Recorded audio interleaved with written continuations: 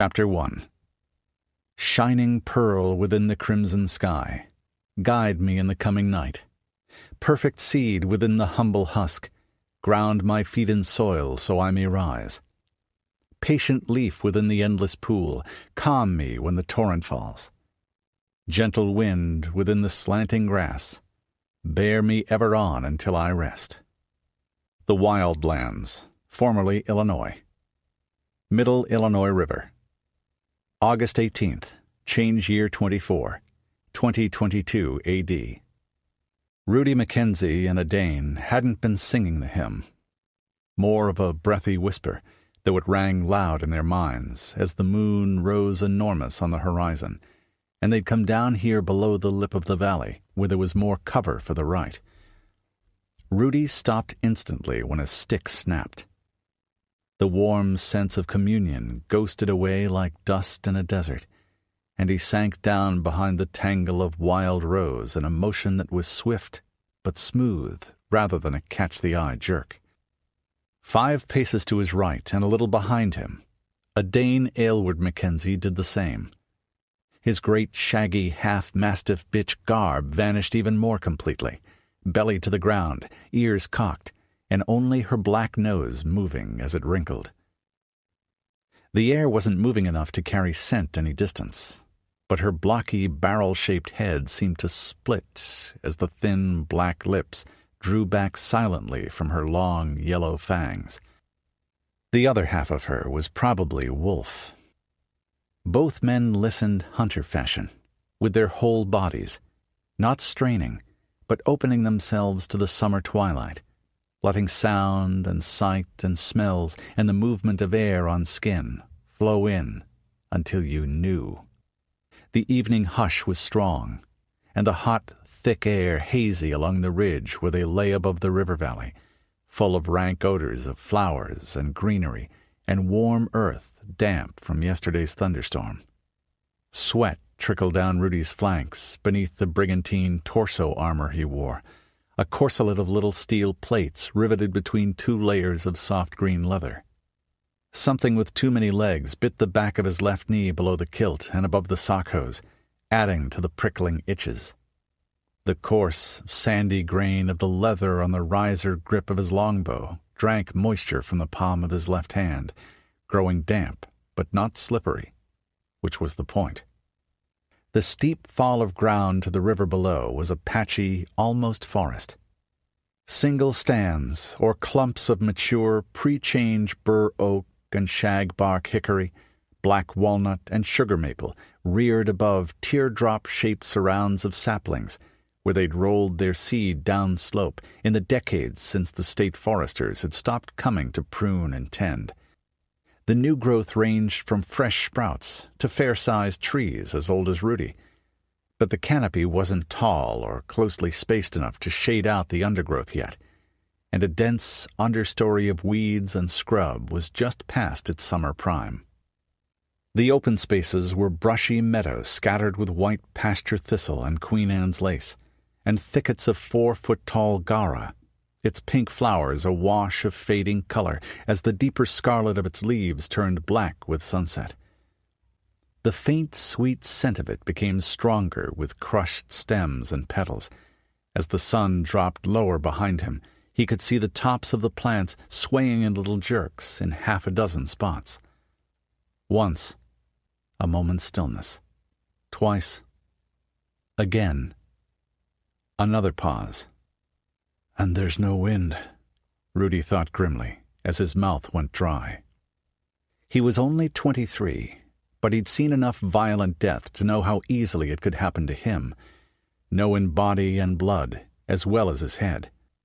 He kept his breaths long and deep and slow to help loosen the tightness in gut and crotch and slow the pounding of blood that were the instinctive response to a sudden, deadly threat.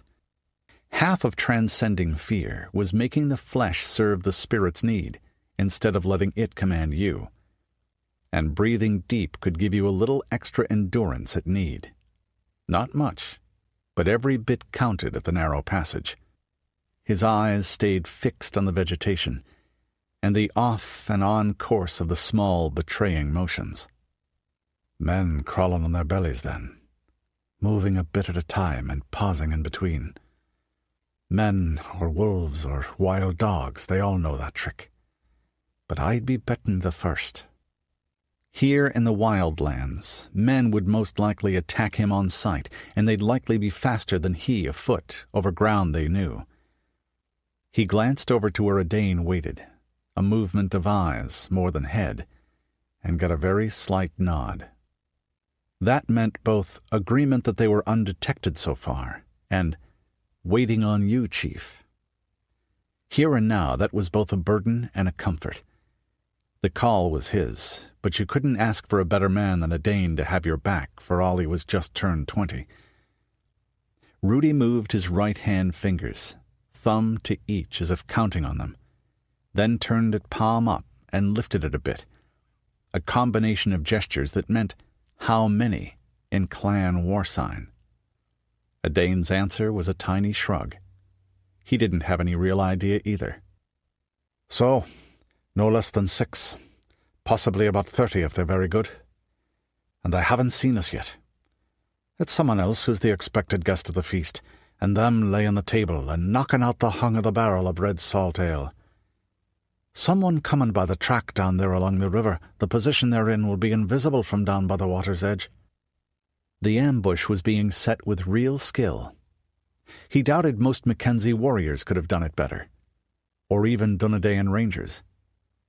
He kept his breathing slow and quiet and deep, and his body motionless with a silent wariness that was coiled rather than stiff, ready to explode off the ground if he must. Nothing moved but his eyes, and he flicked them back and forth. A steady, fixed gaze was oddly noticeable to the one you were staring at, like brushing a feather over the nape of the neck. If it was only 6 or so savages, then he and Edain could probably handle them, not taking into account whoever they were planning on ambushing. The 2 Mackenzies would have the advantage of surprise, height, good purpose-made armor and weapons, rather than crude makeshifts, and skills none of the wild men could match. But there's also the matter of the rights and wrongs of the thing, so. The ones walking into this ambush might be men of deep-dyed wickedness for all he knew, and meeting their fate. This wasn't his territory, and he wasn't one to draw the blade on strangers lightly. On the other hand, I need friends here, or at least allies. I've no time to spare. The lives of my friends depend on it. And at 7th and last, fights are usually about us and them, not rights and wrongs. Needs must when the fates drive. Half in prayer, and if this deed must return on the door, then let it fall on me. It's my decision, and Edain but follows his chieftain. This is a burden I took up with the sword. A warrior's cold appraisal took over. They could certainly shoot at least 3 or 4 each before the enemy came close enough for handstrokes, perhaps more if there were many targets. If it was 30 of them, that was a different matter altogether. There was a certain brute simplicity to the arithmetic of war. 30 men weren't 15 times stronger than 2. More like 40 or 50 times stronger, he thought unhappily. The advantage grows as the square of the difference, other things being equal. Nor was there any absolute certainty of safety whatever when men fought to kill. Sheer luck was involved. If your eye was in the place where a random arrow wanted to go, then it was off to the Summerlands willy-nilly. He hadn't come all the way from the Willamette in Oregon to die in a little skirmish 2/3 of the way to his goal. Too much depended on him. Their horses were behind and above them, in the strip of fire-scarred, brushy woods where the open prairie met the valley, all loose-tethered, except his mare Epona, who was guarding them. He made a low chittering sound between his teeth, something that melded into the natural buzz and twitter and creak of the wilds. That would keep her quiet, even if she scented another horse or heard it neigh.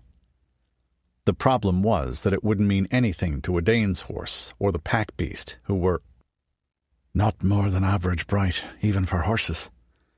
I love horses, but Epona aside, He was glad he'd done so a minute later, when the dull thud and clop of hooves sounded on the broken asphalt and dirt of the roadway that followed the Illinois River below. 4 men rode into sight, with as many more pack-horses on leading reins. They were bundles over their backs, and from the look of them and the trail of flies, those held butchered game carcasses strapped up in the hides. Between them and Rudi, the brush moved again, and he thought he caught the glint of edged metal through the gloaming of the summer evening. Someone was being a little overeager, or had forgotten to dip the blade of his spear in mud. Ambush, sure, and I had the right of it, Rudi thought. They're concentrating on the road down there, and with the sun at their backs to blind anyone looking their way, though which means they can't see me and Edain easily either, of course. From what he'd heard in Iowa, the only dwellers here were vicious savages, descendants of city folk who'd lived through the first change years by eating each other, worse and worse as you went farther east. That had been Ingolf's opinion, too, and Ingolf Vogler had made his living off salvage expeditions into the dead cities for many years. Journeying halfway across the continent with him had taught Rudi that the man from Wisconsin was usually a good judge. On the other hand, Edain and I cannot haul all those wagons of treasure to the Mississippi alone, Rudi mused. From the way things have gone this past week, we can't even get close to them without help from the folk hereabouts. He ducked lower and thoughtfully picked up his sallet helm and set it on his head, with the visor slid up along the low steel dome and locked in place, and the sponge and felt lining pressing firmly around brow and temples and the back of his skull. Then he reached over his shoulder to his quiver for a shaft to set on his string. Edain did the same with his open-faced helmet, knocked 1 arrow, and eased out 3 more from his quiver, holding them between 1 finger and his bow, a trick for rapid shooting. If they were careful, there was little chance the ambushers would notice, and it was well to be ready. Also, the dull, matte green surface of the steel was less conspicuous than the raw, metallic brightness of his shoulder-length, red-blonde mane, or even the sun-streaked oak brown of Edain's curly mop. And haul those wagons to Iowa I must, since that is the price demanded to release Matty. And Ingolf and all my friends and kin by that. Right now he had to keep his mind cool. Thinking mad tyrant of Anthony Heselrode would just make him rage, though the very gods knew it was accurate. By that eccentric gentleman, the boss man of Iowa. Will there ever be a chance with less risk? Even trying to back away might spook the ones hiding there. And what better, quicker introduction to the men they mean to kill than a rescue? If I must work with cannibals or the children of such, I will. After all, if you got too choosy about people's ancestors. Were the Gael not once headhunters who burned men alive as sacrifices? Did the English not come to these lands with fire and massacre? And was not my Anam Charamati's father a monster to turn a man's stomach, sure? Decision gelled. With his free hand he reached down and picked up a clod of soil, touching it to his lips in silent prayer for an instant. Earth must be fed. To take life was to accept your own death's part in the world, and the gesture acknowledged it. Edain copied the motion, and they both set their fingers to the strings of their longbows. The horsemen riding unaware into the trap down the road below were stripped to the waist in the muggy heat, regardless of the mosquitoes that were beginning to whine. Even at 100 yards and through the gloaming, he could see that 3 of them carried long spears tipped with ground-down butcher knives, and they all had a clutch of javelins slung over their backs as well in something like a big quiver. Then the still air shifted, and a little breeze cuffed at leaf and twig around him, cooling the sweat that stuck strands of his hair to the back of his neck between the flare of the helm. The horses tossed their heads at the scent of their own kind. One nickered, and was answered by an equine snort from behind the 2 Mackenzies. Rudi came smoothly to his feet, as swiftly as if he and the animal had practiced the signal together.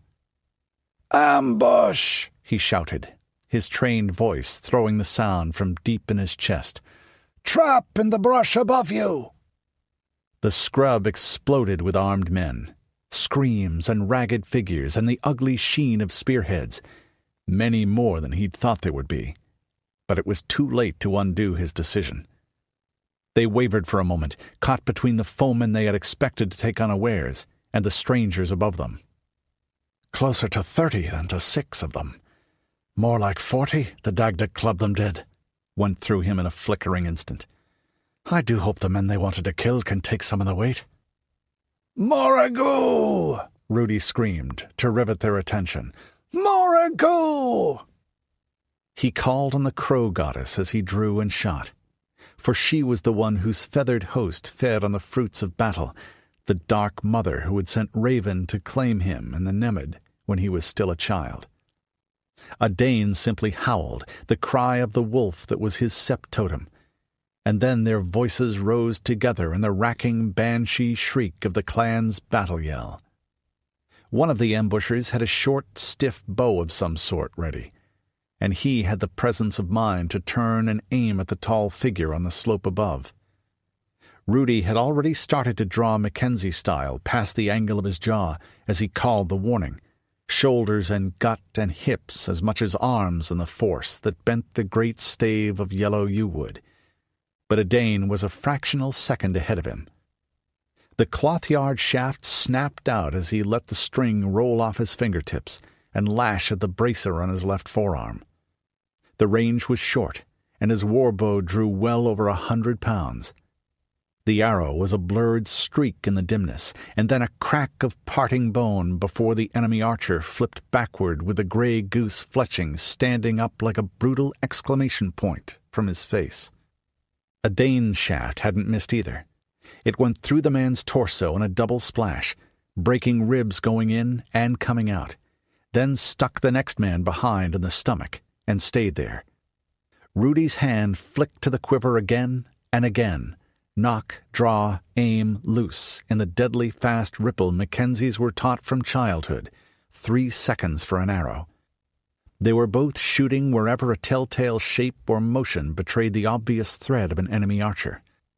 Some sort of leader grabbed ambushers and pushed them towards the pair of clansmen as he yelped an order in a yammering dialect.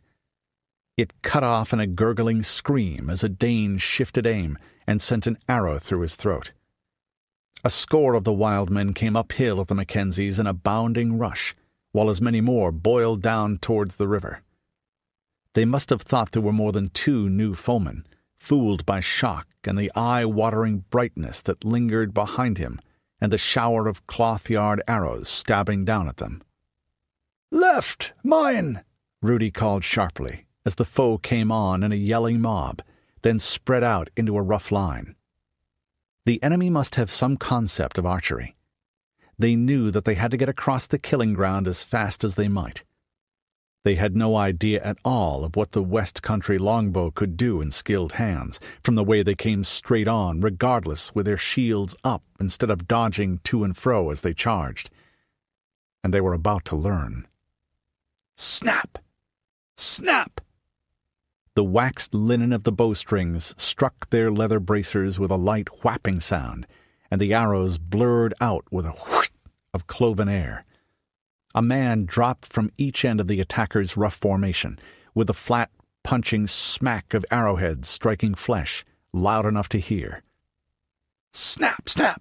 Snap! Snap! 4 more men died in 8 seconds. 3 instantly, and 1 screaming and thrashing as a cedarwood shaft hammered through shield and arm and chest before it lodged in his spine.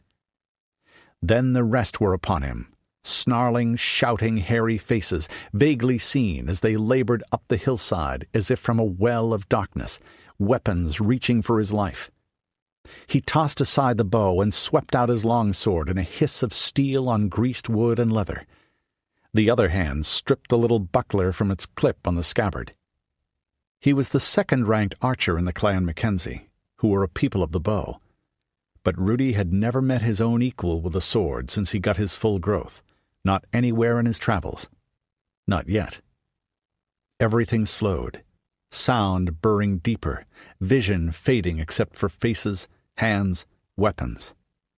He felt light and easy, his motions flowing like water over rocks in a mountain torrent.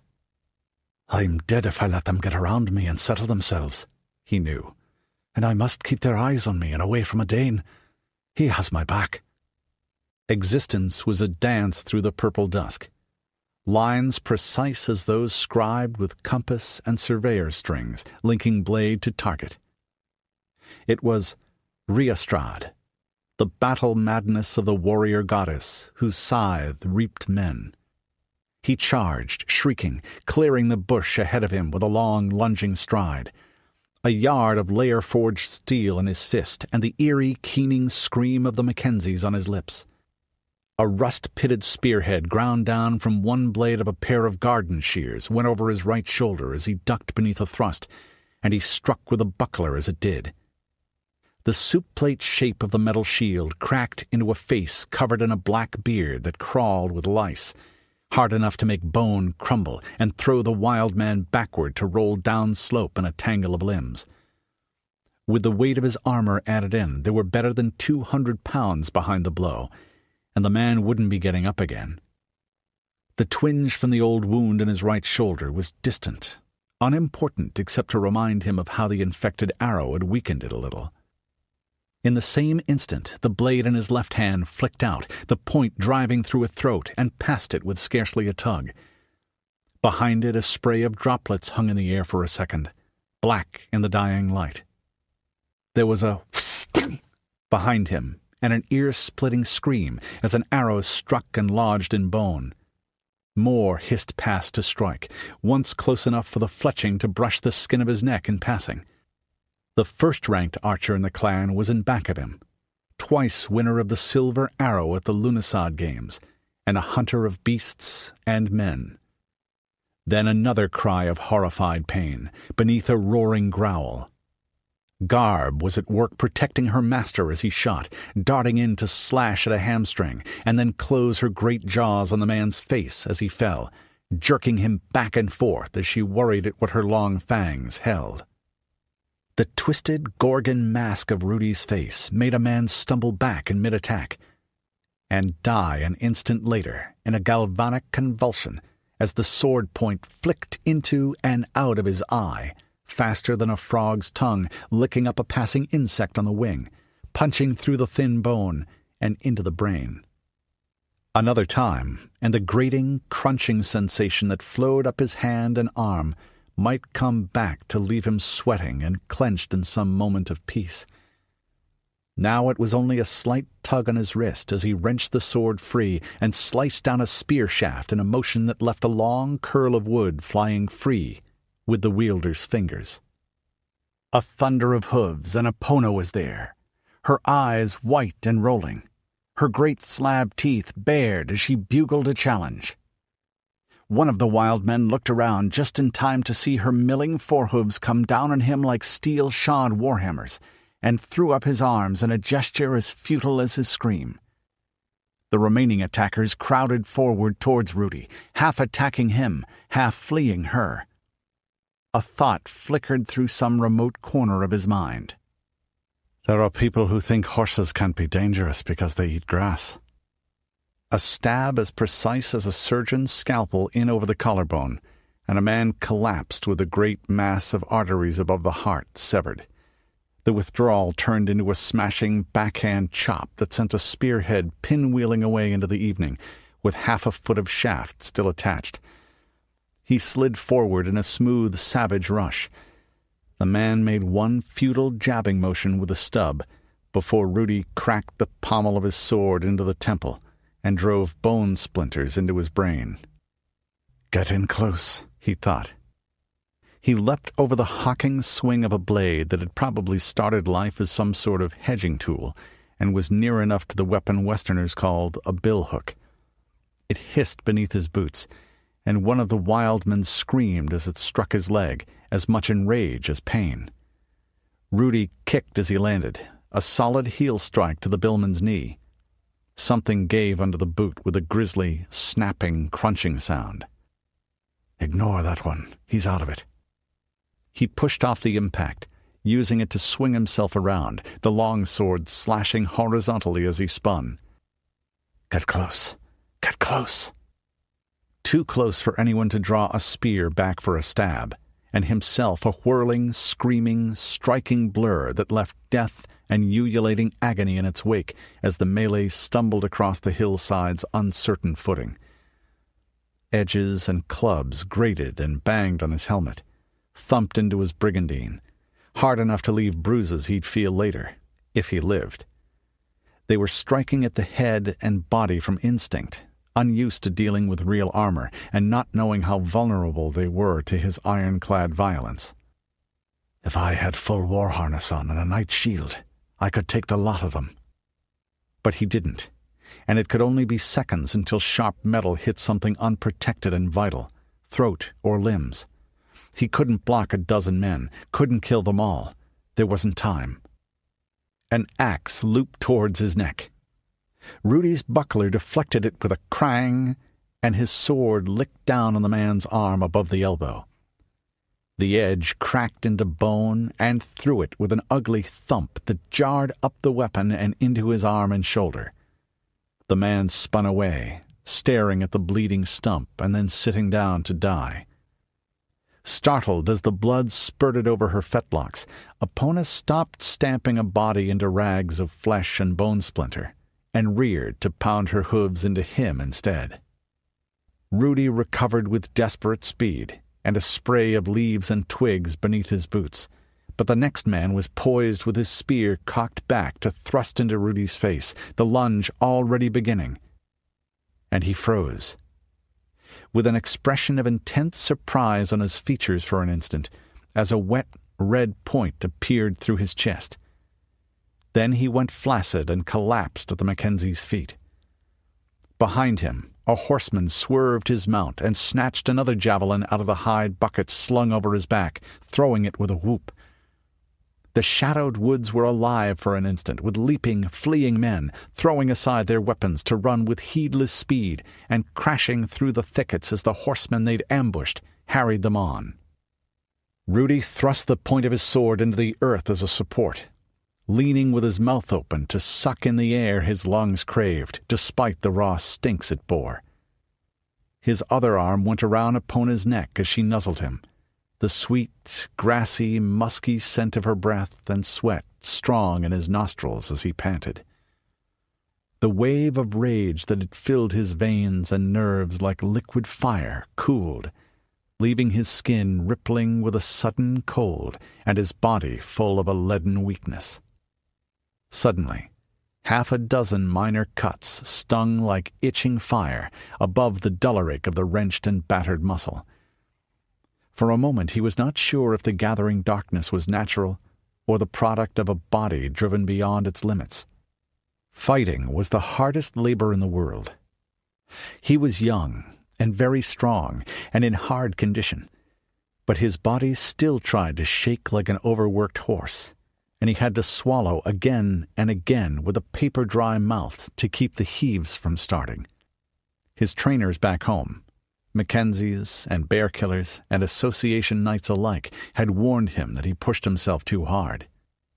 So had Master Howe in Shenrezi Monastery, in the Valley of the Sun, where they'd taken refuge last winter from blizzards and pursuers.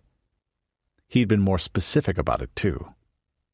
There is a deep inner well that the body can tap, a store of great strength and of great speed.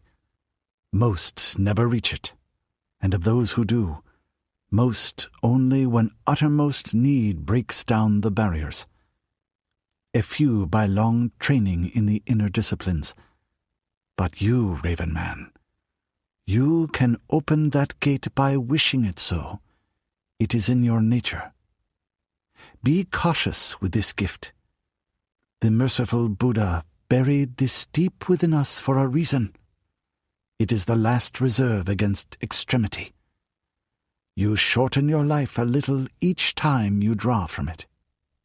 The problem being, of course, that having your skull dished in, or 6 inches of steel shoved through your gut, shortened life by much more than a little.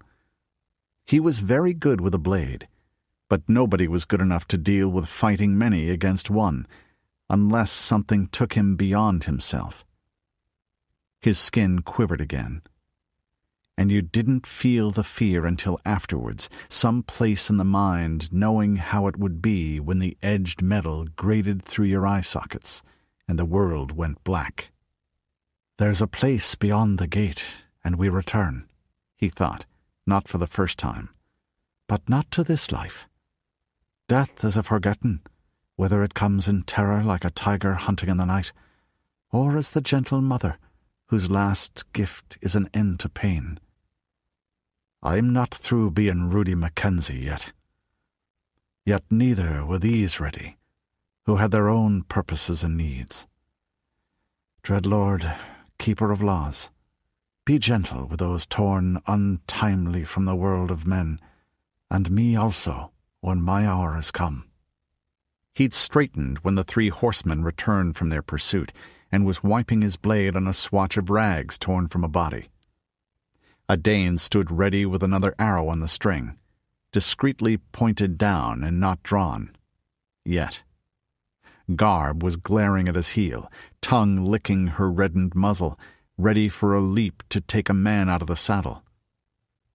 Epona abandoned a rear as Rudi grabbed at her hackamore with his free hand. You didn't use a bit on her, and she prepared to tolerate the men as she did those around him when he asked it of her. 3. They lost a man then. All of them wounded, but none very badly. She tossed her head and whickered a little disdainfully at the strangers' mounts. They were all shorter than her 17 hands of sleek black height, and none had her long-limbed grace. Their harness was crude. Simple pad saddles and pre-changed bridles, patched and repaired with bits and pieces of this and that. The Mackenzie chieftain waited with the sword still drawn, ready to strike if the 3 were inclined to add him to the larder. "Oh, you won, Westmen," their leader said to Rudi, dismounting and extending a hand to them both in turn. "Ah, they can tell we're from west across the Mississippi. From the gear, most likely, though probably not quite how far west. I'm Jake, son of Jake, and these are my bros, Tuck and Samuel." His smile revealed several missing teeth. "We runs with the South Side Freedom Fighters. I'm the big man of South Side. You save our asses." Rudi thrust his sword into the earth and took the man's hand, as calloused as his own and very strong for his size. Probably big man meant something like chief. The native of the wild lands was several inches shorter than his own 6'2", and failed to match Edain's 5'9" by a finger or so. He was wiry slender, with a sparse young black beard and hair haggled off below his ears and eyes so crow-colored that the pupil disappeared in the iris. The dark olive face was scarred and withered, but he judged the man was about his own 23 years, give or take. His short pants of crudely tanned and worse-sewn rabbit skins were held up by a broad belt with a buckle of salvaged metal. His weapons were a knife and a hatchet besides his javelins, and all but the wooden shafts of the throwing spears looked to be of pre-change make. His eyes were shrewd as he took in Edain's bow, and he nodded at the peace gesture as the archer returned his arrow to the quiver. They went a little wider as he looked around and realized how many of the enemy had long, gray-fletched shafts in their bodies, and how far away some of them were. Both were obvious as the younger Mackenzie went about the grisly but essential task of retrieving intact arrows and the heads of the broken ones. It was also obvious how easily they'd smashed through crude armor, leather studded with bits of metal, wooden shields surfaced with salvaged stop signs, and similar makeshifts for the most part. The one body wore a modern male shirt, stolen or bartered from the other shore of the Mississippi. That hadn't helped its wearer either, though it made it harder to get the arrow out undamaged. "Can I see?" he said. "That's new." Edain shook his head wordlessly as he grasped an arrow delicately with both sets of forefinger and thumb, and pulled. He didn't like letting strangers touch his longbow. That one had been a special gift from his father, Aylward the archer, the old man's personal war bow that he'd set aside when he could no longer bend it. Rudi bent to retrieve his own and let the other man try it. Jake grunted incredulously.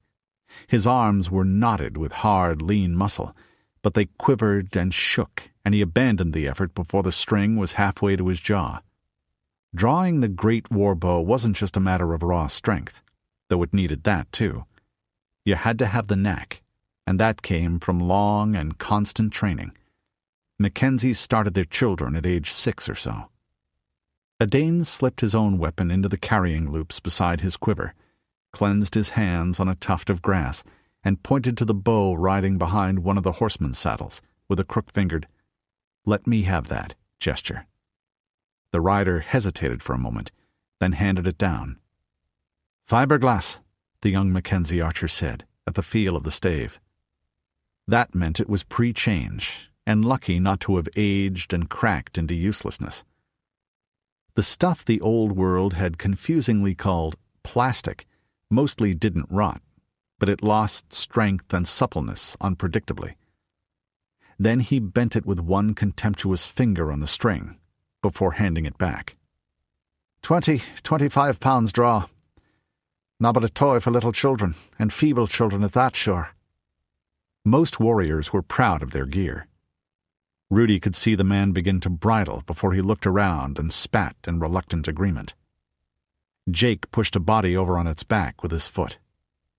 "Knifers," he said, pointing a bare toe at 2 long-heeled zigzag scars on the dead man's cheek like parallel thunderbolts, evidently some tribal mark. "Shigman's boys. All 3 bunches got together for this. Better we get out of here." One of the others snorted. "Runs all them till dark after this coming."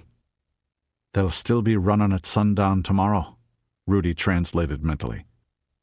Jake shrugged. "Mays they come back. Tuck, Samuel, get going." The other 2 Southsiders had a family resemblance to their leader, save that one was naturally dark brown of skin with tight curled hair and broader features, and the other pale blonde. The ragged blankets all 3 had thrown over their saddlebows were probably their only other garments, and their bare feet were broad, calloused enough that they likely went so always unless the weather was freezing.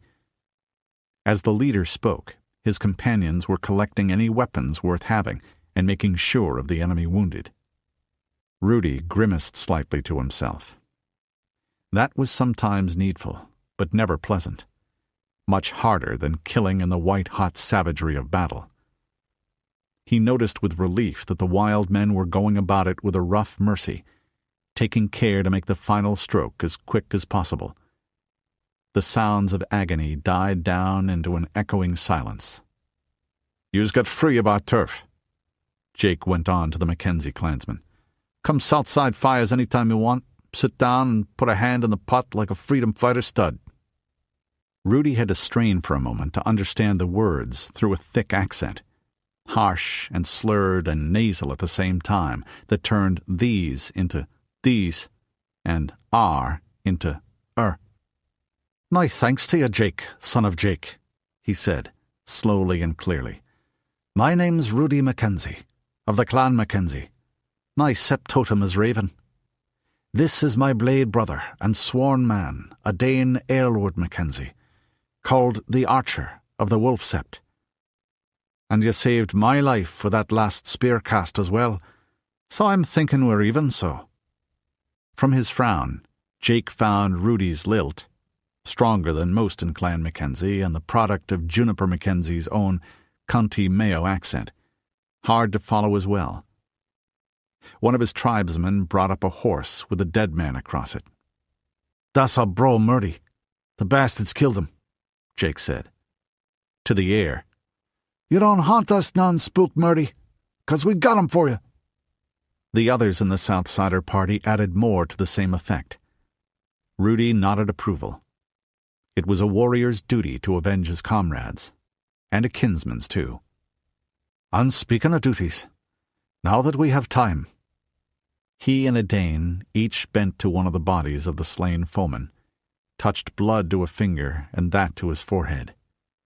Then they faced the west, and he murmured with raised hands, To your black-wing host we dedicate the harvest of this unploughed field, Morrigu, Lady of the Ravens. Dread Lord of Death and Resurrection, Guardians of the Western Gate, guide the souls of these, our foemen, to the lands of summer, where no evil comes and all hurts are healed.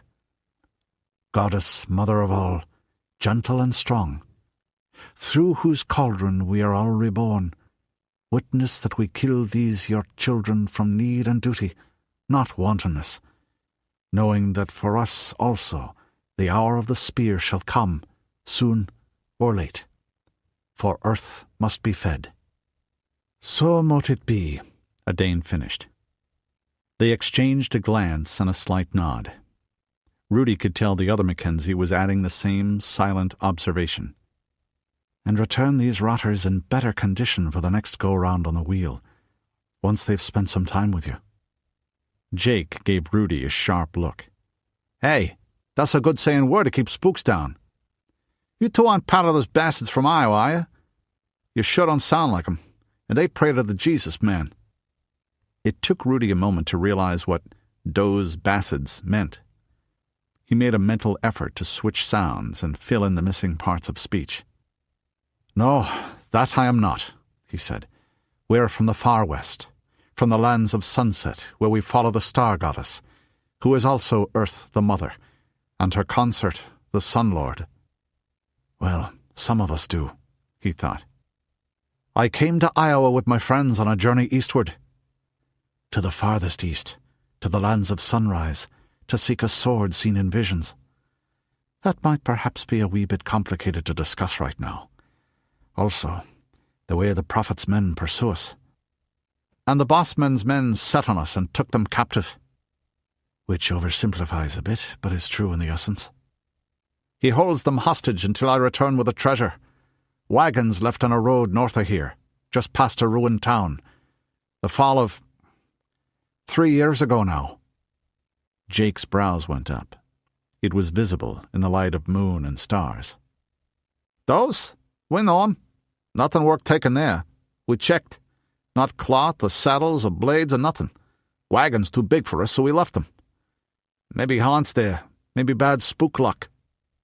Rudi shrugged and smiled. They're what he wants, nonetheless, and I've been trying to get them, and not be killed by everyone I meet. Talk about it later, Jake said. He glanced up at the sky, obviously judging distance and time by the stars. We gotta get Murdy away before we bury him. Otherwise the knifers, they'll track and dig him up and eat his heart and balls. The dark young man, Tuck, spat on one of the bodies. Bastards, eaters, monsters. Monsters? Rudi asked, as they collected Edain's mount and the pack animal with their gear. The living men mounted and headed westward along the river. Fireflies flickered across the waters, and a cool, wet breath came from the river's surface. Rudi took a deep lungful, glad to be away from most of the stink of blood and open bodies, though Murdy and the game on the pack horses, a whitetail, an elk, and a feral cow, weren't all that fragrant either. Something hooted in the woods. They all stiffened, and then relaxed when experienced ears told them it was a real bird. Tuck continued. Yeah, monsters, like the ones who chased our Palmas. Ancestors, Rudi realized, as they crossed the river where a fallen bridge broke the current and made a ford. Out of Chi-town in the bad time. They were just littles, but they was clean, our Palmas. Clean. In fact, Jake and his friends were a fair bit ranker than the wet heat of summer here demanded, and their ill-cured clothes and harness smelled worse, not to mention the spatters of sticky, drying blood that they ignored, despite the river being close at hand. Jake explained for the stranger, as Rudi quickly bent and scooped up water and sand in passing to rub his hands free of the sticky mass that threatened to gum his fingers together. He could finish the job later and take care of his sword. Even the finest metal got nicks when you slammed it through bone. Didn't eat nobody, even when they had to kill 'em anyhow to keep their own asses off the cook fire. Not even once. The knifers, they still eats man meat sometimes. even when they don't have to. Think it makes them spook strong." Pride of ancestry rang in his voice, and Rudi gave a little sigh of relief. That spared him the necessity of explaining what was Giza to him, taboo. And that story would help account for how crude their gear is, Rudi thought. If their parents were mostly children, teenagers at most themselves. And how much their speech has changed. And if this man is chief, none of the Palmas survived much longer than it took their own children to be 3/4 grown. He's no older than me, I think. From what he'd heard, most of the folk of the old world had been utterly helpless when the change came and the machines stopped. Country folk and farmers only a little less than townsmen. In some places, enough skills had been found or pieced together to build life new on old foundations. The clan Mackenzie had been luckier than most, since many of its founders had been lovers of the ancient arts. Close to the great cities it had been worst of all. There, tens of millions were left without food or water. Everything went down in a doomed scramble to keep alive an hour at a time, and plague ran through the surging masses like wildfire through dry grass. From the Mississippi to the East Coast, where the cities had been thickest, little remained but bands like these, and Rudi seemed to have been fortunate indeed in the ones he met. Luck of that sort is only to be expected if you're fated to dree a hero's weird, he thought with an inward grin, half at himself, half defiant mockery at the powers. It's one of the compensations for the fear and danger and general misery and the prospect of an early death. You're lucky until you aren't, so to say. They was all littles, the Palmas, 'cept old Jake. He was my pa, and Tuck and Samuels, Jake said. He brought everyone out and hid 'em till the new year. He was a good one, old Jake the sailor man. Dead a long time now, though. He's a good spook. Spirit guardian, Rudi translated mentally. For all of us Southside studs and bitches. Men and women, his mind added. It was going to be a strain talking until he learned a bit of this dialect. He'd heard many on his trip across the continent, but none quite so strange except those that weren't English at all. They stayed in the river valley for the most part, working their way south and slightly west, despite the deep dark under the trees that blocked most of the moonlight. A little reflected from the rippling surface of the Illinois, enough to use if you were very careful and if the horses were sure-footed. They rode on the verge of the broken pavement to spare their feet, with only the sound of the hooves to mark their passage. Rudi guessed that the Southsider camp was down by the riverbank, and wasn't surprised. It would be easier all round, with firewood close to hand, drinking water, cover from prying eyes, and shelter. The higher land around here was mostly open, tall grass prairie. Epona tossed her head and snorted. Rudi inhaled deeply. That was the smell of fires and cooking, and the sweetish, rank smell of a camp not strictly kept, wastes and old food, and raw hides curing with brains and piss. Evidently nobody had told these folks about using oak tan bark, despite it being all about them. Garb growled at a chorus of yelping, barking mongrels until Edain called her sharply to heel. 3 more of the Southsider men stepped out from behind trees. No, Rudi thought, looking at the faces and naked torsos behind the spearheads. One of them is a Southsider woman. And leveled their weapons, before crying greetings to Jake and wailing at the sight of dead Murdy. More came swarming out to pelt them with questions and beat the curs off with sticks and feet, about 70 of all ages, and they walked in a crowd around the horses until they passed a tiger's skull on a pole and reached the fires and the rough corral. Say 100 of them in all, half children. 3 more or less grown women for every 2 men or thereabouts, Rudi thought, making a warrior's quick estimate. Nobody was much older than his new friend Jake. He doubted more than a handful had been born at the time of the change.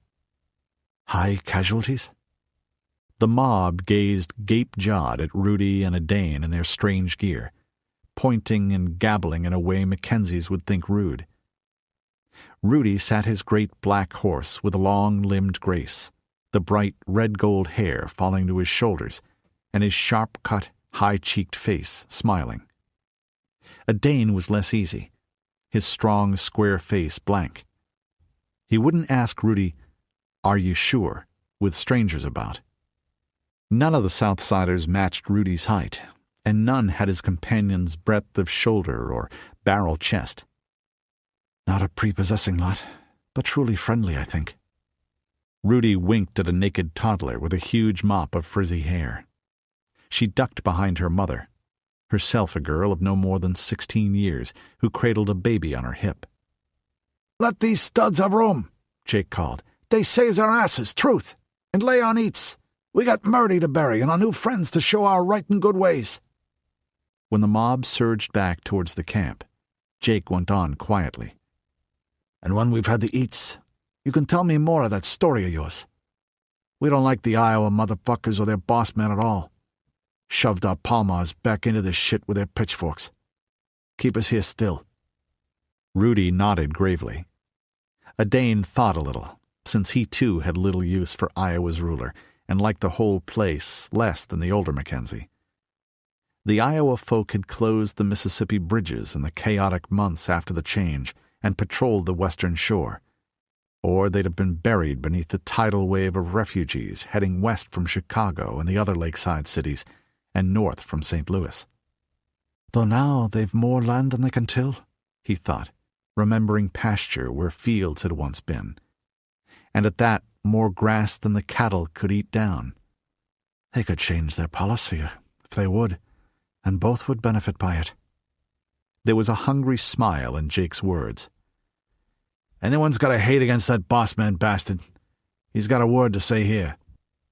"Sure, and I'd not weep if he were to be done an injury," Rudi said. "He's not the worst ruler I've ever met, but he's far from the best. And not the smartest either, that he is not." "The smartest of rulers? A toss-up between my mother and Mattie's? That would be the one wise and good, the other wise and wicked." He realized with a start that he missed Mathilda's mother, missed her counsel and her peculiar way of looking at the world. They'd always gotten on well enough, even when he'd been her husband's captive during the War of the Eye. But then again, you never really knew where you stood with the spider of the Silver Tower. He did know she loved Mathilda. "I've never really understood her otherwise. She's a bad person, really, but she's raised Mattie to be a good one, and she was always kind to me, even when she pushed me hard to learn and grow. She's done great evil, but great good also, if more from policy than inclination. And I think that the good will long outlive her, while the evil will mostly vanish. Start to vanish, at least, when Mattie takes the throne of Portland and rules the association. And the more I travel, the more I realize I've learned from her those months every year I lived in the Regent's household. Things I never could have learned at home.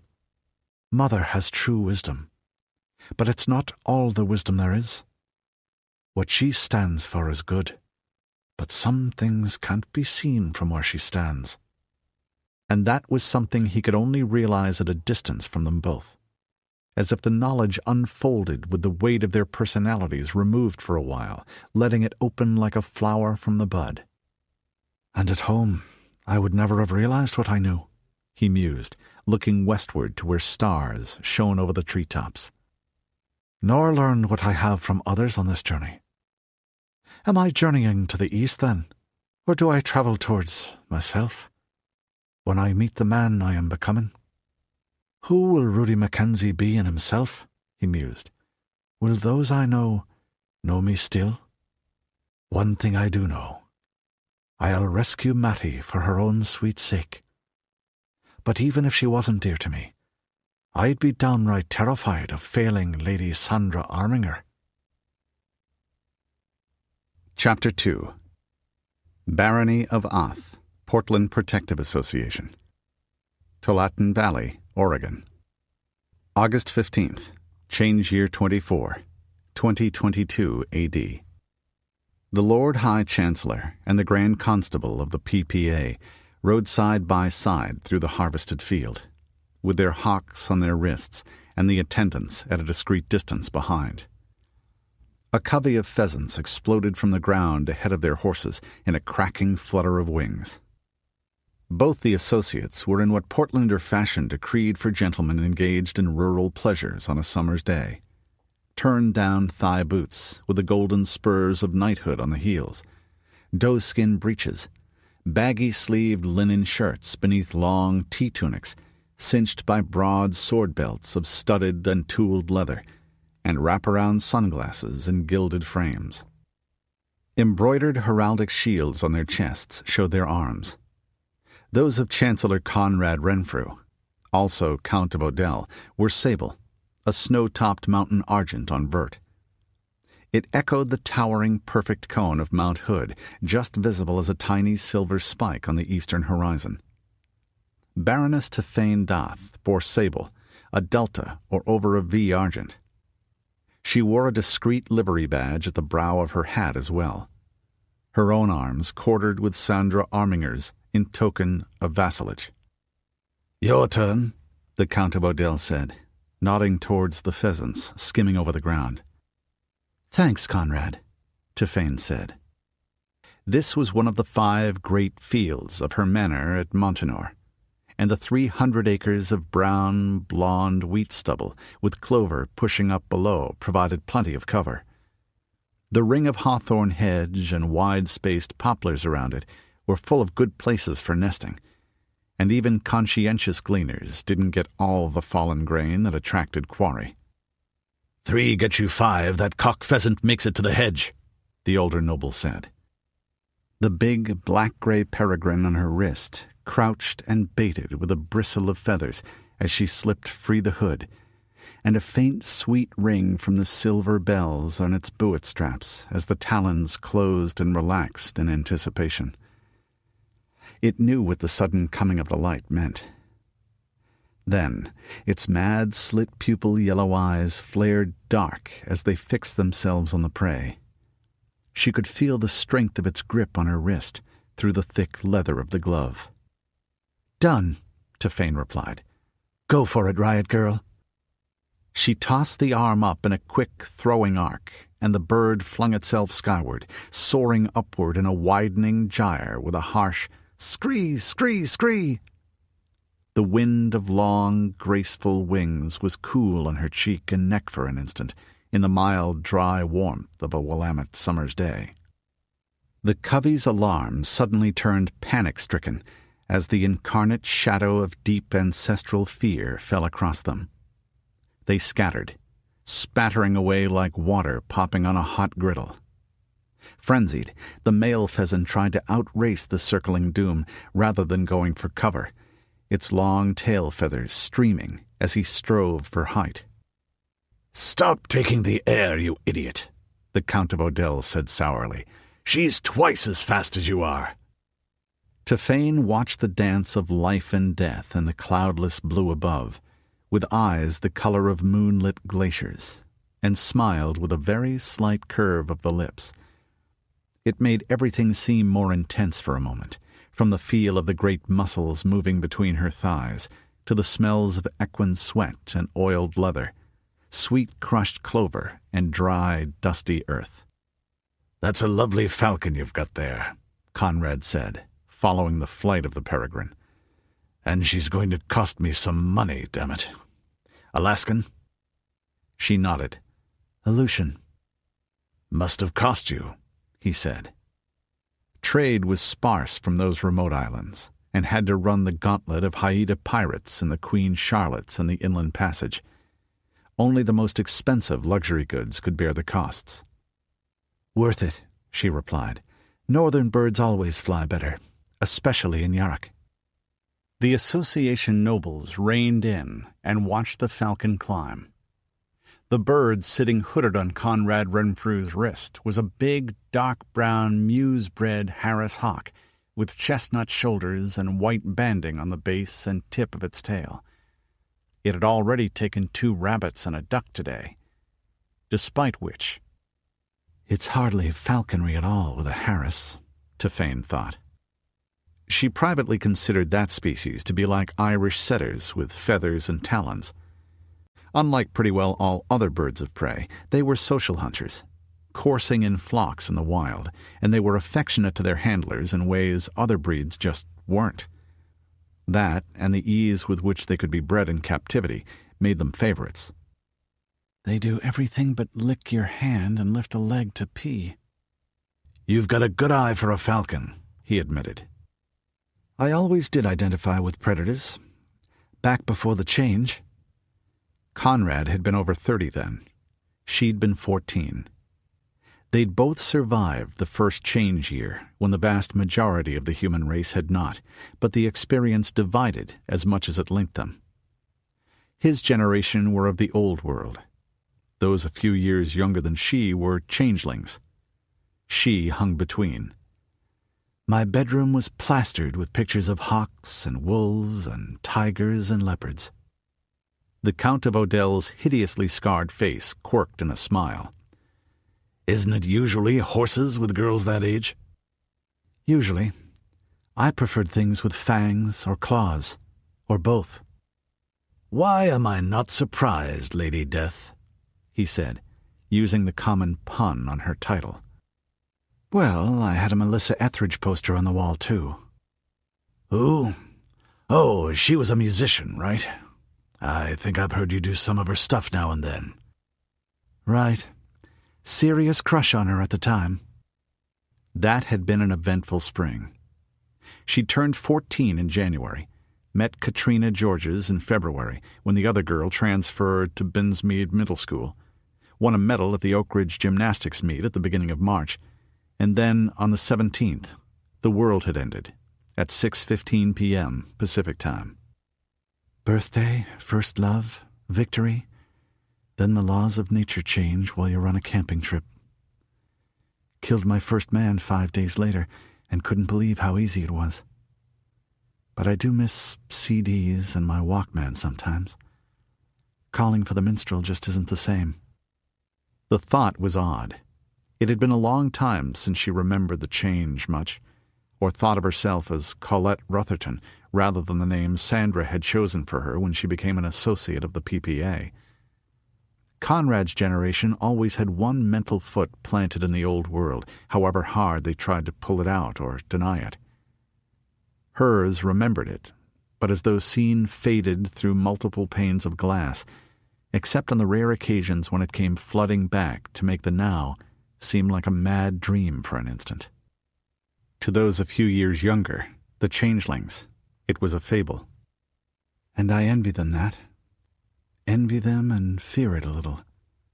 Even Delia. I love her, but I don't understand her sometimes. The kids are even worse. They don't just take this world we've made naturally.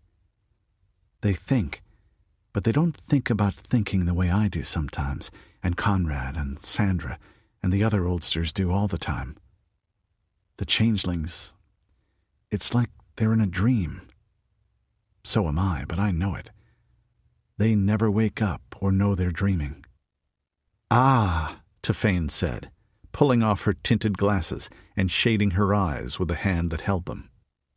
A second later, Conrad pushed his mirror shades up onto the bald dome of his head and muttered something under his breath.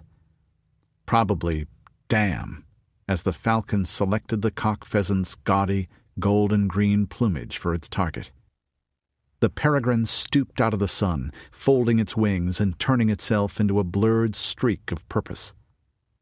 There was a faint thud from the air above, a puff of feathers against the bright afternoon sky. She binds, Tifain said, and didn't add, I win. The two birds spun groundward, locked together by the attacker's talons. They struck with a thump on the wheat stubble not far away. The peregrine shrieked its triumph and its rage, mantling and darting its ripping beak downward with cruel precision. Everyone cantered over and pulled up. The falconer dismounted and whirled its feathered lure on the end of its cord with a rattling hum. The bird cocked an eye at it and jumped, then consented to be hooded again and fed from the hand. Varlets picked up the pheasant and added it to the basket, giving the neck a quick twist to make sure. "That's enough for verisimilitude," Conrad said with a sigh. "Duty calls, and so does lunch." Tefane nodded and turned her horse. They heeled their mounts into a faster pace towards the little unwalled pavilion where the others waited. Conrad looked around at the stubble field. "Nice work," he said. "You can hardly see where the individual strips are." Montanor Manor operated on the usual PPA system. The peasant families each held scattered strips in all of the 5 fields, and the crops, winter wheat, spring oats, and roots like turnips or potatoes, grass and clover for fodder, were rotated through the fields in turn. Back in the early days, the semi-communal arrangement had let a few real farmers supervise hordes of refugee suburbanites who'd never before done anything more rural than curse the dandelions on their lawns. Nowadays, it made it easy for the manor lord to exact his share of the crop and labor service on the domain. Tefane shrugged. "I've got good reeves on my estates and a first-rate seneschal," she said, "and Delia keeps them from dipping the till while I'm away, which is too often. I like living here, and to hell with Portland and Castle Totenaxt. I'm sick of spending my days in armor. Being Sandra's assassin and duelist was fun, but Grand Constable is just work. Damn the Prophet. Damn the United States of Boise, and damn this war, too." "Now you know why I was so glad to unload the job on you." Conrad shrugged in turn. "Be glad you've got a nice defensive war you can really get your teeth into. We'd likely be fighting about now even if Boise and Corwin hadn't gotten big eyes. Sandra hasn't had to spend the last decade and change building castles and saving up money and training troops for nothing." Tefane sighed. "You're right, of course. She's not any less ambitious than Norman was, just a hell of a lot more patient and sneaky. Oh well, she's the sovereign." "Until Mathilda comes of age," Conrad said, and grinned like the ornament on a cathedral waterspout. "That's going to be interesting." "Then it'll be the changeling's turn. I suspect by then a lot of things will be different." They drew rein near the pavilion, under the branches of the great Gary oak that shaded it. Tefane returned the salute of the guard captain with a curt nod and a lift of her riding crop. "Sir Lothair?" He wore half-armor, like the 20 mounted crossbowmen, and a peaked Montero cap with a long, curling feather at one side, what she'd have called a Robin Hood hat in her youth. The dozen lancers nearby were in full fig, armored capapi on barded destriers, blazing steel statues with their visors down and eyes invisible behind the narrow vision slits. The men-at-arms would be feeling like buns in a bake-oven right now, combined with a sauna. She'd experienced it often enough, and would again, unless the enemy were civilized enough to fight only in cool weather. Though, oddly enough, when the weather's really cold, full armor doesn't give you any warmth at all. "My Lady Grand Constable," he said after a moment's scrutiny for form's sake. "My Lord Chancellor, you are recognized and may pass." Grooms took the horses as they dismounted, and the hunt servants brought up their count of pheasant and duck, quail and rabbit for the semi-ritual inspection.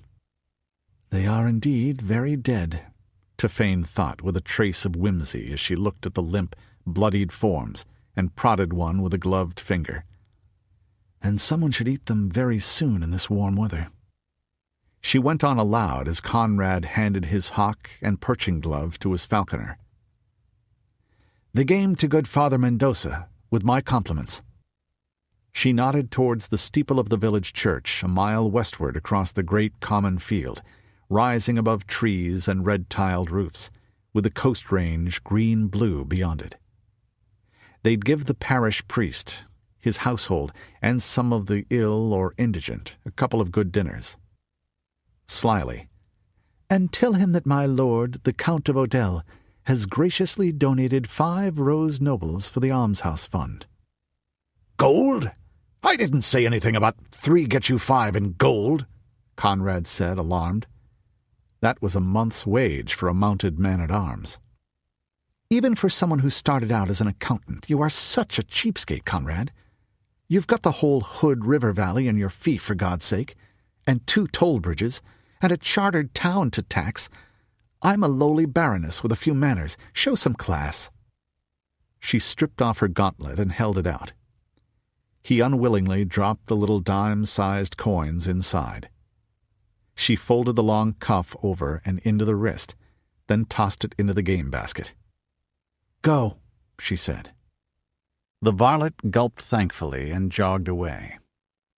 Listening to the higher nobility exchanging badinage wasn't comfortable for someone that low on the food chain, though it would probably make excellent gossip at the village taverns, crowded as they were with the entourages of the visitors. The pavilion was Sandra's, and hence in exquisite taste. Heavy oiled silk striped white and blue on a hidden framework of galvanized poles. Bullion tassels all around the edges were woven with glass strips that chimed lightly when they touched. Rugs covered the ground, glowing with designs of flowers and vines in wine red and green and blue. A light folding table and chairs of carved reddish wood stood within. It was quite private, and even the men-at-arms and crossbowmen of the Protector's Guard were at a discreet distance. Tiphane removed her round, roll-brimmed noble's hat with a broad trailing tail, and joined Conrad in 2 elaborate leg and hand flourish bows to the pair of noblewomen within. One was Delia de Stafford, blue-eyed and black-haired and delicately beautiful, and 30 to her own 38, and dressed in a daring new mode she'd pioneered for semi-formal occasions away from court. It was based on what commoner women wore, a long, light undertunic and knee-length overtunic, but with gauzy silks and lots of lace making it a fantasy in white and lavender instead of utilitarian plainness. A belt of old woven gold held a jewel-hilted ceremonial dagger to show that she was an associate, and the equally symbolic ring of silver keys that marked her as chatelaine of Barony Doth.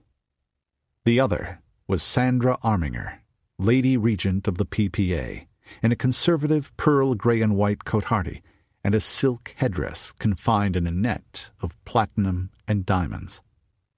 To her, Tiphane and Conrad added a bend of the right knee that touched the carpet for an instant. "Although technically I should curtsy," she thought. "It looks ridiculous in pants, though." "My liege lady and regent," she said, and "My Lady Delia." "If you 2 are finally finished slaughtering harmless birds and quite small animals, we can get to work," Sandra Arminger said. She folded the weekly trumpet she'd been reading. It was turned either to the crossword puzzle or to an article headlined "Feudalism, God's Will or Just Common Sense," and tossed the newspaper on top of 2 illustrated magazines, Tournaments Illuminated and the Associates' Town and Castle Journal. Then she extended her hand to both of them in turn for the ritual kiss of homage. "The social cover story for this is a bit of hawking," Conrad of Odell pointed out. "It helps to actually do some hawking." Tiphane nodded, standing hipshod at cat-like ease with her left hand on the hilt of her longsword. A falconry party was something you could invite only chosen people to without offending anyone, or at least without giving them a formal reason to be offended, as exclusion from a council meeting would. Even if everyone knew it was really a political conclave before the council. "Though we'll miss the boar hunting this year with the war," she said with a sigh, looking westward. Montanore village was in the foreground, just across the road and railway that led south to Newburgh. Beyond that was the White Manor House, the fields and hilly vineyards and orchards of her domain, and then the stark square tower and walls of Castle Ath on its height, ferro-concrete covered in pale stucco, like a fortress in a picture book, with banners streaming from the turrets. After that started the great forests of the Coast Range, mile after mile of quiet umber shade. She thought of the quick belling of hounds through the glades in the chill October air, and the quarry at bay beneath a half-fallen fir tree. "Fighting with pigs," Sandra said, sipping at a glass of scented herbal tisane that tinkled with ice. "In freezing mud, while it's raining. This is recreation?" "It's not quite as much fun as hot, sweaty sex," Conrad acknowledged. "But in the right season you could do it more often. Or at least for longer." "Speak for yourself, Odell," Tefane said with an expression that had the shadow of a wolf's grin behind it. "Not all of us have your limitations."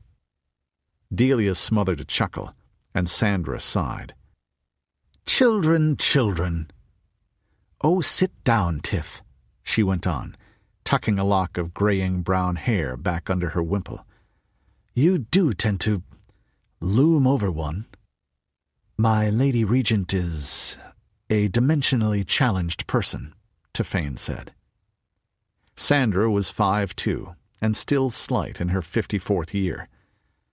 "I was 14 when you took me and Kat into the household, and I was already taller than you. I can't help looming." "You can't help being a big blonde horse of a woman, you mean, Doth," Conrad said. "That's why you'd never have made it to the Olympics." She nodded, although she had a whipcord and steel length of limb that made her look quite slender at first glance. The Olympics had been her dream before the change, but in fact I was already too tall and still growing. Gymnasts were all munchkins, like muscular little steroidal pixies. I'd have ended up a phys ed teacher or a girls' basketball coach or something. Or maybe if I'd switched to track and field. "Whereas I just cast a welcome shade," Conrad continued smugly, slapping dust off his blocky torso. His chair creaked a little as he sat. The Chancellor of the Portland Protective Association was no taller than Tefane, around 5'10", but he'd always been shaped like a fireplug made of bone and muscle. Now that he was past 50 and not taking the field anymore, he'd added some solid flesh to that, and he grunted with relief as he sat, running one spatulate hand over the shaven dome of his bullet-shaped head. "That's one way of saying, I'm getting fat, Odell." Tefane sat with more than her usual leopard grace, and crossed ankle over knee. Conrad grunted again as he reached to take a handful of shelled hazelnuts and walnuts from a Venetian glass bowl on the table, salvage from some museum. "You too shall be in your 50s sometime, my Lady Grand Constable," he said, tossing one of the nut meats into his mouth. "In precisely 12 years, in fact." "Possibly, my Lord Chancellor," Tefane said, "in the unlikely event someone doesn't kill me first. But I don't think the years shall weigh quite so heavily on me as they do on you." Conrad's facial nightmare of thick, white keloid scars made his laugh even more alarming than that gravelly sound would have been otherwise. A steward with a white tabard and ivory baton made a gesture, and 2 pages brought trays from the other, much plainer, tent, 20 yards away. They set out a platter of sandwiches, petit fours, and chilled Pinot Grigio wine with seltzer, and waited, demure in their black livery of silk hose and PowerPoint jackets embroidered with the Doth arms, curl-toed shoes of gilded leather cutwork, and fez-like brimless hats.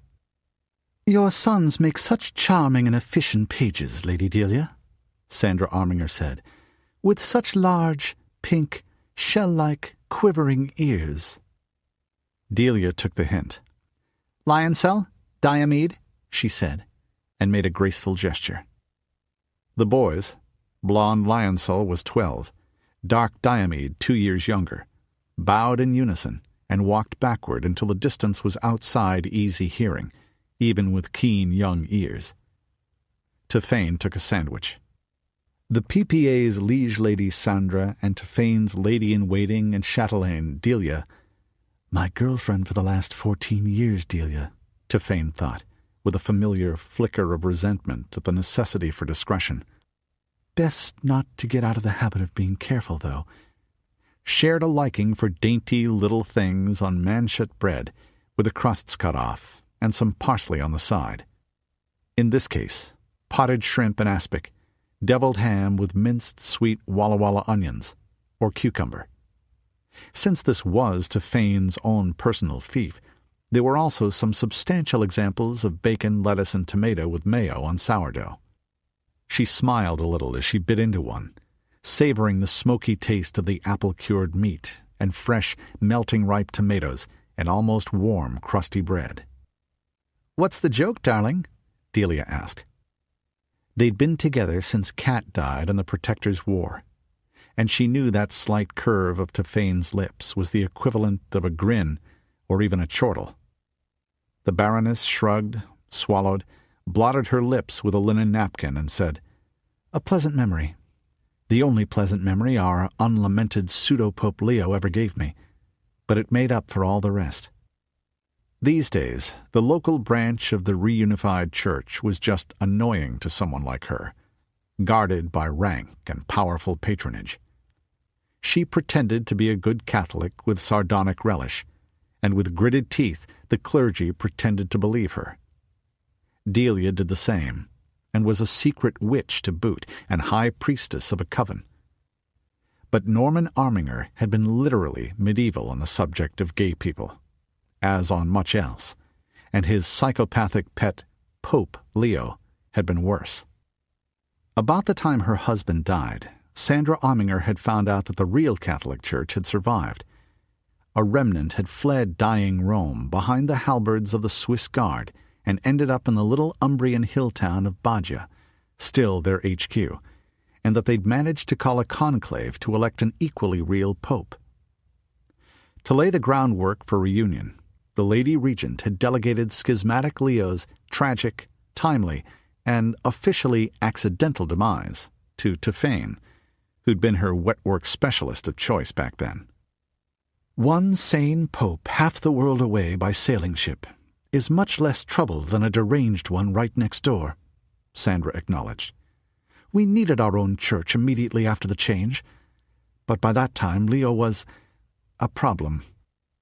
Tophane's smile grew a little wider. Sandra was fond of an old Russian saying, "When a man causes you a problem, remember, no man, no problem." The recollection of the look on his starved eagle ascetic face when he saw her step silently from behind an arras in his private chambers and hold up the hypodermic. "I smiled then, too," she thought, happily nostalgic. "That was a good day. We did a lot of house-cleaning around then." "Ah, if tombstones were only honest, how many would read, 'Died of being an inconvenience to the powerful,'" Conrad said genially. He was obviously following at least some of her thoughts. Delia winced slightly, for the same reason. She was a gentle soul. "It's not as if it were a personal impulse," Tophane said, mildly defensive. "As the Lady Regent said, the man needed killing." "And you certainly didn't leave muddy footprints all over the place," Conrad said admiringly. "Very neat. Until just now I actually thought there was an outside chance it was really natural causes." "I don't screw up, and I had a lettre cachet with me just in case anyway," she pointed out. Sandra smiled, with a faraway reminiscent expression of her own. "The bearer has done what has been done by my authority, and for the good of the state." "I always loved actually writing that, milady." "Tiff never had one stolen by a dashing Gascon musketeer either," the Count of Odell said, "and God knows she had enough of them pass through her hands. Or did you just use the first and not bother having a fresh one made up for every job, Dath?" "No, a new letter every time. I've still got all the old ones, stamped cancelled in red ink." "You're joking, right?" Delia shuddered and rolled her eyes. "No, she isn't. A whole file of them, all on parchment and all tied up with ribbons." "That's sort of sick, you know," the Count of Odell laughed. "We all have our hobbies, Conrad," Tophane said, pouring herself a glass of the fizzy white wine and taking a sip that tasted of flowers and almonds and oranges. "The Regent has her cats. You and Lady Odell are always on about those roses of yours. Delia loves babies." Sandra turned to Delia and asked politely, "And how is little Hurades?" The younger woman brightened. "Teething, poor lamb, my lady, but—" She caught Tifane's eye and abbreviated the details to "still cute as a button." "Oh, cute as a puppy," Tifane agreed. "She's going to be fair like Lionel. And this is the last one." 3 was a smallish family these days, and Delia had wanted to try again for another daughter to balance the set, but— "We're retiring that turkey baster if I have anything to say about it. Which, admittedly, I may not. However, babies are much harder to housebreak," she finished. "Plus, puppies don't need to be found dowries or fiefs when they grow up." "And on that note," Sandra said more seriously, "what do you make of the situation?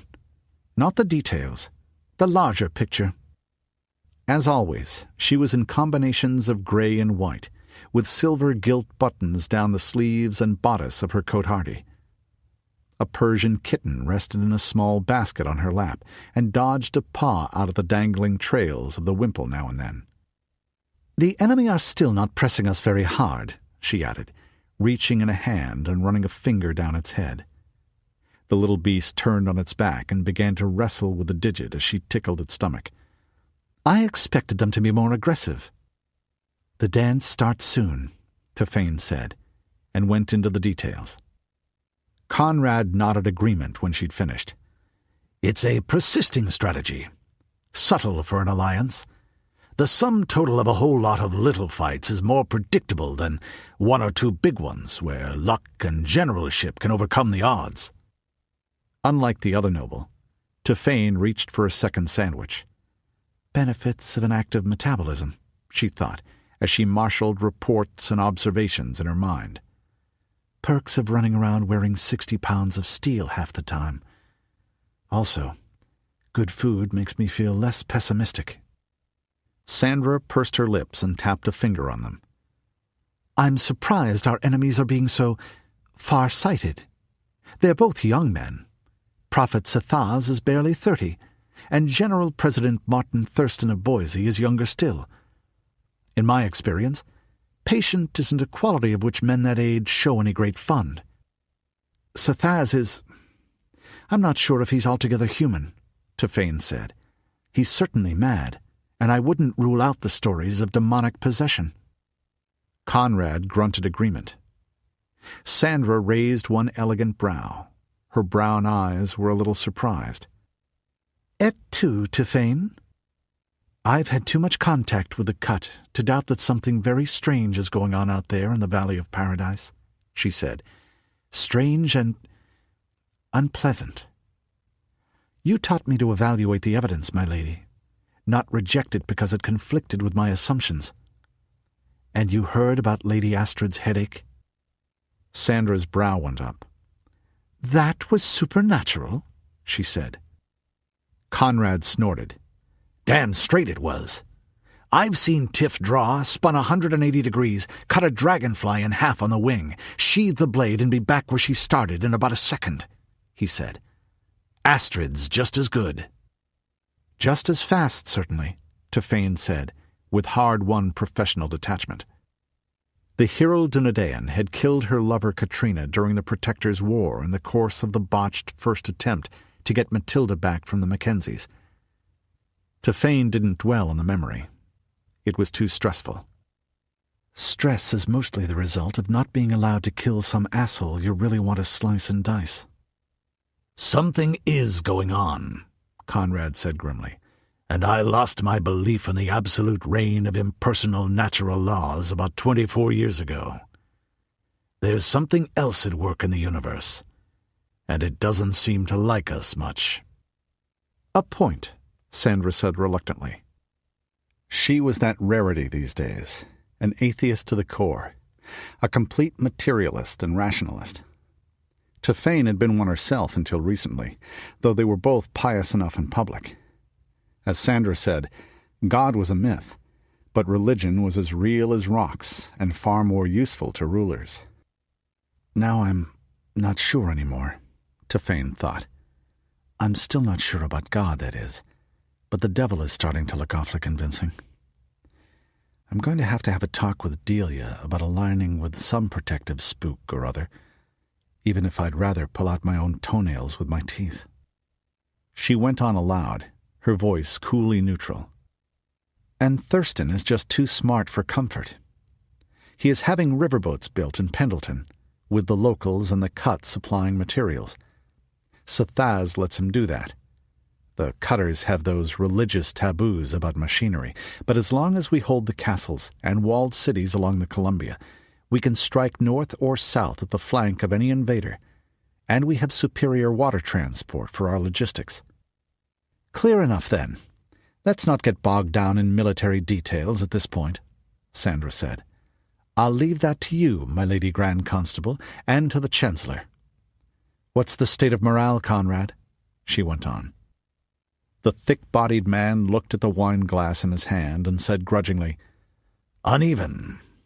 The older nobles are being effusively loyal, and will stay that way as long as we keep the enemy outside our boundaries. If they get inside, and it looks profitable to start cutting deals—" He shrugged, and Tefane mentally followed suit. Norman Arminger had built a feudal kingdom, albeit a strong one. His personal obsession had been the 11th century Norman duchy and its offshoots. Homegrown varieties of neo-feudalism without the PPA's elaborate organization and terminology. "Or our spiffy boots and radical cool costumes," she thought. Were certainly common in other areas of the continent, and evidently overseas as well. But while loyalty is the great feudal virtue, unfortunately, treachery is the corresponding vice, Tefane thought. History had been a compulsory subject in Sandra's household, and the older generation had to learn about loyalty, while treachery was something they already knew very, very well indeed. All those gangers. Sandra had never pretended to be any sort of soldier, and generally didn't try to joggle her subordinates' elbows, unlike her husband's practice. At politics, however, "I've looked over the list of tenants-in-chief you want to summon to the muster," the Lady Regent went on. "It's approved, with the following modifications." She reached into an attaché case on the ground beside her and slid the typewritten schedules to them. Tefane took hers, and her eyebrows went up. Tenants-in-chief held their land directly from the throne on payment of Maine tithes, a share of their income, and service of knights, men-at-arms, and foot soldiers of set number and equipment on demand. Part of the Grand Constable's job was to see the troops were ready and call them up at need. The total numbers here were the same as her recommendations for the opening stages of the campaigning season, but some of those summoned were awkwardly placed. Then she smiled thinly as the reasoning sprang out at her. The initial levies of House Stavarov, the Counts of Chehalis up near Puget Sound, were summoned for the war in the east and the rally point at Walla Walla. The Counts themselves, their meany of household knights and paid men-at-arms, spearmen and crossbowmen, their castle garrisons, their sub-infuriated vassals, and their meanies. The third string, the peasant militia and town levies, were detached for service under the warden of the coast march against the nuisance verging on threat of Haida raiders, which meant— Conrad spoke first. "Ah, Uriah the Hittite, my lady? If there's anyone who would change sides when a Cutter army arrived in front of his castle gates, it's Count Pyotr Alexeyevich Stavarov." "I've nearly killed Pyotr at least 3 times, Tefane said meditatively. "Isn't there a saying that it's the things you didn't do that you regret at the end of your life?" "And Conrad's not looking too upset. He had that run-in with Pyotr during the Protector's War, when the idiot got half his command killed trying to rush a bunch of Mackenzies head-on. There's still bad blood there." No, Sandra said.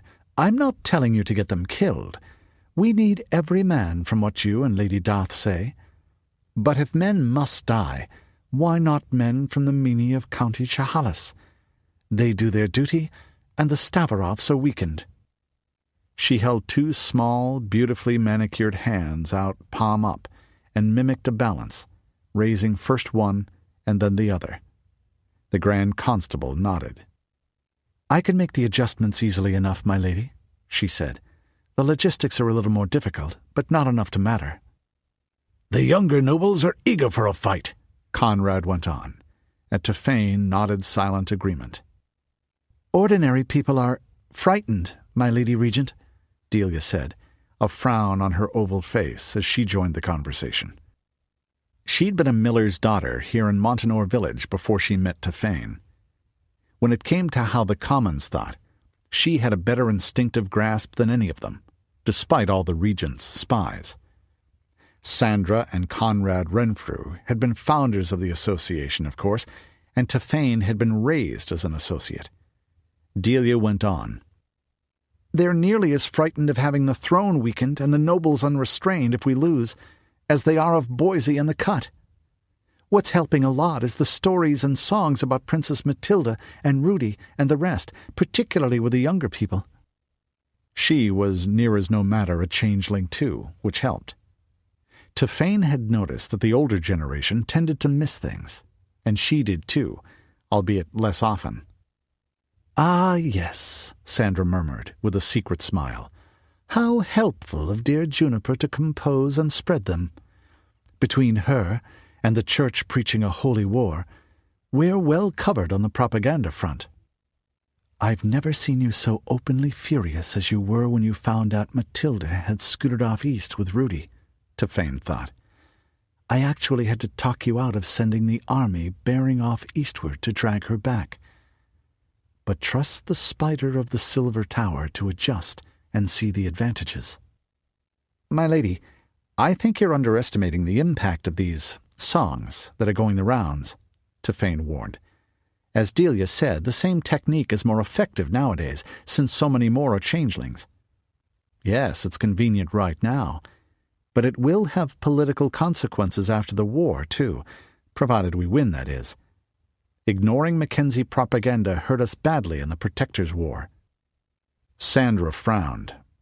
She'd known her husband's weaknesses, but then she actually loved him, Tefane thought. She'd hated Norman Arminger herself, and feared him as she feared few men.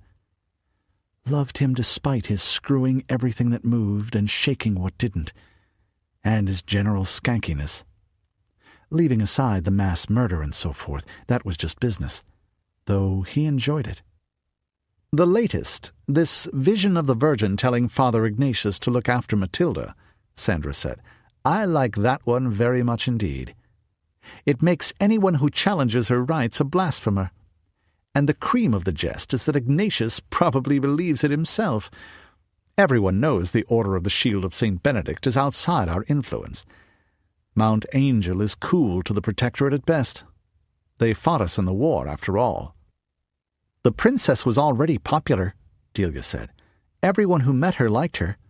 The commons love her. They, look forward to her rule," Sandra nodded, with a wry twist to her mouth. Tefane could read her thought. "And they'll never love me."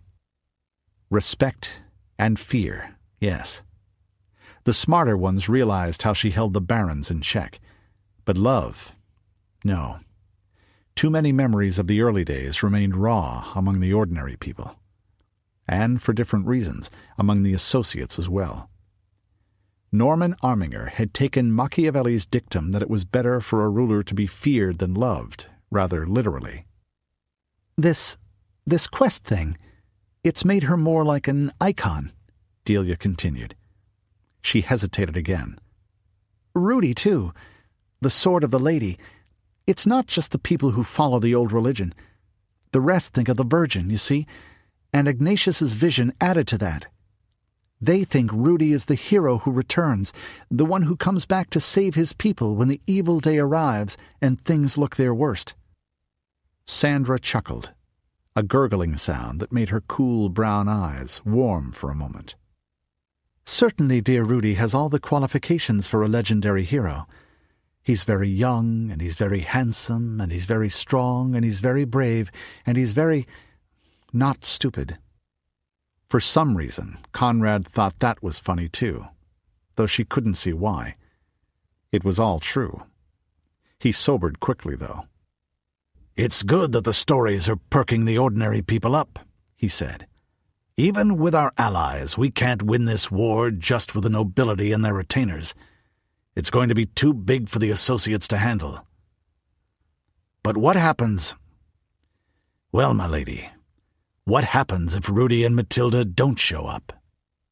Sandra was very quiet for a moment.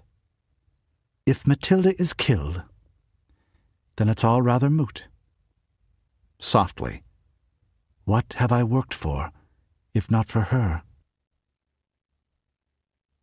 Chapter 3. Des Moines, Capital, Provisional Republic of Iowa.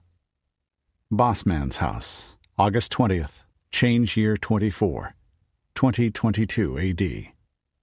"So you're really a princess?" Kate Hazelrode said, her pink young face wide-eyed and guileless. "I mean, they call you that?" "Yes, I'm entitled Princess and styled Your Highness at home. My mother's the Lady Regent," Mathilda Arminger explained to the bossman's consort. "She must be at least 20, she thought, and I'm only 2 years older, but it feels like more. I think she led a sheltered life, until recently at least." Aloud, "But I inherit through my father, Lord Norman Arminger, whose only child I am. He was our first sovereign lord, Lord Protector of the Portland Protective Association.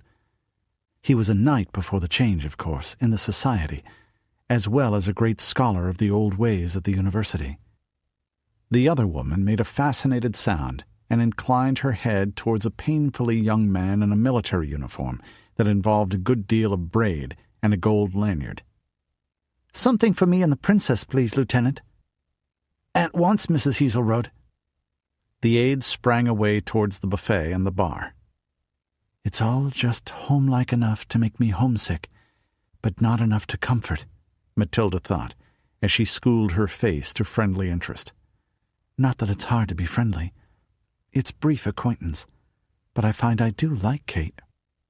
A burbling surf of conversation rose to the carved plaster of the ceiling 2 stories above. More guests leaned on the balustrade that ringed the reception room. Heels clicked on the marble tiles and on the curving staircase that linked the levels. The bossman's household troops, they called them the state police, stood at attention along the walls amid framed pictures and half-columns, their burnished mail shirts and helms glittering in the brilliance of the incandescent mantles of the gaslights, along with the crowd's crystal and gold and diamonds, fine cloth and polished leather. Open French doors brought an occasional waft of cooler air from the gardens and the scents of roses and cut grass, along with the odd suicide-bent moth. "So everyone says Your Highness?" Kate said, returning to the subject that fascinated her. "Yes," Mathilda Arminger said, with a practiced smile. There were people at home obsessed with protocol, too. "Quite a few of them, in fact." The aide came back, and she took a plate of what her mother called faculty fodder, for some obscure pre-change reason. Little pieces of toast with shaved ham and pungent cheese, or bits of pickled fish, or tiny sausages and capers and pâté or peppers and sweet corn. A glass of some fizzy drink called sarsaparilla came with it. "I'm not Princess Regent or Lady Protector yet, of course. Not until I'm 26. Then I'll be styled Your Majesty." Kate laughed. "And everyone will have to go down on their knees?" "Only one until then. And only at ceremonies, of course. Receiving homage, bestowing fiefs, that sort of thing. We're less formal most of the time." Is there a book of rules or something? Well, the College of Heralds have their lists, but really, if you grow up around it, it's all sort of natural. It sounds like fun, really, like a costume party. Not if it's your life, Mathilda thought. Mother complains about it sometimes. Of course, for her, before the change, it was a game. Sometimes I think it still is, and she can't help it. People that old, it's as if they were always watching themselves live their lives instead of just living them and being themselves. Weird. An inspiration came to her. "You're a princess too, my dear Kate." At the other woman's laugh, she went on. "No, truly. You're the lawful consort of a ruling prince, after all. Unless it would be more accurate to call him a king. In which case you'd be queen, of course, and your children would be princes and princesses." "There's only little Tommy so far," Kate said. For a moment her face was soft with love, and went from strikingly pretty to beautiful. "And he's my prince." "Then you're definitely a princess at the very least."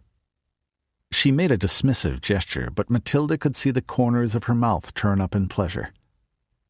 She could also see half a dozen others in the big room noting the exchange as they milled around. The biggest knot was around Anthony Heselrode, of course, the boss man of Iowa, governor and president pro tem formally, but that was the word everyone used in ordinary speech.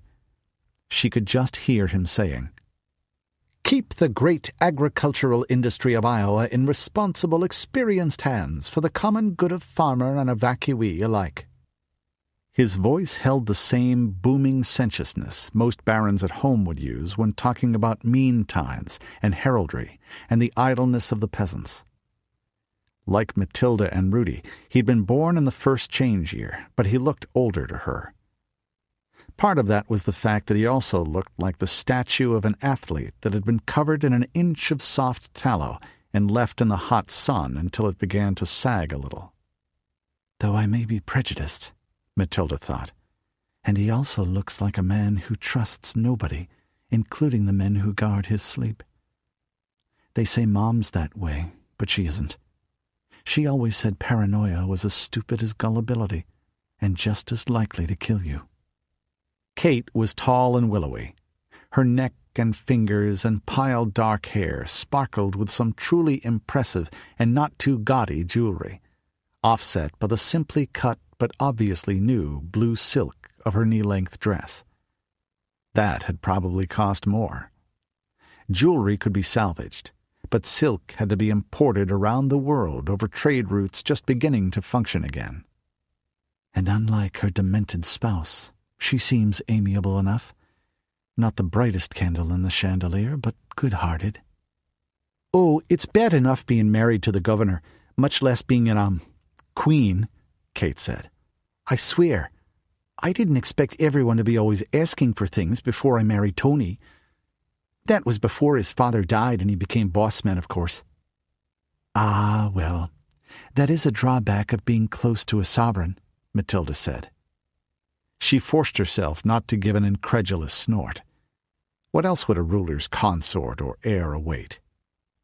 That was one reason she'd enjoyed her yearly stay with the Mackenzies so much after the Protector's War.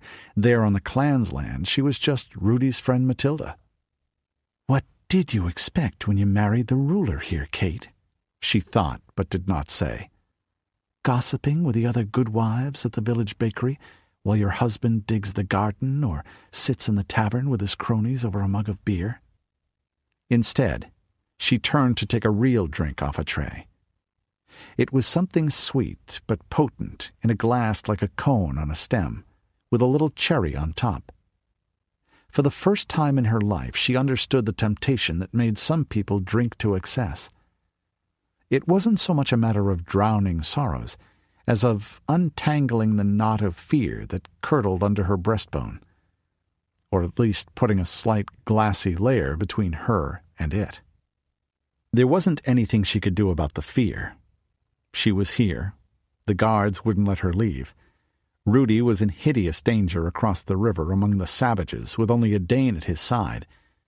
Poor Ingolf was in a dungeon, and most of the rest of her friends were hiding God knew where in this vast alien city. Even dear, kindly Father Ignatius was away, so that she couldn't confess or receive the sacraments. But God does know where each is, as he sees every sparrow. Mary, pierced with sorrows, watch over the ones I love, and especially Rudi. Everything depends on him, and I miss him so much. And sometimes I wish I was back on Father's farm, Kate went on. She probably felt freer to speak with a stranger than with most of her courtiers. Farm, Ah, she means a barony, Mathilda translated. They'd kept the old words here, but a tract one family could work with machines before the change needed scores or hundreds now, with the landholder as lord. A manor. A knight's fee, at least. Instead of all this, I like a party, but they're all the same, and there are so many of them, and a lot of the people aren't really here for the fun. I get the same feeling at balls and tournaments, Mathilda said. Sometimes. As Mom says, they're our working time. If God calls you to a station, you have to do your best, whether it's peasant or princess. With princes and nobles, socializing is a big part of the business of ruling. Things that come up formally at councils really get settled first while you're feasting or hawking or hunting or dancing a pavane. This is a fine country, Kate said softly after a moment. We Iowans have so much more than anyone else. Our parents were so lucky. Why do people have to quarrel and fight each other for more? Mathilda bowed her head slightly, honoring the sentiment, if not the thought. Why indeed, she said. But that seems to be the way people are, a lot of them. It's a ruler's duty to keep their quarrels from spilling too much blood, and to lead in war so that the realm's strength is a single blade of power in a skilled hand, she thought unhappily. But in the West, we have no single ruler to fight the prophet. The meeting is well enough, but it's a council and never gets anything done quickly. Most of the time, it's much better at stopping things than doing them. The thought carked at her. Her own duty. But the rest of the meeting realms will never accept an arming her. The Protector's War showed that. They don't hate and fear me the way they did Father, but they would if they thought I wanted to be overlord. And our nobles wouldn't accept anyone. A thought made her eyes go wide. But the association would accept the man who brought back the sword of the lady and led them to victory. It could just as well be the Virgin who's the lady as some pagan goddess, after all. Not accept him as Lord Protector in Portland, but as, what do the ancient Gael call it, an Ard Ri, a high king over all the realms, and they most certainly would accept it, if by my marrying that man they could have their own Lord Protector's blood on the throne in another generation. The thought passed through her mind in an instant, but her blood leapt at an image of Rudi beside her and a cheering host of associates and Mackenzies, bear killers and Corvalans, and many more below, crying him hail. Her heart beat even harder at the thought of him leading her to a bride's bower. How Rudi would love that, and hate the idea of a crown, and how well he'd do at both. But right now he's over there in the wilderness, and I'm a prisoner in everything but name, and likely to lose my head if my attention strays. Concentrate, woman. Kate had sighed and nodded, looking around. There are always people who won't live peacefully, like the Hewissings. Why, when we have all this? Candles burned on the tables, whose snowy linen held the buffet. The aide brought them a second set of hand-sized plates, this time with garlicky meatballs on toothpicks, and little skewers of hot, spicy grilled chicken, and tiny, tender vegetables. Some of the guests plowed stolidly through cold meats and breads and salads and dishes of spiced pickled fish, or nibbled on candied fruits, while others punished the wet bar and grew red-faced and expansive, or brooded in corners. It scares me sometimes, the boss man's wife said softly. Then, in an undertone, but fiercely, and people are always flattering Anthony, and telling him anything he wants to hear. It's like water dripping on iron. Mathilda turned away diplomatically, watching the crowd as Kate stammered and flushed, and then cast her a grateful look for letting the matter drop. Younger men and women flirted. Serious-looking ones in middle age stood in small circles, holding drinks and talking politics and business, or possibly just gossiping.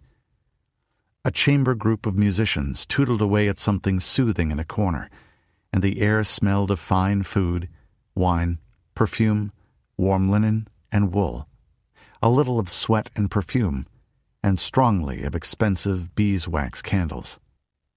Like the feast before the High Council meets, Mathilda thought. If you mentally substituted colorful modern tunic and hose and cotehardies for the drab antique Iowan costumes, and tabards for the servants' white coats and bow ties. The occasional lidded glances were easy enough to catch, and the way factions avoided each other accidentally on purpose. She'd grown up in a real court, after all, where her own frowns or smiles could set feuds going. Granted, it was the court run by her mother. Her father had been killed in the Protector's War when she was 10, but the Lady Regent had known how to do things. She'd been in the society before the change, where the knowledge of such things was kept alive. Iowa was large and rich, and far more populous than any of the realms around the Columbia and Willamette, or even all of them together. more than 2.5 million people. 120,000 just in this one city. But in some ways it was a bit old-fashioned. A good many of the older men here were actually wearing suits with jacket and tie, for example, or military uniforms based on those of the old American Republic, though more favored the bib overalls and billed feed-store cap that were a gentleman's garb in Iowa, the mark of a farmer or sheriff, which was what they called knights and barons. And they're running a court, but doing it badly, as if they were stumbling through an unfamiliar dance, or like children in a catechism class with a half-literate teacher. What they really need is someone to tell them how to do it properly. "That dress looks absolutely gorgeous," Kate went on, brightening once more. "What's it called again?" A cotehardy. There's an arcane terminology for every bit of it. This headdress is a wrapped wimple, for instance. "Beautiful," she said. "Those carved rose crystal buttons down the front and sleeves, and the lace. I've never seen such fine needlework either." Well, Mother does have the best. But right from the beginning, my parents went looking for craftspeople. They were thinking ahead. She flicked her wrist, and the ivory leaves of her long-handled fan opened out to make a tracery of tiny figures that showed children dancing around a maypole. By now we have a lot of fine makers, for practical things, and for beautiful ones as well. And not just in my mother's household. This was a present from a friend, Lady Delia de Stafford. "Lovely," Kate said, taking it for a moment and holding it up against a light. She hesitated and then went on. "But isn't that dress... well, isn't it all a bit cumbersome?" Mathilda laughed. "It certainly is if you don't have a lady-in-waiting and a couple of maidservants to help you on and off with it," she said, "which I suspect was part of the point. That's why it's a noblewoman style." At home she wore male dress as often as her special status let her get away with it, and hated the constriction of the court fashion's button sleeves and bodice, and the way you couldn't lift your arms above your shoulders, and the long full skirts and the wrapped headdress, though even that was better than the tall cone-shaped ones. The two tunics and shift of commoner female costume were much more comfortable and less confining, but noblewomen could get away with that only in the most casual settings. She'd have just chucked the clothes chest herself. God and his mother knew that they'd lost most of the gear they'd started out with in Bend at one emergency or another, which had included everything from battle and headlong flight to million-strong stampedes of mad buffalo. Now she was glad she hadn't insisted. It made her feel a little less frightened and homesick, and it emphasized that she wasn't officially just a prisoner here. And the warm browns and golds of the silk and embroidery did complement her seal-brown hair and hazel eyes and warm, light olive complexion. She wasn't beautiful. Her features took after her father's, too bold and a little irregular, but she knew she could be striking. "And I have to uphold the Portland Protective Association's honor here. These Iowans think everyone else is a monkey from the wilds, or at best a hick."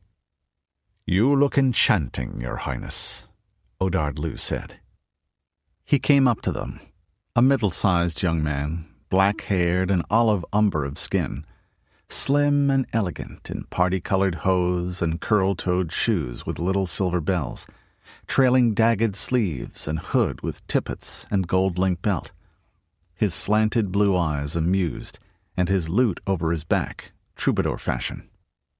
Some of the younger local gentry as well trailed, who looked fascinated, the more so when he made an elaborate leg bow and hand flourish to both women, the long tail of his round, flat nobleman's hat fluttering and sweeping the floor as he drew it through the complex measure.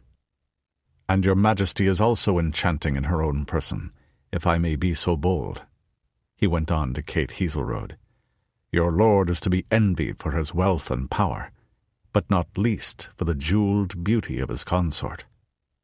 Everyone loves flattery, but keep in mind that when people deal with royalty they lay it on with a trowel," Mathilda's mother had told her once. Your friend Odard at least does it with some style. He'd also clung to the box with their last court outfits inside, like grim death, even when they were starving in that cave in the Rockies, wondering if they'd have to eat the horses while the blizzards howled outside. He'd laid out gold here to have his gear repaired, too. And hers, to be sure. But though Iowa is rich and mighty, I say that only in Portland do we know how to praise fair ladies. Odard brought his lute around and strummed. His fingers teased out a stately tune, one of his own. "Oh, no," Mathilda thought. "Not that one." The chamber group had fallen silent. His smile was half warm and half a teasing pleasure in her embarrassment as he sang a chorus in a pleasant tenor. "So let the hall ring for the light of the north, for the Princess Mathilda, the light of the north." "Odard, I still haven't forgiven you for composing that," she said, and rapped his knuckles with her fan. He grinned unrepentantly as he shook the hand and then went on. "I was just telling these good fellows about the high tournament of the association." "Great stuff," one of them said enthusiastically. "We have reserve drills and National Guard muster days at the county fairs, but nothing that fancy. It sounds like a hell of a lot of fun." "Not when you're smacked right off your horse and knocked silly, and you throw up inside a close helm and they have to unharness you with bolt cutters," Mathilda said with feeling. "Or when a horse breaks something and screams until they put it down. I always hate that part." "Girls compete?" Kate said, interested. "The princess is a special case, to be sure," Odard said smoothly. "And of course the current Grand Constable of the Association, Lady Tefane, Baroness Dath. Apart from them, no, not very often. Though one young lady is always crowned Queen of Love and Beauty by the winner." Mathilda choked back a gurgling laugh. 2 years ago, Tefane Dath had won, and the Grand Constable had ridden up to the stands and dropped the crown from the point of her lance into the lap of her lady-in-waiting, Delia de Stafford, at which the local bishop had nearly choked on the blessing, since everyone knew about Tefane and Delia. That was wicked of her. Funny, yes, but wicked. Though nobody spoke about it, unless they wanted to face Baroness Dath in a duel, which wasn't anything a sane human being would do unless they were tired of life. Mathilda sighed a little, struck by sudden homesickness. "In the unlikely event that I ever win a tournament." She knew herself to be fair to middling at best, despite a lifetime's coaching by experts, without the supernatural speed and skill that Dath used to compensate for men's greater raw strength. "I'm going to crown myself Queen of Love and Beauty, and nobody else. Or maybe I could crown Rudi King of Love and Beauty. All the warrior saints witness he's beautiful." Odard went on, diplomatically ignoring her sudden flush. "I'm surprised you don't have tournaments here. Weren't there any society people in Iowa? In most places which survived at all, they did very well." A new voice broke in. "Oh, there were some here in Des Moines. Dad said he found them very useful as instructors, the craftsmen and the fighters at least. The rest were sort of flaky. He didn't want anything to do with all that ceremonial they liked so much." Mathilda concealed a start. That was the boss man, just breaking away from the people she didn't want him talking to. the emissaries from Corwin in Montana, the red-robed and shaven-skulled priest of the Church Universal and Triumphant, and the hard-eyed officer of the Sword of the Prophet who'd been pursuing them ever since they left Oregon. Anthony Hazelrode saw her glare at them and waved them away. Being here on sufferance themselves, they went, not without glares of their own. Dad always said you could afford to have people curse you in private, but not laugh. Pride stiffened Mathilda's spine, and she sank in the formal curtsy her tutors had drilled into her in girlhood. When she spoke, her voice was cool courtesy. "I'm sure your father was a very able man, my Lord Bossman," she said, "but so was mine. Portland lives, when all the other great cities on the West Coast died. And I assure you, nobody laughed when he was styled Majesty or My Lord. Not more than once, at least. Your Majesty." Then Mathilda saw the glitter in his pale eyes. There was something not quite right there. "You say that word Majesty with such conviction," Hazelrode said. "I could get used to it, if people said it the way you do, and if I was sure you're not trying to disrespect me." Mathilda met his eyes. "If he says kill her, the guardsmen will cut me down," she thought. "You can see it in their eyes. Most of them would do anything he said." There was a slight hush around them. Even Kate stiffened, until the boss man chuckled and nodded. People relaxed, and the bubble of silence collapsed inward again. She felt a slight trickle of sweat down her spine, more than the heavy clothing and sticky warm night warranted, and she sipped at the sweet, strong liquor again. That wouldn't have happened at the palace at home or Castle Totenaxt. Sandra Arminger killed when she had to, with the cool dispassion of a housewife selecting a chicken, but not from spite or for the pleasure of it.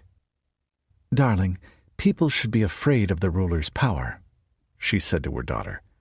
"They shouldn't live in terror of the throne's whims. That can make men willing to kill even if it means dying, just to end the uncertainty. The surest way to drive a dog dangerously crazy is to punish and reward unpredictably, and people aren't that much different." An intense longing for that cool, quiet voice filled her, and their evenings together in the Silver Tower, talking or listening to the minstrel, or playing chess, or just sitting together reading. "I even miss Mom's damned Persian cats shedding all over me. I'm even looking forward to how mad she's going to be at me for running away with Rudi on the quest." A little to her right, Odard slid his right hand away from his left sleeve. She wasn't surprised that he'd managed to get a knife and conceal it, but she was suddenly, shockingly aware that he'd been ready to attack Hazelrode if he ordered her cut down. One thing desperate times did was show you who your friends really were. She'd had her doubts about Odard before they left home. "And I really doubted it when he said he loved me. Now I'm not so sure, which is messy. I don't love him that way, do I? More like a brother." "Your family were society people then?" Iowa's boss man said to the Baron of Gervais. Not exactly, my Lord Bossman," Odard said cautiously. "My father, Edward Liu, was a freelance man-at-arms before the change, and gained the Golden Spurs afterward. He rose high in the Lord Protector's service, and was ennobled and granted Barony Gervais to hold as tenant-in-chief for his loyalty and valor." Mathilda winced slightly behind a polite smile and nod. Her father, Norman Arminger, had been in the Society for Creative Anachronism, but not all his first followers had been of its households.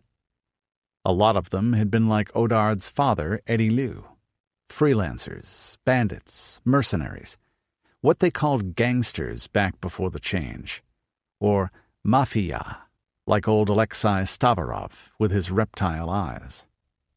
"Dad had to use what was to hand," she told herself. "The others didn't understand what had to be done. that so many had to die if anyone at all was to live. Yes, Dad wanted power. What conqueror or founder of a dynasty hasn't? But if he hadn't gotten it, Portland would have been like Seattle or L.A., nothing but bones and ruins and wilderness. Instead, there were hundreds of thousands of people in the association's territories in the Columbia Valley. Villages and towns, the living fields that fed humankind, the churches and proud castles. Even Eddie Lou wasn't that bad. He was always nice to me, at least. But my mother was of a society household, Odard said, and of course both the princess's parents were, and they gave a lead to things. The Lord Protector was a very great man, and his lady has ruled us with justice and wisdom since his death. And your mother has lethally pissed off my mother, Odard, Mathilda thought. She's been intriguing with the cut.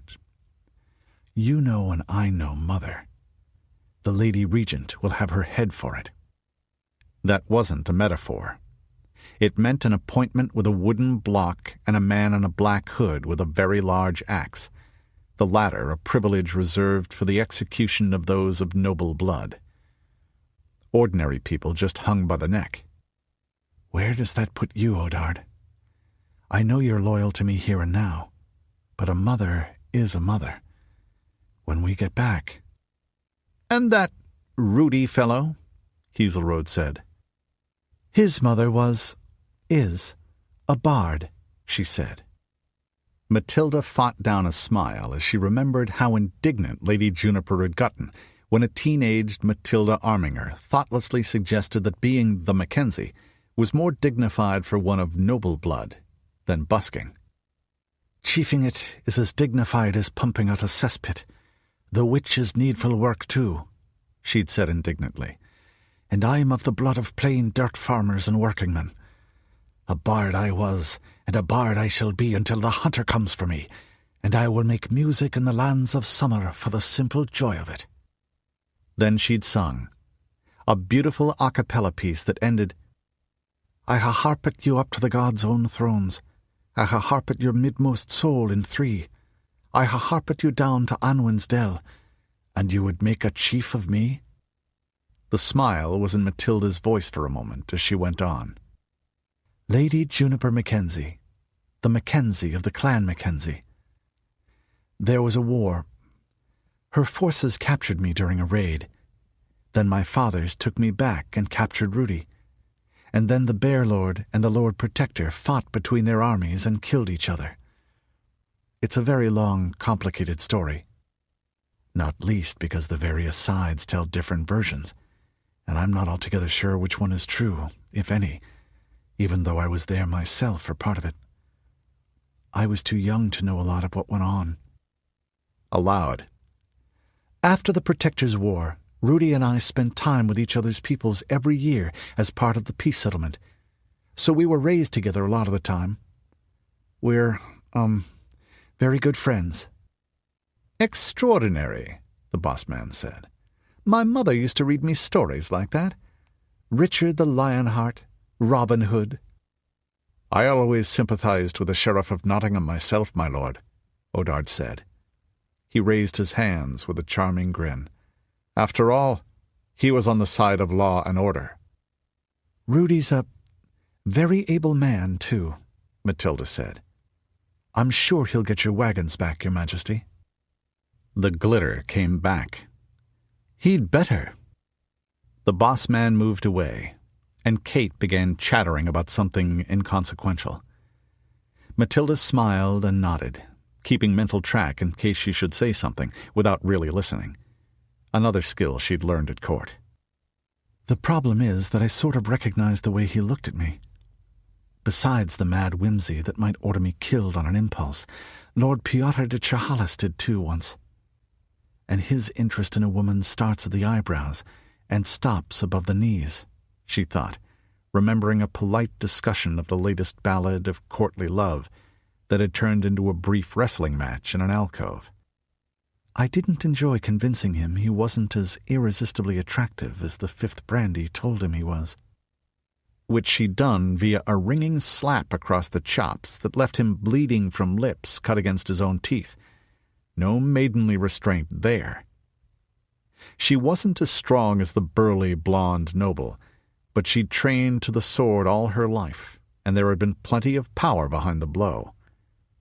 He'd taken it in silence, bowed, turned and left, not being suicidal enough to draw on her or strike back even when drunk. That had been in Castle Totenangst, the heart of House Arminger's power. And besides the Protector's guard ready to come at the first call, Tifain Dath had been in the next room. The Grand Constable would have cut him to pleading, sobbing ribbons on the dueling field, and then stood watching him bleed to death by inches, her head cocked slightly to one side and that chilly little smile on her lips. The thought made Mathilda shiver a little even now. Even with nothing said, those iceberg-colored eyes had narrowed a little and followed Pyotr as he stalked out, pursing her lips, while her left hand's fingers moved like graceful cables of living steel on the long hilt of her sword, and her right turned a hothouse rose beneath her nose. Tifain liked killing people who annoyed her, men particularly, and she'd been as protective of Mathilda as a mother cat with a kitten as far back as the heir to the throne of Portland could remember. It was rather like having a friendly tiger running tame in the house. You could forget the nature of the beast, except that every now and then the claws slid free for a moment. Pyotr never spoke to me again except formally, which pleased me well enough. And it would be very, very reassuring to have Baroness Dath here now, or to be back in Totenangst, or anywhere I wasn't in Anthony Heaselrode's power. But the only rescue she was likely to get was one she or her friends came up with themselves. Mary pierced with sorrows. Pagan though he is, Rudi was also born of a woman. Help him. Help us all. Des Moines Capital, Provisional Republic of Iowa. Bossman's Compound, September 5th, Change Year 24, 2022 A.D. At least I'm not hanging up by my thumbs, Ingolf Vogler said to himself, looking up at the gray, cracked concrete of the cell's roof and breathing the smells of iron and old sweat and piss and less pleasant things. Or being hammered with lead-lined hoses. Or being strung up and hammered. Yet. Rudi's got a couple more days before the month is up. It was too dark now to read the graffiti. He'd spent several days tracing the opinions of a generation of prisoners about the Heaselrodes, father and son. The standard of literacy had gone down, but the sentiments were pretty uniform, and he agreed with every one of them. He'd been tempted to add his own, at length. He'd been born a sheriff's son back home in the Free Republic of Richland, and sat through schooling every winter until he was 14 or so, his family being masters of broad acres and able to spare his labor without hardship. But it was always possible that it would make things worse. Venting was a luxury he could only afford if he gave up every scrap of hope, and he couldn't do that. For Mary's sake, if not his own, and for the others. "Here's my plan!" someone screamed in a cell down the row. "Just listen! First we catch the rats, and train them, and then—" "Shut up!" half a dozen others bellowed, until the madman drifted off into grumbles, and then snores. "Fucking politicals!" one of the other voices yelled, and gave the bars of his cell a rattling kick before he lay down again. "Fucking loonies, every goddamn one of you!" The common prisoners were genuinely angry. Sleep was the only real escape from the state prison, at least for the hard cases who made it to this pen inside the perimeter wall of Des Moines' inner citadel. The other ways out led to places that were even worse. The main punishment for offenses against the permanent emergency regulations was life at hard labor, which only meant 4 or 5 years in the salvage gangs or quarries or in the mines grubbing out coal, or a miserable decade if you were rented out as part of a convict chain gang. The Hazel Roads thought capital punishment was wasteful, save in exceptional cases, and far too merciful. Anthony will probably make an exception for me, if Rudi doesn't get those wagons to the bridge on time. Or maybe even if he does. The close confinement here was a compliment in a way.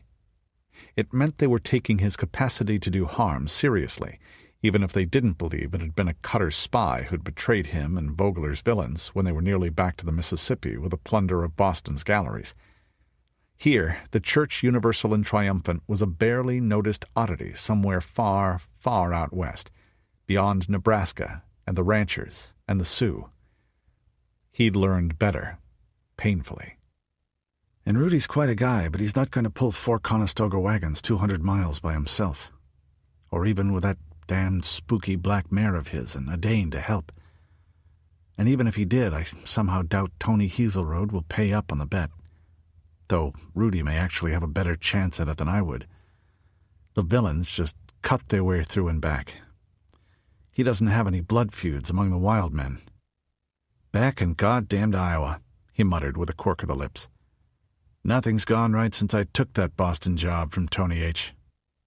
He sighed, remembering one place near Boston. It had a 4-story internal courtyard with a mosaic floor and a marble throne in it, still dimly lit by the great pyramidal glass roof at the top, unbroken by some miracle. The galleries around it had held some things that had riveted him, even in that place of hideous peril. Paintings, carved wood, a curious statue with its hand upraised in blessing, and an infinite compassion in the ancient stone face. Treasures and wonders beyond knowing lying doomed behind dusty glass, looming up out of the darkness as their lanterns passed, then fading into oblivion. They'd had a list to salvage, but it was a fraction of that one single treasure house. And if we're lucky, the stuff we did get is still in those steel boxes in the wagons. The keepers had solidly boarded the doors and windows to preserve their charges, before they went off to meet their deaths. He'd admired that at the time, and the more so as he saw what was within. There had been this wall of stained glass like nothing he'd seen in all his life, far too large and fragile to take. I got to see that. It came all the way from Europe. And I met Mary. That was better than right. Unless meeting the one woman you want to settle down with just makes this worse. Giving you more to regret, you betcha. He'd set up an exercise program when they put him in this cell, which, for a wonder, he had to himself, except for the miniature inmates and the corn-shuck mattress. The sit-ups and chin-ups and push-ups and running in place ought to have left him tired enough to sleep easily, but the stinks and snores from the other cells kept him wakeful. Now he lay on his back with his hands behind his head, a tall, powerfully built man just short of 30, with a pleasant, battered face and a nose that had healed a little crooked long ago after an encounter with the blunt end of a Sioux tomahawk. Brown hair and short-cropped beard, and dark blue eyes now half closed. He was barefoot, and his trousers and undershirt were getting a little gamey, but he'd known worse conditions, as a hired soldier in a free company, and then as a salvager leading a gang working the dead cities. Memories drifted through his mind on the verge of sleep. His home, Reedstown, the day he'd left with the volunteers who were going to fight the short, glorious war against the Sioux, turning to watch petals from the blossoming apple orchards blowing like frothing white mist down towards the river. Mountain tall towers in Chicago, scorched and leaning against each other like drunken giants long asleep, with their feet in swirls of lake water running in whitecaps through rivers that had once been streets. Dawn breaking up like thunder out of the Atlantic. He'd been one of the few men from the civilized lands to see that since the change. That weird little village on Nantucket, and the even weirder place that shared the island with those refugees out of time. Mary's one bright blue eye laughing at him as she reached for him with long-fingered, slender hands. mountains rearing above the half-built bulk of the temple in Corwin. He awoke with a shudder. He'd been back there for a moment. His chest heaved under a film of sweat, and he called up something they'd taught him in the Valley of the Sun this last winter, in the monastery of Shenrezi. A mandala and a chant. The patterned figure began to turn, drawing his mind into its depths, and heart and breath slowed. Heels beat a staccato on the concrete, hobnails grating. A bright Coleman lantern showed, and then the man carrying it as he turned the corner. None of the other occupants complained, even if they felt inclined. The man wore the harness and uniform of the state police, not the turnkeys. They were the boss man's personal retainers, and widely and justly feared. And this one had captain's bars on the shoulders of his plain mail shirt. He carried a cloth-wrapped bundle as well. Edgar Denson, by God, Ingolf thought with a sudden prickle. Come to kill me in person? Possibly. Though he'd probably have brought a crossbow if he had that in mind. The state policeman kicked a three-legged stool over and sat, one foot sweeping the scabbard of his sheet aside as he did. The distance was close enough for easy conversation, but just beyond reach if Ingolf lunged against the bars. He was bigger than the policeman, and at least 10 years younger, since Denson had to be within a couple of years either side of 40. He's a tough son of a bitch, but I could take him one-on-one. Somehow I don't think that's going to happen. You know, you're a pain in the ass, Denson said conversationally, leaning forward with his palms on his knees. Ordinarily, I'd think you should have been killed while resisting arrest or while trying to escape. Ingolf thought. That was not what you wanted to hear from a high officer of the all-powerful secret police and general brute squad. Anthony Heselrode would have been sort of annoyed if he'd killed me before anyone asked questions, Ingolf pointed out, his voice carefully neutral. He wanted to find out what happened to 4 wagons full of salvaged artwork. There was a flicker of respect in the other man's cold gray eyes, and he ran a hand over his close-cropped, graying blonde hair. Yeah, there is that, especially since he really believes you about his man Kuttner being a spy and thinking you out to the cutters. He does? Ingolf said, keeping his voice from squeaking by an effort of will. Yeah. You know, a lot of people think Tony is just a stupid, crazy, spoiled brat. They're only about half right, and only about half the time. If he believes Kuttner was a spy and ratted me and my villains out, why am I here? Ingolf ground out, clutching at the bars to burn the rage out of his muscles. Why aren't the cutters in here? Denson grinned, a remarkably evil expression. I didn't say he wasn't crazy. I didn't say he wasn't a spoiled brat. I just said he wasn't stupid. When he bothers to think. What would he say if he heard you voicing that opinion? Ingolf asked, forcing calm on himself. Because it might be the sort of confidence you get killed for hearing. He'd laugh, like he did when I told him to his face. He thinks it's funny. It is, when you look at it right. I need him just as much as he needs me, and the way I need him means I do all the work and he gets all the fun. I've told him that, too. Must be a refreshing change, someone telling him what they really think. Hell, he's had people lying to him to get stuff all his life. And like I said, he's not stupid. He's gotten pretty good sensing it. And then there are all the people who swear they think he's a devil of a good fellow, and he knows better than to believe that. So he realized Kuttner was stringing him. He just didn't realize it was more than the usual get-on-the-gravy train stuff. A slight wince. And it makes me and the Stadies look bad. We didn't figure him for a plant either. For a moment, Ingolf wondered what it must be like to be bossman Anthony Heselrode, governor and president pro tem, the wealthiest and most powerful man on the North American continent. He felt one corner of his mouth quirk up involuntarily and an emotion uncomfortably hanging somewhere between pity and schadenfreude. Yeah, he must be about the loneliest man on earth, he mused. Denson shrugged. Kate actually loves the fat, ugly bastard, poor girl. God knows why. Oh, yeah, and his son loves him, too. But Tommy's only 18 months old, and old boss man Tom doted on him. Apart from that, you said it, Sheriff Vogler. Captain Vogler, if you have to use something besides my name. I earned that. My dad was a sheriff, but my elder brother inherited the title. The pompous asshole. Another chuckle. Vogler, I'm not surprised you made your hometown too hot to hold you, and your friends are just as bad. That priest who was with you was seen going into the Catholic Cardinal's palace, and it wouldn't be good politics to try to muscle in there, even though I suspect he gets in and out without our noticing somehow.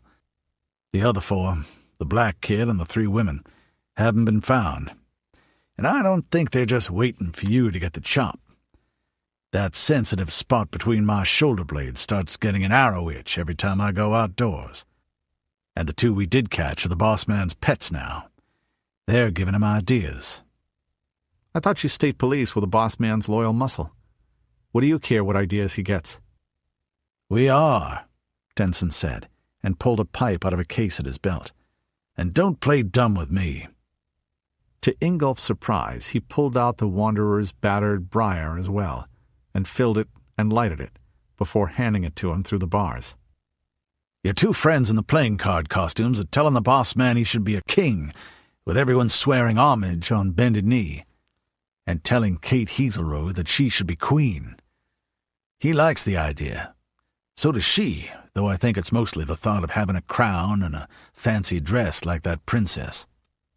Princess Mathilda. Yeah, Mathilda Arminger. Has. I said Kate loved Tony. That's pretty good evidence she's not too bright, eh? Tony is king. Near as no matter, Denson, Ingolf pointed out. That's the way they think out west, anyway. Mathilda's and Odard's bunch of them, at least. They're nuts for that knights and castle stuff. Some of the castles are pretty damned impressive, too. Not as big as Des Moines, but high. And you wouldn't want to meet their heavy cavalry in a bad mood, believe you me. No shit. Actually, it all sounds pretty workable. Not all that different from the way we do things, but more polished, more regularized. Sort of as if a lot of the kinks and rough spots had been worked out. Ingolf nodded. He'd had the same thought when he was west of the Cascades. If you subtracted the castles and coats of arms, the Association's territories had the same setup as most parts of the Midwest. Refugees from the cities and their children, grandkids too, just lately, working for landowners, the landowners owing allegiance to bigger landowners who managed the local defenses, and all of them to an overboss. Although the farmers and sheriffs in Richland, his own homeland and what had been southern Wisconsin, were a lot less high and mighty about it than here in Iowa. And the boss man of the Free Republic was a lot closer to first among equals than either of the Hazelrodes, father or son. But a king doesn't have quite as much need for the state police, Denson said, smiling like a shark. The only reason we haven't done anything about him is those cutters from Montana. They've been telling Tony the boss man should be a fucking god, provided he follows the... what do they call that funny farm fake Bible of theirs? The dictations, and the book of de jure. That's how they run things, which I've seen firsthand, Ingolf said. Along with some other things I'm not going to mention because you'd think I was crazy. And being a prisoner in Corwin, you do go crazy. I don't think I realized how much until I began to recover in Shenrezi Monastery. But I think they have their own profit in mind for the job, and nobody else, he said aloud. That's about what I thought, Denson said. Besides, that everyone is dirt beneath your feet and soulless minions of the Nephilim stuff is just far too tempting. I'm all for the boss man's authority, but let's not get ridiculous. He produced a silver flask from his belt and took a nip. Without looking around, he also lashed out with one foot and connected with a set of fingers that were gripping the bars of the next cell at the sight of the liquor. The hairy face behind them jerked backward, swearing, quietly, and disappeared. "Which sort of presents me with a problem," he said. "They've also been telling the boss man that you and your friends should all get the chop, soonest." "That's the sort of advice Tony Hazelroad usually listens to," Ingolf said sourly. There was a certain freedom in his position. Denson's confiding mood confirmed it. The man was probably talking more freely to him than he could to anyone else, because he didn't expect one Ingolf Vogler to be around very much longer, one way or another, though he wondered at his letting the other prisoners eavesdrop. "Ah," he thought, "he wants to judge my reactions before he risks letting me out of the cage even for an instant, even at the end of a catchpole." "I get it," Ingolf said, snapping his fingers with a look of sardonically exaggerated surprise. "You're going to sit there and tell me all your evil plans before you kill me." "Christ, no. I saw that movie before the change," Denson said genially. He extended the flask, cautiously, at arm's length, so that Ingolf could just reach it, but not the other man's hand. It was peach brandy, well-aged, smooth and sweet, and went well with, at least temporary, relief. "Ah, that's sippin' liquor," Ingolf said, to himself. "Whew, he needs me for something. Needs me alive." "Thanks." "You're welcome," Denson said, taking it back. "No, when I'm gonna kill someone, I just kill 'em, fast and quiet. Dead men don't figure a way to turn the tables on you." Ingolf felt an unwelcome stab of emotion.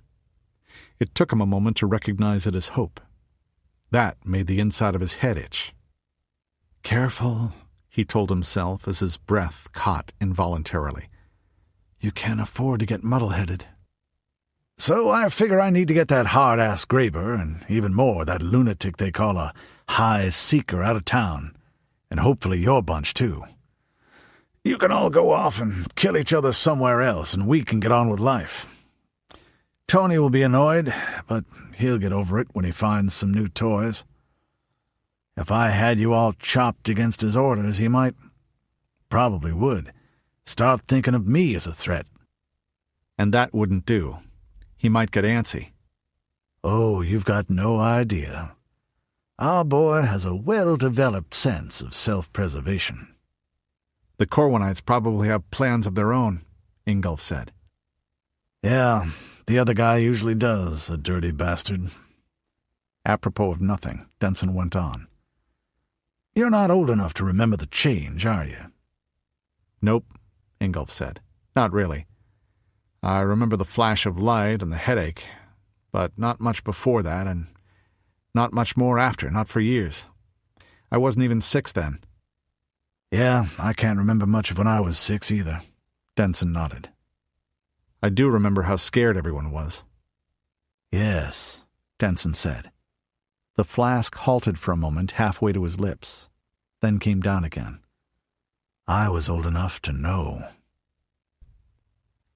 When he went on, his eyes were locked on nothing, on a vision that gave them a haunted bleakness Ingolf recognized.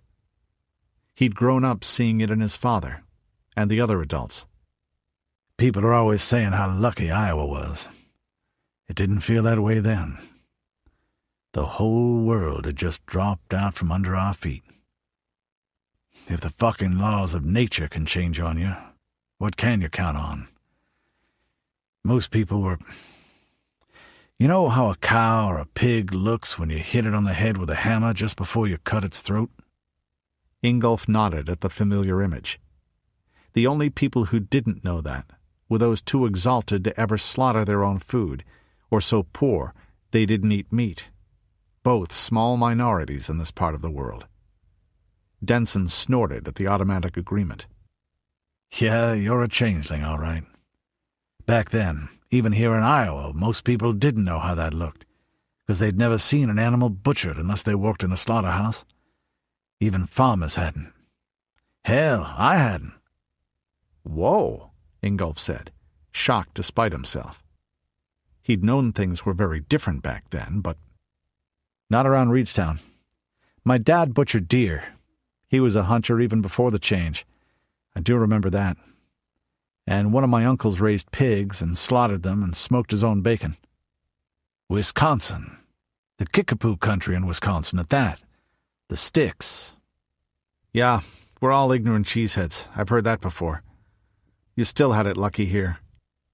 Everyone says that because we got as many people now as before the change. That's after a generation of everyone breeding like crazy. Hell, the kids are even useful now instead of swallowing a fortune in college tuition. Back around the change, enough people here died that life got real cheap real fast. Only a few saw what had to be done if we weren't all going to die. Get the city people out to the farms, get the farms re-rigged to work with hand tools, get tools made, get the food in the silos and such stored before it went bad, get the livestock out of the confinement pens before they died, organize the Amish as instructors so we could plant a crop that first year. Wise people like you, I suppose, Ingolf said. He'd noticed that people who'd been adults before the change tended to think that they were smarter than their children, when they were actually just more— what was the word? Right. Introspective. Always watching themselves, watching themselves, watching themselves. Sometimes I wonder why they didn't just disappear up their own assholes. Denson grinned. No, I was 16 then, scared spitless, but old enough I remember it pretty good. Dad was like some crazy preacher then, spreading the gospel. That drove it into my head good and hard. He was number 3 or 4 in the state police, though he drafted me soon enough. And Tom Hazelroad, he really knew what had to be done, and saw the opportunities, if you know what I mean. Abel Hewissing saw it too, damn him. And he was in the state government like Tom. I've met him. We stayed at his place. He's no fool, just— in his old age, he's turned into what they used to call a flaming liberal. You mean he's a free spender? Ingolf said. The Hewissings had struck him as generous even for rich, well-born landholders, but not wasteful. Nah, the words changed meaning. It changed back, actually. I looked it up once when I noticed. We could close him down, but he's got supporters, and Anthony likes to have an official opposition. Keeps all the other groups competing to make sure he doesn't deal them in. Plus, he knows Abel isn't a friend of mine personally, and neither is your friend Hewissing Jr. Balance of power stuff. Jack doesn't like you either, no. His father worked with your father, though. Yep, holding his nose while he did. Trouble was, they weren't the real boss men back then. The guys right at the top were sitting around wringing their hands, or putting Band-Aids on gut stabs, shuffling the deck chairs on the Titanic. He paused at Ingolf's look of incomprehension and shrugged, amending the phrase. Fiddling while things burned, when we didn't have any time to waste. They couldn't get their heads around what had happened. Not fast enough. So Tom Hazelroad and old Abel Hewissing and your dad took over, Ingolf said. And, of course, Tom and your late father just had to keep running things because the emergency never quite stopped. Denson laughed. Pretty much. Though that bastard Hewissing really would turn everything over to the vackies. Which was Iowa slang for evacuee, the ex-townsmen and their descendants, who were the farmers' labor force. Which I admit, just between me and you, wouldn't mean everyone starving to death. Not anymore. Since these days they know something about working the land. But that's politics. But you've put all your money on the Hazelroads, and if they go down, you do too, Ingolf said. Why haven't you just taken the boss man's chair yourself? Denson shrugged again. I'm the boogeyman for Tony, like Dad was for his father. The bad cop, he added, chuckling. Though with Tom Hazelroad and my father it was more like bad and worse. A lot of these sheriffs and county commissioners and guard colonels hate me too much to take my orders directly. But the Hazelroad name still has a lot of chops. We didn't all starve after all, which everyone likes, and the farmers and sheriffs are on top of the heap, which they like plenty. And they like the way the state police keep order without their having to do the dirty work themselves. And the point of this little history lesson is? That I have to manage the Hazel roads, which means I have to keep the wrong people away from Tony. His father was a lot more sensible, but what can you do? Not give him everything he wants just because he wants it? Ingolf suggested. That'd turn a saint into a monster. And I'll bet Tony Hazelroad was never a saint. Well, maybe. Tom was a lot better boss man than he was a father, if you ask me. Dad never spoiled us. Water under the bridge, though. Nice to know I've got a good grasp on the situation, you betcha, Ingolf said. But why the little confessional? I'm Catholic, more or less. Mary isn't. And, well, one of us has to convert in the interests of a happy marriage, so... But you were a Lutheran, I thought. That's where getting rid of the cutters comes in. Or you come in to get rid of them. I always believed in giving men a full briefing before I sent them out to do something.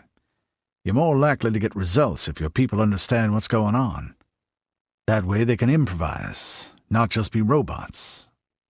Be wind-up toys, I mean. Ingolf bit back. I'm no man of yours, Denson.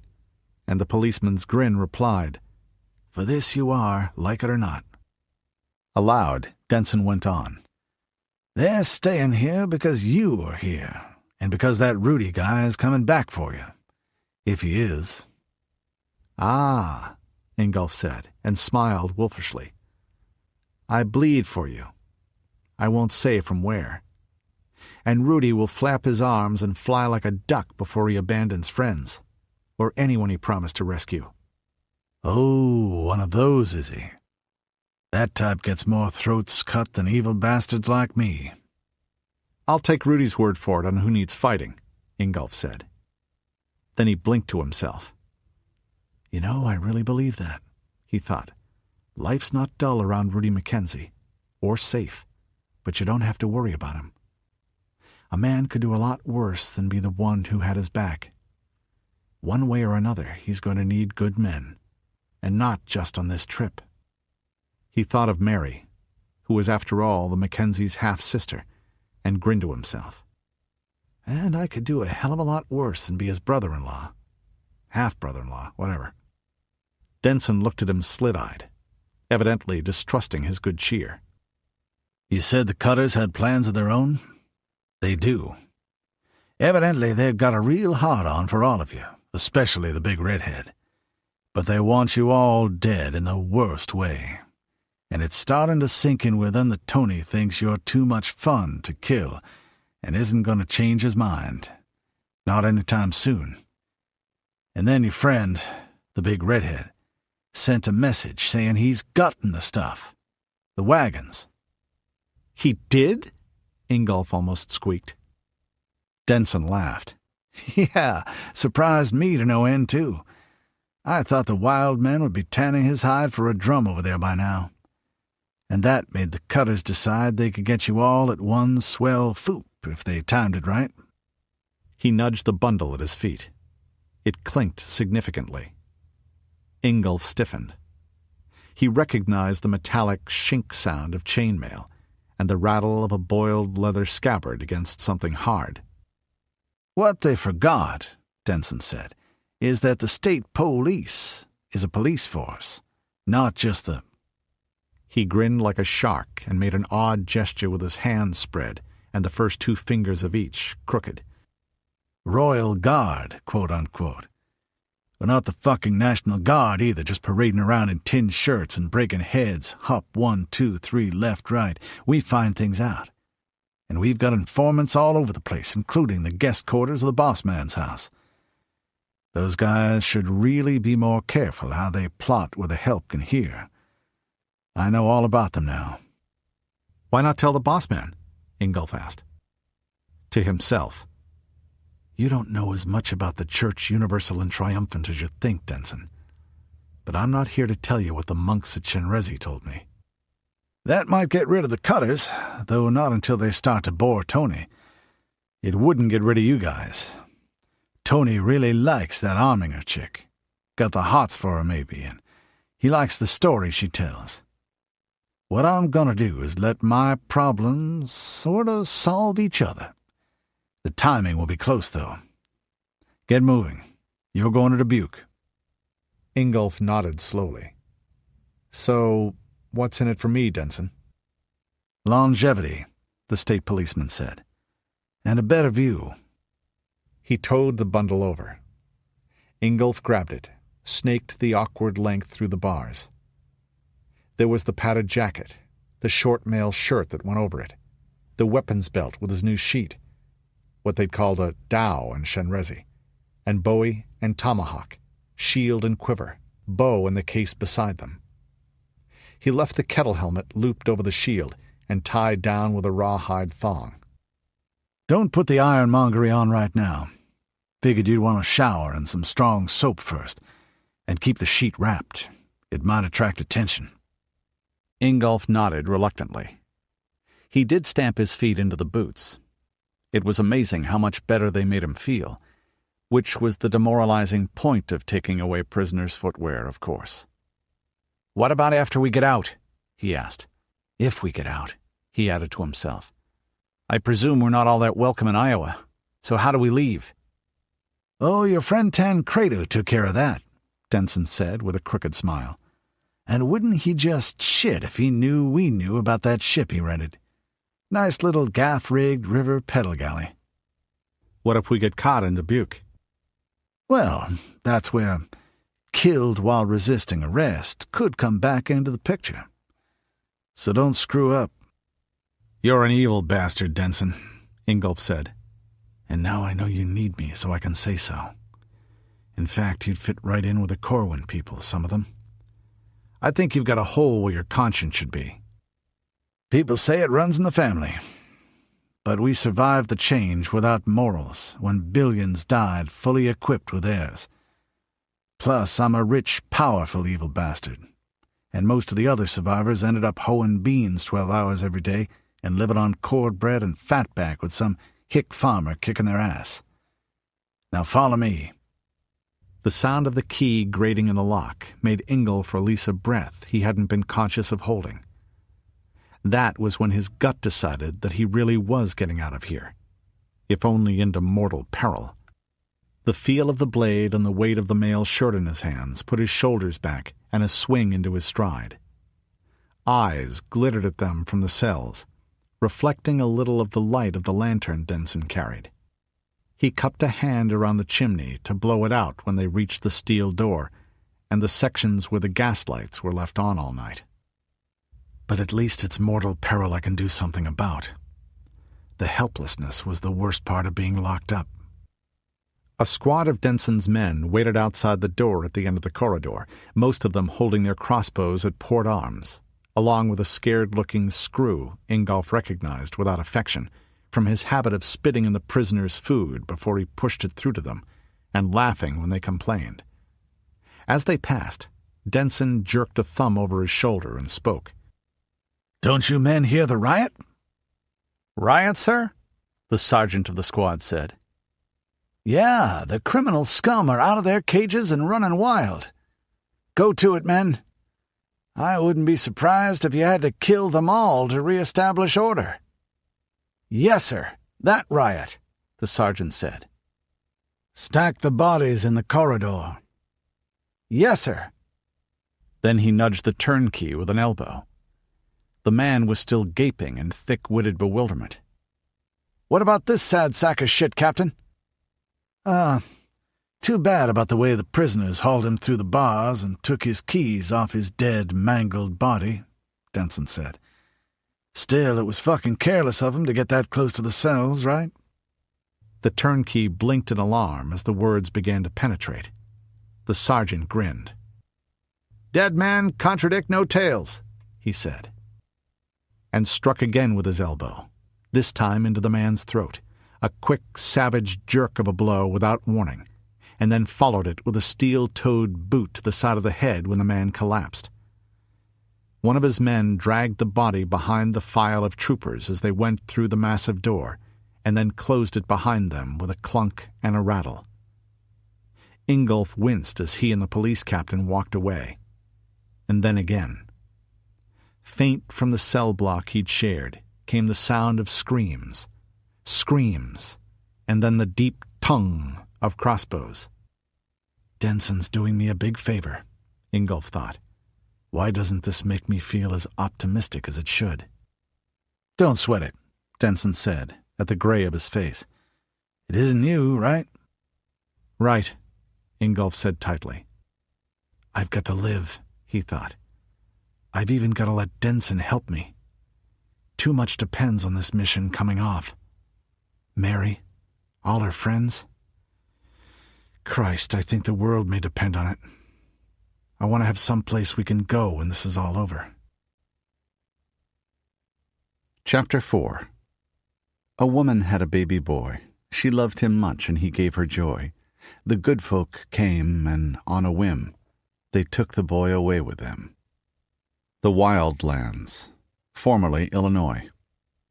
Highway 89, August 22nd, change year 24, 2022 AD. Edain sang as he worked, loud but tuneful, his voice echoing oddly off the cracked, crumbling concrete of the highway overpass where the Southsiders were camped, and over the quiet murmur of voices and clatter of tools. The wild men had put up screens of woven branches, so not much of the hissing rain outside blew sideways into the sheltered spot. Acrid smoke from their campfires curled upward and hung beneath the arched surface, joining the soot that blackened it. This was one of their regular stops.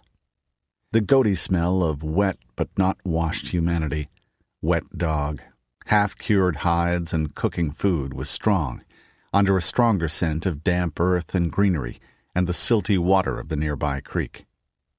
Eggs and crumbs and milk and grain. Bring my baby back again.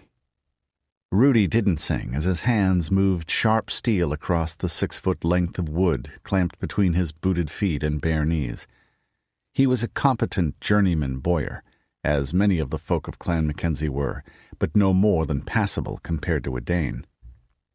That meant he had to concentrate to get any sort of results, particularly when he didn't have any tools besides knives and a hatchet. Edain's father was a master at the trade. It was one of the reasons he was called Aylward the Archer, and the younger Aylward had grown up as familiar with it as he was with ploughing a field, or shearing sheep, or skinning out a pig or deer.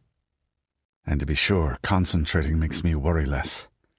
I must get those wagons back to Iowa, but I cannot do it alone, and so I must win the trust of these folk. That takes more than a strong sword arm. There, Rudi said, setting down the blade he'd been using as a draw knife and unlocking his ankles from about the other end of the workpiece. He took the stave and ran it through his hands. Mountain-grown yew from the Cascades was the finest of all woods for a stick bow, because the sapwood and heartwood were a natural laminate, strong in tension and compression, respectively. This was tough, springy hickory, which was a fair second best and abundant here in the East. "What do you think?" he asked his companion. Edain laid his piece aside and glanced down the length of trimmed wood. He'd finished 2 bows and half done another to Rudi's 1 as well. His face was wholly intent, lost in the task. Rudi envied him that. A few of the Southsiders grouped around, sighed unhappily when he stopped singing. They were mad for new tunes.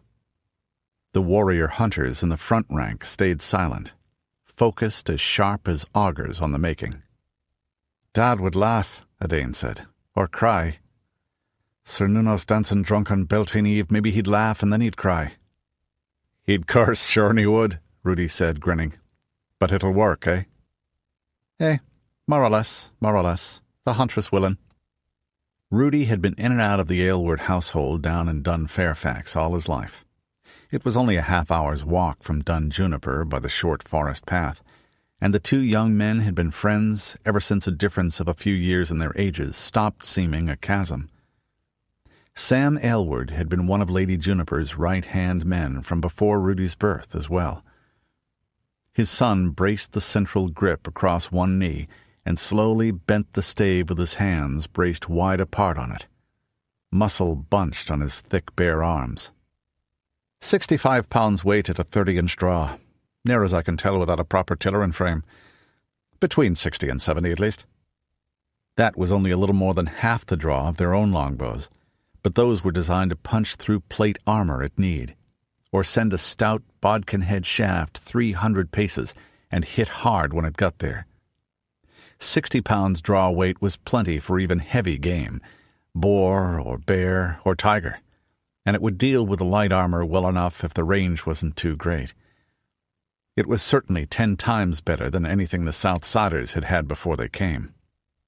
Without proper vices and clamps and draw knives and gouges and proper bloody everything, Edain grumbled. By lieu of the many skills, I think it needs... He braced it as Rudi had and took up the knife, holding the blade by the thick back and carefully shaving off a few long, dark curls of seasoned wood. Then he repeated the flexing process. "There," he said. "Nice balanced draw. Not a bad job, Chief, considering what we've got for the working of it."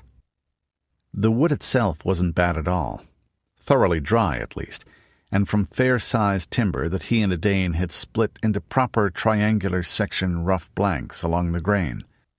The Southsiders left billets in sheltered places to season on their rounds. Hickory was a fine wood for spear shafts and tool handles as well. Unfortunately, that seasoning, and hacking some vaguely bow-shaped object out of the results, was about the limit of their bowyer skills, and the product was barely worth that degree of effort. They didn't even know enough to unstring them when they weren't in use, and so they became worthless in a few months, though they'd grasped the fact fast enough when the clansmen told them. The simple tapered sticks he and Edain were making had none of the walnut root risers and polished antler horn knocks and subtle reflex-deflex curve of Sam Aylward's masterworks, or those of many pupils. They might have made 'em laugh or frown, but they did have the true taper and D-shaped cross-section, and an arrow rest of sorts at the right point. They boiled a little glue from the hooves of a deer and attached tufts of rabbit fur for the shaft to rest upon, and to fasten the fletching feathers of the arrows. And all the folk in Jake's band exclaimed in wonder, Rudi thought. No glue for the love of the mother of all. The good part of these being so crude is that it only takes about half a day to finish the job, even without proper tools, and anyone handy with a knife and used to working wood can learn to do it. Well enough for rule of thumb, at least, if not to equal a true craftsman. 1,000 times better than no bow at all. And it's just the sort of gift they will value the most. It helps them in the long run, not just their present trouble. Help for help. A young woman came in with a cracked rain poncho of dull yellow plastic over her shoulders and a lopsided, sort of woven basket full of greens and roots. She dumped it into one of the big pots that were kept going as long as the camp stayed put, and an older female, all of 25 or so and looking easily 40, stirred them in with a long paddle. Which was fortunate, because it was hard to survive on an all-meat diet and stay healthy, unless you were careful and ate the whole beast. My hosts know some of the wholesome plants, he thought. But even this far from home and the woods they knew, the two clansmen had been able to show them some new ones, though neither of them had anything like the knowledge of such a lore mistress and healer as Aunt Judy. The Southsiders had no inkling whatsoever of which mushrooms were deadly and which were safe, for example, so they shunned them all. Or that you could make acorns edible by grinding the nuts to flour and then leaching out the tannins, which meant that they had no starch that would keep any length of time. And to be sure, they aren't very healthy. From the state of their teeth, he suspected scurvy was a regular visitor to the South Side freedom fighters come winter. They certainly weren't rotting them out with too much sugar, and there were cases of goiter and terrible scarring from infected cuts. Their carnivore diet would have made them taller and more muscular and less scrawny tough, too, if they didn't have times of dearth fairly often. They can make fire with a drill. They can cook what they eat, more or less, which is to say they hold it over the fire or boil it in a pot. And that's all that can be said for their food. They can't make good leather, or any cloth at all, or even the simplest metal tools, What will they do when the last of the salvaged gear is gone? They don't even know how to make salt from a lick. This is no way for human beings to live. Impatient as he was, he wished he did have more time. A month here. I could do more for them in a month, or a year, or 10. There's no end to it. I'll do what I can in the days I have. That's all. He was wearing only his kilt, to keep respect. The Southsiders might be primitive, but they were certainly hardy men, and also to show his scars for the same reason. Jake, son of Jake, handed him the string of hand-twisted sinew, and Rudi whipped the lower end to the bottom notch of the longbow. Then he slipped the other loop upward and strung the stave Mackenzie style. Bottom tip over his left boot, right thigh over the center. He pressed down with his leg and pushed up with his right hand at the same instant, smooth and steady. Muscles stood out in long swells under the pale skin of his chest and arms like a slow wave of the sea, and the loop at the end of the cord slid into the upper nock. "There," he said, running a finger down the back to make sure no splinters stood proud in sign of a fault that would snap the wood under strain. I wish I could glue a strip of rawhide here. But if wishes were horses, we'd have enough to move those wagons. It will do so. It needs to be well greased against the wet, but it will serve you well enough against anything but a knight in full harness on a barded destrier, and it might do for him as well if you were lucky." "Cool," Jake said. Odd, Rudi thought. I've heard folk in Corvallis use the word that way, or bear killers now and then. They'd ceremoniously given Jake all the bows, and he'd handed them out in turn to his favored followers. There had been cursing and jostling in plenty, too.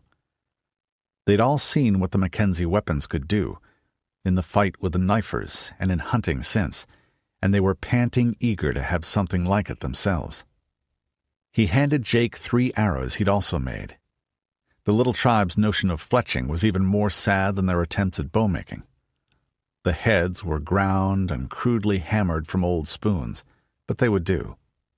It had been straight shafts and the delicate, skilled work of fastening the flight feathers that they hadn't mastered.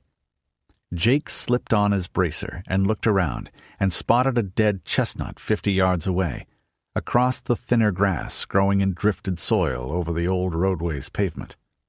He drew with an odd motion, pushing the bow away with his left arm as much as drawing with the right.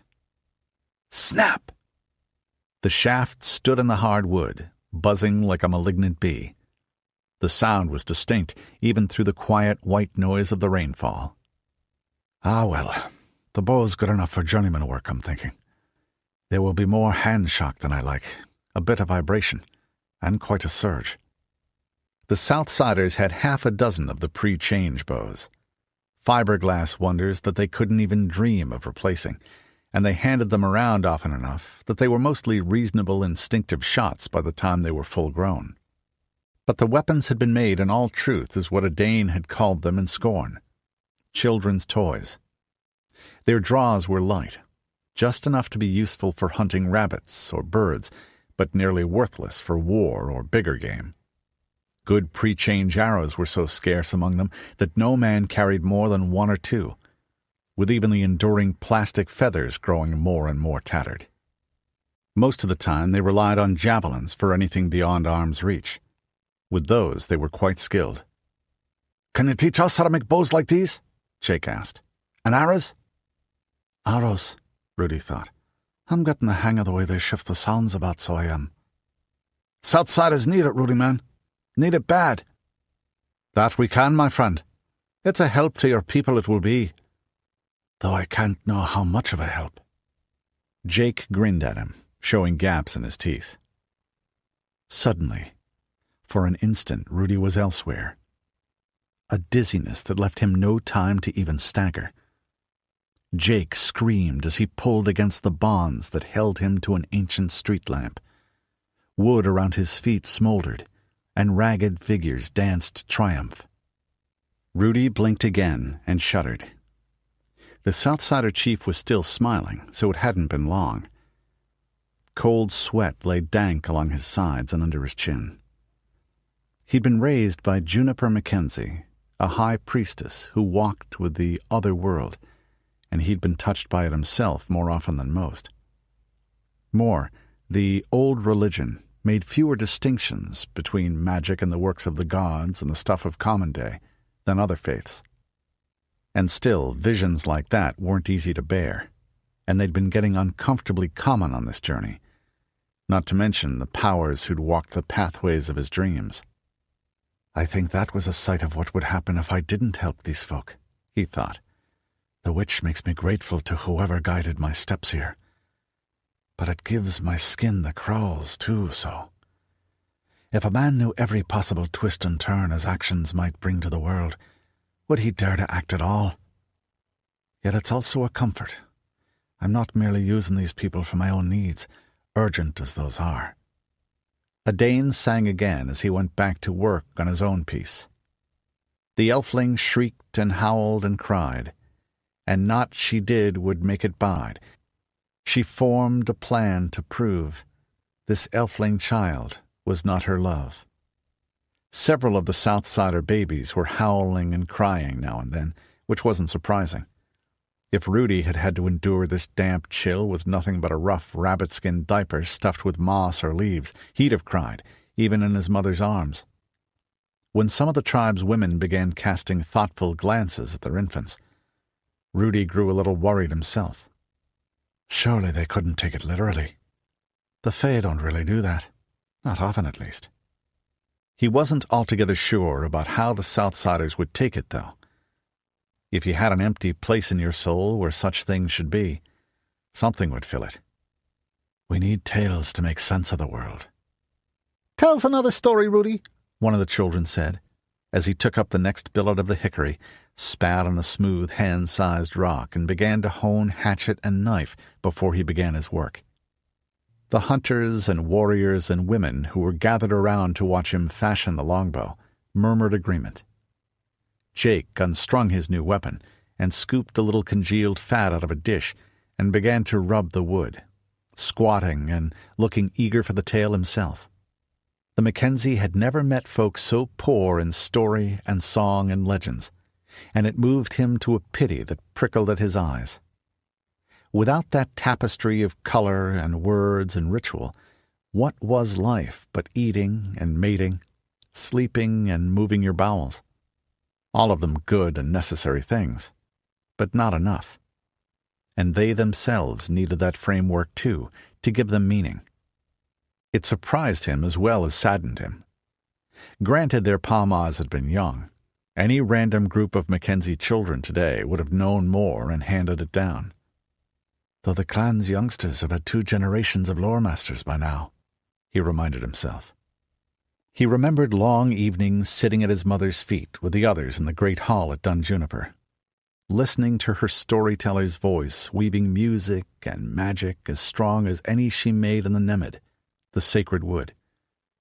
Her hands shaped images, and the light of the fires on the god faces carved amid the rampant vines on the log walls, flame-crowned Bridget and Lou Longspear of the clever hands, Elkhorn Cernunos, the triple Morrigan and the Dagda with his club, red-bearded Thor and Sif of the golden locks. And the most of our clansfolk's parents and grandparents were probably no better off than these before they became Mackenzies, before the change. First, he demonstrated how to measure the proper taper from grip to tip of the bow by the joints of your forefinger, and the length of the stave by multiples of your drawing reach, and how to calculate the proper fistmeal between the belly and the string. A little to his surprise, he was better at teaching the boyar's craft than Edain. The younger clansmen knew so much, he was impatient with their ignorance. "Well then," Rudi said when he'd reached the working stage, "it's a tale you want, is it now?" "You betcha." "No shit, dude." Ah, he thought, sorting through scores he knew. Yes, this will speak to them. And there's nothing like telling one of the old stories to put away your own worry and care and fear. "Then you work on this one as I showed you, friend Tuck, and I will tell the tale, and correct your work if your hands go wrong. Now, the story." This happened very long ago, you understand, and far away, in a land across the oceans, among my ancestors and yours. Most of mine, and a lot of yours. There was a man named Niall, who was born to be king, to be the big boss, who later came to be called Niall of the 9 Hostages. And once in his youth he was travelling alone through the woods at night, as he journeyed back to the hunting lands of his people. They all shuddered and leaned forward. To be benighted alone was a thing of fear to them. He came across a hut, and in the hut was a withered and ancient crone.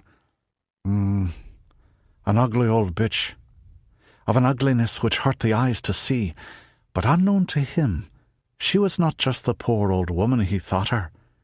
She was the sovereignty of Mead, the eldest of the threefold Morrigu, and herself the patron goddess of that earth. "I thought you said there was this lady in her stud who made everything," someone asked. "That there is," Rudi said. His voice was casually confident. He was as sure of that as he was of his own breath and heartbeat. "One of her, or a lot of her?" "Both. Her forms are more numerous than the stars. How not, when the stars themselves are but the dust scattered by her feet, as she and the god danced all that is into being?" Many of them nodded. Nobody had ever told them to prefer either or to yes and. Not that it was impossible for something to be one and many at the same time, which meant it didn't drive them wild. The way it would say a scholar from Corvallis, or Father Ignatius.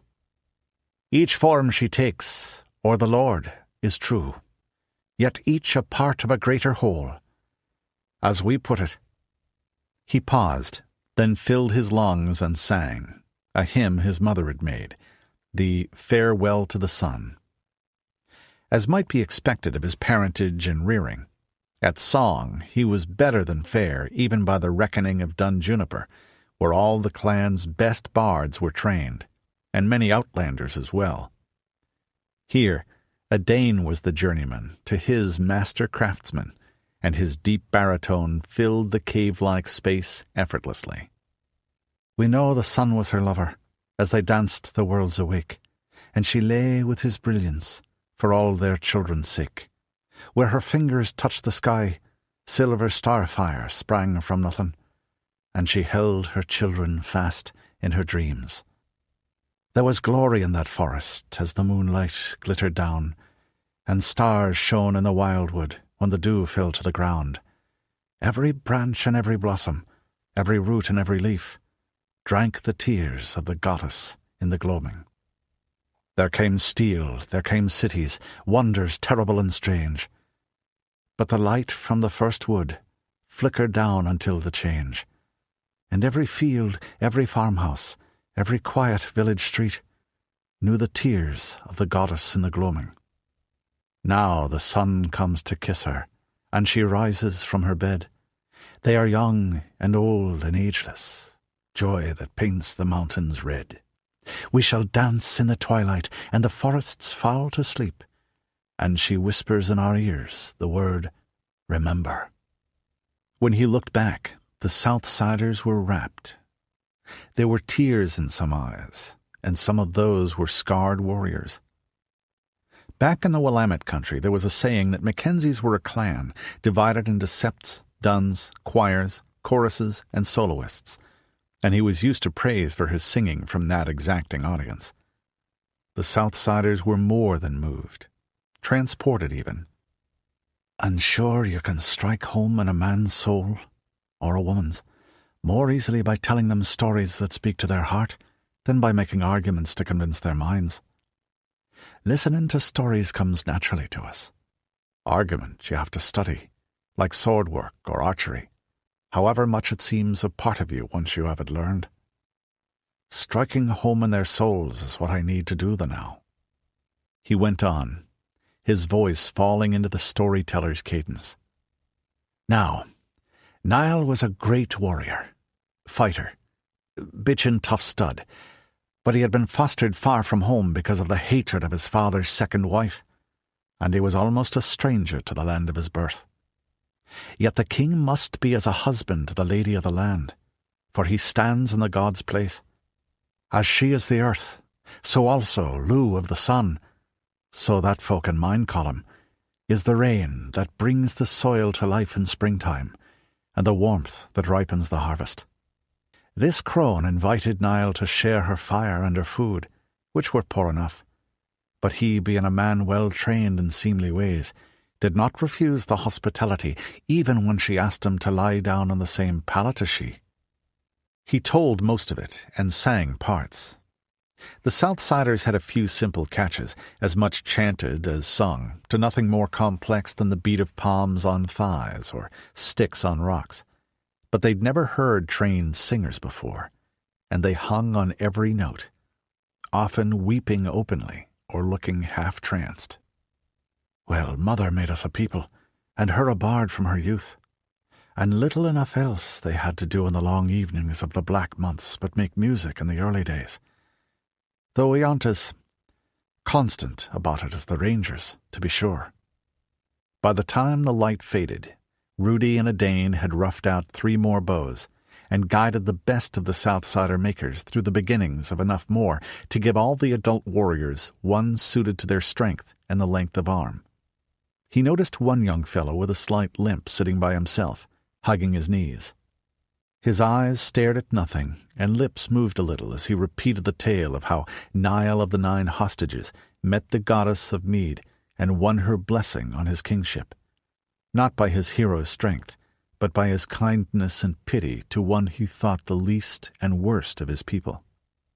Driving it into his memory, none of them have their letters here. A woman was crooning to her own baby a Dane song about the mother and how she tricked the child of the fairy folk into revealing his imposture.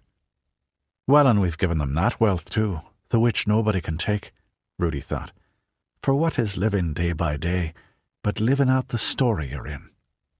Few stayed up much past dark here, when a burning stick was the best light they had, and that used sparingly, lest it draw enemies. Edain yawned and stretched when he'd emptied his plate the second time, smiling. "It's cheerful you are," Rudi said. "Sure, and I'm glad to do some work," Edain replied. "Travelling and adventuring are well enough. The things we've seen and done, Chief. And fighting, well, you fight when you have to, not when you wish.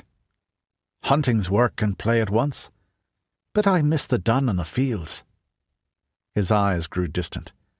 "Wheat harvest will be over, but there's the soft fruit and the apples and the rest of the orchards, and haying, and soon it'll be time to raise the spuds and get the turnips into the clenches, and put all right for the fall ploughing.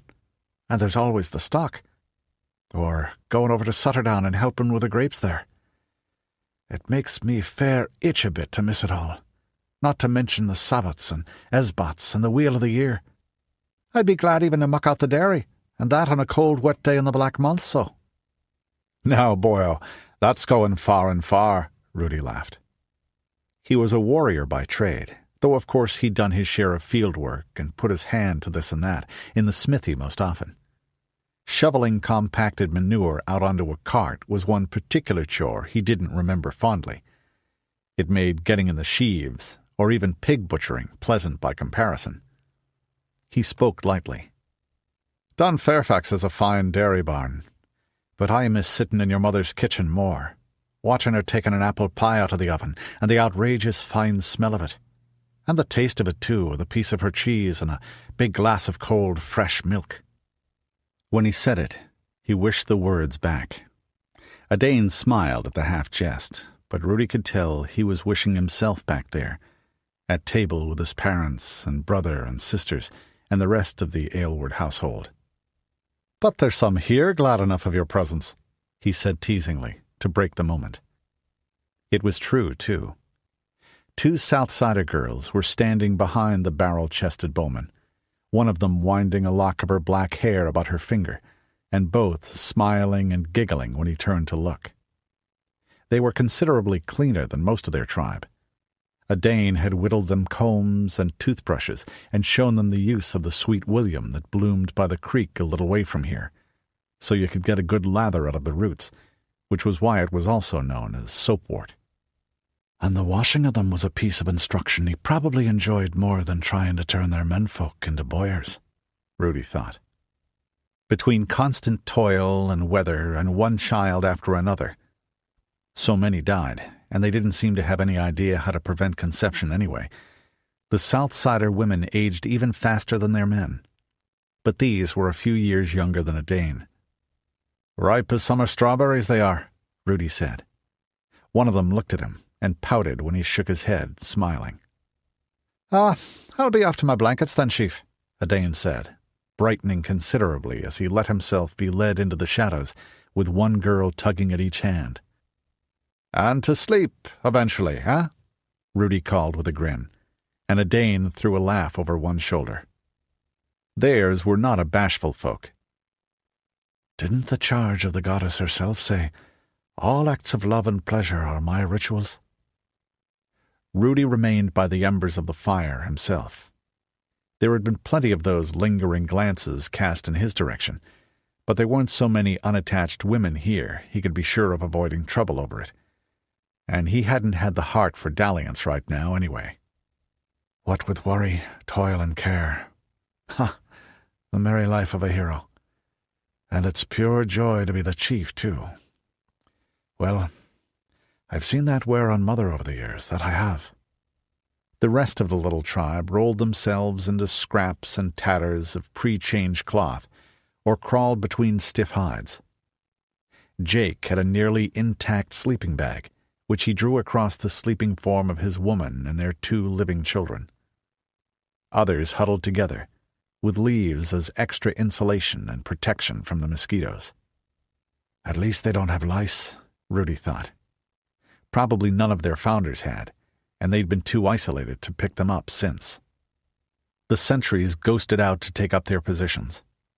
The rain had faded away into a close, damp night, and there was absolutely nothing wrong with the skill with which the lookouts vanished into the rustling, buzzing darkness. They'd had to learn that well, or die horribly. Jake fished a drumstick out of the remnants of the perpetual stew in the communal pot, originally an aluminum trash can roughly cut down with the jagged edges hammered over, and took a meditative bite. "And now, my friend, you and your folk were to help me with my task?" Rudi said softly. "I wouldn't ask it, save that need drives me. We must have those wagons at the bridge, and soon. The lives of oath brothers and kin, and one very dear to me, rest upon it." Jake frowned and looked around at his sleeping people. "You helped us plenty," he said. A hesitation. "You could be the big man here if you stayed. Plenty of the bitches would like you, even more than the archer. You could show us lots and lots, make us strong like your clan that you talked about. Show us how to get right with the spooks, too." Rudi smiled, but there was real respect in his nod, as well as pity. "This man may be a savage and pig-ignorant of 1,000 things, but he knows that to be a true chief is to serve his people's need," he thought. "And he's realizing how great their need is, now that he's seen a glimpse of the world outside. He'll give anything he has to aid them, even his own position." "My friend, it's honored I am by your words," he said, which he found was true. "But I have my own kin and friends to think of. Also, I could not help you as much as you think. Your people's problem is not only that you lack skills, but that you are too few, and your enemies too many." "Yeah." Jake's fist hit the ground. "There's lots of things we could do if we could settle down and not run and hide all the time. Maybe plant corn even like the Iowa men and raise cows instead of just killing them. Fix up houses so's not so many of our littles die in the cold time. Learn the making of stuff. Can't do that if the knifers and the bone breakers and the skull cookers are always up your ass." Rudi nodded. You couldn't plow and plant if the horizons were always apt to spew out armed men without warning. "I'll stay until you've men who can make bows," he said gently. "But I must be getting back, you see." "Yeah," Jake said dully, and crawled under the open sleeping bag. Rudi sat for a while watching the fire, his long hands around the scabbard of his sword, and his chin resting on one of the crossguards. As he looked into the red-gold glow that wavered over the embers, he thought he could see the shape of a sword indeed. The one he and his mother had seen in the Nemid when Raven came for him, 14 years ago, after the War of the Eye. The one Ingolf had seen on Nantucket. A great long sword, with a guard like the crescent moon, and a pommel of moon opal held by branching antlers. Why must it be there? He wondered. It's hints and visions and parables I've had when I asked why. And the cutters make war on our people back home with me not there to aid. But they also pursue us across mountain and plain and river. Their leaders think this journey is a danger to them. A penny for your thoughts, Chief? Edain asked quietly. Rudi looked over. Edain yawned, but he obviously wasn't going to sleep with local company. He was too wolf-wary for that in the wildlands. Instead, he was setting his blanket roll in the usual place, not far from Rudi's, with Garb curled up close by. She'd burrowed down into the dry duff that made up the floor of the overhang, and only tufts of her shaggy hair showed, and an ear that flopped over at the top. Though even asleep, she was a better sentry than half a dozen men. Of home, Rudi said. That's a thought that steals over a man just before sleep when he's far away, eh? I can see Dun Fairfax now, and the houses garlanded when we brought in the Queen's sheaf, and my mother standing there to break the first loaf before the altar. He stopped. Then, with forced cheerfulness, But it would be Dun Juniper for you, sure, and the gates swinging wide, and a fine set of cheers, and the chief herself there to bless you home. Rudi opened his mouth to say, Dun Juniper, of course. But it wasn't his mother's steading that was really in his thoughts, dear though it was, nestled amid the forest edge beneath the low cascades. Nor even all the lands of the clan, the forests and the little villages and their checkerboard fields along the eastern edge of the Willamette. That too. But there was more to my thoughts, my friend. Edain's square face looked puzzled, and he scratched at his curly mop of hair. Rudi went on. Say we gained this sword in Nantucket, the one Ingolf saw and was told was for me, the sword of the lady for the lady's sword. Ah, Edain said. By Ogma the honey-tongued, you know. That never occurred to me. They are different words. Rudi nodded and murmured the words of the prophecy his mother had spoken when she held him over the altar in the Nemid at his wickening at the end of the first change year. Sad winter's child in this leafless shaw, yet be son and lover and horned lord, guardian of my sacred wood and law, his people's strength and the lady's sword. They weren't a secret. Wickening was a public rite, not even limited to initiates, and rumors had been spreading up and down the Willamette ever since, and through the whole Columbia Valley. For all he knew, they'd reached south of Ashland and up to the Okanogan. But who are the people I'm to be the strong right arm of? He went on.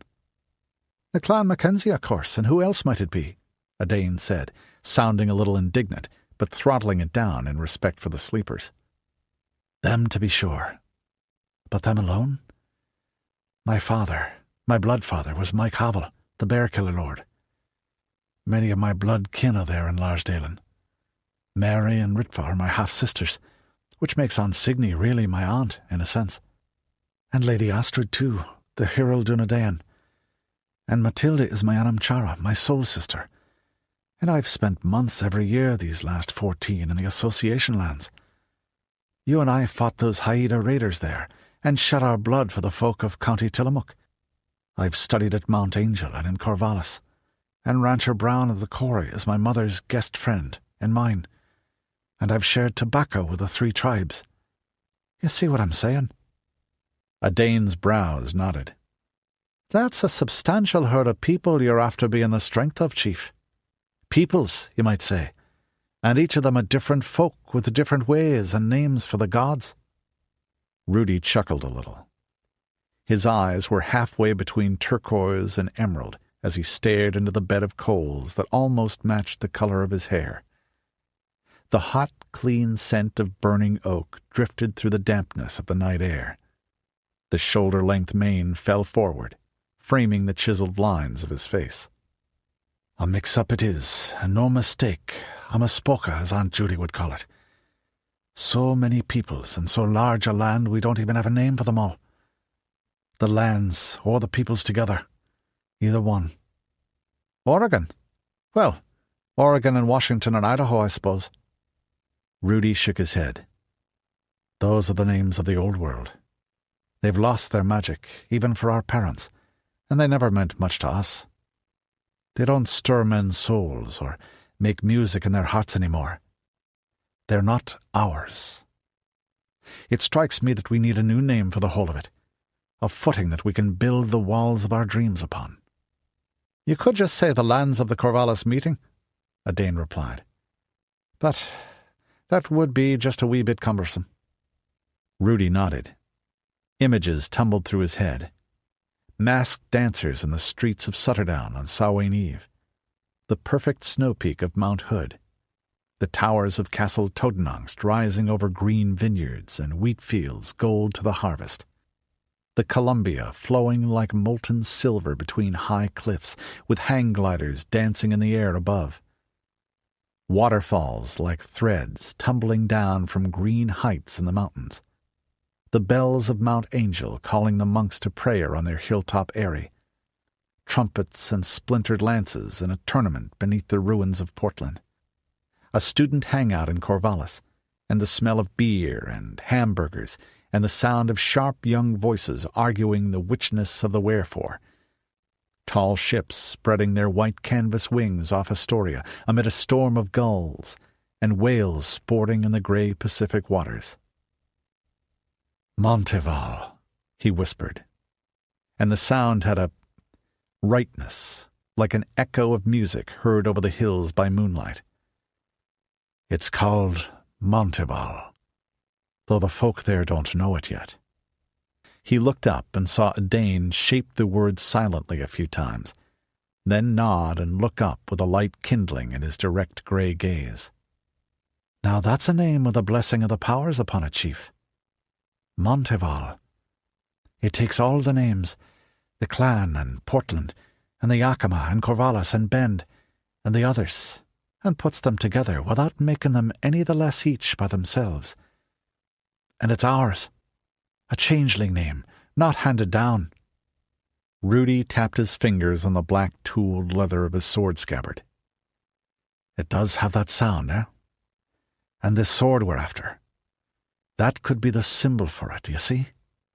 For we go to fetch it through great trials, clansman and princess and baron, monk and ranger, and we bring it back through fire and peril to its new home, there to guard the land. Edain nodded slowly. The sword of the High King, he said, as if testing the sound. His words dropped into the noises of the night like a distant horn call that makes men stop and listen amid the work of field and street. The High King of Montival. Rudi's head came up. A complex shudder went through him. He closed his eyes and shook his head. I've no desire for that, he said with quiet vehemence. Tannist of the Mackenzies and chief in my turn, that would be more than enough. Edain grinned. Sure, and if you did want it with an eager craving, you'd not be the man for the job now, would you? But I've heard you say to others that the king is the sacrifice that goes consenting. If we needed it, Rudi said reluctantly. And do we not? To deal with the cutters, if nothing else. There's the meeting at Corvallis, Rudi noted.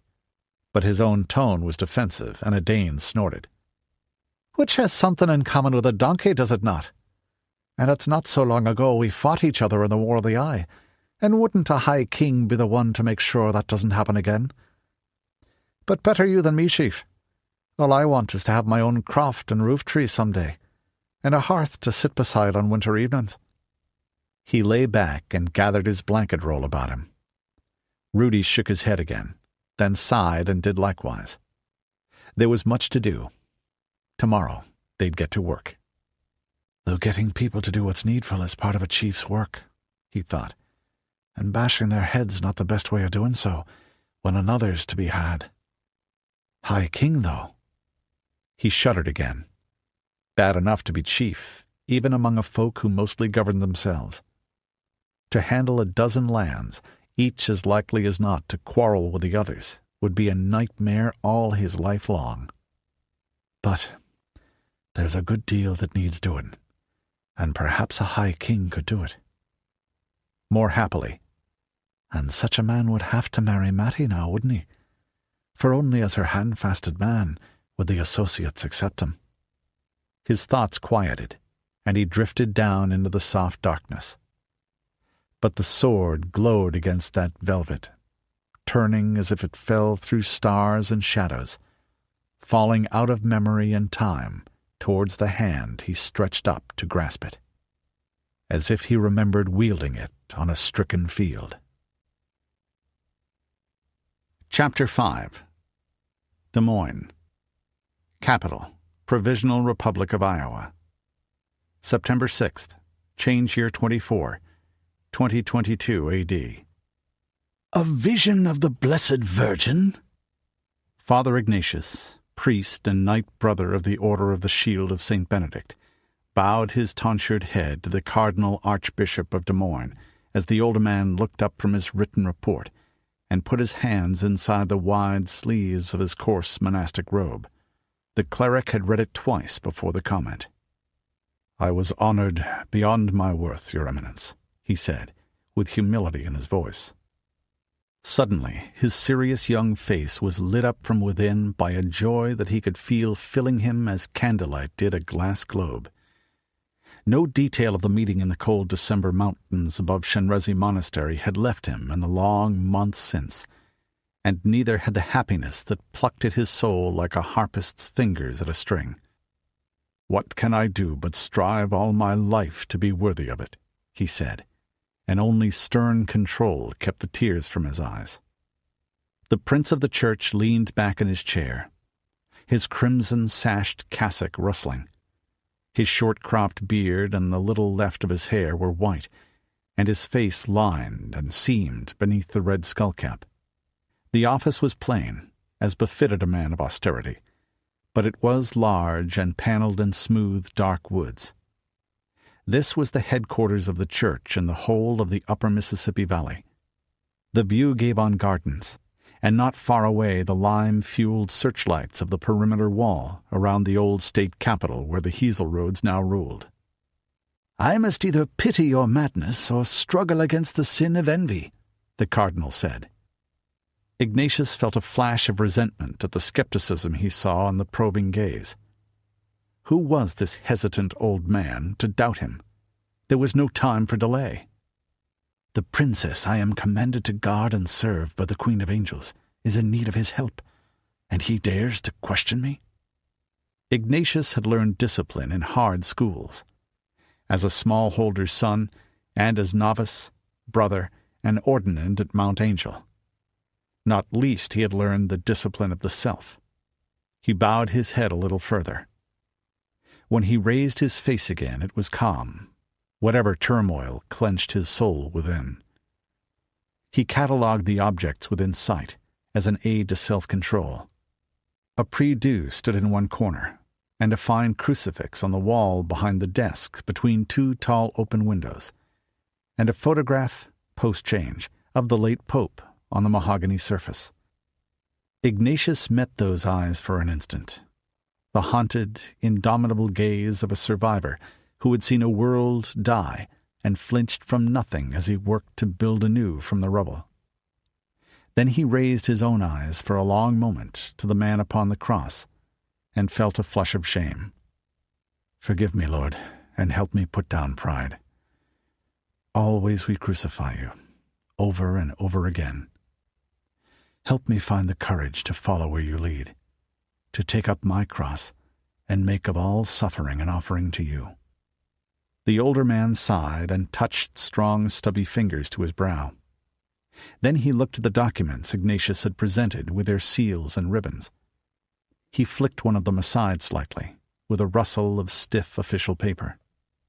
You bring glowing recommendations from the head of your order, and favourable ones from Cardinal Archbishop Maxwell in Portland, the more favourable for being slightly grudging. As it happens, I knew the Cardinal Archbishop before the change. We were young men together in Rome for a time, and of course Baja has kept me informed of the founding and growth of your order. Nor is the vision without precedent even in recent times. There is Saint Maximilian Kolbe." Ignatius nodded gravely. He'd studied that when he was a novice. The Virgin had appeared to Kolbe when he was a boy in Poland about 100 years ago now, offering him a choice between the red crown of martyrdom and the white of purity. He'd chosen both, and been sent to Auschwitz for sheltering Jews in his monastery during the Great War of the previous century, and died there when he volunteered his own life in place of a younger man with a family. The tale was daunting but strengthening as well. Kolbe had died of thirst and starvation, and then poison, in that mortal-made antechamber of hell, and died blessing the men who killed him so slowly and so cruelly, begging them to seek God's forgiveness for their souls before it was too late. That was what the faith could make of a man, or a man make of the faith. "Can I reach such heights?" he asked himself. Then he looked up once more to the man of sorrows. "Dare I do less?" "Be ye perfect," he commanded. The cardinal went on. "And I do not think you are mad, my son, but I am not altogether sure that you are to be envied. You have received a stupendous honor, but from such men much is demanded." "Thank you for your trust in me, Father," Ignatius said. His gaze flicked back to the great carved rood. The elderly man suddenly smiled. Yes, there is always that. How dare we decline a burden when we are called to imitate him? But are you aware of the honor done you? She herself called upon you to be her champion. "You shall be my knight, Karl Bergfried," Ignatius said quietly, wonder in his tone. And the worn, wise Jewish face, a smile as tender as motherhood itself, and the glimpse of a soul that blazed with a fire of majesty and power like the jeweled radiance at the heart of suns. His hand went to his forehead, remembering the touch of that finger, and the world dissolving in joy. It is impossible to describe, Father, though I had the tongues of men and of angels. The cardinal crossed himself. "This report must be dispatched to the Curia and the Holy Father in Baja by the next courier boat down the Mississippi," he mused. "Both the vision and the knowledge you of one of the Cutter cult will be of the greatest value to Holy Mother Church." Ignatius nodded grimly and signed himself in turn. The skin over his spine and groin crawled at the memory of what he'd seen. Of Kuttner pulling himself up Rudi Mackenzie's sword, laughing between teeth, bright with arterial blood, and reaching for the living man's throat with dead hands. "That is not simply heresy and lust for power," he said. "Diabolism is at work. The power of the enemy is made manifest through Corwin. Those who would sell their souls usually find a buyer to their eternal regret," the cardinal said. His fingers traced the cross again. "Lord, have mercy. Christ, have mercy. And we must certainly give you every aid in the Church's gift here." He sighed. "My only fear is that may not be as much as you need. We have little secular influence in Iowa, and while God has favored the state in many ways, it is—" The ecclesiastic hesitated slightly. Ignatius recognized the tone. It was the one used when tactful words were used to convey a blunt truth. "Not well governed at present. The factions around Anthony Hazelroad are like a knot of rattlesnakes beneath a rock. We need not obey unjust laws for their own sake, but prudence is also enjoined on us. As gentle as doves, as wise as serpents, remember. Still, there are many of our flock here who have positions of wealth, power, and influence, Ignatius said. The Hewisinks, for example. We were guests at their estate before we came on to Des Moines, and Ingolf Vogler is a close friend of the Hewisink heir. The cardinal nodded. But they are not much in favor at court. He shook his head, looking a little bemused for an instant. How natural that sounds now. Ignatius frowned. Why shouldn't it sound? Ah, the cardinal is an elderly man. One must make allowances for those raised before the change. They had a habit of judging the years they lived as if they were a play or story, rather than taking their roles for granted. In any case, I had no intention of calling on you for physical force, Your Eminence, Ignatius said. My order is a militant one, but we are strictly enjoined not to seek secular power or to defy the authorities of any realm except at greatest need. What I principally beg of you first is information. And then— Umair, Ritva Havel murmured fretfully in Sindarin, the special language of the Dunedain Rangers her Aunt Astrid had founded a few years before she was born. Not good, not good. That place is as bad as the dungeons of Dol Guldur, Mary Havel agreed softly, staring northward from the balcony towards the harsh metallic gleam of Iowa's citadel. Then, beneath her breath, Olthan Ole Ingolf. Somewhere in there was Ingolf Vogler, Mary's friend, her companion on the trail since they left the Willamette Valley to cross the Cascades, and for the last 6 months, her lover. Ritva's twin touched one finger lightly to the black patch that covered her left eye socket, a habit she'd acquired since a cutter sorcerer priest slashed the eye out of her head in the mountains of eastern Idaho late last year. They'd been identicals before Mary lost the eye. It still gave Ritva an absurd pang now and then to realize they couldn't play games with people's heads by switching identities anymore. They'd been doing that since about the time they learned to walk. It had been useful in more serious business now and then, too. Mary's face showed only a cool intentness, but when Ritva put her hand on her shoulder, it was quivering tense. We've always been able to read each other's souls, Ritva thought. I've been envying you all this time for winning that game of paper, scissors, rock we had over who'd get a try at Ingolf. Now I don't, sis. At least I don't if I'd have come to really love him. And we're alike enough I think I would have. It's bad enough knowing he's in there, when I just like him as a friend. We will rescue you, my beloved. You said it, sis, Ritva replied stoutly. She raised the monocular to her eye and lowered it again. Staring at those smooth, granite-sheathed concrete battlements and towers, the multiple welded beam steel gates, the ranked firing ports for murder machines and flamethrowers, was just too depressing. Even the golden dome of the old state capitol behind it seemed like a taunt. Impressive, she thought grudgingly, and she'd seen Castle Totenangst and the walls of Boise. Not so much the height, but the circumference. And that's just the ruler's citadel. The ones around the city aren't as high, quite, but the quantity. She'd never seen anything on this scale, and the Rangers traveled widely. That was a major reason she and Mary had left Larsdalen and moved in with Aunt Astrid. Besides the fact that we Dunedain are just so cool, of course. Well, we weren't planning on bashing our way in anyway, Mary said. As Aunt Astrid says, bashing is crude. Uncle John says there's always a place for it. John Hordle is 6'7" and weighs 320 pounds, Mary pointed out. He carries a sword with a 4-foot blade. Of course he likes to bash.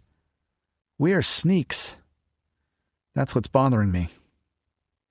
I can't think of any way to do that, either. They've probably paid a lot of attention to security, too, Ritva said, with reluctant thoughtfulness.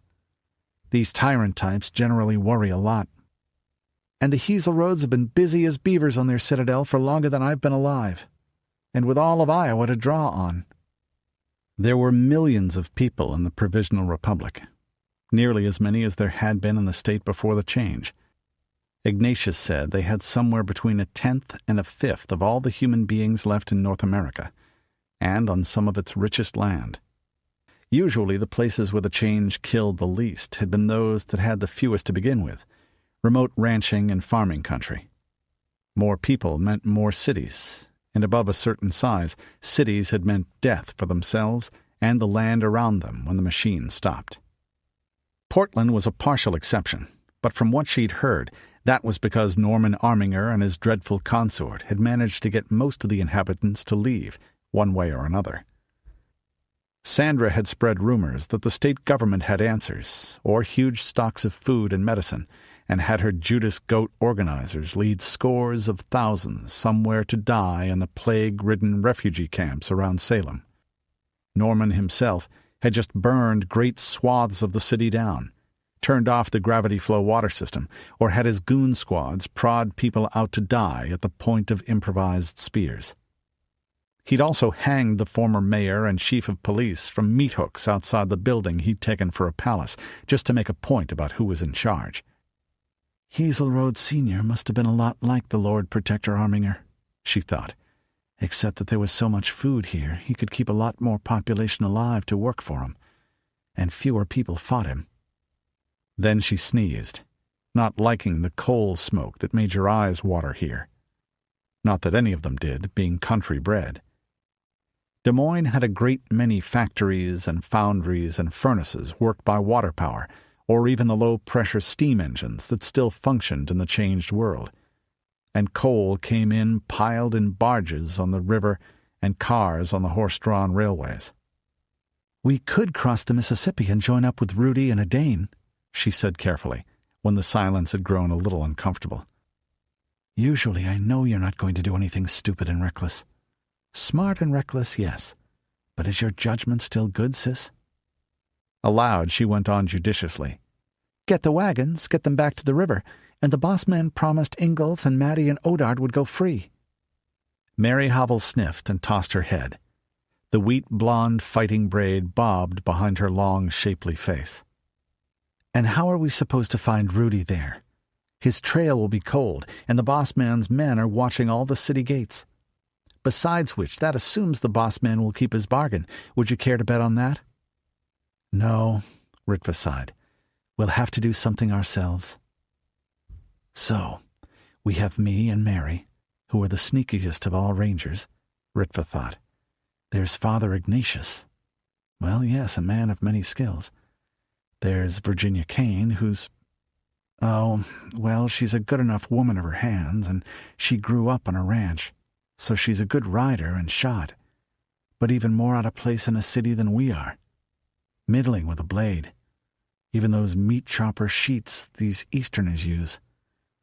And there's Fred Thurston, who's just 19 and a likely lad, and has connections, which would be useful back in Boise, where his father, as President General, if it weren't for his brother Martin wanting to kill him because he knows who assassinated their father.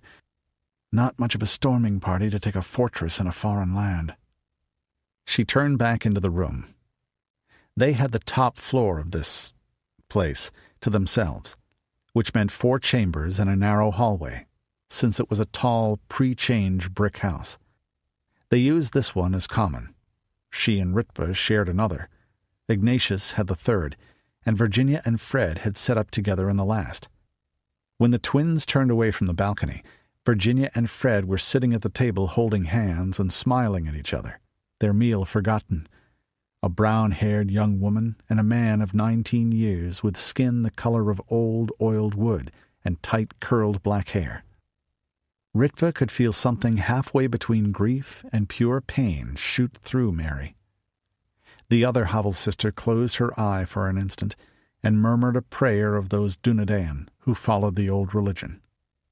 "O Lady, you descended through the dark gate for your lover, and where you danced even evil's self was pierced to the heart. All life and love is in your gift. Bring my man back to me. Lord of the shining mountain, who loves the warrior's courage and craft, bless my sword that fights for him." So mote it be, sis, Ritva said. Now come on and eat something. We're going to need our strength. Fred looked up. No ideas? Not beyond walking up to the gate and asking them to put us in the next cell, Ritva admitted as she sat and reached for the bread knife. Anthony Heselrode is a walking argument against hereditary monarchy, Mary growled. The two rangers signed their plates and murmured the invocation and blessing. Ritva's mouth twisted a little. In a bard's tale, fear for your beloved drove out everything else. But she could hear her sister's stomach growling, now that she'd dragged her in and made her notice the body's needs, and she was ravenous. About to drool down my jerkin, in fact. Well, the histories agree that a good dinner now and then is an important part of questing. Well, Fred, here's a good argument for it, Virginia said in her Wyoming rasp. Fred Thurston winced. He'd ended up on the run because his elder brother did believe in sons following fathers, and had killed their sire to avoid inconvenient elections in Boise. Dad always said you couldn't hand a country down like a farm, he said. Why not? Ritva said. It seems to be the way most people have always done it, if you listen to the stories. It does seem natural, Mary agreed. After all, most people do what their parents did, don't they? You learn how as you grow up. I mean, we're fighters. So was our father and our mother. And they were both rulers. I just can't see myself as the picture of a crown prince, Fred said. Sorry, sweetie, Virginia said, but you are, whatever your brother Martin's like. Hell, so are Rudi and Mathilda. Seems to be pretty much a crapshoot whether you go on who your daddy was or on a show of hands. Or those things they had before the change, bullets. Ballots, Fred said. Oh, way I heard it, sometimes it was bullets, Virginia said, and grinned. She and Fred were both just short of 20, but her plain, strong face looked a little older than her real years to folk raised in the gentle lands west of the Cascades. The winter blizzards and wind-borne dust of summer on the high plains had taken a little of the life out of her dark brown hair, and started little lines beside her dark blue eyes already. Remember to use that lanolin stuff, Ritva reminded herself. The lines showed a little more as the rancher's daughter smiled and went on. I won't say anything about me being a princess. What a sappy smile, Ritva thought, as Fred grinned at her and put his hand over hers again. Virginia's father had been a prominent rancher in the Powder River country until the Church, Universal and Triumphant, killed him. And princess just means your father was a king, like Mathilda's or Rudi's and ours.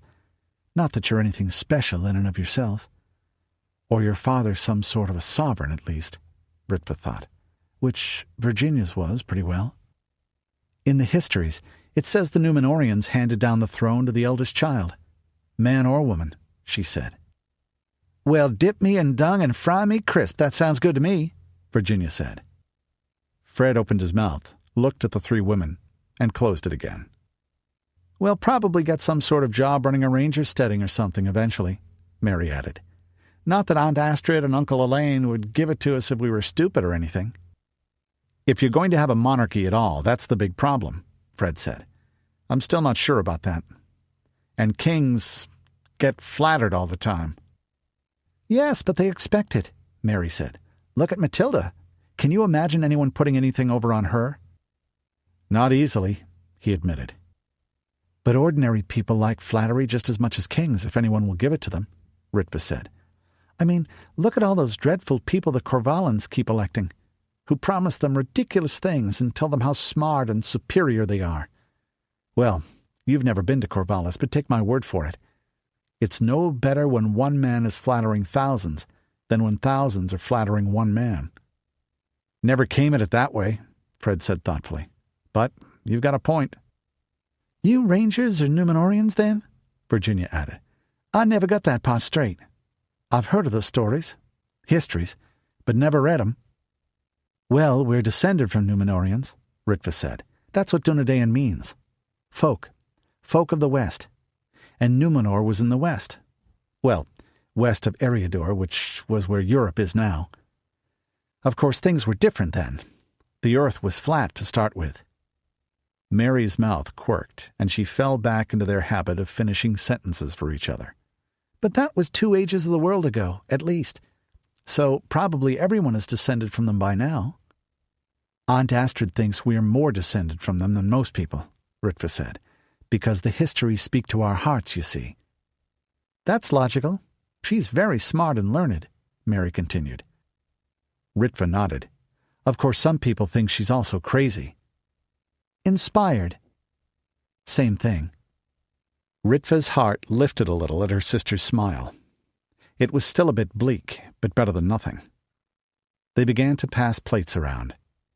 There was a joint of cold roast pork, potato salad, a dish of eggplant cooked with cheese and onions, a loaf of brown bread still faintly warm, butter, and pickles and an apple pie, with little pots of ketchup, mustard, and hot sauce. Their host wasn't stinting them. The jug of beer was even cold. Des Moines had Stirling cycle ice machines, so the milk was fresh too. What passed for wine in Iowa was coarse, musky stuff not worth the effort of drinking. She cut a slab of the bread and spread the butter. It was soft with the summer night, and almost melted as it sank in. Mary brooded again as she ate, hardly even noticing the second slice of the really excellent pie, lost enough that Ritva's head came up a full half-second before she noticed the light tread on the stairs below. "Our host," Mary said sourly. "Orc." Ritva sighed and shrugged. Nobody could really object to the term.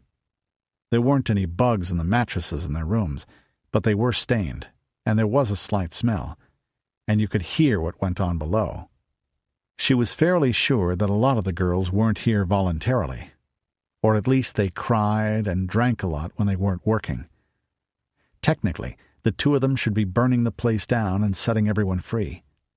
That was a ranger's oath, to help the helpless and defend the weak, even if what they mostly did for a living was hunt and guard caravans and track down bandits. But we have to get the sword, key to the Dark Lord and all that. I judge this host of ours to be a bad man, but one with sonic scruples about debt and obligation. "Hi," Tancredo said through the open door, blinking a little at the uniform stare he got. He was about the same color as Fred Thurston, but otherwise unalike. A slight, wiry man in his 30s with a ready smile that didn't reach his eyes. Ingolf had done business with him years before when he ran a salvage outfit. They both disclaimed friendship. "Okay," he said, leaning against the doorway. "Look, I owe Ingolf. I owe him money and favors. So I got that ship he wanted waiting at the docks in Dubuque. I don't owe him my life or my wife and kids' lives, which is what tangling with Captain Denson of the state police would mean. So you're not going to do any crazy stunts from here or from any place I own. Understand? Do you folks want to get on your way or not? That's up to you." There were vague, hulking shapes on the stairway behind him, probably hired muscle. That didn't bother Ritva. She had a high opinion of her companions and an even higher one of herself. The problem was that Tancredo was their only defense against the state police. None of them knew their way around Des Moines' enormous, dirty warren, and a walled city was a hard place to get out of. "Excuse me, my son," a quiet voice said on the stairs. Father Ignatius beamed at them as he came into view. "I fear we must move, my children, and quickly. Collect your gear." Usually, Ritva felt a slight irritation when the Christian priest called them that, although she liked him well enough. He was only a few years older than herself, and the more so when he assumed an authority only Rudi and Ingolf had in this band, since she was no part of his flock. This time she beamed back at him. Chapter 6. The Wild Lands, formerly Illinois. Central Prairie. September 1st, change year 24, 2022 AD. A horse whickered. Rudi Mackenzie grinned to himself in the hot, prickly darkness. He lay in the big blue-stem grass that blocked vision everywhere beyond arm's reach. It was 5 feet tall hereabouts on this dry, soiled stretch of upland prairie, with dense-packed stems as thick as his little finger, ending in a three-lobed end that looked a little like a turkey's foot. The huge mass of dried grass smelled like the hayloft of the gods, a dusty, sweet, mellow odor that only cured grass had, but magnified by the sun-cured expanses that stretched to the horizon on every hand. He grinned a little wider. About 11 years ago, he'd had a very pleasant encounter with a girl named Caitlin in a dun melon stack that smelled a lot like this, while he was there helping with the threshing. She'd been 3 years older than he, and you never forgot the first time. And herself as sweet and bouncy as the clover that fine night. The foam-born Cyprian's blessings on her for being patient with my boy's clumsiness, he thought. He'd danced at her hand-fasting to Bram the Smith 4 years later, too. Pranced and tumbled and leapt and spun, with goat horns strapped above his ankles amid the other youths, to lead her and her flower-garlanded maidens to the Dun's Nemid. Nowadays she was a hearth-mistress and high priestess, and a potter growing famous for her slip-glazed ware, and had a pair of little girls as pretty as 2 young jays, and a baby boy at the breast. And so to business. I'm seeing to their safety and that of all the clan's hearth, homes and more. He felt alive at the thought, intensely conscious of himself and the moment. These were the things for which he had been made, the deeds that were his very self. Besides which, this should be fun, the stealing part at least. My totem is Raven, after all, and doesn't that one love to carry things off? More, I'm doing it for Matty and my friends, and it is a relief beyond words to be moving, not just persuading and cajoling, the which is needful, but drives a man mad. The horse nickered again, more urgently, but he wasn't particularly worried that the sleepy guard riders would be alarmed. If there's one thing that a herd of any size will always produce, it's that sound, the which is why it's easier to steal 40 horses than one, and it tells me everyone's in position.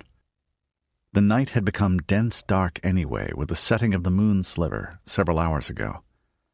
Patches of high cloud ghosted across the sky, hiding the bright belt of the goddess, and denser black masses piled to the west with a flicker of distant lightning now and then, too far for even the faintest rumble of thunder. It was 3 hours past midnight, the time when old men died and sleep was deepest. But it wasn't still. The cicadas were loud here, as loud as he'd ever heard them, and the tall prairie grasses made a peculiar sound, not quite like anything he knew. A long hiss that swelled and died away as the ripples passed him by. It's like the sea, he thought. He'd heard something a bit like this once when he single-handed a catch off Newport, the Corvallis sea town, on a day when the Pacific whitecaps marched from the farthest horizon to his boat's bow. A seal had swum alongside for a while, and sometimes heaved itself up for an instant to peer over the gunwale at him with great brown eyes. He'd bowed back gravely and laughed as it dove away with a flick of the tail that shot cold salt water into his face and made him nearly luff as he came about on that tack. Yes, it sounds like waves. And the breeze is picking up. I don't like having to rely on the Southsiders, Chief, Edain said quietly. Whispering's sibilance carried farther than the tones of ordinary speech. Sure, and they're good-hearted and brave, but Tamar's favourite team. His elder half-sister was well known as a trainer of oxen, knows more about the witch of the were. At sneaking through the dark they're skilled enough, he replied. They'd have been dead long ago else. A glance at the stars to confirm his inner time sense, and then, now. They both rolled to their feet, their longbows in their hands. The arrows they needed were stuck point down in the sod, and Rudi flicked open the improvised beechwood firebox with the tip of his bow. Air struck the banked embers within, and they glowed for an instant beneath the covering of white ash, with a hot, dry smell. He set one of the arrows to the string, and dipped the lump behind the head into the coals. The ball of frayed, wild flax, soaked in oil, flared up immediately. Then Rudi turned and shot. The fire arrow's point up at a 45-degree angle as he sank into the draw inside the bow, using the backside down posture, best for distance work. The ball of flame traced a red line through the night. 3 more were in the air before it struck. "And there's a sign that's saying, 'Hurrah, we're here. Tasty and fucking edible and doing you the great favor of cooking ourselves,'" Edain grumbled beneath his rhythmic grunts of effort as he shot. "Last one," Rudi said. Between them, they'd sent 16 flaming missiles westward into a tinderbox fanned by the dry, warm wind. The arrows traveled a little less than 300 yards each to make an arc. They were lighter than a battle shaft, but the bundle of burning matter made them less well balanced and too thick to cut the air efficiently. Now they turned and trotted eastward with the wind at their backs, stooping a little, more than a little in Rudi's case, to keep the tops of their helms below the level of the grass. It was surprisingly hard to push through, especially in the dark. The grass itself was thick, and there was a dense understory of knee-high forbs and thistles. Once an ancient tangle of barbed wire caught at his foot, but it was rusted through and crumbled when he tugged. Garb seemed to have an easier time of it, bounding silently at Edain's side. It was her cheek and quiet growl that alerted them, an instant before the thud of hooves. "Sst," Edain said. That brought her quivering silent. They split to either side and froze, kneeling and laying down their bows. The rider was coming at a trot. He had a short spear in his hand ready to throw, and he was standing in the stirrups and peering at the glowing red glow to the west, blinding his own night vision. The 2 Mackenzies moved like the twin jaws of a spring steel trap. Edain grabbed the man's foot with both hands and flung it upward. Taken by surprise, the knifer catapulted to his right as if jerked by elastic cords. His startled yell broke off at its beginning in a croak. Waiting, Rudi grabbed the back of the man's greasy leather tunic, slammed him to the ground with stunning force, and struck behind his ear with the blade of his other hand. Then he stepped back with a grimace and picked up his bow again. For one thing, he didn't want the man's lice to be able to jump ship, and while it would be easy enough to finish him, perhaps wise, perhaps he wasn't a bad man by his own lights, and like as not, a woman and her children would mourn him. Now let him live or die as the powers and his own fate decree. "Earth must be fed," he murmured. Edain gentled the horse. He'd been a competent rider when they set out, since the Aylwards had a pair of mounts, usual affluence for Mackenzies who usually kept their working stock for plows and wagons and walked or rode bicycles themselves. More than a year of constant travel on horseback and caring for a series of local remounts had made him an expert. He had his plaid wrapped around its head and was stroking it with one hand and keeping a firm grip on the bridle with the other. Rudi took that over immediately. He wanted the best archer with his bow hand free. He did take an instant to undo the girths and let the pad saddle and its blankets slide off, and he snorted in silent disgust at the sores and saddle galls beneath. Sure, and I stand corrected. He was a bad man, and bad cess to him as he makes accounting to the guardians of the horse kind. That was illogical. The Southsiders weren't much better. These wild man tribes didn't really raise horses. They caught mustangs, broke them crudely, and used them until they died, which wasn't all that long given the general fragility of equines. An animal that can die because it can't puke needs humankind to look after it. But the horse goddess gives her sons and daughters to be our helpers and our friends, not machinery. It made him feel a bit better about clouting the knifer and leaving him in the path of the fire, the more so since he'd given his freedom fighter hosts a few pointers on the care and feeding of the beasts. The horse was getting upset again. The smell of fire was starting to grow. So was the light. He could see a little better now, with red flame licking up like a new sunset. Bits and pieces twisted into the air, drifting up, and then followed by others moving faster even as he glanced. Then he could see the tips of flames, redder than his mother's hair as he first remembered it when she bent over him with the sun behind her, turning it to floating copper. Tips of flame, and others skipping ahead where the wind blew it. A crackling roar began to build. Not the deep sound wood made burning, but lighter, almost a hissing, like a serpent of fire. "Like the snakes of Sutur," he said. "Now this calls for careful judgment. We want the fire to be on our very heels. A moment, and another, and let's go!" He tossed Edain's plaid back to him and let the horse run. Bolt, rather, neighing in panic, which was entirely understandable now that the fire was visible. With any luck at all, the guards would just assume that it had thrown its rider. According to the Southsiders, nobody hereabouts used fire arrows. They'd had to have the concept explained to them. Rudi whistled. 2 rising notes, and 1 sustained. Epona trotted up like part of the darkness, with Edain's roan gelding following, its reins secured to a loop on the big mare's war saddle. She didn't like coming closer to a fire. She was a horse, however unusual, but she did it. The roan followed perforce, despite the way its ears were laid back, and its eyes rolling, and its body covered in fear sweat. The reins were strong, solid leather, but Epona's dominance over the other beast's dim, instinct-driven mind was stronger still. She was the herd mare, and it would take a much closer brush with the fire to generate enough squealing panic to cancel that. His advisers on the gentle art of reaving horses had always used a mounted man to hold the raiders' mounts and bring them up at this point.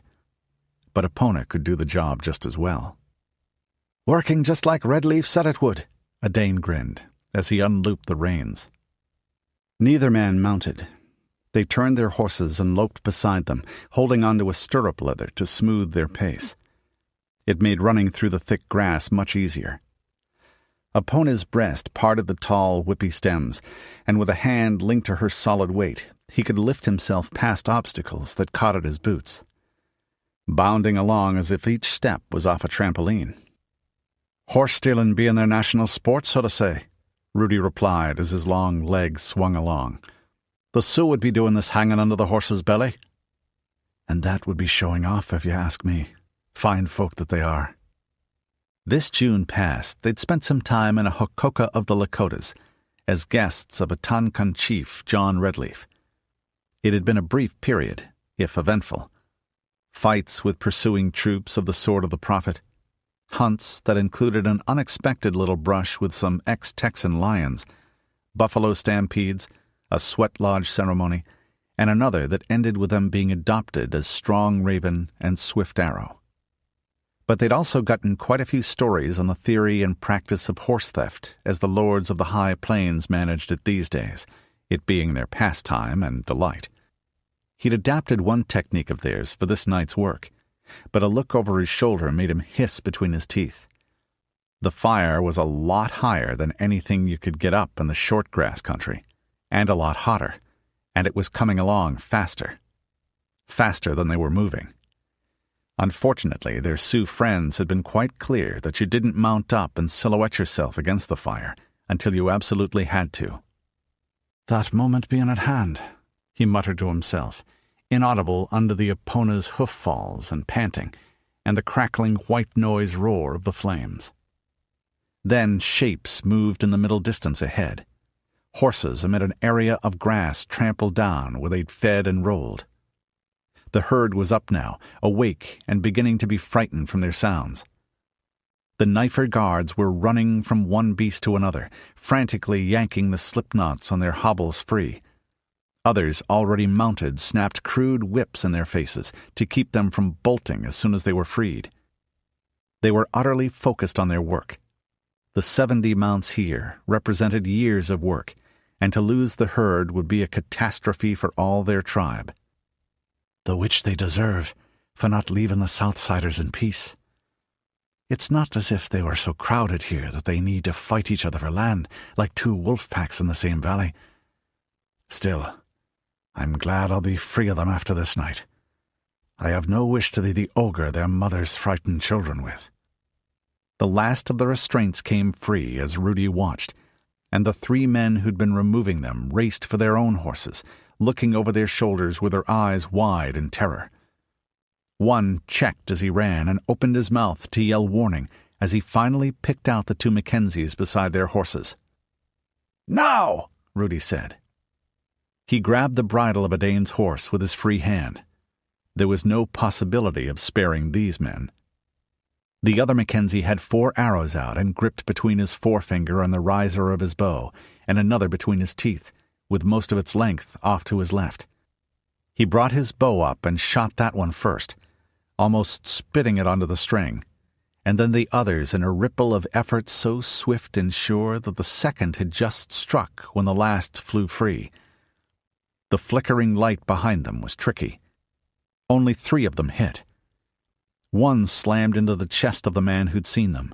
The other 2 punched the riders out of their saddles. Then Edain leapt and scrabbled aboard his mount, cursing as the beast crabbed sideways between his hand on the reins and its impulse to run free. Epona had already started moving.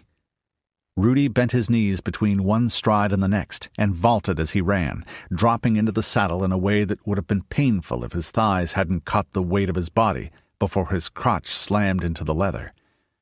His sword came out, but shadowy figures were already in among the horses.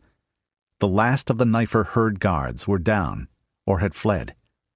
Jake's gap-toothed grin shone a little in the light of the fire. "Got him, Rudi, man!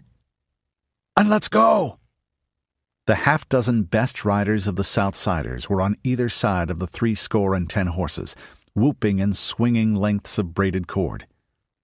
The snapping and the noise kept the panicked horses bunched. Garb ran at their heels, snapping now and then to keep them focused. They were letting them run southward, exactly what the knifer's own herdsman would have done, with a grass fire coming. After a few moments, they angled westward as much as they dared. The main camp of their foemen was to the east, and probably dissolving in chaos right now as everyone scrambled to get out of the fire's way, though they were by a slough with open water, even in late summer. Probably they'd all wade out into it, carrying what they could. The flames were 20 feet high now, dreadfully bright. They raced forward in a flickering wave, a dancing front of red and gold that towered farther yet into the air in a wall of sparks. The roar was like all the hearth fires on the ridge of the world added together, with the forges of the smiths thrown in. He eyed the end of the line of fire to his right, judging just where it would pass. He also thought he heard screams of rage from the savages behind. It was possible that they'd seen their horses disappearing not in a scattered spray, but in a solid mass of plunging heads and tossing manes. Or they might have heard the whoops of the Southsiders, who were calling pleasantries of their choice. They all had their new bows slung over their backs, worn through loops beside the equally new quivers in the Mackenzie fashion. Rudi grinned and added the keening ululation of the clan to the chorus. And just to be polite to the folk who'd taken him in and taught him this plainsman's trick, "Kai! Kai!" he screamed. "Hoo-kay! Hoo-kay! The sun shines on the hawk and the quarry!" "Hand in hand 7, Jake called to Rudi, pumping a clenched fist with one finger extended towards the knifer camp.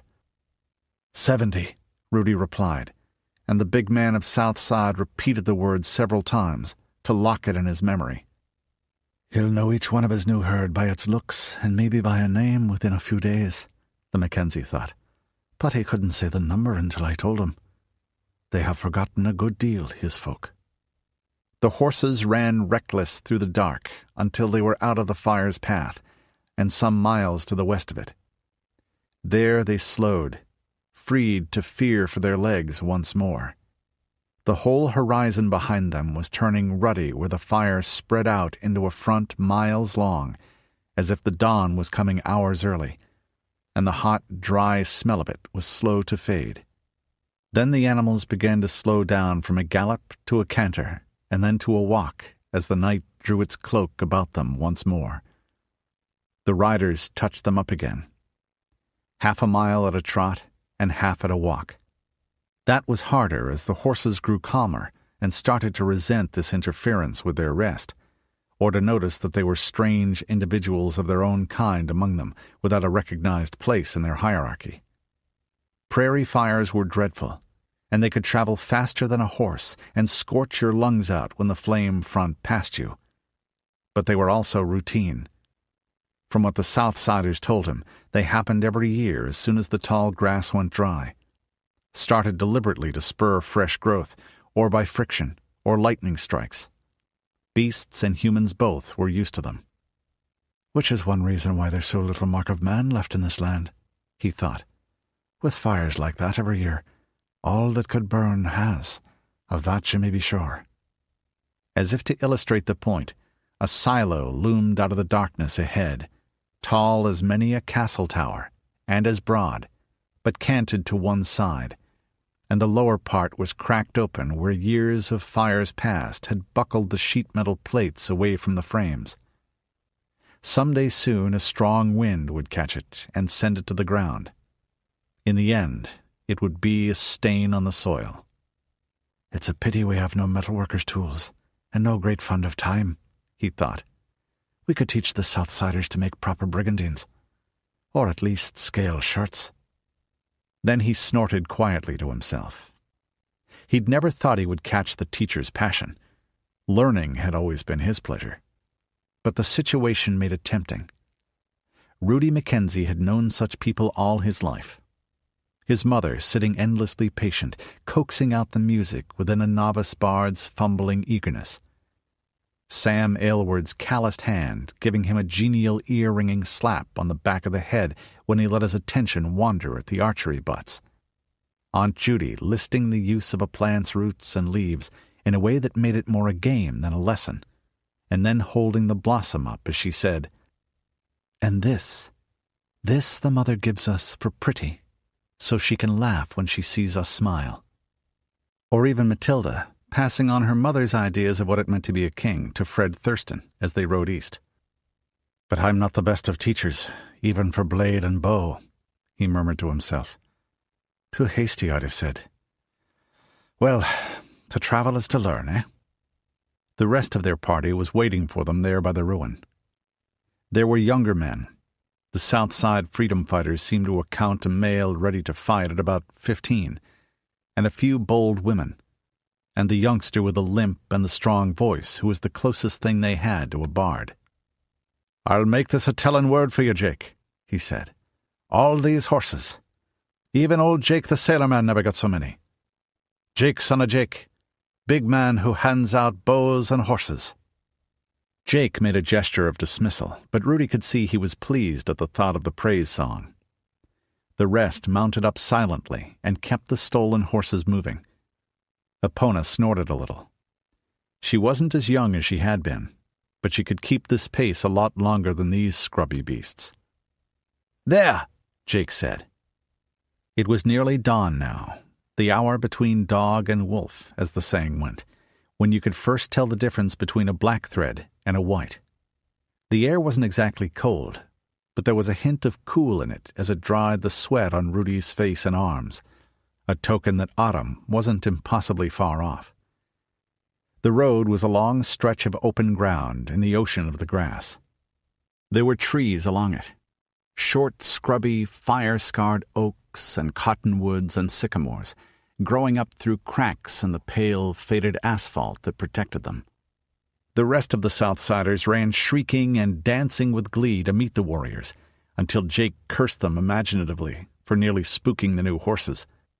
That made them a little quieter, except for the children and, until thumped, the dogs. Rudi confined his attention to the wagons. A long breath of relief at the lack of serious damage escaped him as they walked about. Only the last one had been thoroughly looted, and that was the one that had carried the expedition's stores. They were all big, even for road vehicles carrying 5 or 6 tons each, the rubber-tired steel wheels nearly as tall as Edain, and the hoops of the blackened, canvas-covered tilts were nearly twice his height above the roadway. The outsides showed scorch marks, from that fire Ingolf had described when the cutters ambushed his men here, and from later ones, but the pavement acted as a fire break until the swift flame front passed. Someone had cut slits in the canvas on each and pulled out a few of the rectangular steel boxes. The locks had been sledged off. He opened one of them. "Ah," Edain said behind him as he pulled out the picture within and propped it against one wheel. "Now that's something, by Bridget of the Bright Mind and Lou of the Many Skills." It was a painting, near man-high and undamaged save for splintering around the frame where it had been tossed roughly back into the box by some wild man, disappointed it wasn't anything useful. "Now I wonder who he was," Rudi murmured after a moment. A young man, in black clothing a little like what associates wore, but different in detail. A white ruff stood all around his neck, and the sword he rested one hand on was a rapier with an intricate hilt. The more Rudi looked, the more were the intricacies he saw. Yet the more it was also a whole, a thing in itself. You could see the haughtiness in the heavy-lipped, strong-nosed face, and the way the columns and domes behind focused attention on the figure in the foreground. The glow of the rich fabrics brought out the olive of the man's complexion, and the glint off a ruby in his ear. Edain gave a wordless sigh, and Rudi nodded. They came of a folk who respected a skilled maker above all things save courage and loyalty.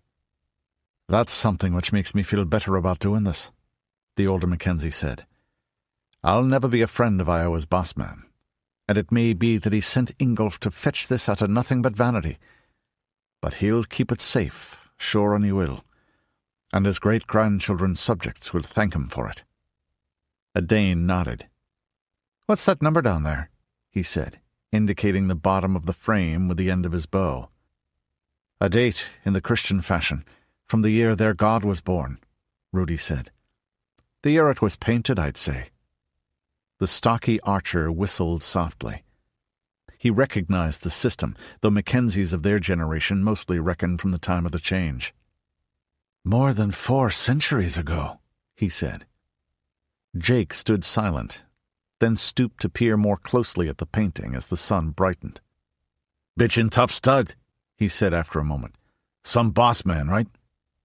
"Right you are," Rudi said, reflecting, not for the first time, that ignorant wasn't the same as stupid. "The Iowa man, he wants this just 'cause it looks good?" Doubt was in his tone. Rudi replied, "No, because having such things of beauty will make others respect him more."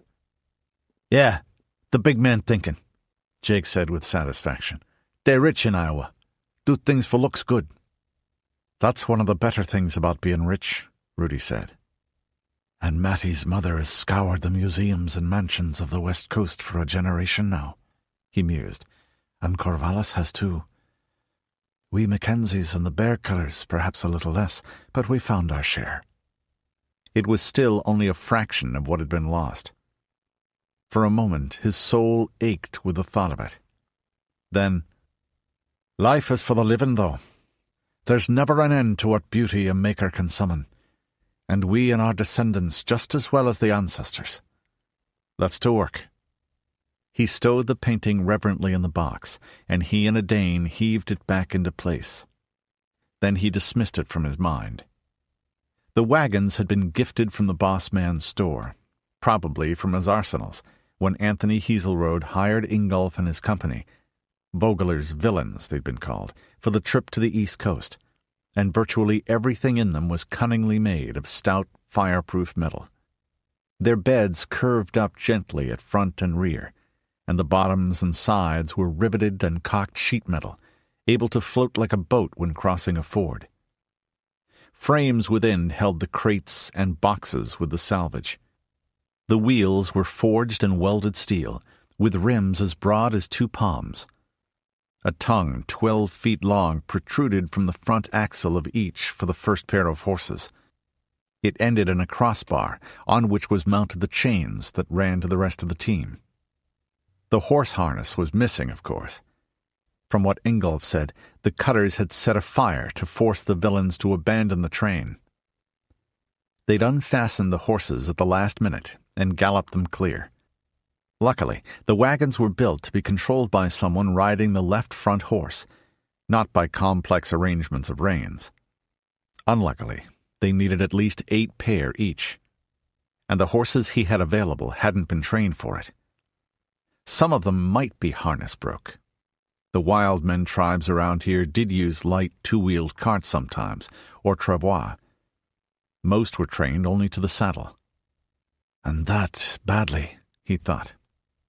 "This is going to be a riding by the nightmare," Edain said cheerfully, looking at the stack of wood and leather the Southsiders had brought along and rubbing his hands. "What I wouldn't give for a proper saddler's workshop now. Or a carpenter's. Or even some drills and spokeshaves, I'm thinking." Badly cured leather, often little more than rawhide, logs and balks of ash and hickory, and that was the sum of their materials. They'd both helped with harness-makers' work and done their own minor repairs in the business of farm and field, but neither of them was what a Mackenzie would call expert at it. "Well, we'll need, call it 32 horse collars," Rudi said. "Thank Gorbnew, Lord of Iron, that the trace chains are still sound. We'll make the collars of ash and pad them." "Another bit to entertain the folk at home when we can find time to write," Edain said, grinning. Rudi laughed. "We'll be in Nantucket by the time that tale arrives," he said. "They'll be reading what we wrote from Shenresi Monastery in the Valley of the Sun about now. The luck of the clan willing, considering how many hands the letters must go through so."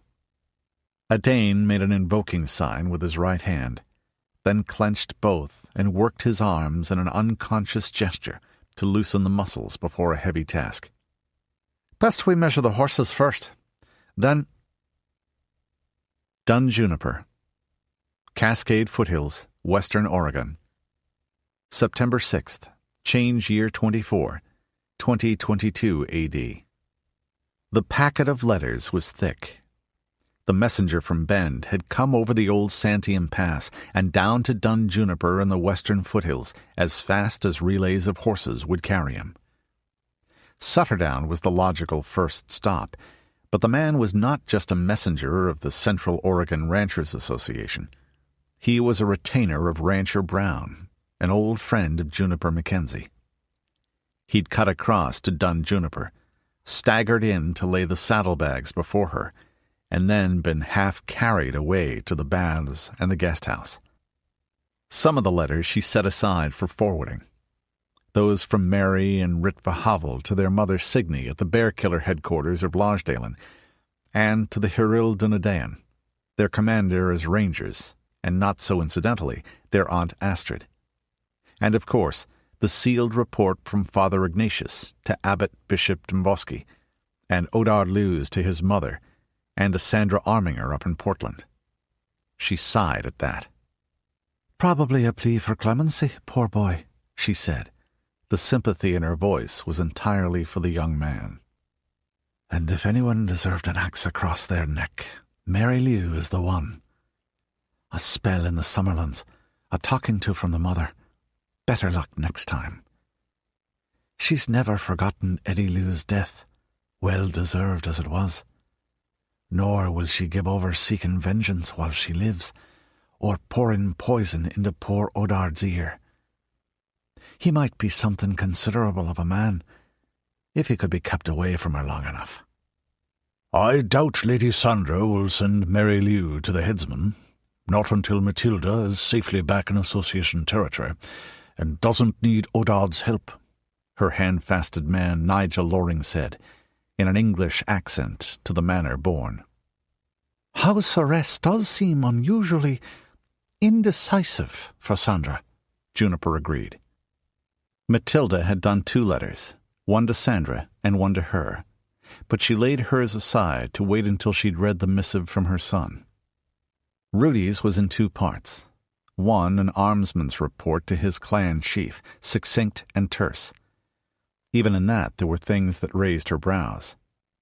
Someone else might have discounted the dream vision as a delusion born of the wound fever he'd been suffering while they sheltered in that cave against blizzards and foemen. She did not. "So old One-Eye has taken a hand in this as well, eh? Well, My boy is a hero right enough, and he a collector of such. But he's not yours yet, terrible one. Nor was she surprised to read of the encounters with the Seekers sent from Corwin. Juniper already knew of the prophet's reckless abuse of the hidden powers. Although knowing, my skin crawls that it does. Fools, to meddle so with such things. The threefold return will be upon them soon or late, with a weight like falling mountains. But how many will be caught in their web of malevolence first? The other was a son's to his mother, and it was rambling and warm, and interspersed with tales that brought a smile to her lips, and sketches of places and people done by his Anamchara Mathilda and his half-sisters. Rudi could draw a map that looked like a professional's, but that was the limit of his draftsmanship. So that's this Abbot Dorje, she thought.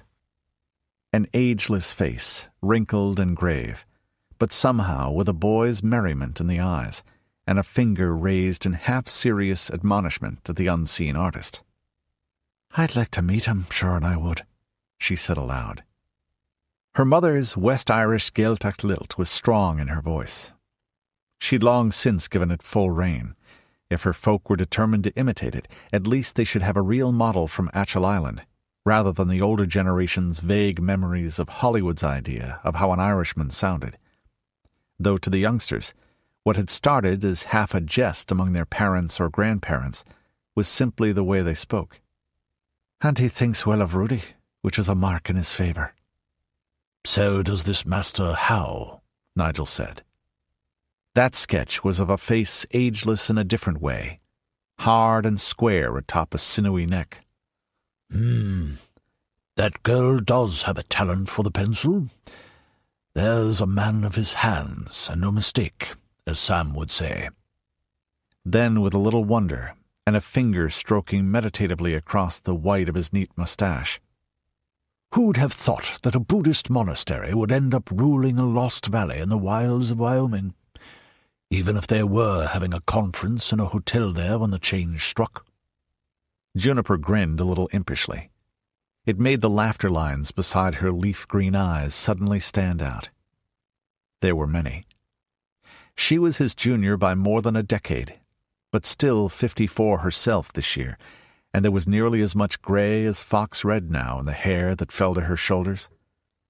There had still been a little yellow in his white moustache when they met, and for that matter, some hair on a head now egg-bald.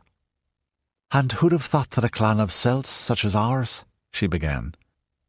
Pseudo-Celts, darling, inspired by your charisma, would spring up in Oregon. And the most of it was their idea, not mine, the Spalpeens. I understand you did say they'd have to live like a clan, as it was in the old days, Nigel observed. That had been nearly a decade before he arrived. I just meant we'd have to pull together. The trappings. She shrugged helplessly. In any case, stranger things have happened. You converting me, for example, Nigel pointed out. She snorted. You're as polite to the Lord and Lady as you were to the Church of England, and not one bit more.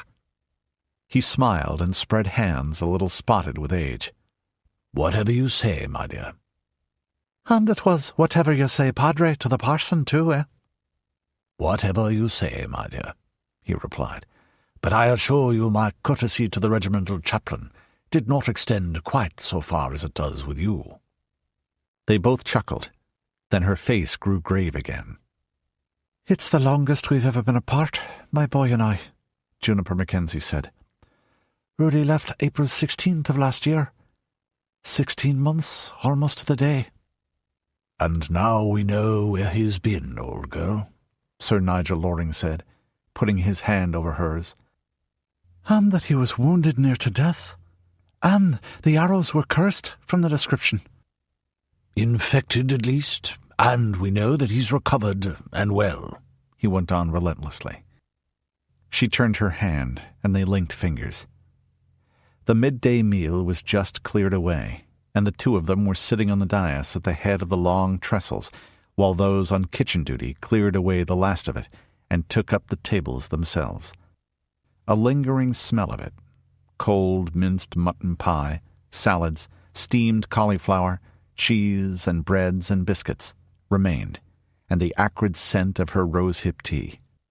From the outside came the clatter of looms, and the rising, falling hum of spinning wheels, the whir of treadle-driven sewing machines, and the rattling clang of a smith's hammer, the neigh of a horse. All the sounds of a working day mixed with talk and laughter and snatches of song, or now and then voices raised an argument.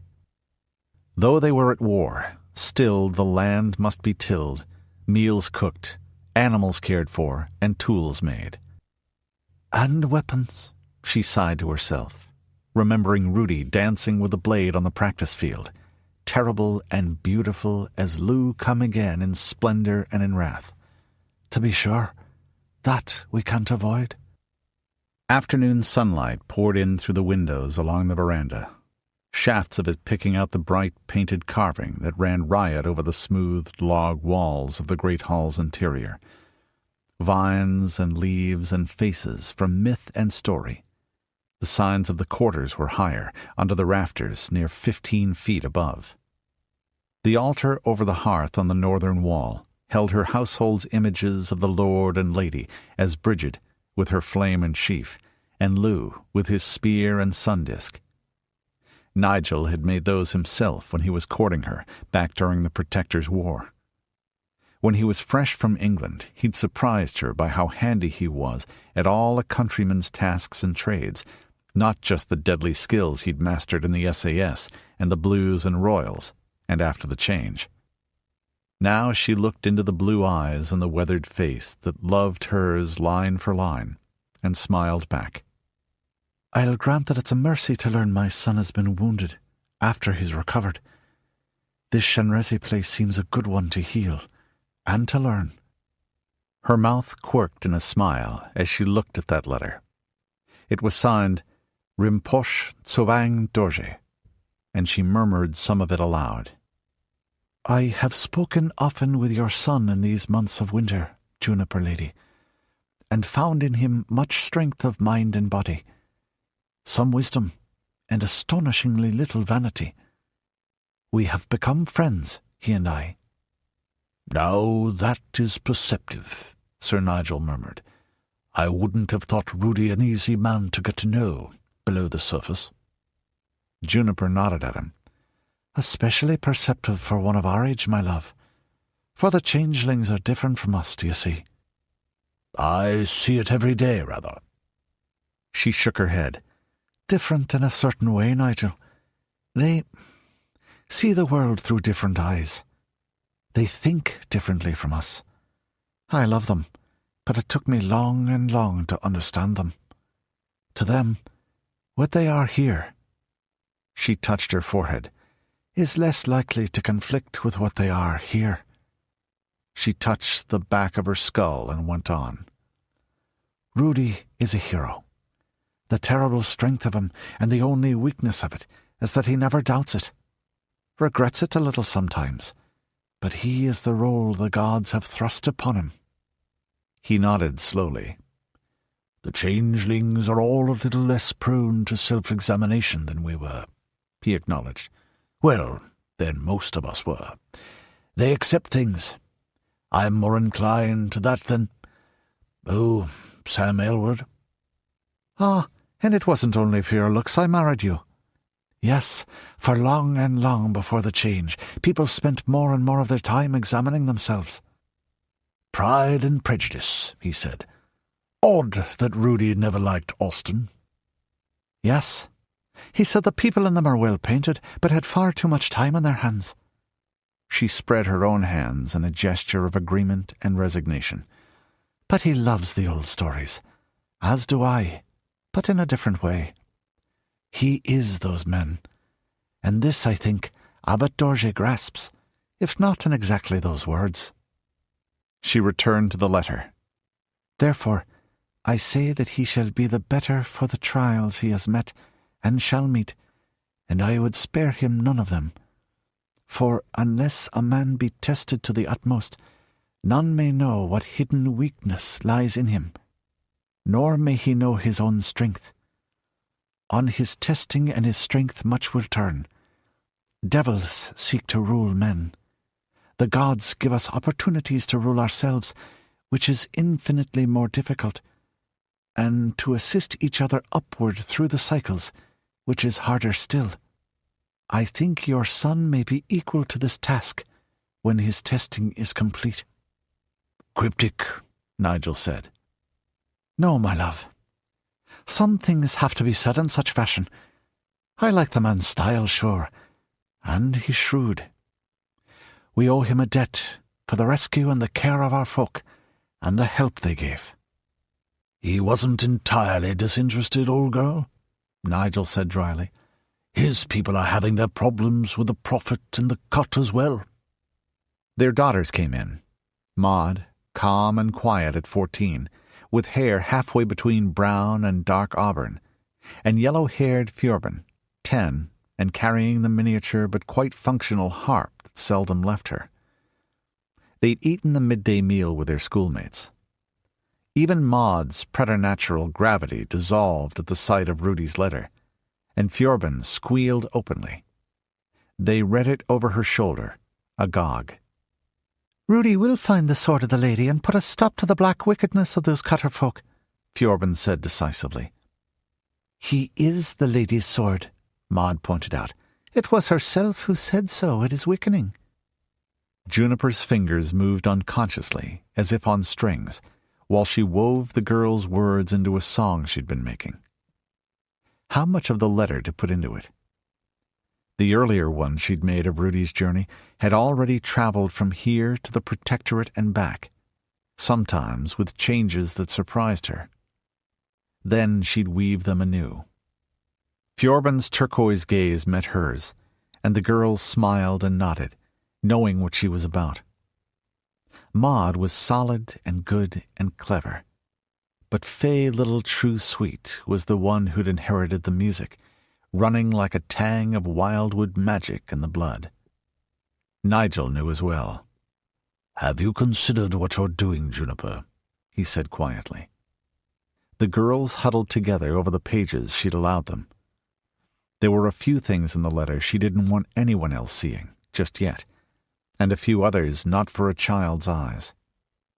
They whispered excitedly to each other, reading out the choice bits, gasping when their elder half-brother was in peril. Fjorben jumping from foot to foot with excitement at each escape or wonder. "I'm making him a hero, poor boy," she said, trying for lightness and failing. Nigel shook his head. "You're putting his name on everyone's lips from Woods Runner cabins south of Ashland to the Okanogan baronies. But that isn't the same thing. He was born to be a hero, I'm afraid, and famous already.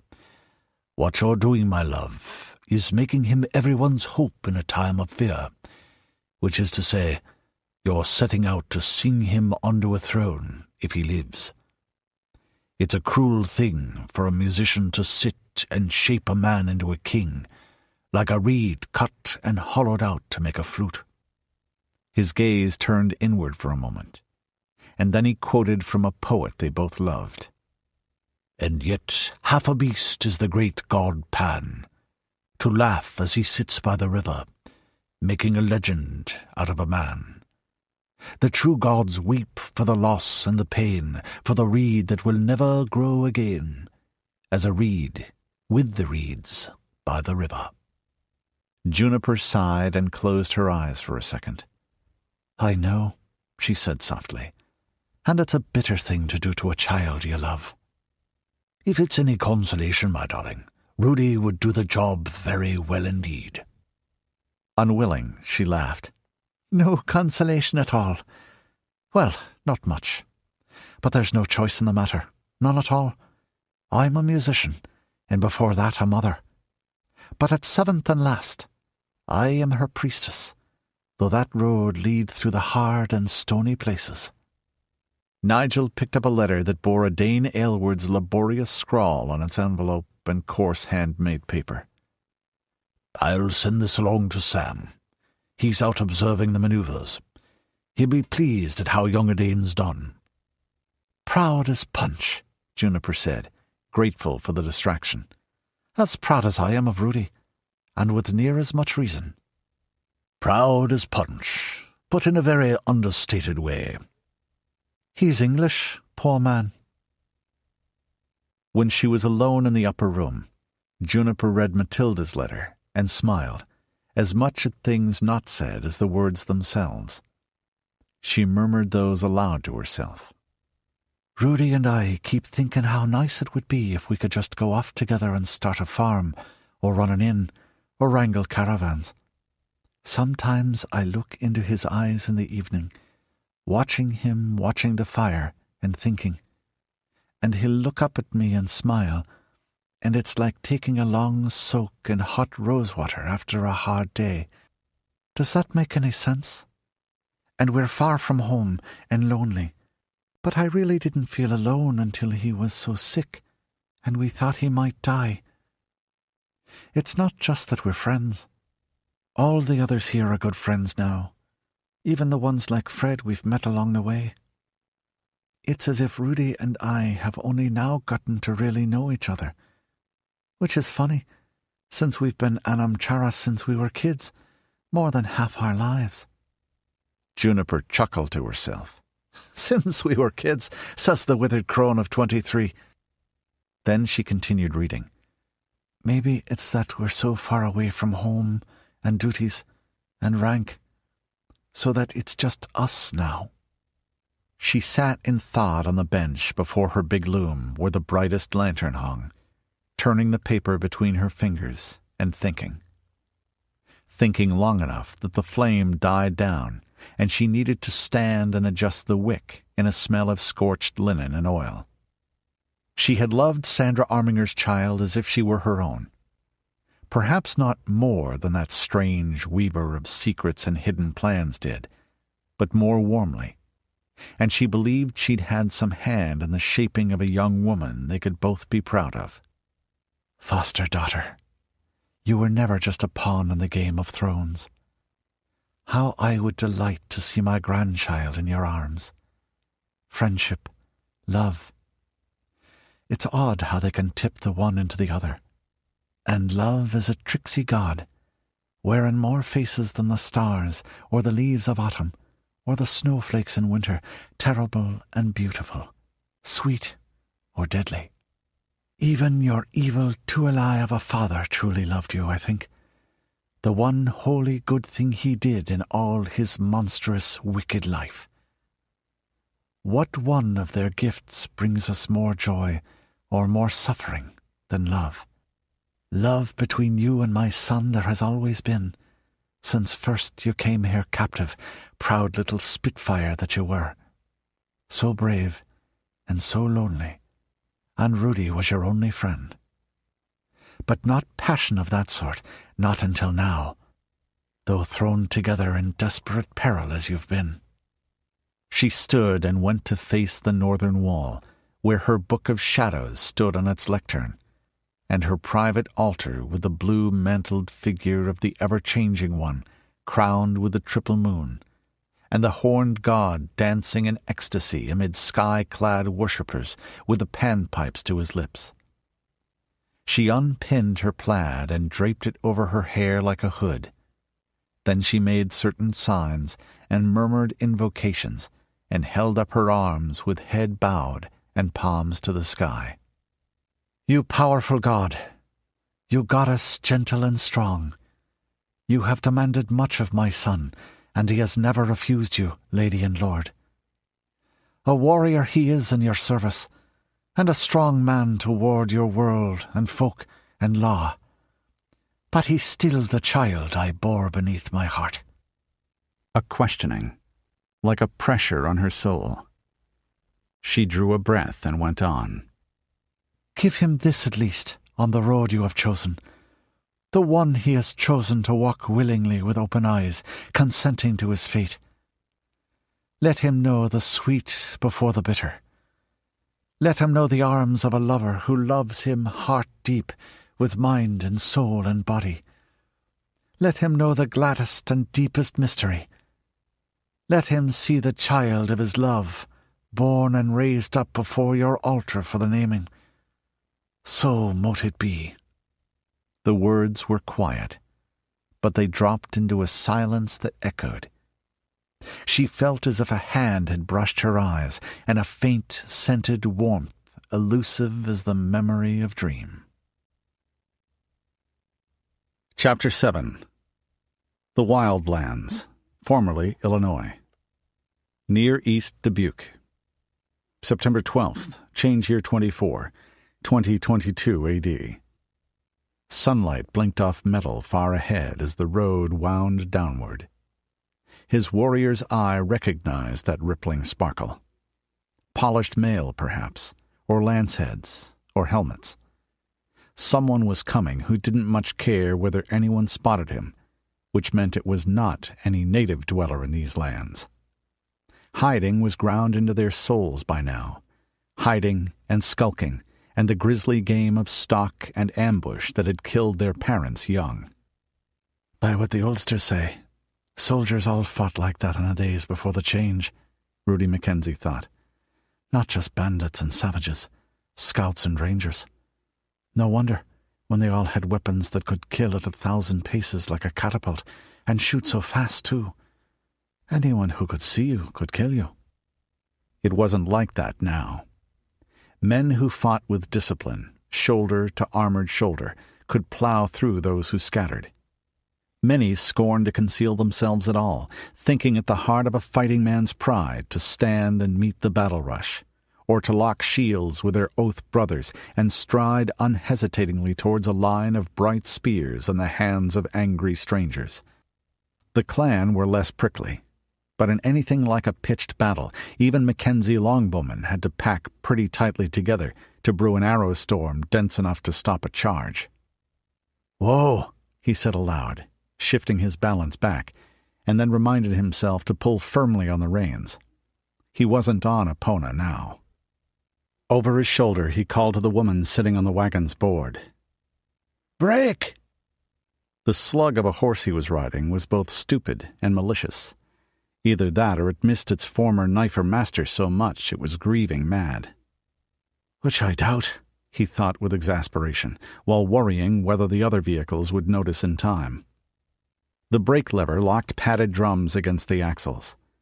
It was that, more than his efforts, that made the improvised team stop. He used the slack of the long rein to give the horse a sharp on the nose as it responded to the halt with its usual attempt to turn its head and bite him on the knee. It took the rebuke as a signal to try and buck, bolt, and kick sideways at its teammate in the traces beside it, and it took a few more moments to convince it that it was a bad idea. The fact that it would break its legs and die if the 8 beasts hauling the first wagon were to be thrown into a struggling heap didn't seem to matter to it. Probably it was too dim-witted even to fear for its legs, which puts it about on a level with a sheep, he said with disgust, except that sheep are usually better-natured. And to be sure, he had to make certain Epona wasn't in view while he rode with the team here. She didn't like it when he rode another horse, even her own Get. She definitely wouldn't like him riding this crowbait. Horses could be as difficult as people sometimes, and the thought of trying to put her in harness made him shudder. She might or might not have the horse goddess for which he'd named her as her dam, but she certainly acted as if she did, in her pride not least. He grinned, tired but reasonably contented. Horses and their crotchets he'd have to worry about the rest of his life, he supposed, but this part of the journey was about over, and with any luck at all he could get back to the real quest. The road stretched ahead. He could see the screen of Southsider scouts appearing and disappearing ahead as they fell back towards him. To his left there was about a mile of floodplain, densely wooded, but mostly with new growth. Here and there a pre-changed tree towering with the height that abundant water and the rich, silty soil would endow. Others were dead and gaunt and bleached bone white, killed out when their roots were smothered by the spreading water of renascent swamp. Parts of it were full marsh now. He could smell it. The sweetish, rank scents of black muck and vegetable decay, and see the glints of water where the old levees along the Mississippi had broken. It had probably been cropland before the change, and very good land at that. The reeds were brown with the late season, and a few of the velvet sausage shapes of the cattails were beginning to shed white fluff. The leaves of the maples hadn't started to turn, but their green had a faint, almost subliminal hint of yellow to them. And all the trees had a bit of tatter, like a shirt worn until the cuff and tail started to unravel. A string of geese took off as he watched, gusting upward like a spray of black dots before they formed into a V and headed southward.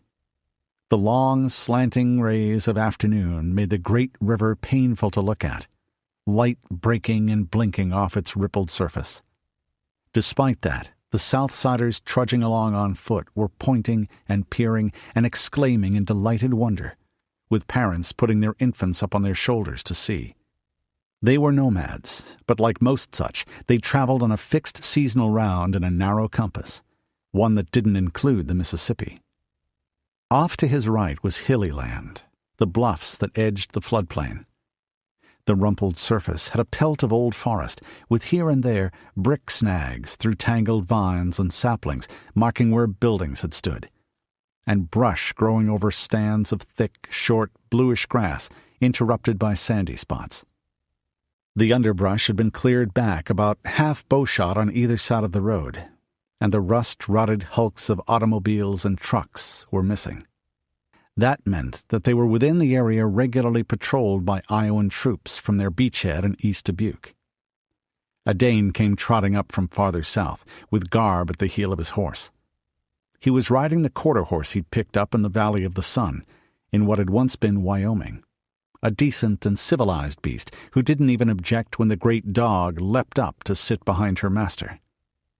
"Those bearings on the third wagon's rear axle aren't going to last much longer, no matter how much lard we bless him with, Chief," he said. "Then we'll be worse off than with an ordinary iron collar and no fancy salvage. But I'm thinking we could—" His square face had the bullock stubborn look of a man who was pacing himself by the task and giving it everything he had. "Boyo, they have to keep going for another 4 miles, or an hour and a bit so. After that, it's Bossman Hazelroad's problem, and none of ours." Edain blinked and shook his head like a man coming out of deep sleep. Then he grinned at the Mackenzie chieftain, and Rudi grinned back. "Sure, and it seemed like we'd be travelling forever, didn't it?" he said, and leaned over to clap the younger man on the shoulder. "That it did, and not a nice pleasant pilgrimage for Beltane either. Fighting, which I do not like, or running, the which I like even less." "Is fiar with maith na droch shazam," Rudi laughed. "A good run is better than a bad stand." Edain nodded, then raised a warning fist as Rudi's mount turned a considering head towards him. "Keep your teeth to yourself, you evil-eyed keffel. Forever and a day, Chief. And the sword there needing to be gotten, the which way's on my mind." Rudi showed his teeth in what was not quite a smile. "Do you think it does not for me also? But the quest of the sword is only a bit about the finding of the sword. It's what we do along the way, too." Edain blinked at him. "Learning how to travel 3,000 miles, then, would that be it?" "No, boyo.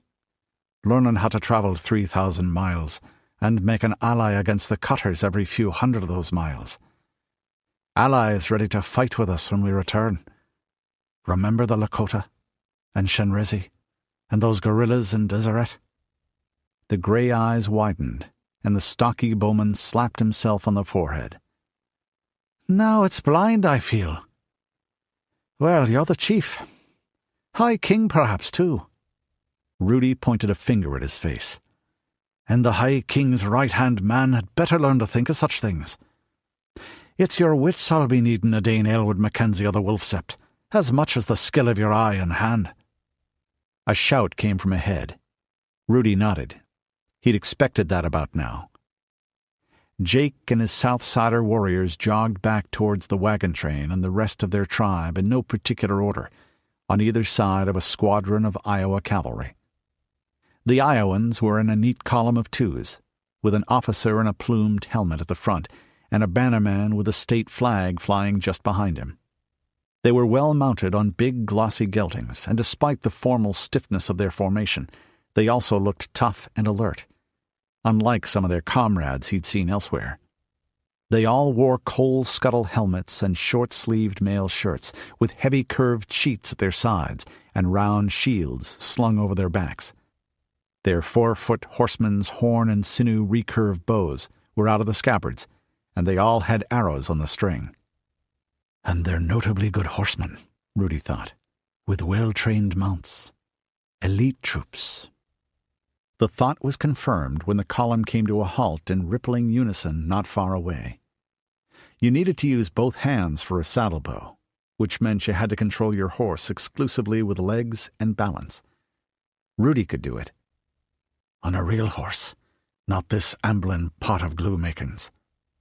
But mostly people with that knack were ranchers or cowboys or rovers or from the plains tribes, folk who lived in the saddle from childhood. Iowans were tillers of the earth or town-dwelling merchants and craftsmen as a rule, but these had a different trade. He slid to the ground and walked forward on the cracked slabs of the roadway, split into uneven segments like the back of a tortoise by a generation's frost heave, glad to be out of the beast's kicking and biting range. His blue-green eyes narrowed as he took in the commander's face beneath the brim of his helmet. Denson, he thought. Then they went wide as he saw the big man beside him, the one wearing a kettle helm with a broad brim like a hat's. "Ingolf!" he shouted. "Ingolf the Wanderer!" "And alive, free, and armed," he added to himself, feeling a grin of delight split his face. "Rudi, you miserable, slippery son of a bitch!" the other man called. "Christ, you could fall into a heap of horse shit and come out smelling like a rose with a gold brick in your teeth." He slid from his mount as well, and they grasped each other's shoulders, laughing with pleasure.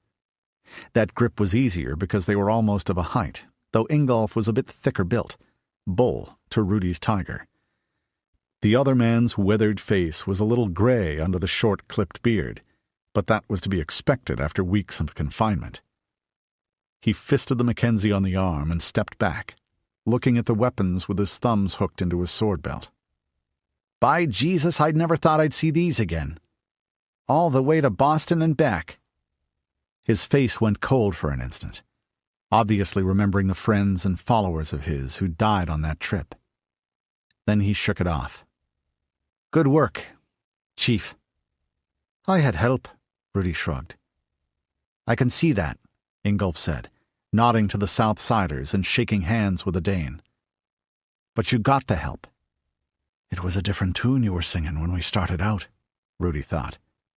There had been a bit of friction when the more experienced man realized the Mackenzie was to be in charge of their group.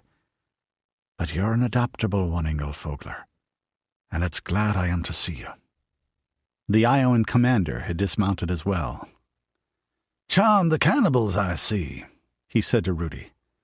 "No accounting for tastes either way." Jake, son of Jake, sat his horse to one side, scowling and working his fingers on the shaft of the spear, whose butt rested on the toes of his right foot. Rudi had rarely seen a man more ready to kill who wasn't trying to actually do it. "Ah, Captain Denson, still as much of a charmer of a man as ever you were before," Rudi said. He smiled, and the state police officer blinked a little. The last time they'd met, he'd been seeing Rudi over the bridge into the wildlands on a mission meant to fail. And the time before that, he'd arrested the Mackenzie, tried to arrest his friends, succeeded in taking Odard and Maddie prisoner, and dragged the three of them before Anthony Heselrode's throne. Rudi's sharp-cut features usually had a half-smile about them. It made the expression they wore now more noticeable. "And it's glad I am to see you again," Rudi said, something cat-playful in his tone. "Very glad to see you again, like this." This being armed, with armed friends at hand, and the Iowan himself within arm's reach. Denson was no fool. He'd seen Rudi before and refreshed his memory with an expert's quick appraisal of the other man.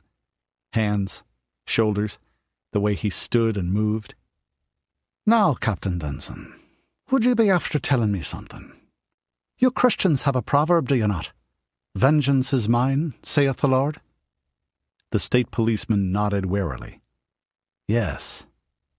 And you've another to the effect that if a man hits you on one cheek, you should turn and let him hit the other, no? Yeah. Your point is? Rudi's smile grew a little broader, and his thumb caressed the cross guard of his longsword. Well, I'm not a Christian, you see. And we of the old religion believe that a man's deeds come back upon him in kind, magnified threefold. Sorry if I offended, Denson said tightly. Just doing my job. It's to my friend Jake here that you should apologize, Captain Denson, Rudi said, because the Southside freedom fighters are not cannibals, nor were their ancestors, and because they've helped me regain your bossman's property. And for the sake of good manners to guests, the which is pleasing to the land spirits, while rudeness brings ill luck from the fae. Apologize to a wild man? There was a genuinely scandalized tone in Denson's voice. That prejudice was no older than Rudi, but it ran deep. The shock of it was enough to knock the man onto his back heel for a moment, mentally. When a man's got himself into a pit, the first order of business is to stop digging, Rudi said, whether with a shovel or with his tongue. And there's a third reason you should apologize. Because you're wearing a sword. Denson's hand went unconsciously to the hilt of his sheet. What's that got to do with it? Rudi smiled. Jake, son of Jake, cocked his head to one side, considered the expression, and gave a gap-toothed grin of his own. Ingolf seemed to be wavering between sharing the amusement and looking alarmed, but he also shifted his shoulders a little and casually rested a hand on the strap that held his shield across his back. That might be an idle gesture, but it also put him in position to pull it down and slide his arm into the loops quickly. Rudi went on. If a man insults another and has no weapon, then he's a coward and beneath contempt, hiding behind his own weakness and the other's honour. But if he does it with steel by his side, it's presumed that he will— Rudi ran an ostentatious eye over the grey threads in the Iowan's hair. How did you ancients put it in the old world? Walk the walk, as well as talking the talk. He didn't draw his sword, or even put his sword hand to the hilt. He did let the thumb of the other press on the guard, enough to start it free of the slight tension of the greased battens lining the scabbard, and let a single thread's width of the patterned layer-forged blade show.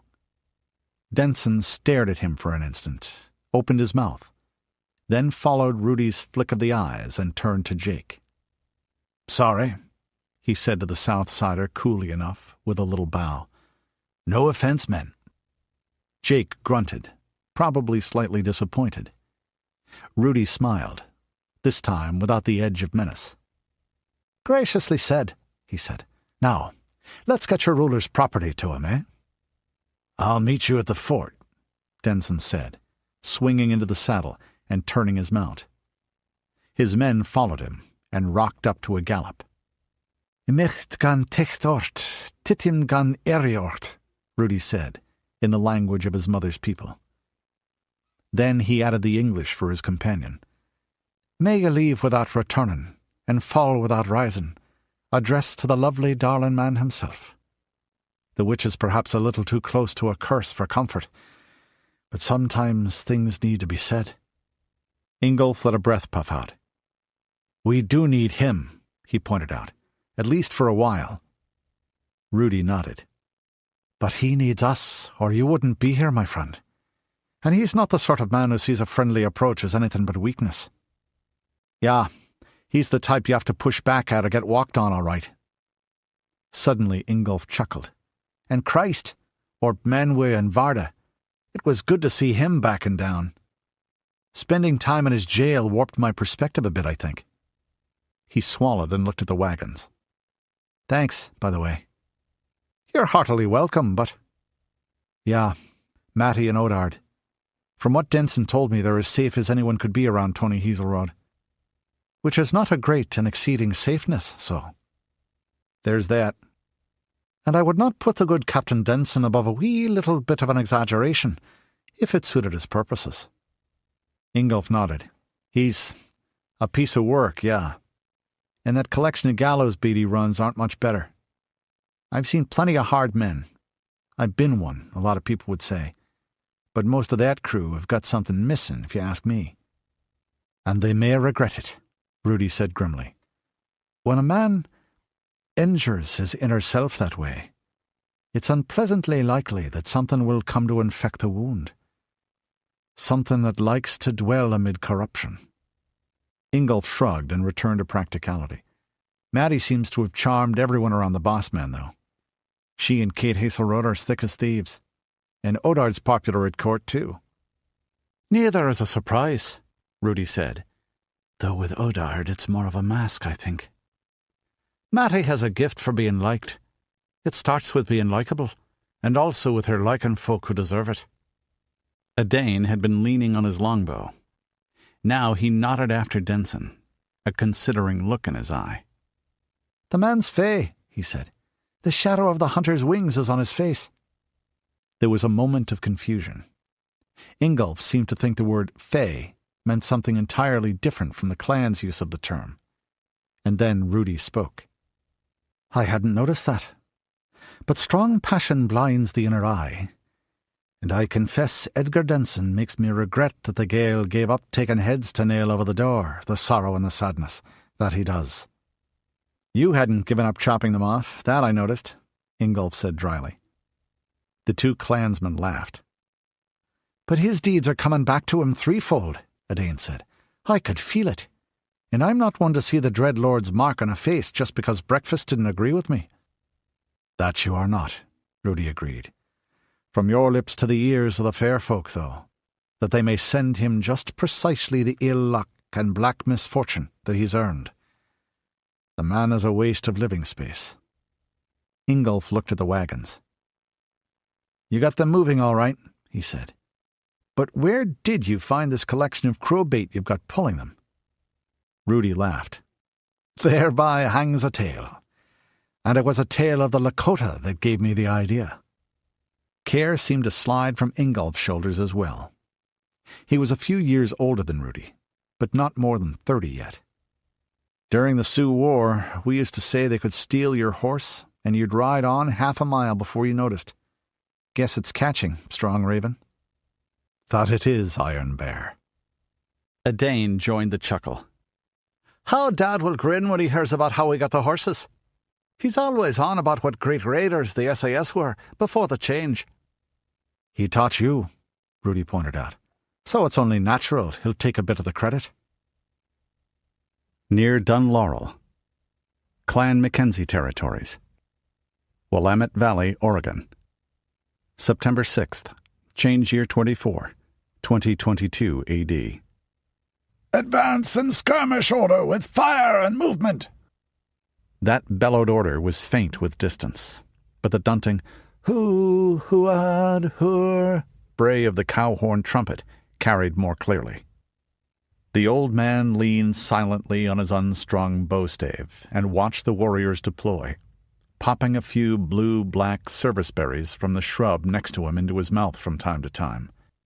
Sam Aylward was in his 60s and had never been more than middle height, though deep-chested and broad on the shoulders. Now he stooped a little, and the square-tanned Saxon face was gaunt and furrowed, the once earth-brown hair turned gray and white. There was strength yet in the scarred, gnarled hands on the yellow yew-wood, but they were starting to twist with age, and they were battered with a lifetime of working with animals and weapons and tools, heavy weights of flesh and wood and metal and urgent speed. He was grateful for the heat of the summer sun sinking into flesh and bone, even as it brought sweat out on his face and flanks. Somehow he was cold a lot of the time these days. A deep breath brought a scent of rank greenery and silty mud, windfalls rotting beneath apple orchards gone feral, crushed grass, a few blue lupins still blossoming. Grass heads scratched at his legs below the pleated kilt. This was the time to practice the arts of war, after the grain was in and the stacks thatched, and waiting for the threshing, when strong young hands and backs could be spared. Time to read Edain's letter, too, he thought. He could almost feel the weight of it in his sporran. The boys had a bad time. That were cruel hard, not being able to save that girl he met. There's a lesson you have to learn. Sometimes you give it everything, and nothing works. But he's all right, and he's been doing a man's work, and no mistake. And tonight I can show it to Melissa. A slight smile moved his lips, at the thought of his son and the prospect of his wife's face. She'd been worried badly, which was natural enough, and spending a lot of time spell-casting and trying auguries until Lady Juniper told her once a month was enough. I've been worried about the boy, too. Boy, he snorted. I've bred and raised me an Aylward fighting man to reckon with. Now stop wool-gathering and get back to work, Samkin. They're shaping nicely, and Oak Barstow has them well in hand. He'll be better than his dad at it. More fire in the belly. The ground the warriors were using was part of the empty zone that separated Dunlaurel from Duncarson, far enough out in the flats of the Willamette Valley that the Cascades were a line of blue topped with white in the eastern distance. His own hobbled horse grazed behind him, and John Hortle's thick-bodied warm blood, and his younger son Richard's elderly little cob. The boy, he was 15 and a bit, still a few years too young for the first levy, was aggressively red-haired, freckled, and looking at the exercise with naked envy, unconsciously edging forward bit by bit, and reaching over his shoulder to finger the arrows in his quiver. "Dickie," the elder Aylward said mildly, without looking around, and keeping the inward grin out of his voice. "If you don't want to mind the horses, you can always be at home helping your mother set up that new loom. Or there's them hurdles that need replacing in the hill pen." 100 clansfolk were advancing through the burgeoning wilderness. They moved by 3s and 9s, dodging swiftly from bush to tree to clump of tall grass that nodded like hair blowing in the slow, warm wind. The kilts and plaids of the Mackenzie tartan, which here in Oregon was mostly green and dark brown due to a salvaged load of blankets that first year, made them hard to see. So did the green leather covering their brigandines and the matte surface of the same color on their open-faced sallet helms. They shot as they came, stopping briefly to bend the long yellow bows and send a gray-fletched arrow whirring down range before the next dash. Shafts thumped home in the man-shaped targets of straw matting bound round posts, or now and then vanished near them. "No, sir. Sorry, Dad," Richard Aylward Mackenzie said. The boy wrenched his eyes from the dance of war, straightened up, and chivied the mounts a little closer together. They responded with lazy good manners. "Nice to have room for this bit so close to the settlements," John Hortle said, lowering a set of binoculars that looked like toys in his great fist. "Even here in farming country." His rumbling bass held the same slow yokel burr as Sam's, deep English of a south country village sort. Usually his wasn't as ripe. He was a generation younger, around 40, but he unconsciously fell back into the speech of their shared birthplace as they spoke. "Mind, with bows you don't have to worry about some git a mile down range catching one. Still, nice not to be crowded," Sam replied. The Mackenzies numbered over 60,000 now, more than half of them born since the change, and more too young to remember much before it. But they weren't short of land, even good land like this, not counting the vast mountain forests to the east on the slopes of the Cascades. There were probably more people about in the rural areas of the Willamette Valley than there had been before the engines died. But they used a lot less of the landscape now that it wasn't machine-cultivated to feed some distant metropolis. Most of the clan's territory down in the valley flats was like this, kept as a reserve against future growth, and the same was true in the other realms. "Not much like the land east of the Cascades, though," Hortle said. "Less cover out there, mostly." Grazing livestock and dry-season wildfire, deer and elk and sounders of feral swine had kept the scrub and saplings from covering everything here, but the golden summer grass was shaggy and nearly waist-high, studded with rosebush and hawthorns gone wild here and there. Scarlet English corn poppies starred the fields with swatches and dots of crimson. "My doing that," Sam thought with an inward grin. He'd helped it along, at least. Quietly dumped several score pounds of seed salvaged from garden supply stores here and there in the first years, and they'd spread far in this agreeable climate and fertile soil. Not that he'd ever admit it, and he cursed the weeds with the best. "Bit of old blighty, and sod the nuisance they are in the corn. We don't have to squeeze every acre until it squeaks." There was a stretch of wetland over westward to his right, thick with green cattails and reeds, where a held drain had been blocked. Most of the birds had fled the noisy humans. Elsewhere, the trees that had lined tilled fields or roads before the change had sent out waves of saplings, poplar and Douglas fir, big-leaf maple and Gary oak, the oldest of them a respectable size by now. Another patch of forest marked the site of a farmhouse, snags of tumbled brick showing where the roots gripped and ground away at the old world's works with slow, vegetable patience. More arrows flew. The levies were retreating now, the same stop, shoot, and dash maneuver. This wasn't the massed volleying by ranks that could darken the sky and smash armies, but a very respectable number of shafts were flicking in their long, shallow arcs, blurring through the air. "Not bad at all," Sam said. In fact, he was proud and happy with the performance. "Easier to make somewhat of 'em than it was in England before the change. Christ, it'd make you cry to see some of the things that came into the recruiting offices back then. More like garden slugs on legs than human beings there was, sometimes. Present company accepted." The bigger man grunted agreement. "Well, this lot haven't spent their lives laying about watching the telly and scoffing crisps." He smiled reminiscently and went on. "Remember those types they said were cheese and onion flavor? Made from rendered cow hooves, I read once." He leaned on the brass pommel of his sheathed sword as he said it. The weapon was 4 feet in the blade, with a long, double-lobed hilt and a crossguard. It wasn't outsized beside John Hortle, who was 6'7" and broad enough to seem a little squat.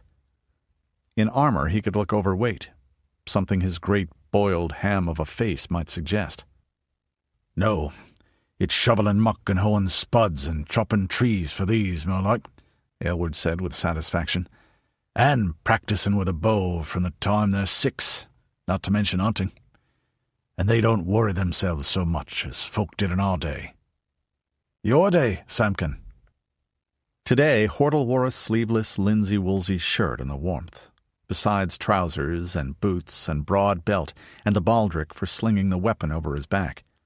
And you could see that the 300-odd pounds of him had scarcely an ounce of spare flesh. Massive muscle ran and flexed across thick, heavy bone on a body the same width from shoulders to waist, with dense auburn furs on the backs of his hands and his arms, and great barrel chest. The baldric had a device picked out on it in silver, of a bare tree surrounded by 7 stars and topped by a crown. "Gives a good start," he agreed. "It's the same with most we get for the Dunedain Rangers. All you have to teach 'em is how to fight. And you're right about their not worrying. Just take things as they come, which is something even soldiers came hard to before the change." One archer got a little too enthusiastic, shooting as he ran without taking time to aim. A bow captain came up behind him and administered a tremendous kick to the man's backside, hard enough to send him forward onto his face with a surprise and shock. "You've a fine old English discipline going here," Hortle said approvingly. "Sir Nigel must approve." "No, he says there are times an officer has to be blind," Aylward said. "Take a walk, like, while the sergeant deals with things. No names, no pack drill." Hortle nodded. "Funny being one myself, an officer that is. And you, Sammy, for all you swore you'd die a sergeant." Aylward grinned. "Some folk have ancestors. The Lorings go all the way back to Bastard Willie's time." "Live up to it, they do," Hortle observed. "That's so, bless 'em. But you and me, John, we don't have ancestors. We are ancestors, and the kiddies will have to live up to us." "Poor little buggers," Hordle laughed. Better them than me. But you're king of the woods too, eh? Aylward observed dryly. Hordle shook his head. King's right hand, perhaps, he said. Or prince consorts. Edain allus was better at the strategy side of it. Well, he's Sir Nigel's son, and he went to Sandhurst, so it stands to reason, doesn't it? Still, I'm surprised how you've tamed these wild Irish. Wild Irish? Aylward asked, with a derisive snort. These synthetic Scots and plastic paddies. Stage Irish, more like, John. I swear, if Lady Juniper's last name had been von Hoffenberg, they'd have taken to spiked helmets and jackboots that first year. They'd probably have won lederhosen with 'em, too. They're no more Celts than you or me. Hordle grinned, a slightly alarming expression, and flicked at a lock of his dark red hair for an instant with one sausage-like finger. The first grey threads showed there this year. Speak for yourself, Sam. I don't reckon the Saxons in our stamping grounds scragged all the early Welsh girls they found when they landed at Gosport hard and started getting antisocial with fire and sword. That'd be proper wasteful. It's the way they talk I was thinking of, Sam said. Heard it happen. These 20 years and some. I was here right from the beginning. Not like you three late arrivals. Drove Lady Juniper fair mad, it did. But they wouldn't stop. I give you the youngsters. They just grew up with it, so to say. Could have been worse, Samkin. They could have imitated you instead of the way her ladyship sounds. What they thought she sounded like, you rammucky lurden. I'd have landed here 10 years later and found thousands of Hampshire hogs, only talking through their noses like this. Hordle finished with an alarmingly accurate impression of someone who'd grown up on General American, trying to speak with the accents of a Tilbury villager. Says the man who talks sorting Elvish most of the time, you great gallybagger. The big man winced slightly. That's Lady Astrid's fault. She were always mad for those tales. Not that I don't like them myself. And Edain liked them even better. All us did, even when we were lads in Tilbury, back before the change, and you were drinking my dad's beer at the Pied Merlin and telling us lies about the soldier's life. Which is why he ended up married to her, Sam said. But your missus is near as bad. Oh, no, now there you're wrong. She just liked them stories. It's Astrid who took it all for gospel. I went along with it. Now the youngsters all believe it, God help us. Anyway, they were already living in the woods and doing the old bit when Sir Nigel and Edain and I arrived. Doesn't hurt, does it? It's useful, having a language nobody else speaks, like using sign. Sort of like a regimental badge for us rangers, too. And we're the next thing to the SAS about these days. And you sound a complete pillock when it comes out of your mouth, John. He sighed and nodded agreement. You know the worst of it? When I start thinking and sodden cindering. Going on 16 years now I've been in those woods, and everyone reciting and singing at me about every bloody thing. Hordle sang in a deep, rumbling bass. Alack, Lord Hordle, woe to the men of the West, who get no rest, for there is no bumwad in the sylvan crapper, nor any yet in my flat. No knotted grass for my ass in Startle Hall, is there none at all, of any stripe, that we may wipe?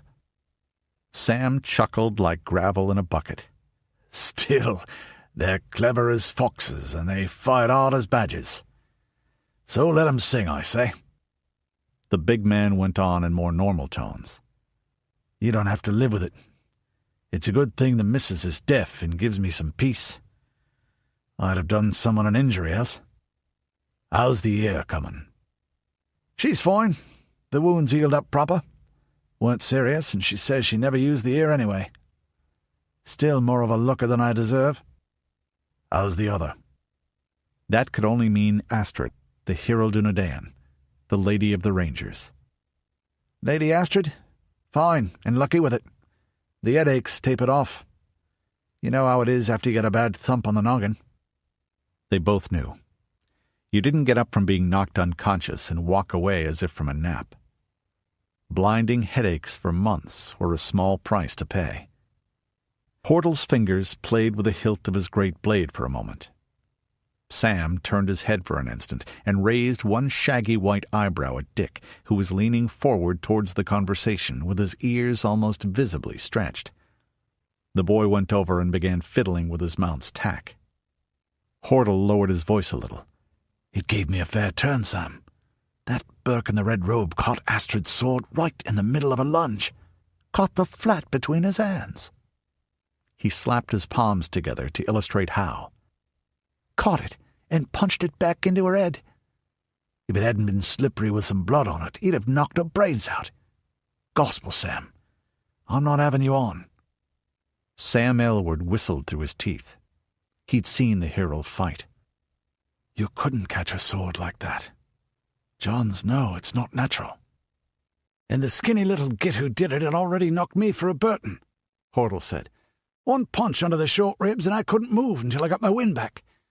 One punch through a male's shirt and padding, and I had to chop his head off to put him down. He was about to twist Astrid's off like a cook with a chicken. So she's talking about a real dark lord this time." "Daft," Sam replied. "But you got out, and you took Peters with you, right from his own house. Astrid's daft, sure enough, but she's right fly, too, and she does mad things and gets away with them. Of course, you and Edain help." Carl Peters had been, boss man of Pendleton. He was now a guest in Castle Totenangst, up in association territory. Unfortunately, his wife had always been the real brains of that partnership, and she'd escaped the Dunedain commando raid with her 2 sons, and was now ruling Pendleton in cooperation with the prophet of the Church Universal and Triumphant, and the President General of the United States of Boise, and playing those uneasy allies off against each other to maintain her own family's power. "Keep her feet on the ground, as it were." "Samkin," Hordle said unwillingly. "I'm not sure she is daft. Not about this. The prophet was in that room, and I saw the bugger, and my bollocks crawled up so high I had lumps on me neck, and had to massage them down again with warm oil and cloths later.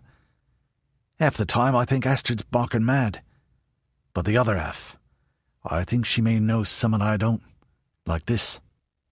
"He's certainly a nasty piece of work, our lad Sethaz," Sam acknowledged. "I've talked to a few refugees from out east, and Lady Juniper to more. No, Norman Arminger was a nasty piece of work. Sethaz is all that and a bit more, believe me." "Well, I'll let Lady Juniper deal with that side of things, eh? It's her job, so to speak. Meanwhile, we've got to fight him." John Hordle shook off his mood and grinned again. "We? I thought you were retired, Samkin." Sam Aylward snorted. "I'm too old to do much shooting or bashing," he said. "It doesn't mean me brain's gone soft, not yet. Since we lost Chuck at Pendleton, I'm advising his boy Oak. Good man, Chuck. Good soldier, for all he came late to it. He'll be missed." Aylward nodded. He'd been first armsman, in charge of training and leading the war levy for the clan from the beginning, when it was just a few dozen people. Juniper Mackenzie had found him trapped and dying of thirst near her cabin when the first change year was young, fruit of an early retirement and unlucky hunting trip financed by an unexpected legacy. Chuck Barstow had been his second for most of that time, a man 10 years younger who'd been one of her coven before the change and a society fighter. He'd taken a top job after the Englishman got too stiff and slow for field command. In this age when a general had to match the stamina of 20-year-olds on the march, and fight with his own hands now and then, too. "Good farmer as well, for all he came late to that, too," Aylward said. Chuck had been a municipal gardener in Eugene by trade. Sam Aylward had been brought up on the poorest and most backward little farm in Hampshire himself, a joke and scandal to the neighborhood. They'd been organic when it just meant you couldn't afford anything better, not that you got premium prices from fancy restaurants and a pat on the head from the Prince of Wales. Until the land was sold out from under his father's feet to be a stockbroker's toy, and the younger Aylward took the Queen's shilling just in time for the Falklands War. 1,000 years of farming Aylwards, and I thought Dad would be the last. But what he taught me turned out to be as useful after the change as 15 years in the SAS, or even making bows as a hobby. All the more so as we couldn't afford the latest gear. The exercise had ended. The Mackenzie warriors were collecting arrows, or sitting crouched on their hams, or leaning on their longbows, or sparring with short sword and buckler. The bow captains and commanders grouped around the standard of the antlers and crescent moon. A discussion was going on there, Mackenzie style, which involved a lot of arm-waving and raised voices. A tall, fair man ended it by listing things that hadn't satisfied him. "And by the powers, you'll do it all over again, or my name isn't Oak Barstow Mackenzie and my totem isn't Wolf," he finished. Oak did well getting the Mackenzies out at Pendleton, after Chuck died. I talked it over with Eric Larson. But it's still bloody silly to name yourself after a tree, Hordle grumbled. Says the man whose kiddies are called Baragod and Iris, Sam commented dryly. Well, they'd have felt left out in Mithrilwood, like, if we'd called them Tom and Bert, Hordle said defensively. We'll be sending 1,000 archers east next week, Aylward said soberly. They're about ready, I think. They'll be welcome, Hordle said. His thumb ran along the guard of his sword again. Welcome and no mistake. We're stretched thin. Not as thin as Rudi and my Edain and their lot, wherever they are by now, Sam said quietly. Right, Samkin, but thin enough. Thin enough. Chapter 8. St. Raphael's Cathedral, Chartered City of Dubuque. Provisional Republic of Iowa. September 14th, Change Year 24, 2022 A.D. It was so good to receive the sacraments again, Mathilda said. It always makes me feel less muddled, like looking from the top of a castle tower after you've been in a crowded street. I agree, Odard replied. Sincerely, she thought. Though I was never really sure before. After all, an association nobleman more or less had to be respectably pious, in public at least, or face serious political problems. So did most at court who wanted the Princess Mathilda's favor, as opposed to her mother's. But I think this trip has been good for Odard. A sigh. I wish Mother would take more care for her soul, and I like Lady Dahlia, but... No, think about that later. And it was homelike in a way. Even if they don't use as much Latin here, he said musingly. I never thought I could be so homesick. I'll never call Castle Gervais dull again, if you know what I mean, Your Highness. I do, Odard. She put a hand on his shoulder for a moment. I asked Lady Sandra to be merciful, for my sake. Thank you, he said, and wretchedness broke through his composure. I told Mother, but she's actually guilty. And intriguing with the cut isn't just politics, even treasonous politics. I know that now. She gave the shoulder a squeeze, and then turned her attention aside for a moment to let him gather himself.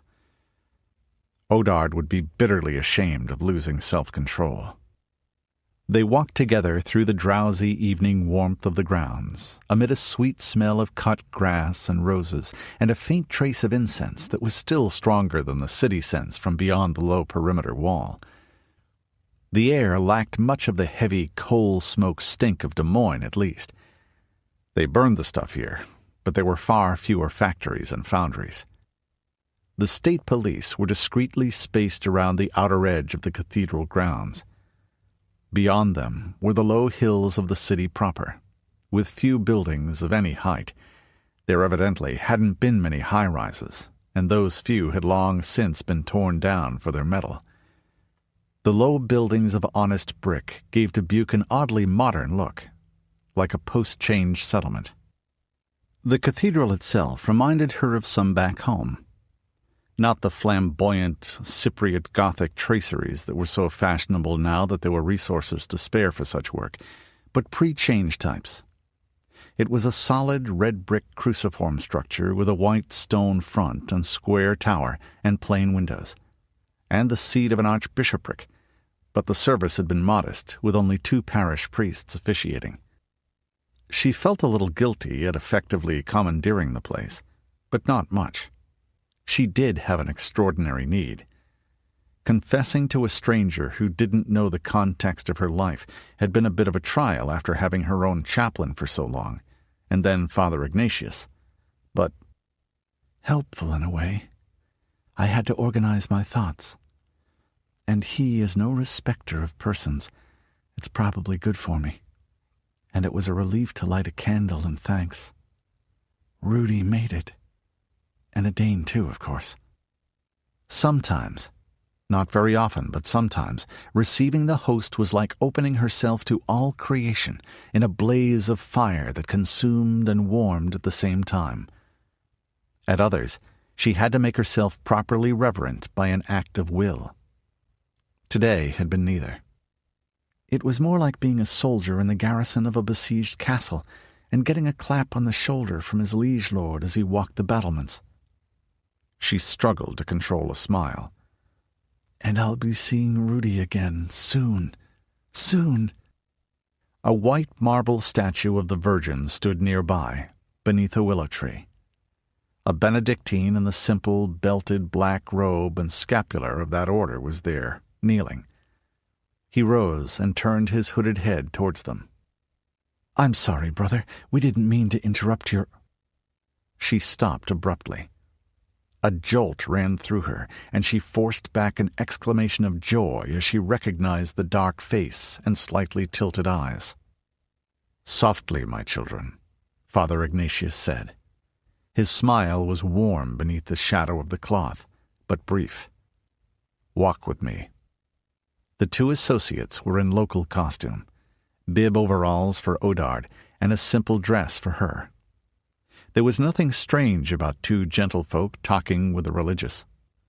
The church was very strong in this city, apparently an old tradition reinforced since the change.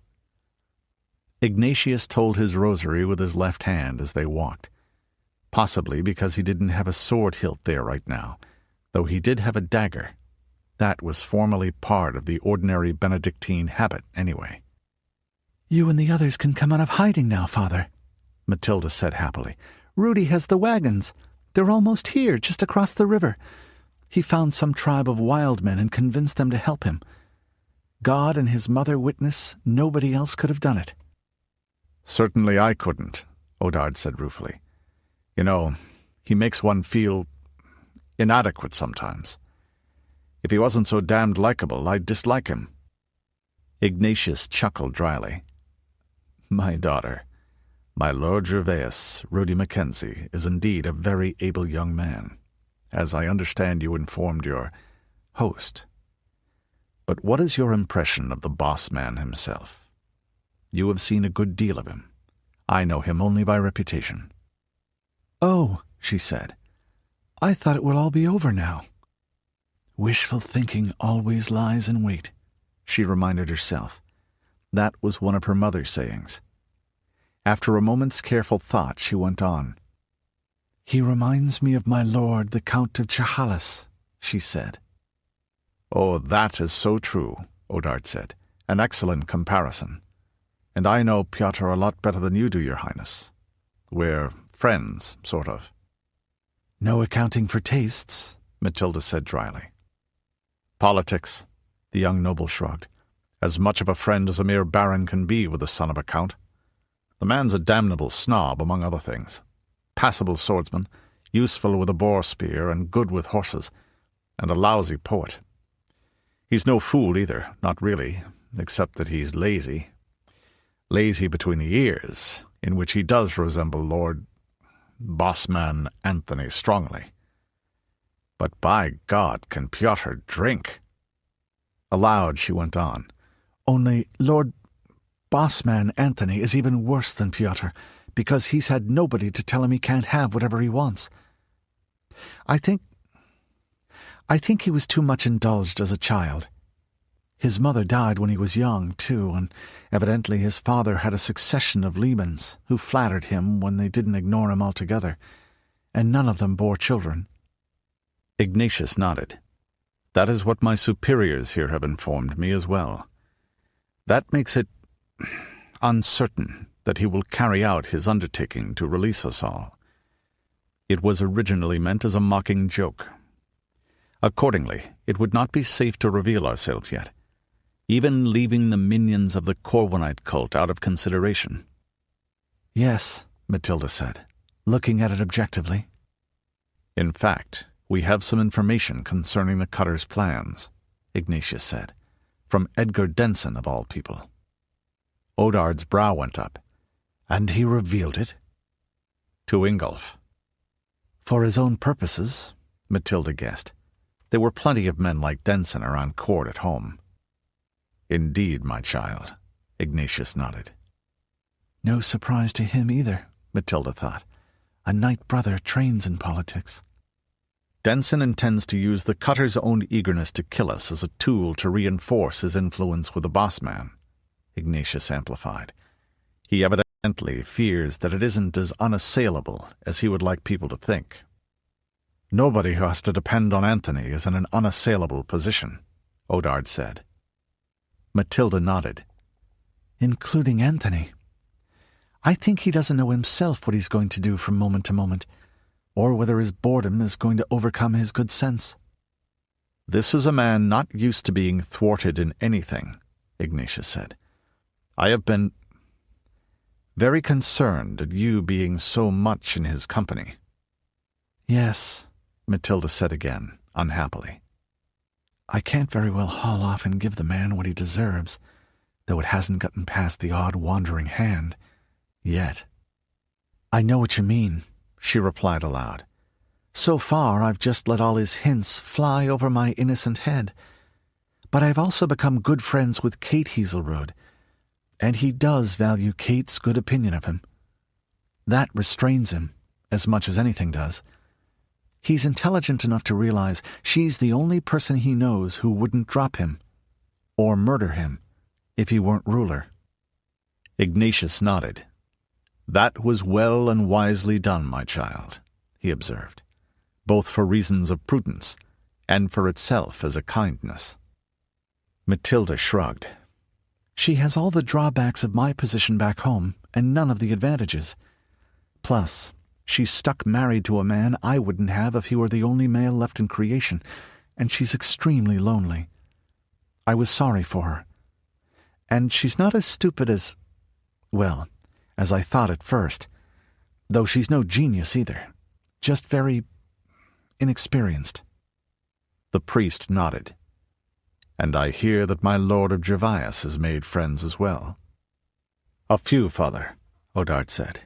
Even the boss man, although I don't think he really has friends. But I amuse him, and he likes hearing about the association. I've never met anyone so fundamentally bored. He's fairly confident I don't want anything from him in the way of gold or land or offices, too, which must be a relief.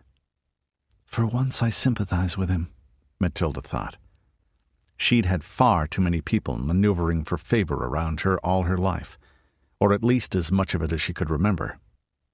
Excellent, Ignatius said. However, the enemy is also aware that there is a good chance that the boss man will let us go, and even that he may let us go and keep them, or at least keep them for long enough that our trail will be cold. Therefore, they will strike, and soon. The boss man and his guests are well guarded, Odard said. From mortal enemies, Ignatius warned. But remember the fight when you were rescued after the battle at Wendell, Princess. Mathilda did, and shuddered. They have a high seeker of the Corwinite cult with them, she said. They do, the warrior monk replied grimly. And while the cut are deluded fools, they speak truth when they say their prayers are answered. They simply don't realize by what. I wish heaven were a little more proactive on our behalf, Father, Odard said. The priest looked at him for a long moment, and then shook his head. No, my son, you do not. It is precisely the difference between our Lord and theirs, that we are given help, while they are treated like puppets and tools. Mathilda nodded. What can we do about it? I mean, apart from cutting them into little bits, that seems to work. But we were lucky, and Mary and Ritva were lucky too. If luck you call it, Odard said. They all quirked a shared smile. Dunedain were not the only ones to read the histories. She loved them herself. They were far more alive than the chronicles of the world just before the change, and who know how much truth had gone into their fashioning since the distant morning of the world. Perhaps as much as the Chanson de Roland, or the Morte d'Arthur, or the Ballad of Boy Gizzardsbane. Nothing in the quest of the ring seemed as impossible as firebombs that could destroy cities, or talking by invisible waves. But the Rangers were so literal about it. Then, after a hesitation, the soldier-monk went on. There is something you should know. I have permission to tell it now. Something that happened while we were in Shenrezi Monastery. I was alone in the woods on the mountainside, just before Christmas. And as I prayed, he told the story. Mathilda felt her eyes growing wider and wider. Ignatius was fervent, yes. You didn't become a warrior monk of Mount Angel without a real vocation, much less be ordained priest as well, but— "Are you sure, Father?" she asked. Her eyes flicked to the statue of the Virgin. "I don't doubt that you believe it. So that's why you've been so protective since then." "Very, my child," Ignatius said flatly. He handed her a note. She opened it. The Cardinal Archbishop of Des Moines' seal was at the bottom, with a brief note in a scholar's hand that was also slightly shaky, probably with age. I believe that Father Ignatius has indeed been granted the vision he reports.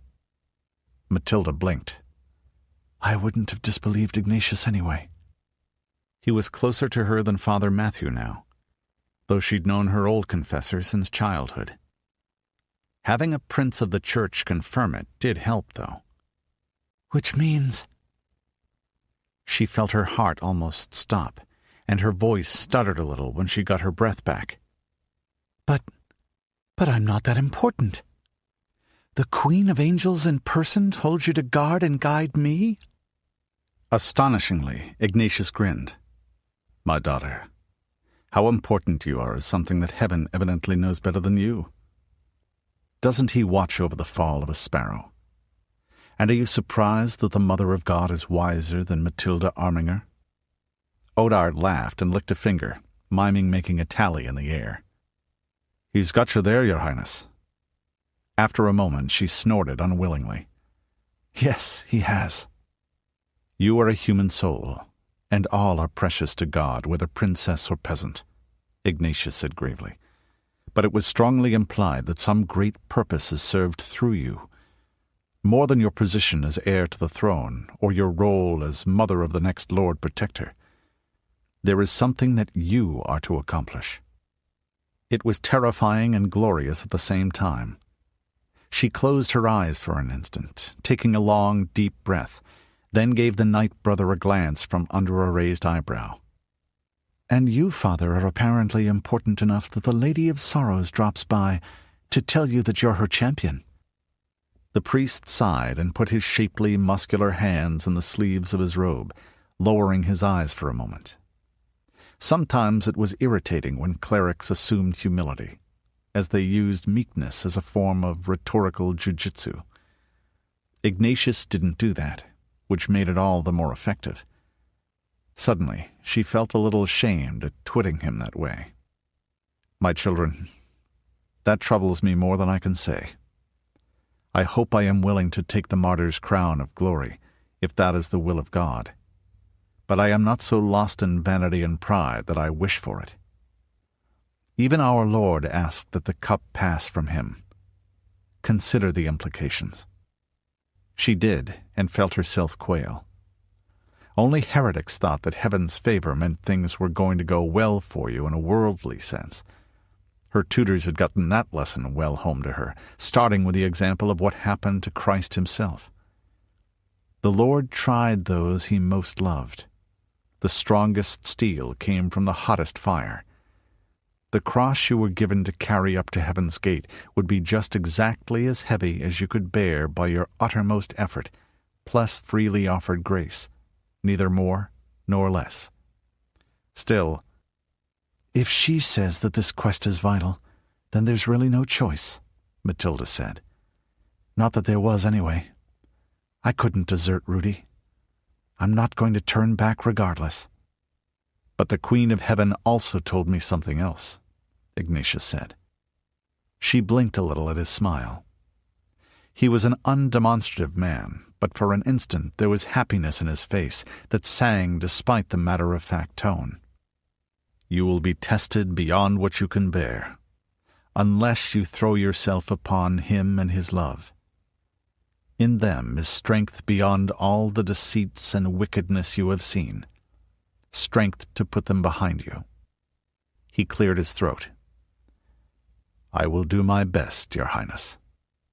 "And so will I," Mathilda said. "And so will I," Odard added. Then, lightly, but with an undertone of wonder, somewhat to my own surprise. "As you commanded, my lord," Rudi said with a bow and a sweep of his hand towards the piled cargo. "Well, yes, it seems to be mostly here," the boss man said, flicking aside the trailing, dagged sleeves of his new tunic. "And he does that rather badly," Rudi thought absently. "It takes a deal of practice to wear association court dress gracefully. I wonder if he realizes what he's letting himself in for. I could always eventually escape back to Juniper and the merciful simplicity of a kilt." Anthony Heaselrode paced down the line of pictures with the bells on the upturned toes of his gilt-work shoes jingling. A clerk walked behind him, checking off items on a clipboard compiled from museum catalogues of the old world. Some of the paintings were stacked 3 or 4 deep, with the finest on the outside. Other treasures, besides, stood on the lids of the crates that had held them, with wisps of the hay padding still drifting about. Cups of carved alabaster, jewels, icons that were themselves jewels of paint and gold leaf. Ancient hand-copied books on parchment opened to display the faded glories of their illuminated capitals. Worked church vessels of precious metals. A lotus blossom wrought from ancient ivory in a style as alien as it was beautiful. "Nearly all of the items on the list, my lord," Edgar Denson added hastily, and then, "Your Majesty." Rudi Mackenzie kept his face politely blank. Evidently there had been changes in the court etiquette of Iowa since he'd left. "And to be sure, I have a fair idea whose ideas those ideas were." Kate Heaselrode was wearing a fair imitation of Mathilda's cote-hardie. Some of her ladies-in-waiting were in less skilful ones. They looked a little out of place in the Dubuque City Hall's plain, whitewashed assembly chambers, as much as their floral perfumes did among its faint smell of old lamp oil and harsh soap. The city itself seemed to be ruled partly by an elected council, all of them present in their best old-fashioned clothing, and looking extremely nervous, which wasn't unreasonable at all in the presence of their... "Whimsical," Rudi thought. "Sure, and whimsical is the best way to think of it." Whimsical ruler. The emergency coordinator of the city looked only slightly less so, and that because he was at court in Des Moines more often. Rudi caught Maddie's eye as he went briefly down on one knee. The courtesy might have been to Iowa's ruler, or to her. "The witch is no substitute for a hug and a kiss," he thought, "but as close as we can come, for now." The impulse sparkled in his eyes, and he could see she sensed it. Her smile held a reproof as warm as the wind in a blossoming orchard, and as full of a delicate promise. He'd had enough time to get his good kilt and plaid out of their baggage, and his ruffled shirt and short silver-buttoned Montrose jacket and raven-plumed Scots bonnet. For some reason, she was in the male version of Portlander court dress tonight. tight hose, tooled shoes with up-curled toes sporting little silver bells, brown velvet tunic with long, dagged sleeves drooping down from the elbows, and the lidless eye of her house on the breast in rubies and jet, jewels on her belt and dagger hilt. That she and Odard were armed was a good sign in itself. Her face stayed grave, but with her eyes on him, he was suddenly acutely conscious of his own appearance in a way that was rare for him. "Good work," he mouthed silently, shifting his eyes from her to Iowa's ruler to show what he meant. "And you got the savages to haul them back?" the boss man said. "Yes, my lord," Rudi said, and gave a brief and colorful account of his interruption of the Knifer ambush and the horse-stealing expedition that followed. "Ah, I wish I'd been there," Anthony Hazelrode said, his face animated. "I've no doubt you'd have been like a lion in battle, your majesty," Rudi said. And a roar of laughter at this point would be less than diplomatic so, he thought. There's an element of truth to it, lions being cats, and so probably more concerned with food, sleep, and fornication than heroism. Being diplomatic, lying credibly, was part of being a courtier or ruler, and there were certain things you just didn't say to a strange overlord. "I wouldn't trust you on latrine detail, much less a raid," was one of them. He recalled Aunt Judy remarking that a mind healer was in much the same position as a courtier, having to think carefully before talking. For example, you'd rarely hear one say, "Bridget come in splendor, no wonder your mother never loved you." Not aloud, no matter how hard she thought it. Hazelrode nodded to the clerk. "See that they're packed up and sent to the house in Des Moines immediately. We can settle where to put them later."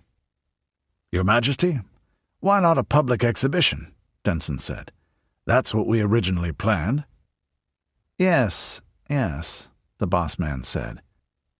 Then he brightened, taken out of his usual peevish boredom. "We could have it on my birthday. That'll leave a month and a half for getting ready. We could have a public feast with pigs and oxen roasted in the streets, and a parade and square dancing, and then the viewing. And we could have a revision of titles at the same time. Governor is so old-fashioned, and Bossman is a bit rustic." "That would be an excellent idea, my lord," Denson said. A pained smile hid an expression that disagreed violently with his words. He shot Mathilda a venomous glance before he went on. "Perhaps we could have festivities every year on that day. A different theme every year. This year it could be the Majesty of the Hazelrodes, God's plan for Iowa." "Good," Hazelrode said. "See to the details, Edgar. Now," he looked at the city council and clapped his hands together. "What about dinner?"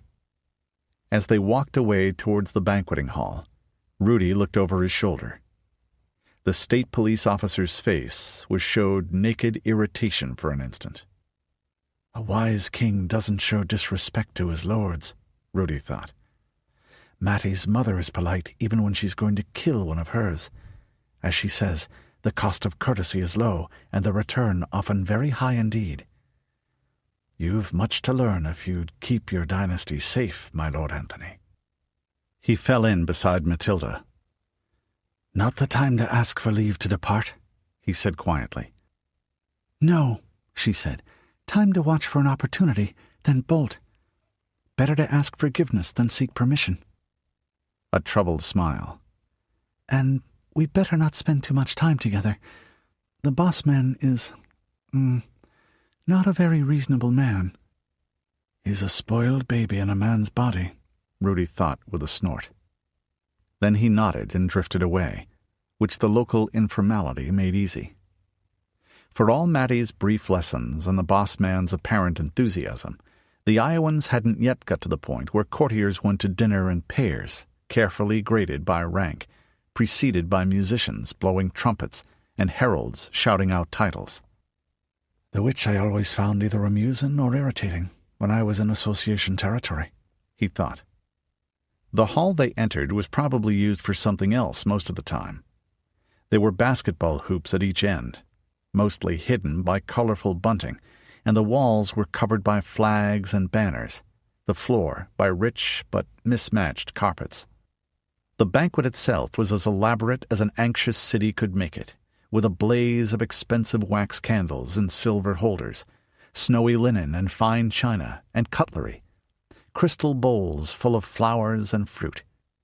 Carvers were at work, their stations in the center of the square of tables, bearing roast pigs and smoking quarters of beef, racks of glazed ribs, roast turkeys and ducks, pheasants and chickens and grouse and the splendor of their crisp golden skins, stuffed baked fish as long as a tall man's leg. A stream of platters with made dishes came out from the kitchens. Rudi sat willingly enough, 6 positions down from Kate Hazelrode's left hand, and 8 from Mathilda on the boss man's right. At least he'd get a good dinner out of this. Ingolf was tactfully absent, and had other work to do, to be sure. If Edgar Denson's plan was to work, they needed a bit of extra muscle beyond what the Southsiders could provide, and Edain would have to lead them, he being the one they knew best after Rudi himself. And after the Southside freedom fighters' idea of cooking, this will be very welcome indeed.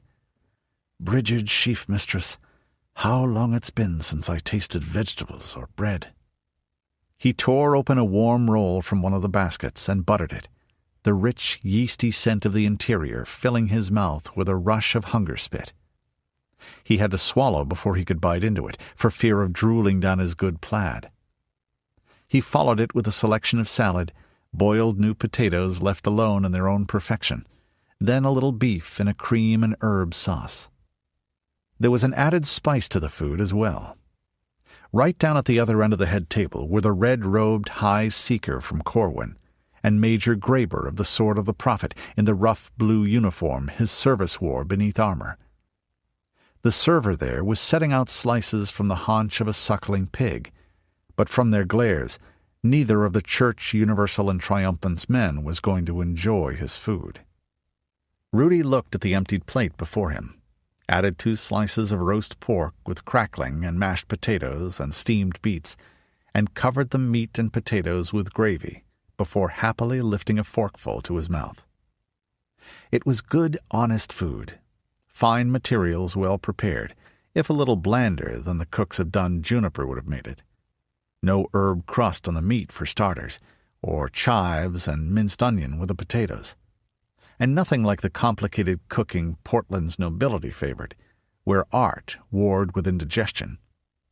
He chewed blissfully, looking at the cutters again, and nodding good cheer, raising his wineglass to them.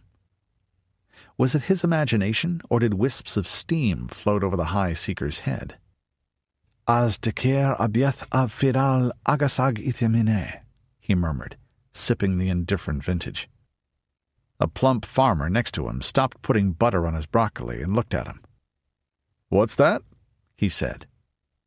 "A saying of my mother's people. It's hard to whistle and eat at the same time," Rudi replied, and got a blank look and uncertain smile. "And harder still to swallow when your gut is so tight with rage it aches. Bad for your digestion, that is. Bad for your nerves. Even worse for your disposition." And to be sure, it was better to eat before a fight, within reason, for the bit of added endurance. A prickling ran along the back of his neck as Graber narrowed his cold eyes. Even without Ingolf's warnings, he would have suspected that if Bossman proved cooperative about the quest departing, the cutters would not. Indeed not. So eat, but not too much, he thought, waving aside a second round of the serving platter, and taking a slice of sour cherry pie instead. The gods were at play tonight, and he one of the pieces they moved on their board. He dropped a scoop of the ice cream on the pie. Something sweet for quick energy. It wouldn't do to be heavy and slow. "Right, listen up," Ingolf Fogler said. He looked over the men his friend Jack Hewisenk had brought from the family estate, Vittrick's farm. "Well, there's Jack. He doesn't look like he's let himself rust."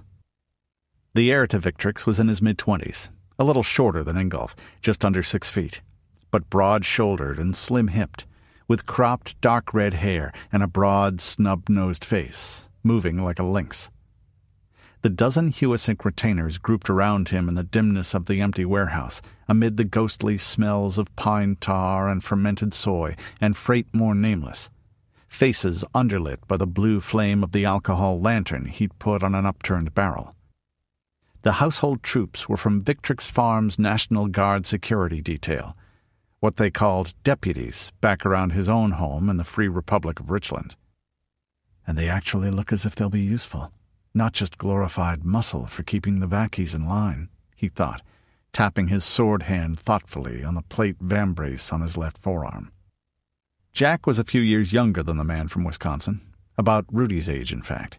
They'd met when he ran away to join Vogler's villains up north in the Republic of Marshall during the Sioux War, and he'd spent more than a year with the free company Ingolf commanded in that fucked up beyond all recognition exercise in futile butchery and pointless destruction, which ended with the survivors on both sides right where they started, just poorer and less numerous, and occasionally missing important body parts, Ingolf thought. It wasn't the only war Ingolf had fought in that finished that way either. About par for the course, in fact. That was one reason he'd gotten out of the hired soldier business. But it sure was educational, if you survived. Real educational. It had given Jack actual combat experience, and the Hewisink's men were notably tougher looking than the general men of their kind in Iowa, and almost certainly better trained. Their coal scuttle helmets and mail shirts were carefully browned, and their horsebows and long cavalry sheets looked like they'd seen use. Either Jack had worked them hard, or the Hewisinks had hired men who'd seen border duty beforehand, or both. Probably both. Most importantly, none of them looked too nervous, just serious and paying careful attention. One was stolidly finishing a ham and cheese sandwich and licking a stray squirt of mustard off his fingers as he waited. All of them had given Ingolf a quick professional appraisal. A few had nodded in sober recognition when they met his eyes, not of who he was, but of what. And if they are nervous, it's because they're not used to cities, not because it's their first fight, Ingolf thought. Aloud, "Jack, you're in tactical command." And they know you, so they're less likely to run screaming something real bad happens. "Come fast when I call," he finished aloud. Jack nodded. He raised his voice a little when he replied and came to attention and saluted smartly. "Yes, sir, Captain Vogler." One of his eyes drooped a little in a wink as Vogler returned the gesture. None of these men knew Ingolf from Adam except possibly in Jack's war stories, but they'd grown up around the Hewisinks. None of them were going to be much impressed by the fact that he'd been a paid soldier and salvager all his adult life. They certainly wouldn't give a damn about his birth into a sheriff's family in the wilds of Wisconsin, which was desolate, dirt-faced yokeldom's native land to an Iowan. Deference by the master's son and heir would make them a lot more likely to do what Ingolf told them, which could be crucial. Christ, I wish I had my old villains with me, he thought. Not for the first time, and only partly because they'd all been close comrades whom he missed bitterly even now. That had come from years of serving together, and they'd all known what they were doing, and known each other's capacities. Or I wish that we were doing this with just Rudi's bunch. Yeah, there's only 10 of us, but at least we've been in hairy situations together, and I can be sure they're all first class. These guys are strangers except for Jack. And when I did know him, he was a wild youngster, not a married man with kids. Hope he hasn't changed too much. Worrying about the mission as a whole kept him from worrying about Mary, too. She was up there on the rooftops right now, or possibly on her way back already, depending when the cutters made their move. Goddamn Edgar Denson and his plan. What was it Doc Pham used to say when someone got too fancy? The Reedstown physician had doubled as a teacher in the Hamlet School and director of their amateur theatricals. When the stage directions got complex, he'd say, "Too many notes, Herr Mozart." That about describes it. Denson was smart, no two ways about that, But he wasn't a soldier. Not really. He was an intriguer and politician who did some fighting now and then. Certainly not one who'd had years of first-hand experience of how easy it was for the wheels to come off a plan when it met the one the other guy was driving. Your enemy always has a plan, too, the swine. That's why we call them the enemy. Thanks again, he said to Jack, as they shook hands one last time before they buckled their gear. The other man's hand lacked much of the little finger, and the tip of the next. He'd gotten that putting it between a Sioux tomahawk and Ingolf's face. Hell, Captain, you saved my life a lot more often than I saved yours back when. Mainly because you know what you were doing and I didn't. Ingolf shrugged. It was my job. But you've got family responsibilities now, Jack. The Iowan cinched his sword belt and shrugged to settle it on his hips. He was wearing a jointed two-piece breastplate and flexible tassets to protect his thighs. Iowa had the best metal workers in this part of the world, and his family could afford the finest. That's really why I'm here, Jack replied. My kids are going to be around for the next 60 years, God willing, and by then they'll have grandkids. These cutters, they may not get to Iowa soon, but if they aren't stopped now, they'll be here in force someday. Ingolf nodded. Christ, Jack, why aren't there more who can see that? Jack grinned. You're expecting people to be sensible now, Captain? How you've changed. Point. I wish Mary and Ritva would get back here, he said. What's going on out there? Ritva Havel raised her head slowly, leaving just her eyes above the ridge of the roof, and brought the night glasses to them. Beside her, Mary used a monocular. Their heads and most of their faces were covered by a knitted cap of wool made in the irregular, very dark taupe color that faded into an urban background better than black. It was full night. The moon was down, and from above, the gas lights at the corners of the streets hid more than they revealed, killing much of her night sight no matter how carefully Ritva squinted and looked aside. The building where the cutters were gathered was unlit, which was significant in itself. She took a deep breath, feeling her blood pump and senses extend themselves outward. It wasn't particularly nice air in itself. This town burned coal too, like most in Iowa, and it was heavy with wet and still too warm for comfort. Sweat trickled and ran down her flanks, making the coarse, dark linsey-woolsey and supple leather of her Dunedain working garb cling and chafe. But at least I'm doing something instead of sitting and worrying, she thought. Real ranger work. The door opened. There was only a moment's gleam of muted light, noticeable because it caught at the edges of honed steel. The cutter's armor was partly metal, but mostly lacquered leather the color of dried blood, not very conspicuous in the dark. They came out in disciplined silence, with only a very slight clatter of harness and boot heels on pavement. A rough count showed 40 or 50. Not all the survivors of the troop Graber and the cutter Magus had brought east with them, but well over half. And unless Denson lied to us, about now he'll... A brighter light flickered and then steadied. Edgar Denson of the state police strolled forward, half a dozen of his men behind him, their sheets drawn. According to the plan he'd insisted on, he was going to hold the Corwinites in conversation for a few moments, enough for the two Dunedain to flit back and put the rest into motion. She wouldn't put it past him to have some elaborate triple cross in mind, but so far, so good. She glanced aside and met her sister's one eye above the face-covering mask hood. Their thoughts ran in perfect harmony. Just a moment more to make sure Mr. Denson is doing what he promised. "Halt!" the Iowan said to the cutter party.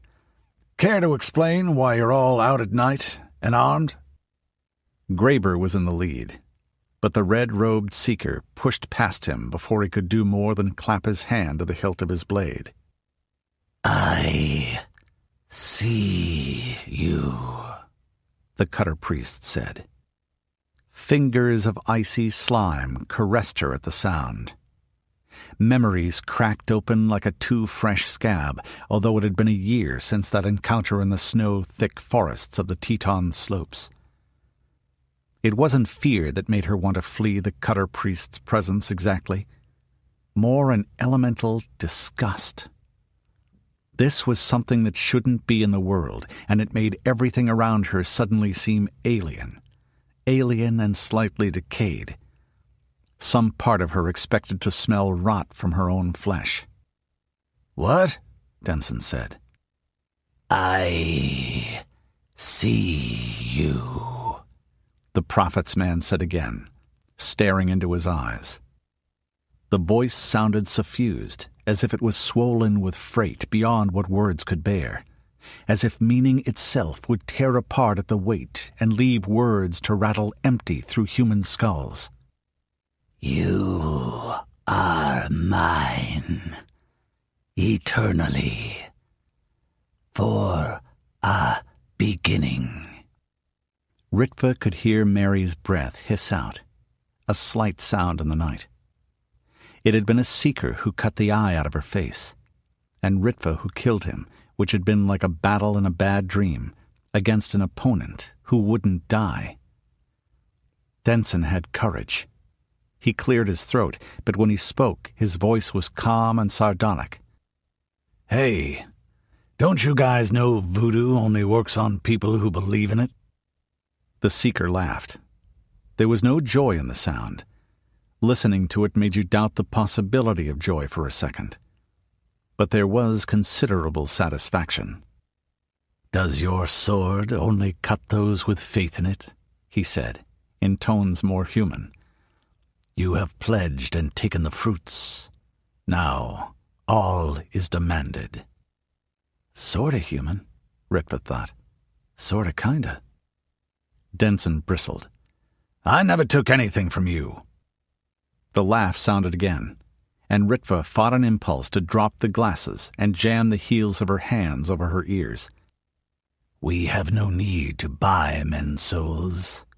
You give yourselves to us, and you have listened to our counsel for a very long time." "Fuck you, you lunatic." The seeker shrugged. "What is that you wear around your waist, man?" he asked. "It's what I use to hold up my pants and for my sheet when I'm not pointing it at some asshole I've suddenly decided needs killing," the secret policeman said, his voice gone hard. He waggled the long, curved horseman's weapon, the point rising until the rager edged 6 inches on the back of the blade, hovered near the cutter's throat. "You may have lost the concept out in Montana along with regular baths and brushing your teeth. But it's called a belt in this part of the world," he went on. "Any more questions about civilized fashions?" "You lie," the High Seeker said casually. "It isn't a belt. It is a giant rattlesnake. What a fool you are to wear a deadly serpent around your body." Denson started to laugh himself. Then Ritva saw his face shift as one hand dropped to his midriff. He gave a single high shriek and dropped his sword. He struck convulsively at himself before the steel rang on the pavement, scrabbling and pounding, and then pitched to the ground, twitching. Her own breath caught as she saw his purple, distended face and the foam on his lips. Then her throat clenched tighter still as her eyes dropped to his right hand. It bled, where the palm was pierced by the loosened pin of his belt buckle. "Diach Iluvia Gale, Hen Denson," Mary observed, dropping back into Cinderin. "No, he isn't very bright. Wasn't. He wouldn't listen to us, and now look what it got him. And us. And there goes our crucial delay. Well, maybe Denson's retainers will attack them." The men behind Denson wavered, got a good look at their commander, then threw away their weapons and took to their heels. From the sounds they were making, the state police troopers didn't intend to stop until they hit the Mississippi, or Nebraska if that street led west. She very much doubted they planned to stop and inform the authorities of what had happened. Not that anyone would believe them in time if they did. I don't know if I believe it myself, she thought in some corner of her mind. There are stranger things in the histories, but this is the 5th age of the world, or maybe the 6th. All the cutters except the Seeker formed into a column, quick-timing down the night-empty street in a harsh clatter of leather and hobnails on pavement. The Corwinite priest stayed a moment and raised his arm until it pointed at the 2 Dunedain, where they should have been invisible in the blackness. There is no escape for one they have touched. Mary nodded. Uh-oh, she said very softly. I know what uh-oh means, Ritva replied. It means we're fucked. A tile grated under a foot behind them, where the grapnel holding their climbing rope was hooked into the roof's gutter. Kill, the High Seeker said.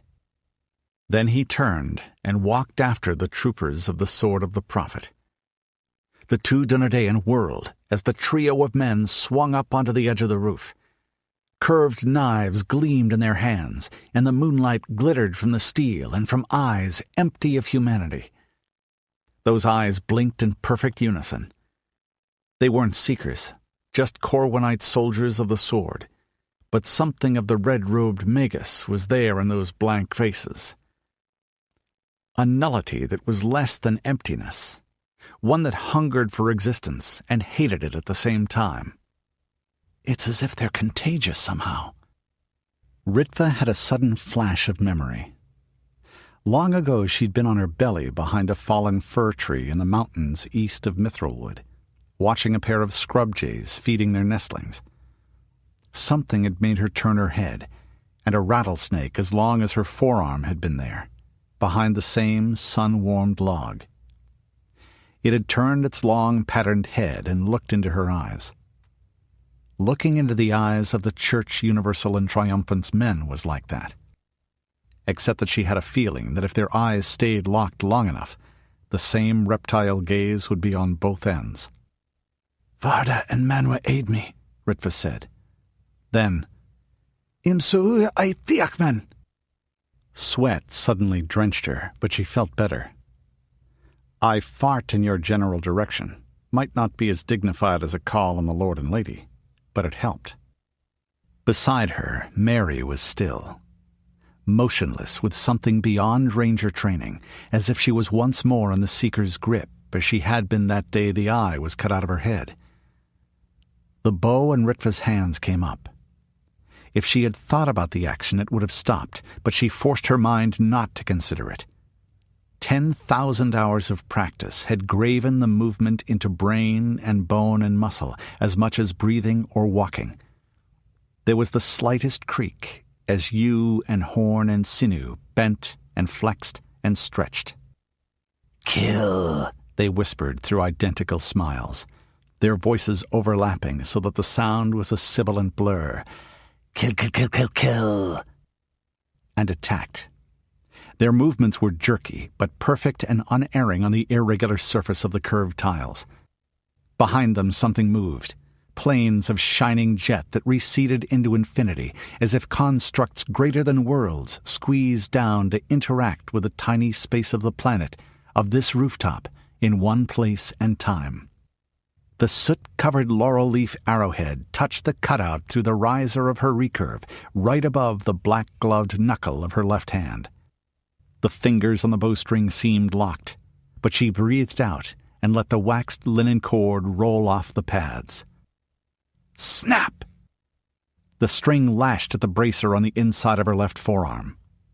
Achingly slow, the arrow began its flight. She could see the way the fletching rippled, and how the slight curve and the fashion the feathers were set to the cedarwood made the whole spin as it flew. She couldn't be seeing it move. The distance was less than 30 feet, and the shaft would be traveling at 200 feet per second. In this darkness, it should be a blurred streak at most. The central attacker's body flexed loosely as the point approached, as if he was moving backward even before it struck. When it did, he swayed like a whip being snapped, and looked down for an instant at the narrow 30-inch shaft transfixing him just beside the breastbone. He's not going to stop, Ritva knew. Then he did. But the fixed smile on his face did not alter as blood runneled out his nose and hung in threads from his lips. "Not yet to rule so many," he said. "Soon we will be abroad and loose," and collapsed forward. The others continued their herky-jerky advance. Ritva bounded back frantically, her soft elf boots gripping at the roof ridge as she dropped her bow and the long sword hissed out in the two-handed grip. "Lacho Kalad!" she cried. There was a wheeze of relief in it, too, for Mary was moving as well, the ball and hook whirling on the ends of the length of fine chain she unwrapped from her waist. "Drago Morn!" Her sister completed the ranger war cry. "Flame light! Flee night!" Chapter 9. Emergency Coordinator's Residence, Chartered City of Dubuque. Provisional Republic of Iowa. September 14th, Change Year 24, 2022 AD. "Sure, and I don't think your Majesty should be unguarded," Rudi said, shifting uneasily with a prickling feeling along his spine. Kate Hazelroad came back into the room at that instant, and Rudi breathed a sigh of relief, at least in the privacy of his mind.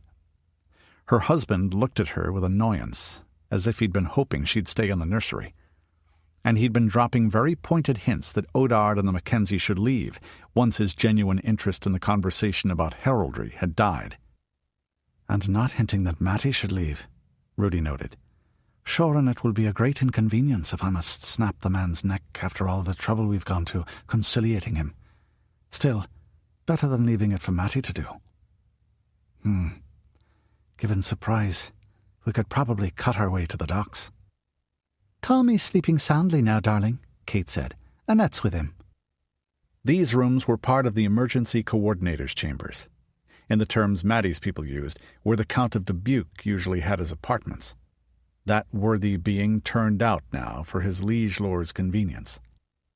Or his lord's convenience, and his own inconvenience, he thought wryly, nodding pleasantly at Kate.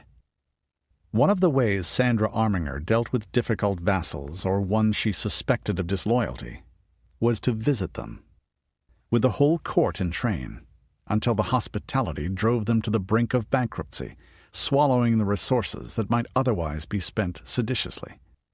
The best of that jest was that they couldn't do anything but profess delight at the honor and spend on feasts, tournaments, and entertainers as if money were water. Juniper Mackenzie had been heard to say that Sandra knew more ways of killing a cat than drowning it in a bucket of cream. Rudi didn't think Anthony was bright enough to come up with that idea on his own, but it is interesting to see that another ruler could stumble on something of that sort by accident. I'll have to be keeping that in mind, if Edain is determined I'm to be High King. He tried to make the thought light, as if it was a joke, but he had a sinking feeling that was what the powers, some of them at least, really had in mind. And I was afraid of the burden of being chief of the Mackenzies alone. Though a High King of Montival would have to visit about much of the time, wouldn't he?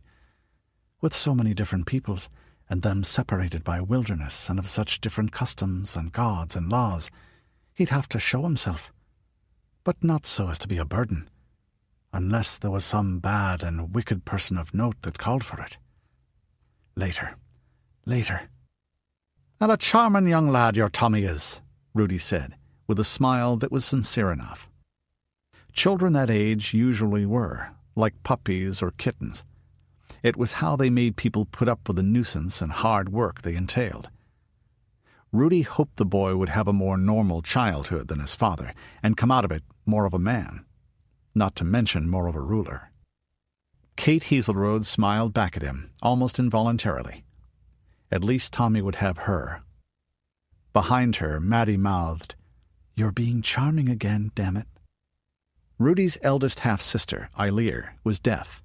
He'd learned lip-reading from her, and it was a useful skill whether you could hear or no. The coordinator's quarters were elegant, in a cool style of pastel fabrics and muted colors and blonde wood that was not at all the boss man's usual taste, judging by what he remembered of the throne room in the state capitol.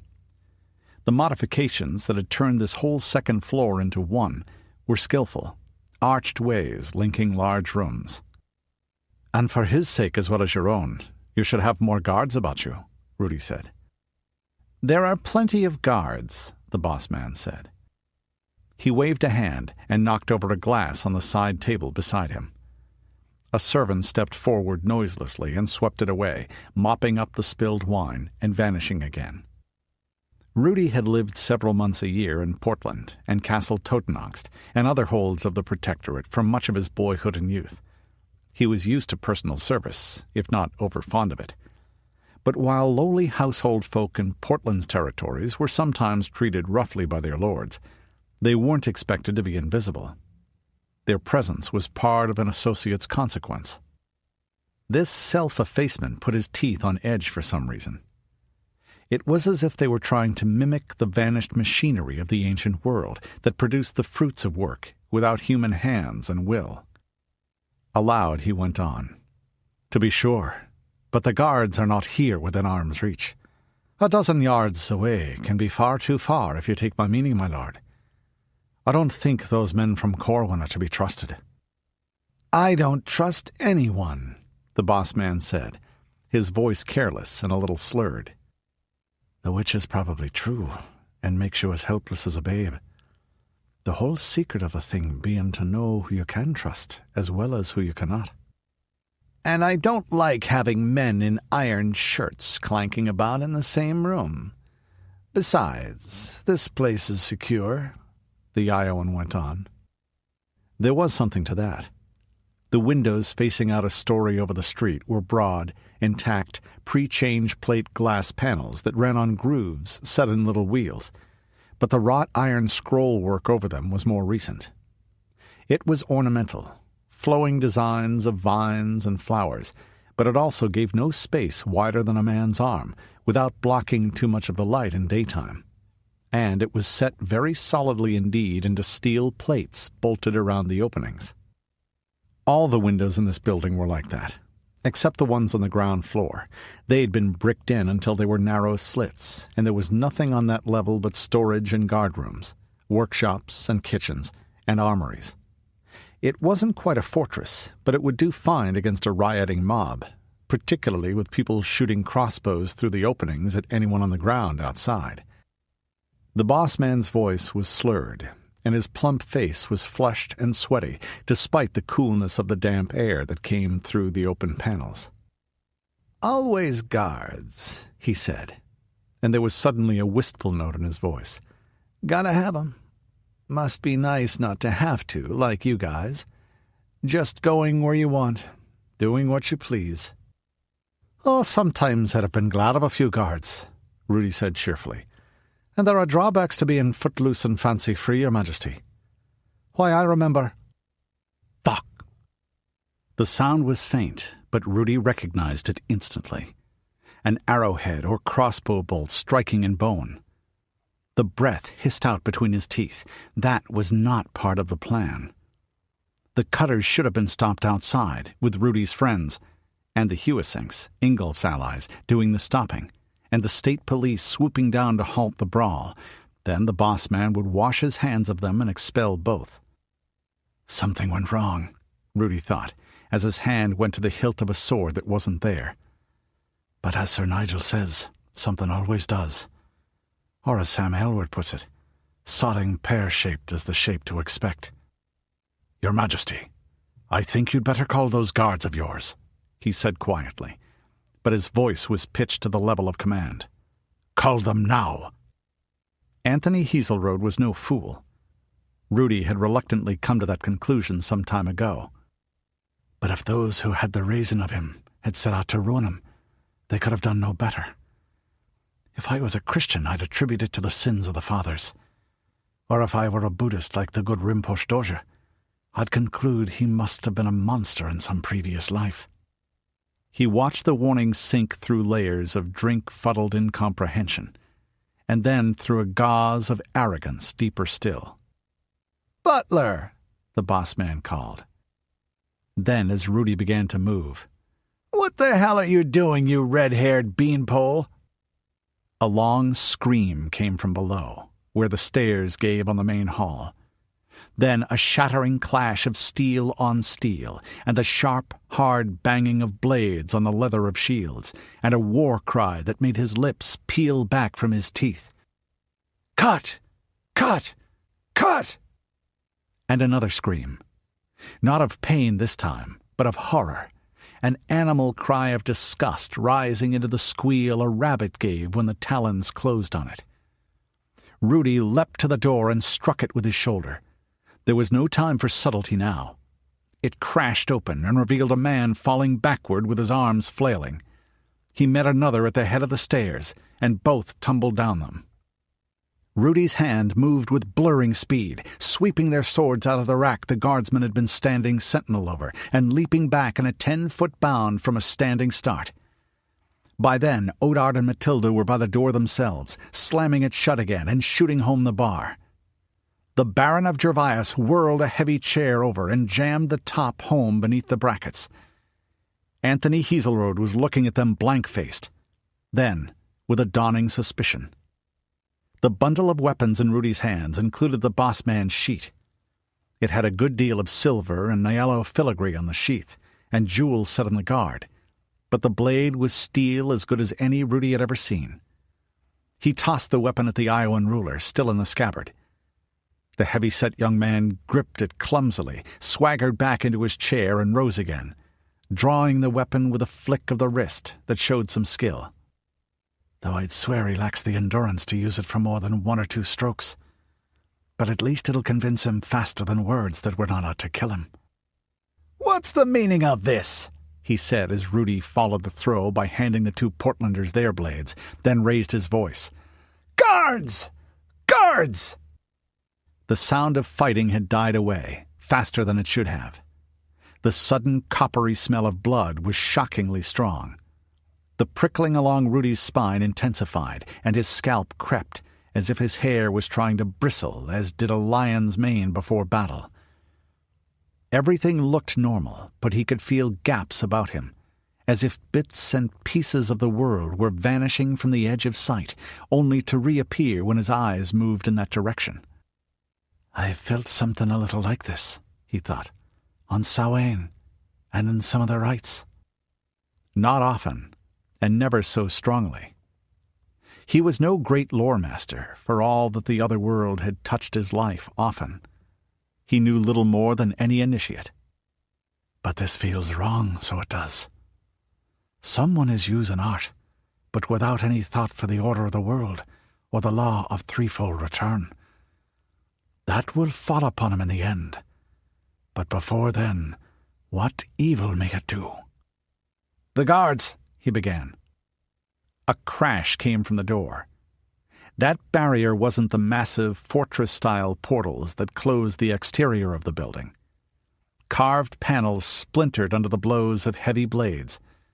At this moment you remembered that the sheet had started out as a chopping tool a mere generation before. The steel flicked through in glimpses of brightness against dark-oiled ornamental walnut. When the upper panel was a sagging mass of splinters, a man's helmeted head completed the ruin, butting through the remains. Heaselrode cried out in relief. "Captain Butler! What is going—" The guardsman looked at him, smiling through the gashes the splinters had cut in his flesh. One eye leaked clear matter down his cheek, running in thick threads through the red of blood. "Kill," he said, his grinning teeth wet. "Kill them all. Kill." "Happy to oblige," Odard de Gervais snarled, and struck. He was a man of middling size, but strong and very quick. The long sword blurred down in a silver arc. There was a heavy wet sound, and underneath it a crack of parting bone. "How!" he shouted, and then the war cry of his house. Face Gervais! Face death! The head sagged free, held by only a shred of flesh. Blood spurted out into the room, but for one long instant the body's hands scrabbled beside the severed neck, trying to enlarge the hole through the broken wood. Then it went limp, and other hands pulled it back. A billhook smashed through. Odard cut again, but this time the blade skidded with a shower of sparks off a sheath of steel wire wound around the wooden shaft behind the business end of the polearm. The weapon jerked back and then probed at him, thrust two-handed with a savage, skillful snap. He skipped back just in time, or a little later than that. The sharp point of the spike touched his breast, and a dark stain spread on the colorful cloth of the jupon. "Here!" Mathilda cried. She tossed him a shield. There were two, done up for Anthony Heselrode's amusement in the lidless eye of the Armingers, with a baton of cadency across it and the Mon symbol of the House of Liu, the Chinese ideograph for Poland for his father's mother, silver on red on black. There hadn't been any reason to make the shields genuine, but there hadn't been any reason not to either, and Mathilda had taken full advantage of the boss man's expense account. So these were the real article. Elongated triangles 4 feet from rounded point to curved top, made of plywood and bullhide and covered in thin sheet metal, with the padded loops on the inside parallel to the length. "Bless your foresight, Matty," Rudi said. "Flank me, not in plain sight of the door." The two associates took up the stance Portlander men-at-arms used for fighting on foot. Left fist at chin height, which put the upper edge of the shield just under the eyes and the point at shin level, and swords over their heads with the hilts forward. Rudi had no protection but the little buckler clipped to the side of his long sword sheath. He took that in his hand, some part of him wishing they had all their fighting gear at hand. With a Western knight's head-to-toe panoply, the three of them could hold the doorway in turn, and only be badly hurt by accident. "You fight with what you have, when you have to," he thought. Rudi crouched and duck-walked towards the door, keeping below the level that could be seen through the ruins of the upper panel.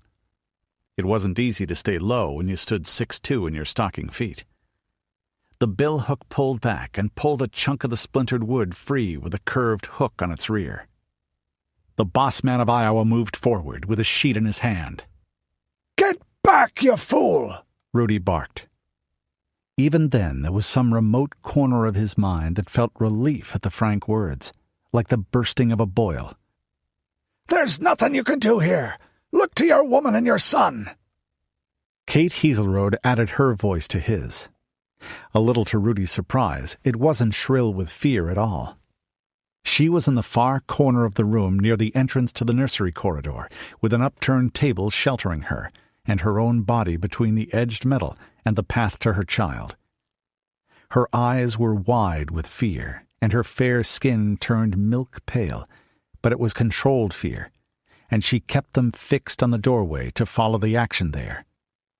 Her husband's face was crimson, flushed with rage as much as with drink. "So he's no coward," Rudi thought. "What a time to develop the virtues." Mathilda acted where Rudi couldn't. She leapt forward just as a bow snapped on the landing outside and threw herself in front of the Iowan. There was a hard crack as the point punched into her shield. It hit at a slant, penetrating shallowly and giving a malignant whine as vibration damped itself in metal and wood. She hit the boss man under the short ribs with the pommel of her sword to stun resistance, threw him back with an expert heave of shoulders and legs, and used the motion to whirl herself back out of the line of fire. Only then did she snap the arrowhead off with another blow of the hilt, and the inch or two of shaft that had followed it through the shield. "Harrow Portland!" she cried in a Valkyr shout as she took stance again. "Holy Mary for Portland!" 2 more arrows plowed through the space she'd vacated. They went over Rudi's head with a vicious of cloven air, like angry yellow-jacket wasps, and slammed into the wall to stand quivering. Rudi came off the floor in a long lunge in the instant they blurred past, leg and arm in perfect line, and the blade of the longsword lashing out into the hole in the broken door. The point drove home in meat and bone, and a bill clattered through the broken door to lie spinning on the floor. Hands gripped the blade of his sword, naked flesh against the metal. He stripped it backward with a wrench, and fingers fell away from the edge of the layer-forged steel. Another bill rammed close, probing for his life as the wielder crowded among the figures thronging the landing. "Moragoo!" Rudi screamed. It was half war cry, half desperate appeal. He was used to fighting brave men, but not those who cared for wounds and pain and death no more than so many wind-up automatons. "Moragoo! Come to me, Dark Mother! I am the Lady's sword!" The crow goddess had sent Raven to him long ago, not in dream and vision, but in the light of common day. He bore the mark of the bird's flint-hard beak and the small scar between his brows. That pain had been brief. It flared again for an instant. Then, what filled him was agony and fire, ecstasy beyond bearing, joy and horror at once. The world vanished and reappeared with jeweled clarity, and he understood. Every beat of his heart linked him to all that was, and he saw those threads. He dropped the buckler, and his hand closed on the bill's shaft behind the head, wrenched it free, slammed it back so that the butt cap cracked a skull. His sword thrust back and forth like the needle in a treadle-worked sewing machine. There was no rage behind the strokes, only a love that encompassed even the snarling faces behind the weapons that reached for him, a vast, piteous determination. Dark wings beat above his head. Their drumbeat the death of suns. The wind of their passage a surge of fire like surf on a shore whose sand was stars. Flames circled a single eye. The sword moved, and men died. Others crowded forward, blades lashing at him and weapons beating at the hinges of the door. Planes of black light shattered. He screamed, and the cry was the soul of grief from the mother of all at the pain of her children, a boiling ocean of sorrow and rage. "Lord, have mercy. Christ, have mercy," Ignatius whispered, and crossed himself.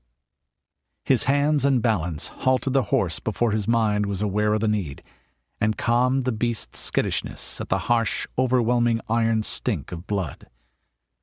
The rear entrance to the emergency coordinator's residence had been well guarded. The men wore the mail shirts and coal-scuttle helmets of the state police, and the door on its massive hinges was panels of solid steel, strapped and forge-welded, and riveted together into something that even a battering ram could only have dented. The Order of the Shield sent its knights' brothers where they were needed to succor the afflicted and rescue the weak. He had seen terrible things many times in his nearly 30 years of life, and he was just old enough to remember a little of the first year after the change. This. "How did they die?" Virginia Kane whispered. "They killed themselves," Frederick Thurston said. His voice was shocked into a machine flatness. "Or each other." He pointed with his saber towards one pair locked together. It shouldn't have been physically possible for two men to choke one another to death that way, but the swollen, purple faces and bulging eyes were unmistakable. And the same smile was on their faces, the same as all the others. Ignatius mastered himself and swung down, his armor clanking. He was in the full knight's gear of knee-length chain hauberk, coif and visored helm, plate greaves and vambraces, armored gauntlets on his hands, and steel sabatons protecting his feet. The well-trained destrier stood stock still as he dropped the reins, though its eyes rolled piteously and shivers went over its black coat. One young man still lived despite the wounds that leaked blood over chest and belly and groin. His hand was locked around a chain that held a silver crucifix, and his eyes moved towards the priest. "What happened here, my son?" Ignatius said, going down on one knee in the sticky redness that covered the asphalt. "He came," the young man gasped. He came. Ignatius nodded. Now I know where the Corwinite diabolist is, he thought grimly, trying the rear entrance. But first... What did he do? The dying man's face jerked, and he began to sob, not with the pain, but as a lonely child might. He showed me myself, he whimpered, then began to thrash. He showed me myself. Oh, God, I'll die, and I'll have to see him again. Ignatius leaned forward and locked the wounded man's eyes with his, pouring his will through the joined gaze. He lied, child of God. No sin is beyond forgiveness if you accept Christ's mercy. Throw yourself upon his love. The priest felt something flow out of him, or through him, for it left him stronger, not weaker. A measure of sanity returned to the other's face for a moment. He slumped and whispered slowly, "Bless me, Father, for I have sinned." Aloud he spoke the words as the boy died. Within himself, silently, he added, Lady pierced with sorrows, this man too was born of a woman. Intercede for him, I beg, and for us all, now and at the hour of our deaths.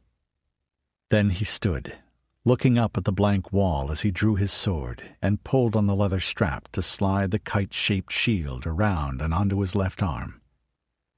There were narrow windows running up the brick wall, one per flight, but they were covered with grills bolted to the frames. The ends of the bars curved outward in sharp points. "They've gone through here just a moment ago, but they barred it behind them. We'll have to go around to the front of the building," he said crisply, "and pray we're in time." "No, we won't," Virginia shouted. She snatched the lariat free from her saddlebow and brought her horse around in a broad circle across the street and down a little. The silver spreader weight flashed in the faint, distant light of the gas lamps as she whirled it overhead, and the nimble quarter-horse sprang off its hindquarters and came pounding down the pavement at a gallop that struck sparks from the concrete and echoed off the blank walls in rattling blows of sound. Frederick ducked in the saddle as it flew over his head, and then the loop settled over the bars of the first-story grill as she sped past. A heavy whunk sound came, a whip-crack snap as the tough braided bison hide came rigid as a steel rod, and with it a scream of equine protest as the horse was thrown back on its haunches by the shock transmitted through the lariat snubbed around the high horn of the western saddle. For a moment, Ignatius felt a cold stab of fear that the beast would be flipped backward on its rider and crush her against the unyielding pavement. Then there came a scream of shearing metal from above him. The half-ton of fast-moving horse and rider had snapped the bolts that held the grid across. Ignatius ducked again as the buckled, twisted metal fell to the ground and landed with a nauseatingly soft sound on one of the murdered state police troopers. "Too small," Ignatius said, his eyes on the gap.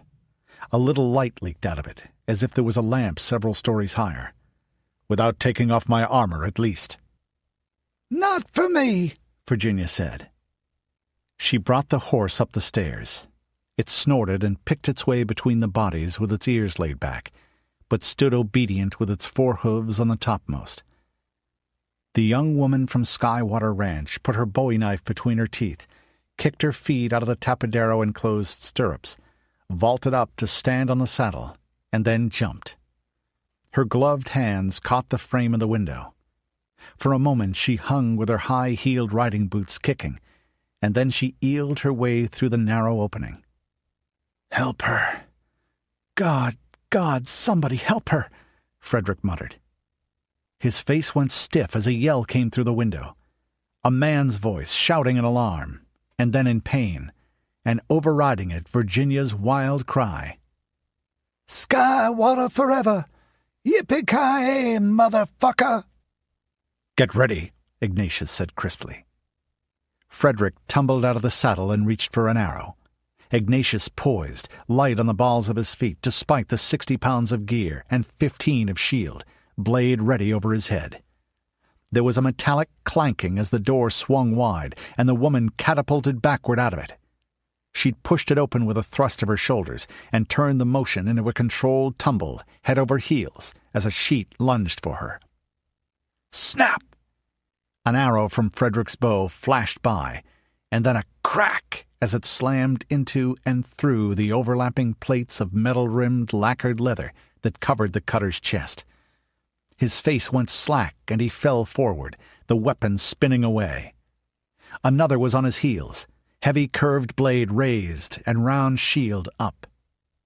"Jesu Maria!" Ignatius shouted from deep in his chest, and sprang forward crabwise, left shoulder tucked into the curve of the long western shield. He met the smaller round plainsman's model, blazoned with the rayed sun of the Church Universal and Triumphant. There was a hard, thudding impact, and he grunted as his own weight and momentum overbore the other man's charge. That rocked the soldier of the Sword of the Prophet back, staggering on his heels, and the warrior cleric's blade came down. His lips drew back from his teeth as he felt the edge cleave leather and then flesh. God forgive him, he thought as he wrenched it back with furious urgency. And me. Back me! He called to the others as he pushed through the door. He came in crouching a little so that the shield covered him from eyes to shin. He left the visor locked up for better vision in the dimness, but there was no part of him not covered except the narrow space between shield rim and eyes. I lead. I've got the gear for this. The two youngsters followed, arrows on the strings of their powerful recurve bows. The stairwell was dark, but not absolute blackness. It showed the shadowed outlines of two more Corwinites rushing down at him, and the faint light caught blue on the honed edges of their blades. Cut! Cut! Cut! Jesu Maria! Skywater! Then Thurston's bellow, some distant corner of Ignatius's mind, made a silent sound. Hola Odin! More feet were pounding on the metal treads above, the heavy ringing sounds of boots with iron heel plates and metal-strapped toes. We're not enough, not with only 3, Ignatius knew. Knew also that they must try anyway. Where are our friends? Can we kill him? Jake, son of Jake, asked. Please? Beyond him, on the crest of a roofline, 2 dark figures came to their feet and gestured urgently. They used the broad gestures of battle sign, which was common to Mackenzies and Dunedain. Come quickly. Edain Aylward Mackenzie swallowed.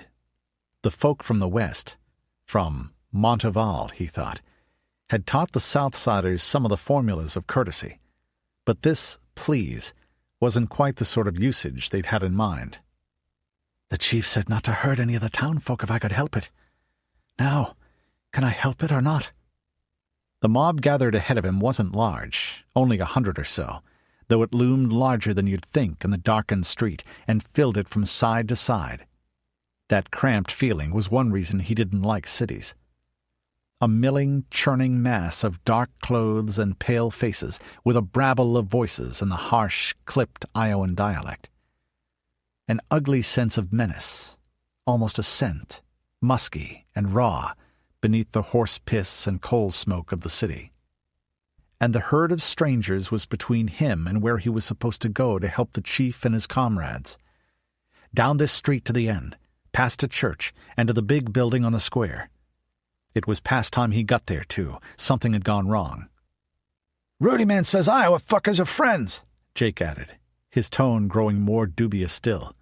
These are no friends. Beyond gach duin golach, goratien bomagral, Edain muttered. That was something he'd picked up from Lady Juniper when she'd come to judge a dispute over straying livestock between his Dun Fairfax and the folk of Dun Carson that had almost come to blows. What that? The Southsider said. That everyone's a friend, until your cow wanders into their garden, he said. And I understand what Rudi meant. We can't afford to make these Iowans think of us as enemies or bloodthirsty savages. That's the politics of it. The chief's in danger. That's what I know of it.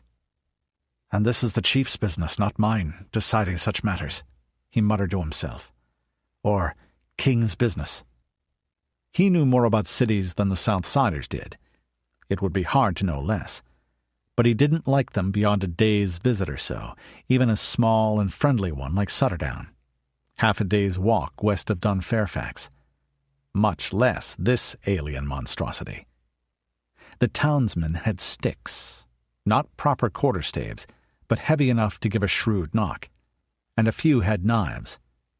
One or two carried short, broad chopping swords, what these Easterners called footmen's sheets. More than one had picked up rocks or bits of broken concrete or bricks. A ragged figure knocked a bottle against a building's wall as he watched, and held the jagged stump in one fist. All of which was well enough for a brawl. But if he had to fight, he was going to fight. Behind him and Jake, the grown men, and the odd women, of the South Side freedom fighters fingered their new hickory bows. Some of them were fidgeting, feeling penned in by the 3-story brick buildings to either side, or by the distant glow of a gaslight at a corner, and the constant grumbling mumble of wheels and hooves and gods knew what that never seemed to stop here. Others grinned at the city folk, an expression that would have frightened the urbanites more if they'd known the wild men better. Raising his voice, "You good people should give us the road. That you should. We want no trouble. Our quarrel isn't with you Iowa folk, but we're ready to shed blood if we must." One of the locals turned to the rest of the mob. "Remember what the Seeker said? The prophet raises the life streams of his followers. The poor and lowly are his, and he'll reward them."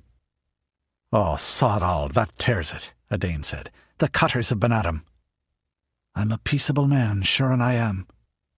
His father had gotten any inclination to brawling for its own sake out of him early, on one memorable occasion with a whistling bow-stave on the shoulders, and the observation that any young galley-bagger in his family who wanted hard knocks could get them at home without bothering the neighbours. "But Da taught me never to back down when a fight was needful so. The chief needs me, and these Southside lads are dependent on me to see them through, and those townsmen there are getting themselves into a real fight, whether they expected that or not." The thought made sweat break out on his brow. Not the fighting, but the responsibility. "And these fucks brought eaters into Dubuque," the Church Universal and Triumphant's convert said. "Eaters! Chicago scum!" Behind the Mackenzie, a snarl went through the tribesmen, as much felt as heard. The Southsiders really didn't like being called eaters, which was unsurprising, since they'd spent their entire lives fighting those who deserved the name. Also, in their legends, Chicago was a lost paradise where their ancestors had been demigods, not to be mentioned with disrespect. "We'll have to go through them, and no holds barred," Edain decided. "They asked for it, and by lieu of the long spear and the Morrigan's black host, we'll give it them." And there was a certain relief to the thought. He was a peaceable man, but fighting was something he knew how to do. Talking with a bunch of strangers wasn't. "Yes, you can kill them," he said. The Southsiders surprised him by falling into ranks as they'd been taught.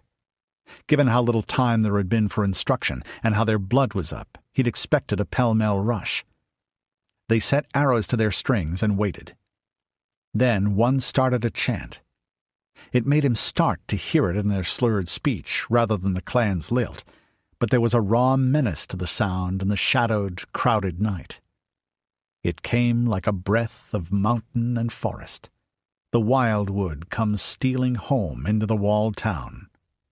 "We are the point, we are the edge, we are the wolves that Hecate fed, we are the bow, we are the shaft, we are the bolts that Hecate cast.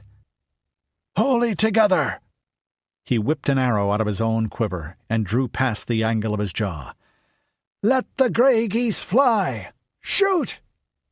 30 bows snapped. The whistling sound of the arrow's passage was oddly magnified by the buildings on either side. The light was bad, and the Southsiders weren't even middling archers yet by his exacting standards. Against a bunched, unarmored target less than a second's arrow flight away, it didn't matter much. A score of men went down, screaming and thrashing and clawing at the iron and wood piercing them, or silent and still. "Again! Shoot!" Another volley. Many of the townsmen turned to run, but the long shafts slashed down out of the darkness at them, the arrowheads glinting at the last second as the honed edges of the triangular broadheads caught the light. "At them!" Edain shouted. The Southsiders swarmed forward, throwing down their bows and sweeping out knife and hatchet. They had no order at this yet, or formal training to the blade, but they had a dreadful bounding agility, and each aided the other in a unison like a pack of wolves slashing at an elk. Their catamount screeching echoed from the buildings. It was actually much like the Mackenzie battle yell. After a moment, the only sound from the Dubuque men was panic flight, or the moans and cries of their hurt.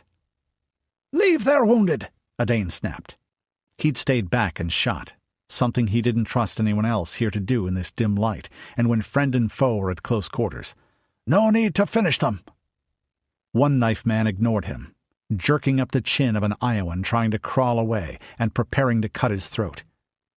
Edain tossed him backward with a snatch and grab. He wasn't more than average height, but his shoulders and arms were broad and thick, and cuffed him silly with a forehand and backhand slap.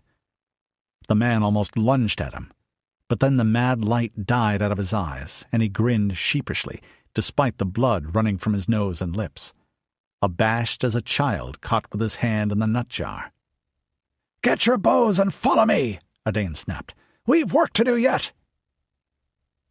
"Screw this," Ingolf said. "It's too long. We have to get going." Jack Hewissink hissed between clenched teeth. "Leading a band of armed men to the place the boss man's staying isn't real healthy," he pointed out, "particularly as the Hewisinks and the Hazelroads aren't what you'd call friendly. Unless there's already an attack." "Something's gone wrong, Jack." He stopped as a knock came at one of the warehouse windows. Tap, then tap, tap, then tap. 3 strides took him there. When he opened it, a face was hanging there upside down. All he could see besides the dark cap was the strip of skin across the eyes, and one of those was missing. "Denson's dead, and the cutters are headed for the boss man's quarters," Mary Havel said. "They'll be there before you. Hurry, Edain and the Southsiders and Ignatius and Fred and Virginia are on their way." The last of the state police troopers who'd turned went down in a thrashing tangle on the floor as Rudi landed a drawing cut behind one knee. Odard made a quick downward smash with the lower point of his shield, and the curved metal rim hit bone with an ugly, crunching sound. Mathilda covered Rudi for a moment with hers, and a spear point scored across the surface, leaving a bright scratch through the paint that covered its metal sheath. The impact rocked her back. She had to use shield and sword in a blur of movement as 2 more thrust at her unarmored body. When men fought with no regard at all for their lives, they died quickly. But the last of them had forced Rudi back into the room. An unarmored man couldn't just slug it out. He needed room to take advantage of his height and quickness. 2 soldiers of the Sword of the Prophet shoved through in that instant, too quickly for any of the Westerners to stop them. They weren't berserkers of any sort, and they were in good armor, their round shields up under their eyes. Rudi leapt forward again. He could feel the ache in his muscles and the hard straining as his lungs sucked in air. But the Reastrad that was the gift of the crow goddess made it seem distant, unimportant. His body would serve his need until it dropped dead. A shield's frame cracked under the edge of his sword, and the arm beneath it broke. But then he must whirl and parry a cut at his leg. He gave back, and more men crowded in.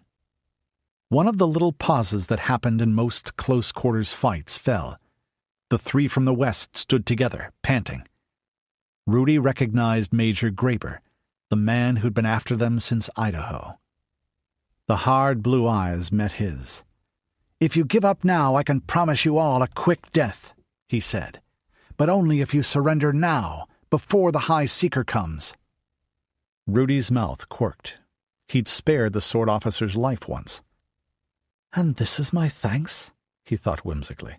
"And the jest of it is a gesture of grace, so. He might not be such a bastard of a man after all, were he born and reared elsewhere." "I'll be thanking you, but declining none the less," Rudi said, his voice detached and amused. "If you want us, come and take us and pay the price of it." Graeber's tuft of chin beard moved very slightly as he gave a brief, unsurprised nod, and there was a quirk to the corner of his mouth as he slid the spiked helmet back on his head. "Kill these 3, he said. "Take the Iowa ruler and his woman and a child alive if you can. They'll be useful as hostages." "Wait," Rudi heard. Another man pushed through the door, and the soldiers of the sword of the prophet, men who would bite through their own tongues and die at a command, leapt aside to let him. His head was shaven, and a robe the color of old dried blood covered him. A sheet was in his hand, but that was the least of the menace that surrounded him. It was the eyes you saw. Ordinary brownish-green eyes that were somehow windows into negation, to the bottom of all things where despair itself had drained to lie dead, dust and bones. "I see you," he said, his head tilted at an odd angle, and even to one caught up on the battle fury of the goddess, the words struck chill. "Son of bear, son of raven." "And I you, Ilriker," Rudi said quietly. "You shall not pass while I live, nor harm those I love." "We are abroad, and loose, and will not be put back," the High Seeker of the Church Universal and Triumphant said. "You cannot stand against us without it." Something struck Rudi then, impalpable, but with a wave of torment that made him feel his bones crack and grind against themselves until only seared powder was left. He grunted and flexed backward, as if a fist had hit him between the eyes. Then Raven's mark on his brow flared again, a good white pain that cut through the sick agony. "Lady of the Crows, fold me in your wings," he choked. "Lou of the sun." His head cleared enough for him to remember something else. Master Howe's hard, dry voice in a practice field on the mountainside above Shenrezi Monastery, in the Valley of the Sun. Words as crisp and strong as the bronze bell ringing from below. "But the hand is not the weapon. The mind is the weapon, and the hand only its extension. Discipline your mind." As he had then, he turned his will into a dart and thrust. The cutter priest threw up his arms and howled, a sound that stunned the ears and made even his own followers stagger. Then they hurled themselves forward, sheets raised to kill, and there was only the dance of blades. "I'm about to die." Mathilda Arminger had time for that one thought.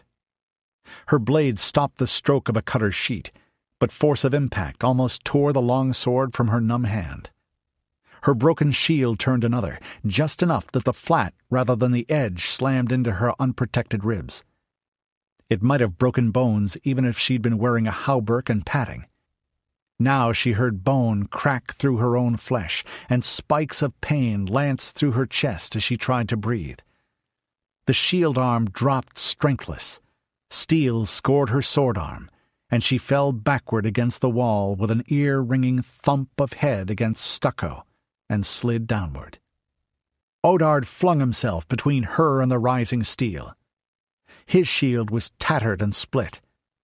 The edge cracked down through the wood and leather into his arm.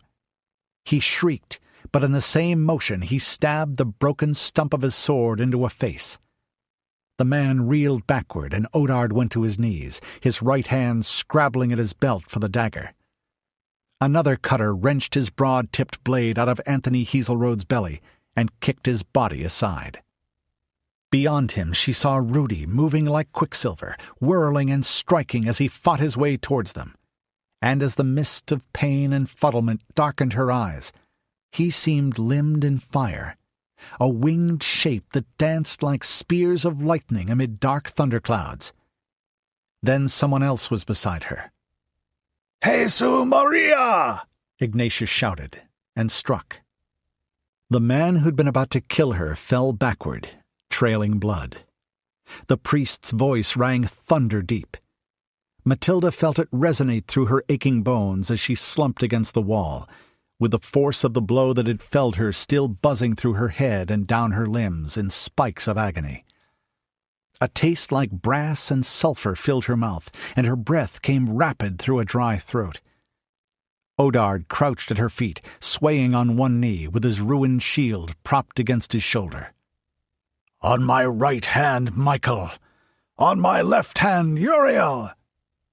The soldier-monk's sword and shield swung in beautiful unison, leaving trails of silver light to her dazzled eyes. Ignatius shouted again over the slithering crash of steel, the dull, ugly sound of blade and flesh, and the panting snarls of his opponents. "Before me, Raphael! Behind me, Gabriel!" There was anger in that shout, but no rage. Instead, a happiness that was fierce and joyous at the same time. It was as if the spirit of anger filled him, pure and hot and infinitely clean. As if this was the thing that anger was for. The cutter in the dried blood robe came through the press, throwing his followers to either side in his eagerness. Murk moved with him to Mathilda's aching eyes. Not darkness that hid him from sight, but something of which darkness was merely a symbol. A whirling chaos that hummed with power, but was somehow decayed, as if he were a window to a place where even the stuff of matter itself perished in an endless denial of possibility. "I see you," he said, in syllables of burning ash. The battle ceased for an instant, that stretched. Rudi used it to step to the warrior cleric's side. The cutter Magus looked from one of them to the other with a grin of hatred. "And I see you," Ignatius said into the panting silence.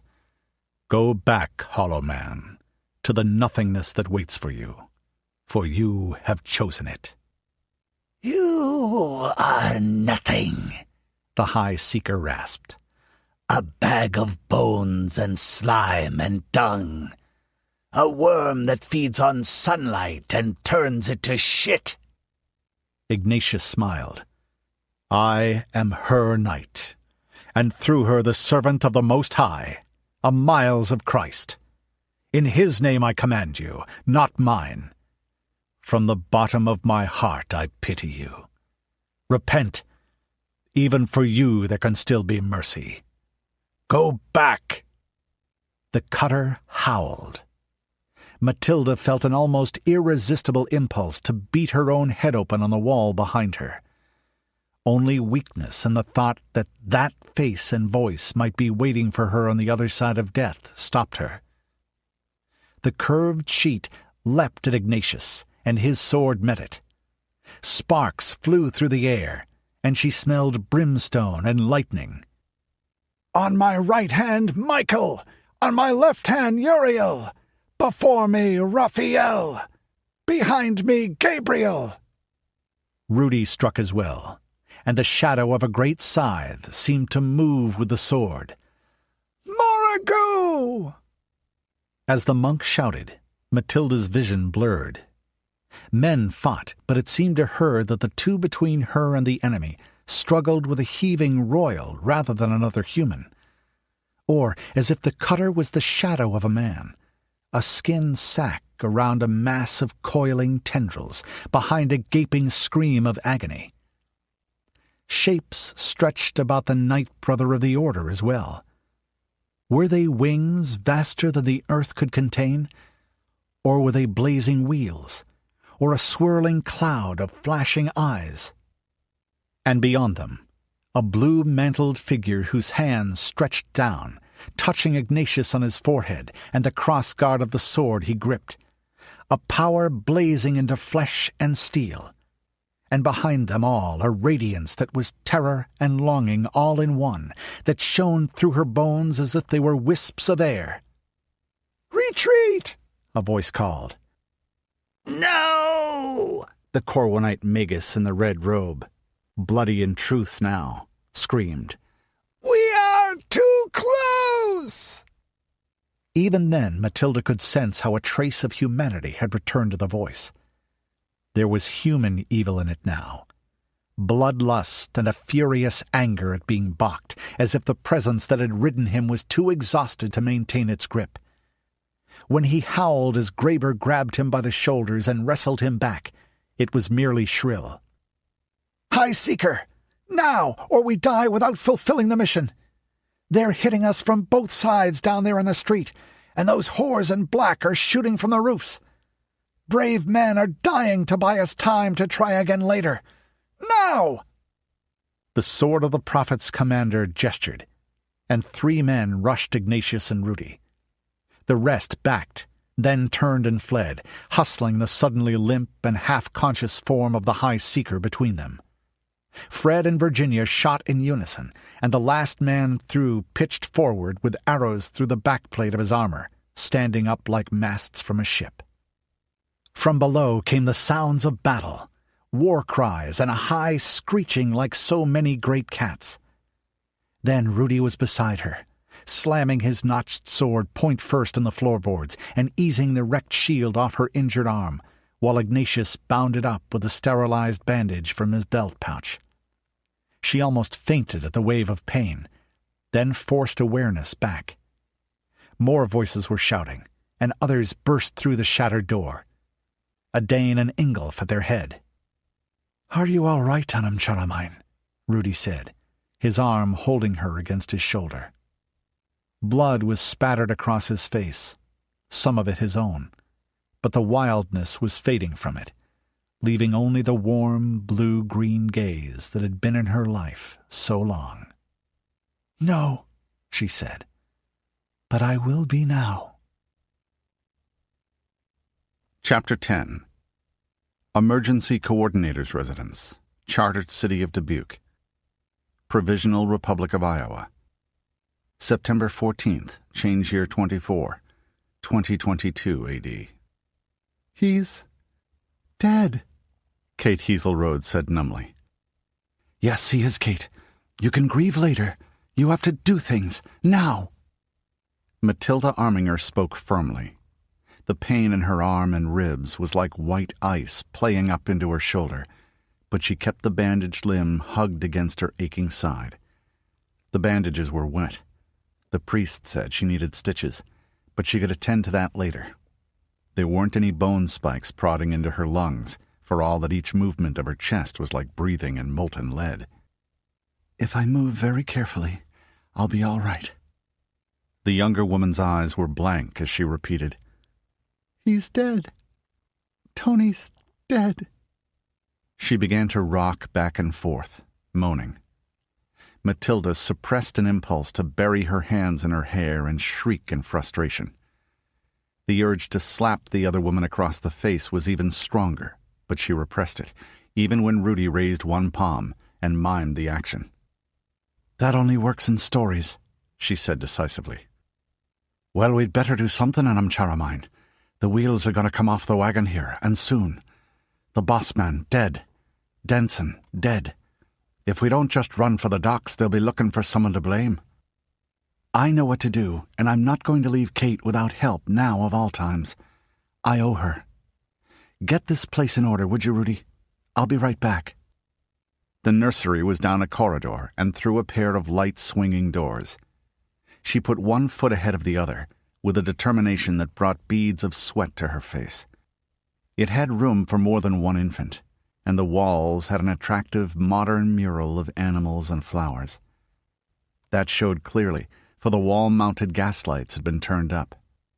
The boy rested on his back in a padded crib, dressed in a pink jumpsuit and looking up at a mobile of cut-out cats and dogs and birds, taking an occasional dab at it with one chubby paw. The noise had woken him, but he wasn't frightened yet. Kate had said that he was a good baby. The children of the coordinator of Dubuque were elsewhere tonight, probably to their parents' eventual intense relief. But there was a sadness to the scattered toys. Wooden blocks, a beautiful pre-changed doll with blonde hair, a rocking horse with a carefully repaired stirrup. The nurse was a middle-aged woman in a print dress. She stood before Tommy Heaselrode's crib with an aluminum baseball bat clenched in her hands and an expression of wild determination on her rather horsey face. That grew greater as she took in the newcomer's alien and blood-spattered clothes and disheveled hair. Mathilda paused for an instant to take a necessary deep breath and pitch absolute confidence into her voice. The nursemaid deserved it, if possible. Rather than having the boy taken from her, she was obviously ready to sell her life for his. And it wouldn't do to bleed all over him. Mathilda thought for an instant of half-crazed humor before she spoke. Your mistress needs her son with her. It's quite safe now, but you must bring him to her. She turned, and the nurse scooped up the child and followed, although she kept the bat in one hand. Mother was right. Just act as if there's absolutely no doubt you'll be obeyed, and chances are you will be. The more so when people are frightened. It had been only moments, but the room was in order when she returned, if you didn't count the pooled blood, and white-faced servants were stumbling to clean that up with cloths and mops. The bodies of the dead cutters and guardsmen had been carried away. Anthony Heaselrode had been laid out, his body covered with something that had probably started as an embroidered tablecloth, and his eyes closed. Mary and Ritva were there too, looking the worse for wear. Mary had a bruise that would cover a full half of her face and was talking in sign, leaning against Ingolf as she did, and squinting as the swelling nearly closed her one good eye. They had a ship waiting, left a small rear guard and got away, heading south. It's chaos and old night out there now, Rudi. Rudi stood at the top of the stairs, and Father Ignatius at the base. Between them, they limited the men allowed up to a few of the most important, the ones who came with armed retinues at their backs, and a doctor with her black leather case. The doctor set to work, but the potentates milled around, taking in the dead boss man with exclamations of horror, or, in more than one case, with blank, calculating expressions that turned to look at each other. A few seemed nauseous. Well, the stink was bad, particularly if you hadn't seen many battlefields. Kate looked up from her fugue when the nursemaid held out her child. She snatched the boy. He whimpered, but then she controlled herself and turned her clutch into a firm, comforting grip. Seize the moment, Mathilda thought, and bent to put her good hand on Kate's shoulder, willing strength down it. Kate, she said, your husband's dead, but your son lives. You must act for him, and act now. What should I do? The edge of hysteria drained out of her voice in the course of the sentence, and she straightened. You must summon your affinity, Mathilda said, and saw blank incomprehension. Your vassals and liegemen. Oh, Mother of God, your supporters, Kate, the ones who'll rally to your son and have fighting men behind them. The ones who owe land and office to your family. But I'm just... You're the mother of the heir, unless you let him be dispossessed, she said. Think of him and you can do it. I don't know what I'd say. I'll help. I remember what Mother did after my father was killed in the Protector's War. Just for starters... St. Raphael's Cathedral, Chartered City of Dubuque, Provisional Republic of Iowa, September 25th, Change Year 24, 2022 A.D. Christ on a crutch, Abel Hewissing said, his voice pocky dry as the gathering before the cathedral doors massed and waited in a murmuring churn. "Thanks so very much. Because of you, Kate's going to pull it off. So, we get more Hazel roads." Rudi grinned at the look of grudging respect the elder Hewissink shot towards Mathilda, where she stood 3 steps down from the hastily erected dais, bright in the court dress of an association princess.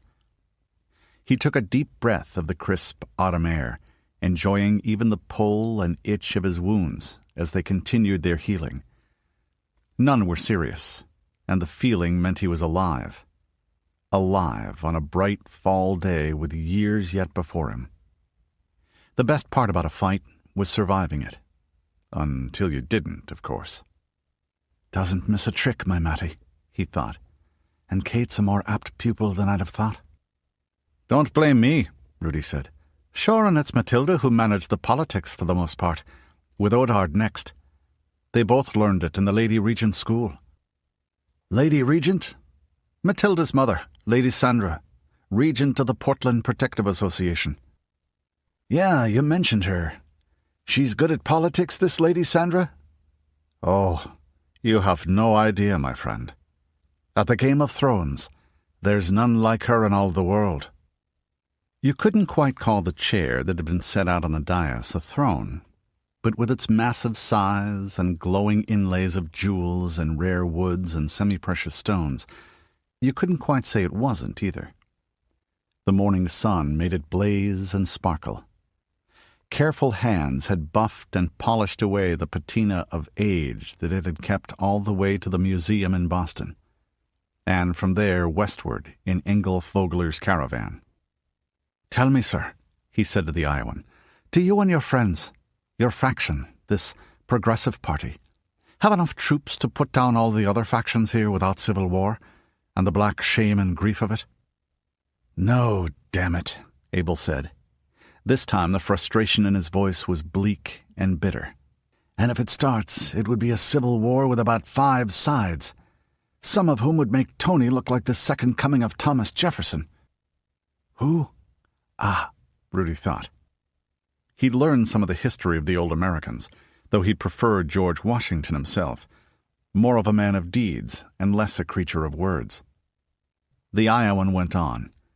"And it would go on until every county in the state was a country, and fighting all the others.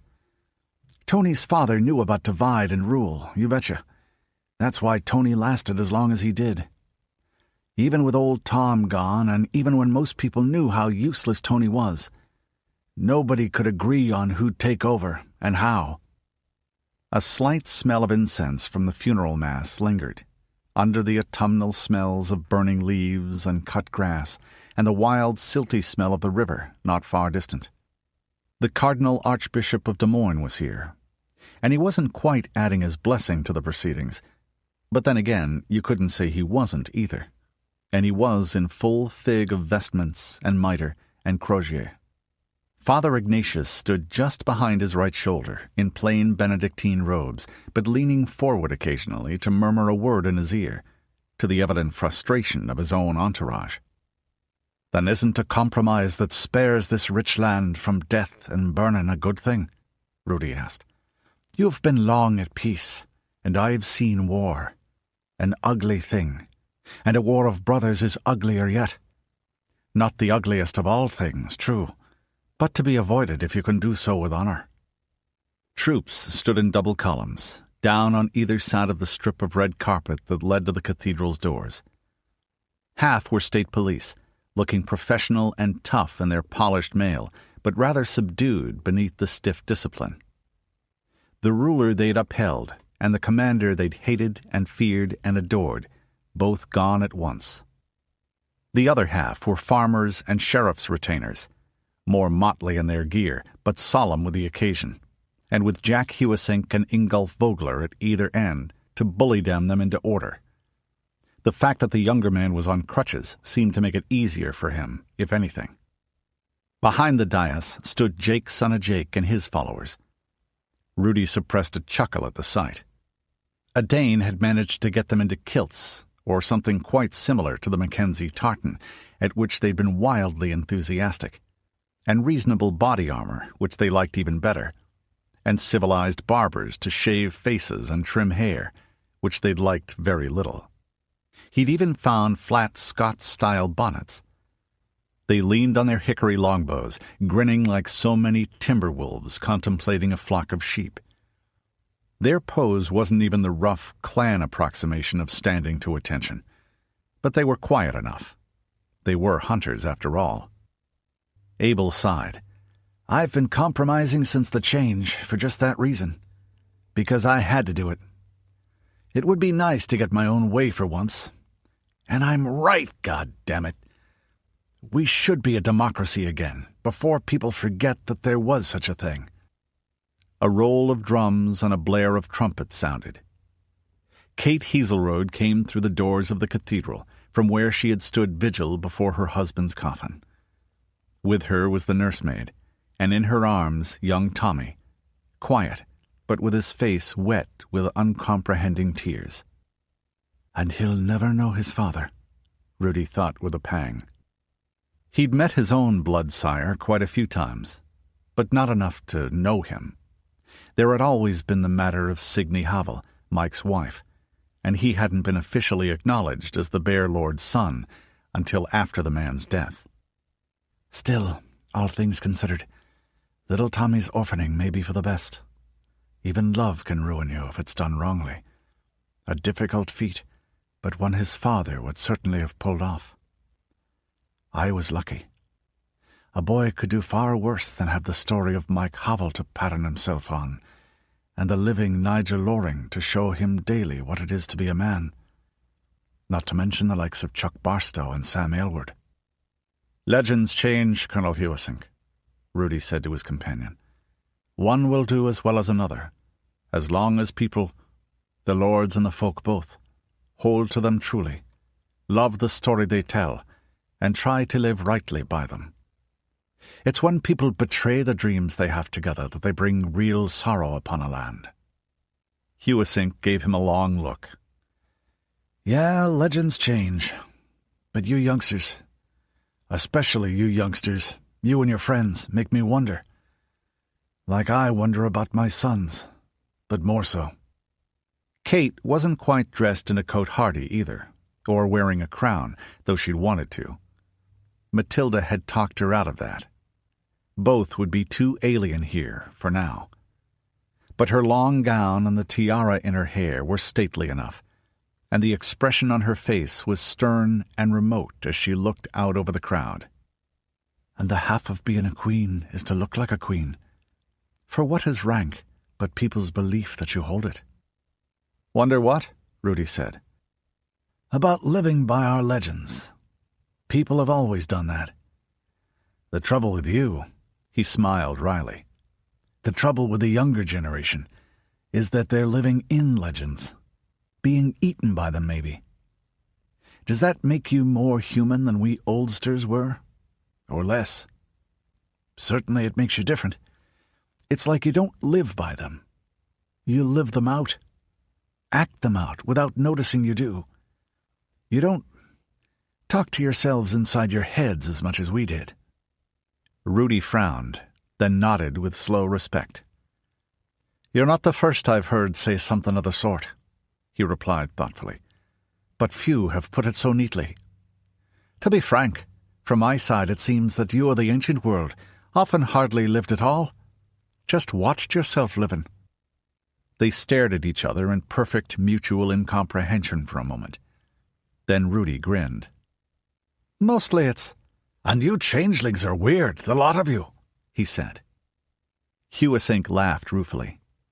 The arc of open garden before the great church held several hundred prominent sheriffs, and wealthy or influential farmers, mayors, and National Guard commanders.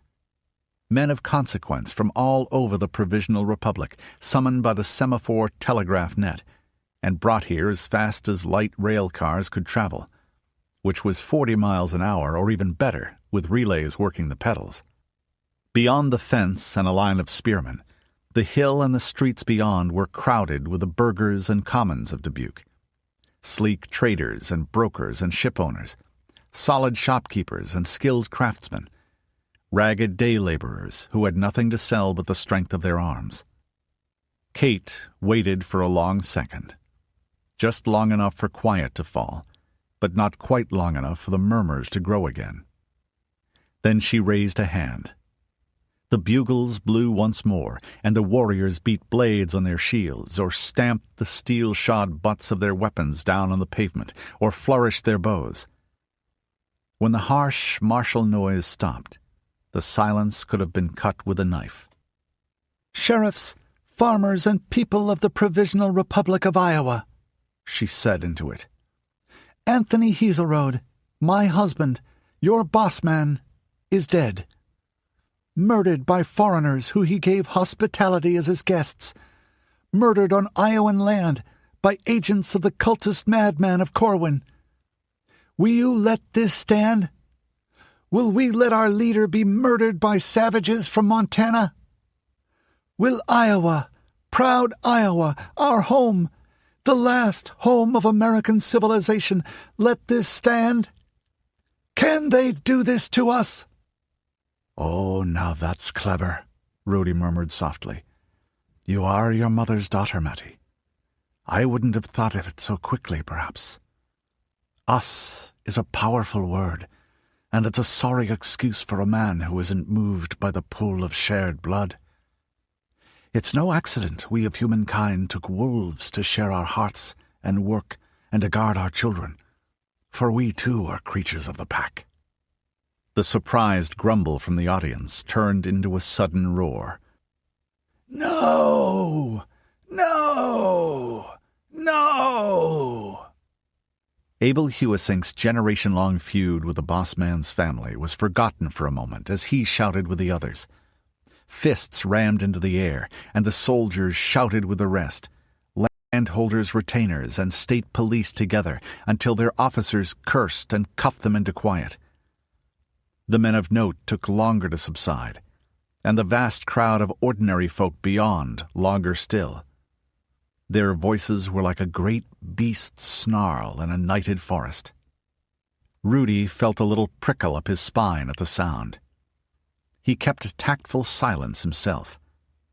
He was a foreigner here too, and he judged the temper of the time, not overly friendly to outsiders. "What do we say to these murderers? What is our answer?" Kate called. "War!" a voice called, and others joined it. "War! War!" Abel Hewissink started and half-turned. A little way beyond, amid the notables, was a knot of younger men, the sons, and in a few instances the grandsons of the oldsters around them. Odard Liu in the midst of them, and the closest to him all the men he'd made his cronies. They had started the call, but others took it up. "War! War! War!" The chant spread, and then the commons joined in, like a thousand-fold echo of Pacific surf upon basalt cliffs. "War! War! War!" Rudi blinked a little in surprise when the hoarse bellow cut off at Kate's gesture, quiet rippling out from the dais to the edge of sight. She turned and held out her arms, and the nursemaid set her son in them. "My boy's father is dead," she said, "and all the promise of a new generation that went with him. A generation born since the change, and tempered in these times of trial." Rudi grinned to himself. He hadn't come across a single land in his travels where the younger generation weren't itching to take over from their elders, the more so because they were impatient with habits of mind born before the change.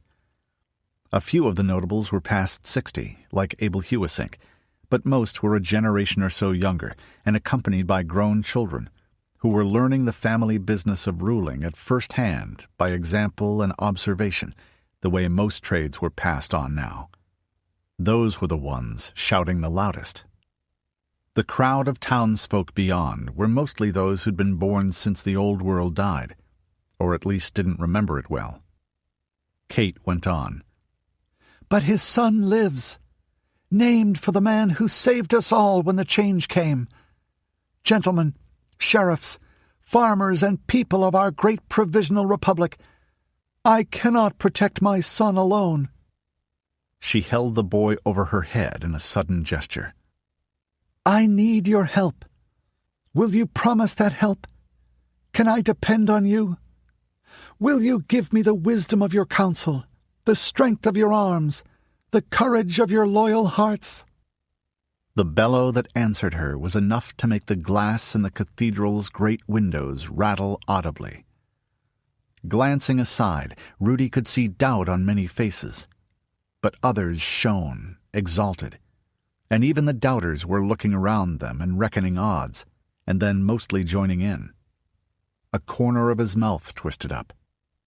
Maddie's mother had used that tactic shamelessly among the associates in the months that followed Norman Arminger's death at the end of the War of the Eye, trotting her daughter around like an icon. She hadn't been the only one to use the method in those days either. Sandra had employed more vivid words than those Mathilda was putting in Kate's mouth, but even then the associates had been used to the concept of dynastic loyalty.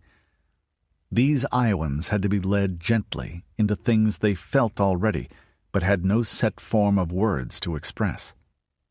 "Farmers, sheriffs, and people, I will do nothing unconstitutional.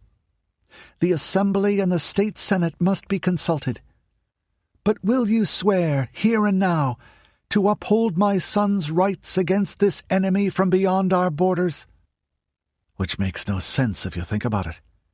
The only threat to young Tommy's position right now is from his fellow countrymen. But few of these folk are thinking much right now, Rudi knew. And by the time they might, they'll be committed.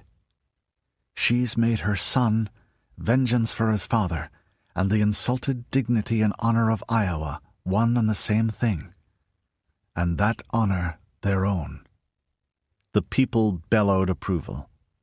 So did some of the notables, particularly the younger ones.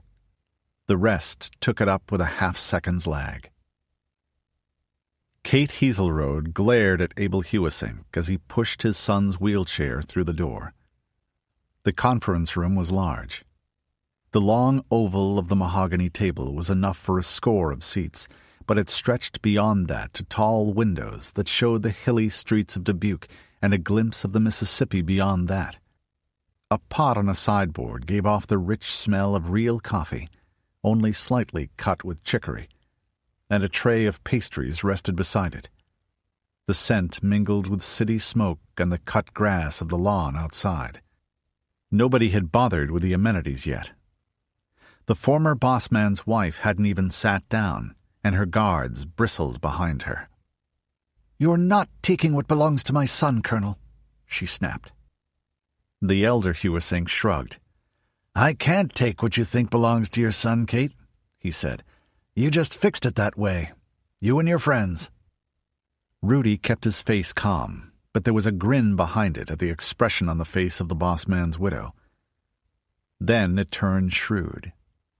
She stared at the spare, seamed face of the older man, and she nodded slowly. The armed men behind her relaxed infinitesimally, sensing that it wouldn't come to blades and blood on the parquet floor, not just yet. Some of the politicians did too, and others looked at each other in puzzlement. "Thank him for pointing it out," he went on, and nodded to Rudi. "Though I like to think I'd have thought of it. But that might have taken too long. And a day's a long time in politics, especially politics conducted with sharp, pointed things." "You're serious," she said. "But you've been an enemy of ours forever. Maddie said you would be reasonable, but—" "I was an opponent, not an enemy. But leave that aside. Iowa has an enemy now, and we can't afford to fight among ourselves. I didn't kill your husband, Kate. I tried as hard as I could to stop it. Hell, Jack here got himself busted up for fighting for you, remember?" The younger Hewissink nodded, then winced and touched his bandages. The splinted leg was outstretched on a support rigged to the pre-change wheelchair. Kate looked at Mathilda, who stood cradling her bandaged arm and tight-strapped ribs. The very slight nod she got seemed to relax her a little further. "That's true, Colonel Abel," she said. "What do you have to propose?" "A coalition, And you as—" This time the elder Hewissink looked at Mathilda himself. "Kate will be regent until her son's majority," Mathilda Arminger said. "I'm familiar with arrangements like that. A regency, with you, Colonel Hewissink, as, well, might as well call it chancellor, and offices and honors divided between your factions. Parties, you call them, according to a mutually satisfactory plan. Or equally unsatisfactory plan. There isn't enough land and offices to satisfy all the claimants, and never will be. With a war coming, you're going to need your unity." Young Tom Jr. murmured and turned in his mother's arms. She stood and handed him to his nursemaid. "Take him away, Annette," she said. "It's time for his nap, and we have business to discuss." "So we've got a war on our hands," the elder Hewissink said several hours later. "At least it isn't a civil war." Mellow evening light came through tall windows. He passed a cup of the coffee to Rudi. They were alone in the room now. Rudi shrugged, sipping at it and nibbling a cookie rich with walnuts. Sitting in a room full of politicians and helping keep their mutual fears, hatreds, and spiteful greeds from boiling over was work, just as sure as skinning a cow or pitching sheaves into a wagon. Unfortunately, it didn't give you the honest weariness that real labor did. His stomach felt sour, and the muscles of his neck stiff and tense, in addition to the fading but still sharp pain of bruises and cuts. "Not this year, I think," he said. "It's too close to winter." The Iowan landholder nodded. The season of mud was coming, and the blizzards after that. Iowa's railroads and roads were vastly better than most, but that could do only so much for moving and supplying armies inside the Provisional Republic's boundaries, and nothing outside them. "And besides which, the preparations to build an army will take time. But not an hour of my time here in Iowa and over the river has been wasted, mad though it drove me to stay when the sword calls ahead.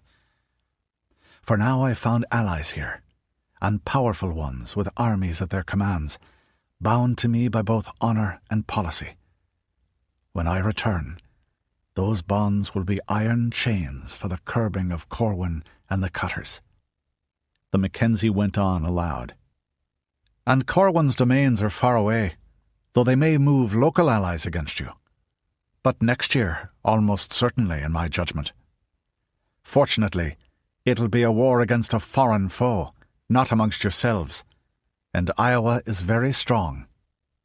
"Not as strong as you might think," Hewissink said grimly. "Tom Heaselrode was always more concerned with a possible coup than he was with making the National Guard, the Army, effective. The units are under strength and scattered, and a lot of the officers are more concerned with lining their pockets than anything else.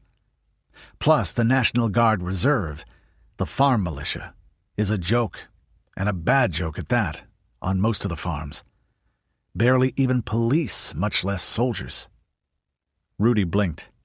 "That's, less clever than I'd have expected from the man's reputation, which was that he was no fool, whatever else his failings. Ni niart go curlashiel." At the older man's puzzled look, he rendered the Gaelic into English. "No unity, no strength." "No, it was very clever indeed," Abel Hewissink said.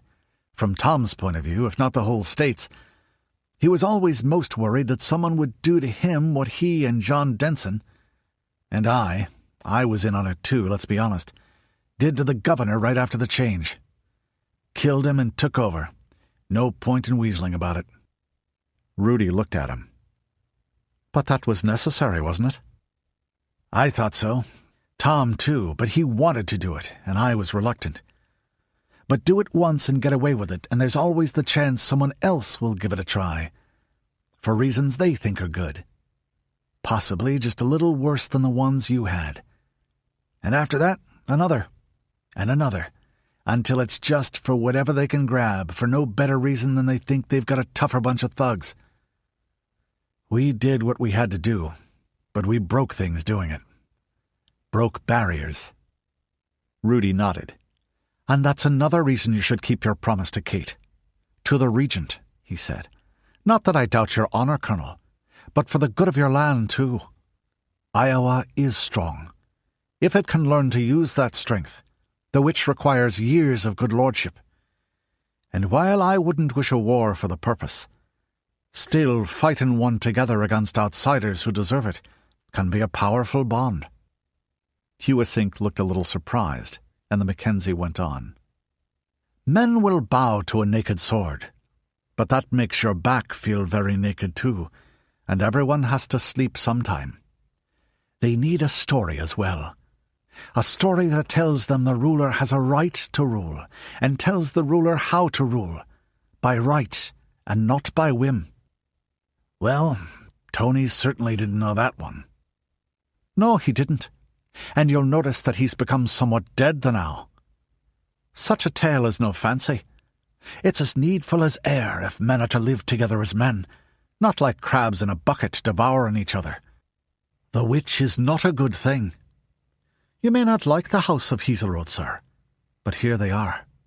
They did bring Iowa through the change, and this Hazelrode heir is very young indeed, and need have no feud with you and yours being guiltless of his father's death. If your chancellor, and his mother the regent, is your friend, you'll have a hand in the shaping of him, and of this land. The pouched blue eyes were shrewd as they regarded him. You're young, but no young fool, are you, Mr. Mackenzie? Rudi grinned. No, that I am not. I'm young, but I'm learning so. Modesty's a vice I leave to Christians. And if I'm Prime Minister, Chancellor, whatever, I can make some changes. There are too many of Tony's men in power to get rid of them without a civil war. I told Kate the truth about that. But with a real war in prospect, we'll need reforms whether they like it or not. We'll have to have the common people on our side, not just following orders. We, all of the Prophet's enemies, will need that strength, Rudi said. Iowa's neighbors will listen to you, Colonel Hewasink. You have the reputation of an honorable man, and the 7 council fires of the Sioux will as well. They will with you vouching for me, Hewasink said. You're the one who got adopted by them. Strong Raven, I wish you weren't leaving us. It'd go better with you in person than in a letter. The which is also my wish, Rudi said, that I was staying just long enough to then go west again, with an army at my back to help my folk.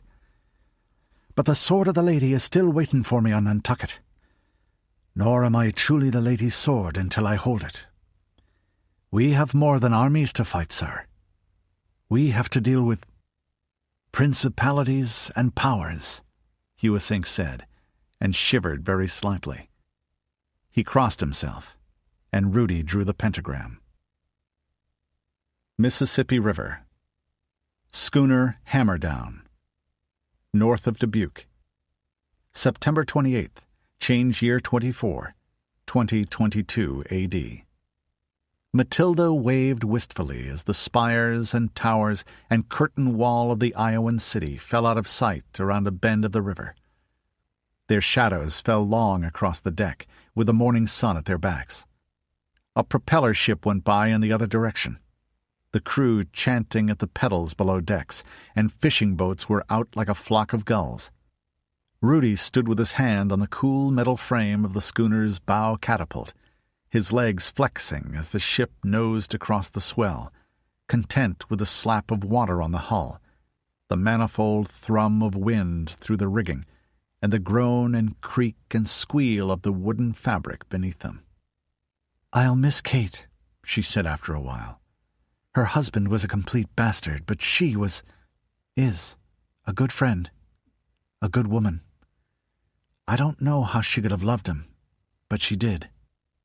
Akushla, if women didn't have bad taste in men and weren't prone to fall in love with right bastards now and then, it's certain, sure, and completely beyond question that humankind would have died out long ago. Mathilda snorted. "Things would have been a lot harder for us without her. She's really getting a grip on things there, too." Rudi nodded. He'd had the same impression. "And now that she's hatching from her egg, the witch you had a hand in, I suspect she'll be a very bad enemy to her foes, as well as a good friend to us. It's important work you did there, work which may decide battles in our favor in a year or two, and perhaps turn the course of the war." She leaned against him with a sigh, and he put his arm around her shoulders, carefully of her wounds, and his chin on her hair, enjoying the clean, summery smell of it. The sun was fairly warm as the morning went on, just comfortable despite the stiff breeze that fluttered the edges of his kilt and plaid and snatched at his bonnet and shoulder-length hair. The ship heeled as the two triangular sails behind them thuttered and then cracked taut, smooth, lovely geometric curves up the white pine masts. The craft was rigged fore and aft, handy for the confined waters of even a giant river, and 90 feet at the waterline. A little spray came over the bowsprit and touched his face where they stood on the foredeck. The use of the ship was a gift from the new regent and chancellor of the Provisional Republic. She was big enough to take the party, their best horses, and all the Southsiders. "The whole tribe of which are now a pain in the arse of cosmic dimensions," he thought.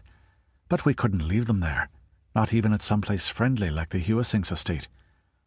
Too many old angers, and they'd be too afraid and bewildered and cramped, too likely for it to end in blood they felt deserved.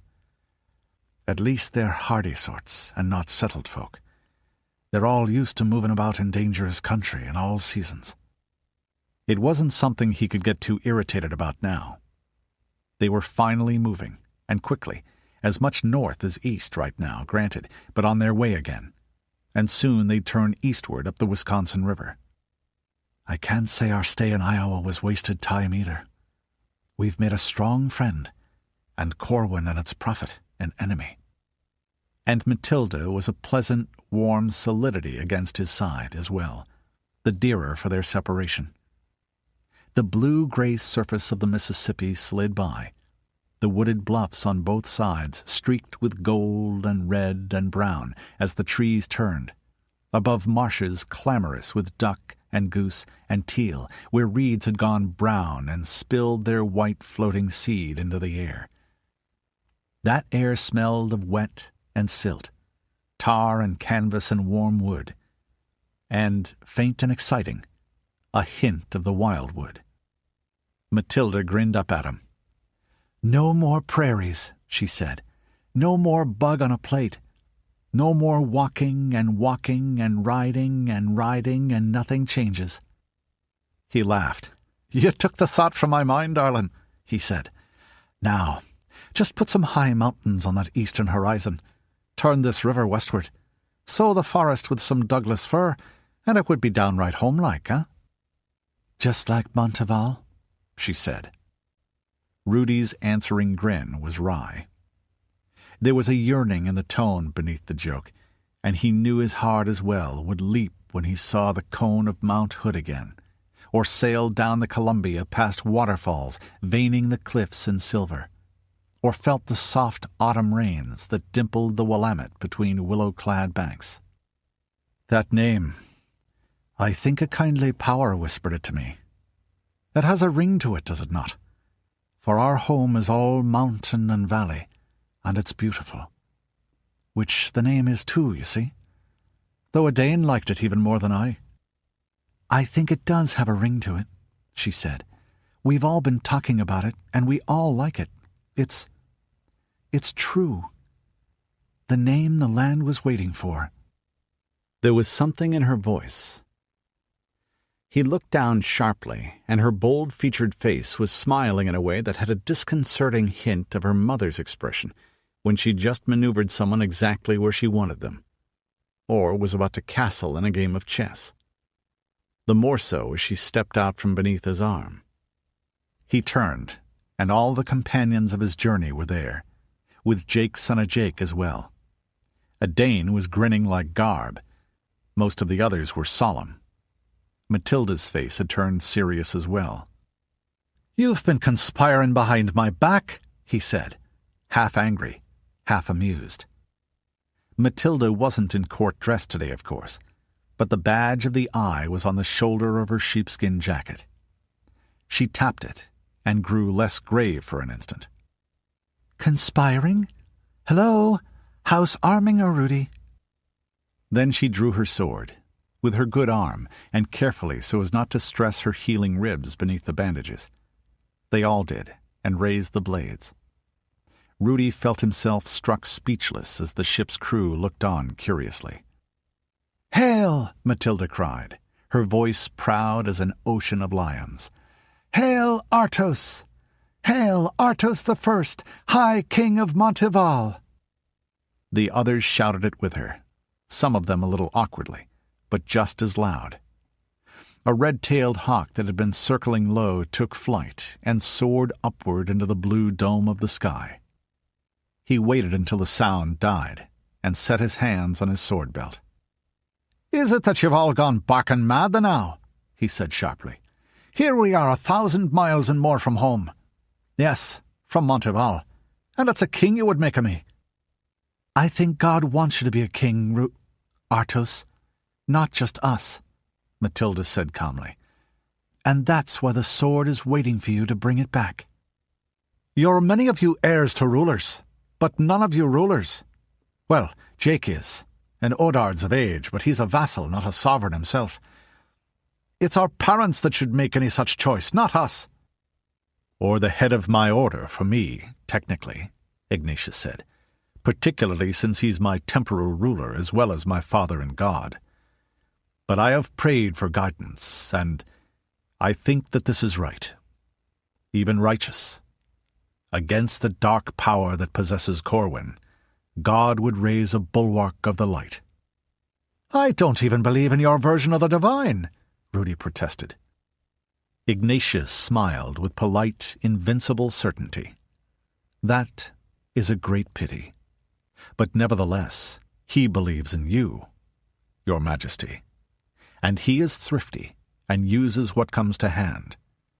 I have that on the best authority." Ingolf shrugged. "I'm not even an heir, just a younger son," he said. "But yeah, who cares what the old geezers think? Here, there, or anywhere. We're all changelings, or close enough. And this world's going to be ours soon. If it isn't going to end up belonging to the Cutters," he added. "Which is what this crazy trip is all about, you betcha." "Aunt Astrid will love it," Mary said with conviction, and Richland nodded vigorously. "And Mom? Well, Signy's reasonable. When she has to be. When it's official bear-killer business. Sort of reasonable, mostly." "I'm for it," Frederick said, his brown young face grave. "Dad wanted the country united again, and tried all his life. But the bits and pieces went their own way, in spite of everything he could do. My brother Martin, he just wants to take it all, hammer it flat, and kill anyone who gets in his way. It's time to try something else. Something that lets them all be different, but puts them together as well. I know you, Rudi, and if anyone can do it, you can. I'd rather be your, vassal and follow you to victory than fail all by myself." Virginia Kane grinned and took his arm. "I think you're the boy to put a branding iron on the Cutter's ass, your exalted majesticalness," she said cheerfully, "and serve up their Rocky Mountain oysters on a plate. They killed my father and ran me off my father's ranch. I want 'em dead, bad. Plus, it just needs doing, and they just need killing. Besides, Fred's my man. I go where he does, and his fights are mine too." "You'd have made a great chief for the clan," Edain said. "You'll do even better as High King, with Maud or Fierben to manage at home. They're likely lasses. It'd be rank foolishness to deny it." Mathilda nodded vigorously. "We can do the formalities at home, later, when you've got the sword. But we are the future. Nearly everyone our age back home will want it. They already know about you, and the prophecy, and you're our king, our changeling king, Artos." "Don't," he began, then choked off. "Don't call me that." "It is my name," he thought. "Granted, it's my craft name, but it was my own mother that gave it to me in the Nimid, and her inspired and making prophecy the while. That's when I was called the Lady's Sword, too. A prickling ran down his spine, and a feeling as if a wind were tickling his neck. The wind of hovering wings. If it were to be done, he supposed this was the sort of place it would be done. Far from home, and on his way into deadly peril. The powers would have their jokes, and he had promised more than once to walk the path they set, though it led through the hard and stony places. Images flashed through his mind. Raven's eyes looking into his, this moment, and a stricken field of battle where men roared his name as he bore a sword like a wind of flame. He began, and then fell silent again. I have been walking that path, perhaps, since my birth? Since the day Mother held me over the altar in the sacred wood? Perhaps only since I was old enough to know it, he thought. I am the sacrifice that goes consenting. Mathilda's shining eyes twisted at his heart. All she saw at this moment was him returning in glory and victory, and herself at his side to rule together. She was her mother's daughter, and her father's for that matter. Kingcraft was in her blood. Not to mention that if he was High King, many of the religious obstacles to a marriage could be set aside. There were ample precedents for that in the long history of her faith. And yet if that comes to pass, and all you wish for is granted us even then, Anam-Sharamine, still the day will come when I know that the king must die so his folk may live. On that day I will leave you, be the parting never so bitter. I have it on the best of authority, from a god, if not your god, that it will be before I grow old. Mine is the blood that renews the land. Well, let us hope that day is not today, or soon, and let us see that it is not shed in vain. In the meantime we have time, which can be lived in every moment. Is this truly what you want? He asked softly.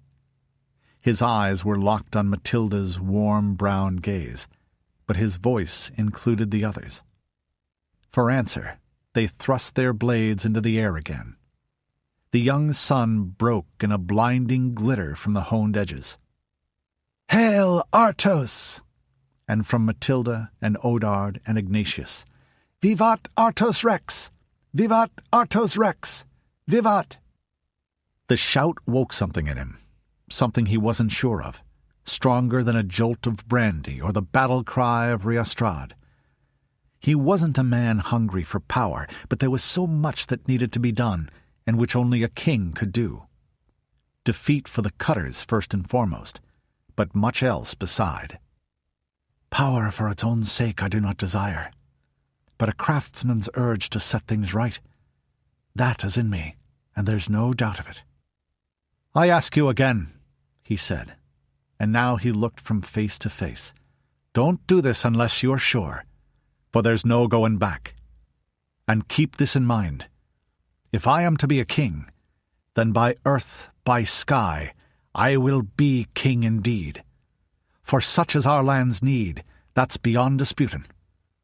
I won't spare myself in serving that need. I won't spare you either, my friends. Hail, Artos! Hail, High King of Montival! So mote it be, he said quietly, and the words fell into the world with a weight like bells cast from bronze. Silence fell again, broken only by the sounds of ship and river and wind, and the long shh click of swords being sheathed. Then Mathilda came forward and went carefully to her knees before him, her hands lying palm to palm before her. Rudi took them between his. They were warm and strong, but almost vanished in his long-fingered clasp. She spoke proudly, looking him full in the face. The words were half familiar, but not exactly the formula her folk used, or his, or the Dunedain, or the bear-killers. They must have talked it over between themselves. There go my people, he thought, remembering a saying his mother was fond of. I must hurry to catch up with them, for I am their leader." Mathilda's voice rang. "Here in the sight of God and all men, I, Mathilda, daughter of Norman, daughter of Sandra, of the house of Arminger, and in my person heir of Portland by right of blood, do swear fealty and service as vassal to the High King of Montival, and take him as my overlord. In peace to serve with aid and counsel, in war with sword and goods and life, in my waking and my sleeping, in my living and my dying, with heart and hand and all earthly worship, until death release me, or the world end. So witness God the Father and Son and Holy Spirit, and the Blessed Virgin who is Portland's patroness and mine." Rudi swallowed, but his voice was firm as he answered. "And this oath do I hear and swear in turn. I, Rudi Mackenzie of the clan Mackenzie," the slightest hesitation, "also called Artos, son of Michael, son of Juniper, son of Bear, son of Raven, and High King of Montival to be. I will not forget your oath, nor fail to reward that which is given. Fealty with love, valour with honour, loyalty with good lordship, oath-breaking with vengeance. This I swear by the earth below me, by the sky above, by the water that is my blood, and by the fire that is my life, and by the Lord and Lady and all the gods of my people. May they witness it." Mathilda offered her sword. He touched hilt and steel and sheathed it again for her. Then she stood, and they put their hands on each other's shoulders and exchanged the kiss of peace on both cheeks. She came to stand at his right, erect, with her eyes bright and glad. Mary stepped forward and knelt in turn, and offered her hands, and the others lined up behind her. Rudi took his half-sister's palms between his. Her single blue eyes seemed to wink at him for an instant, but that might just be that it was the only one she had left to blink with. When she spoke, it was entirely solemn. "In the sight of Manwe Sulimo and Barda Elantari and all of humankind, I, Mary, daughter of Michael, daughter of Signy, of the house of the Bear and the fellowship of the Dunedain Rangers, do swear fealty and service as vassal to the High King of Montival." "That delay in Iowa means we can either hole up for the winter or keep going despite it," Rudi said 2 days later. "We're far north and going farther, and the winter here will have all the wrath the crone can muster and the keeper of laws send. Well, I've lived through a fair number of those winters. Snow is easier to travel through than mud," Ingolf said, "or to travel over. It could snow hard as early as Halloween, Samhain, or even a bit earlier." The hammer-down was tied up for the evening, with a hawser stretched to the stump of something made of concrete and steel on the eastern shore, eroded and rusted, but still strong. The travellers had set up tents ashore there. A little elbow room was very welcome, and Rudi could see, through the slanting windows of the stern cabin, the glow of their fires on the trunks and branches of the great trees that overhung the campsite. It was chilly enough that his jacket and plaid were welcome, even in the rather stuffy cabin. He spooned up another mouthful of an entirely forgettable catfish stew, and took a bite from a lump of equally uninteresting cornbread laced with soy meal. His attention focused on the map, a topographic one from a journal of the ancient world called National Geographic. Ignatius and Mathilda were there too.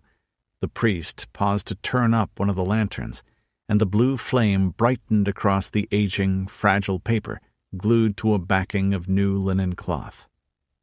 "The roads are pretty rough, especially past about here," Ingolf went on.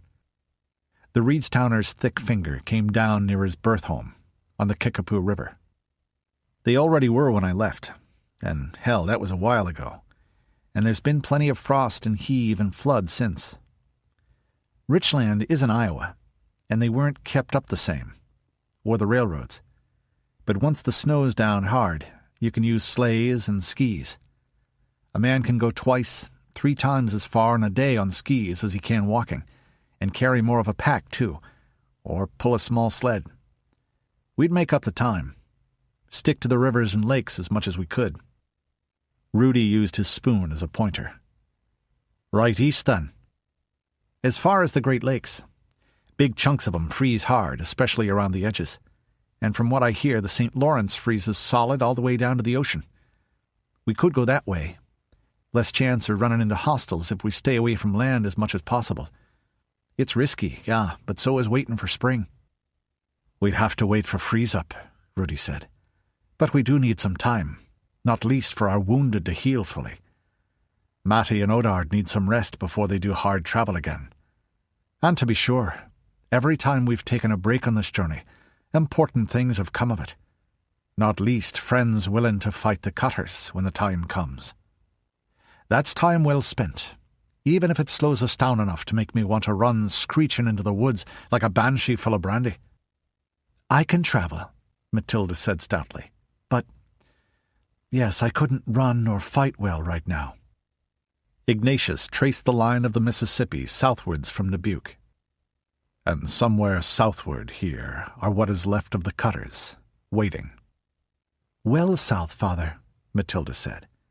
Kate told me that the Iowan River Navy patrols well beyond their border either way, and she and Abel Hewissink will have them looking hard. The cutters will have to hide. Probably they'll have to run their ship up a tributary and abandon it. Unless they go so far south, they're out of the picture. Probably they'll go at least this far, Rudi said, tapping the place where the Ohio joined the Father of Waters. They'd know that we were thinking of taking the Ohio route. Everyone nodded. Ingolf shrugged. Yeah, hey, they'd have heard. Tancredo owes me favors, and he hid Mary and Ritva and Fred in Virginia. On the other hand, he is a pimp. A man who can't be bought doesn't go into that line of work, in my experience. They lost about 30 men in Dubuque, killed and left badly wounded, Rudi said thoughtfully. They'd have 80 left, and a few of their local followers fled with them, to be sure. More than I'd care to meet if it can be avoided. We were lucky once, but Nike is a fickle goddess. And there is their high seeker, their adept, Ignatius said. He has resources. I would not care to meet him again either, except at great need. Silence fell for a moment. Then Ingolf stretched his thick arms, rubbed one hand across his short, cropped brown beard, and spoke. The Ohio route's got its problems anyway. Lots of dams and bridges. And then the Appalachians. Ignatius raised a brow. I had heard that more survived there than anywhere else in the East. Yeah, that's the problem, Father. Mostly in the lowlands near the dead cities, they're barely human. But there aren't very many of them either. Eaters who got through the first year, well, a lot still died before they could learn how to catch rabbits or deer when people got scarce. Not a lot of their kids lived either, between starving and the way most of their parents were insane by then. Mind you, with a winnowing like that, the ones who did live to grow up are as dangerous as rats. Man-sized, really smart rats. Rudi tapped a thumb on his lips. Living in the wilds is a thing which requires much skill, he said. Look at our poor Southsiders and how pig-ignorant they were. And they were farther west. And they were clean, as they put it. Ingolf's hand covered what had been West Virginia, eastern Kentucky, southern Ohio, and western Pennsylvania. Up in the hollers, the back hills where they could hide out from the refugees or fight them off. They kept more knowledge? Ignatius asked. That accords with what the church has heard. Ingolf nodded. I've talked to a few salvagers who went that way. They grow corn and truck, raise a little stock, and they were mostly hunters before the change. A few even know how to make cloth or do some smithing. Some of them are decent enough, even if they're mighty standoffish. But then right in the next holler, there's maybe a little clot of families that cut through the dying time by eating outsiders, if not each other, and still like a little barbecue stranger with their grits when they can get it. Or they may kill you for your gear, which means you're just as dead, even if they leave the bodies alone. There would be far more of them than there are close to the dead cities, too, Rudi said thoughtfully. if they farm and are skilled hunters. How much food a land produced was always of concern to a warrior. Food supplies set the limit on the number of people, hence the fighters. A lot more, and they've got better weapons and tools, and from what I hear, they're not as crazy. You can't just bull through with a troop the way you can in the lowlands. Parts of northern Wisconsin are pretty much like that too, I'm afraid. A choice between evils, so, Rudi said, as his mouth quirked. It's a wonder and a bemusement to me, so it is, that you find so many who want power. If you get it, what goes with it? Late nights peering at maps and listening to reports. Hard work and harder decisions. Father Ignatius smiled. My son, that you feel so makes it much more likely you will use power well.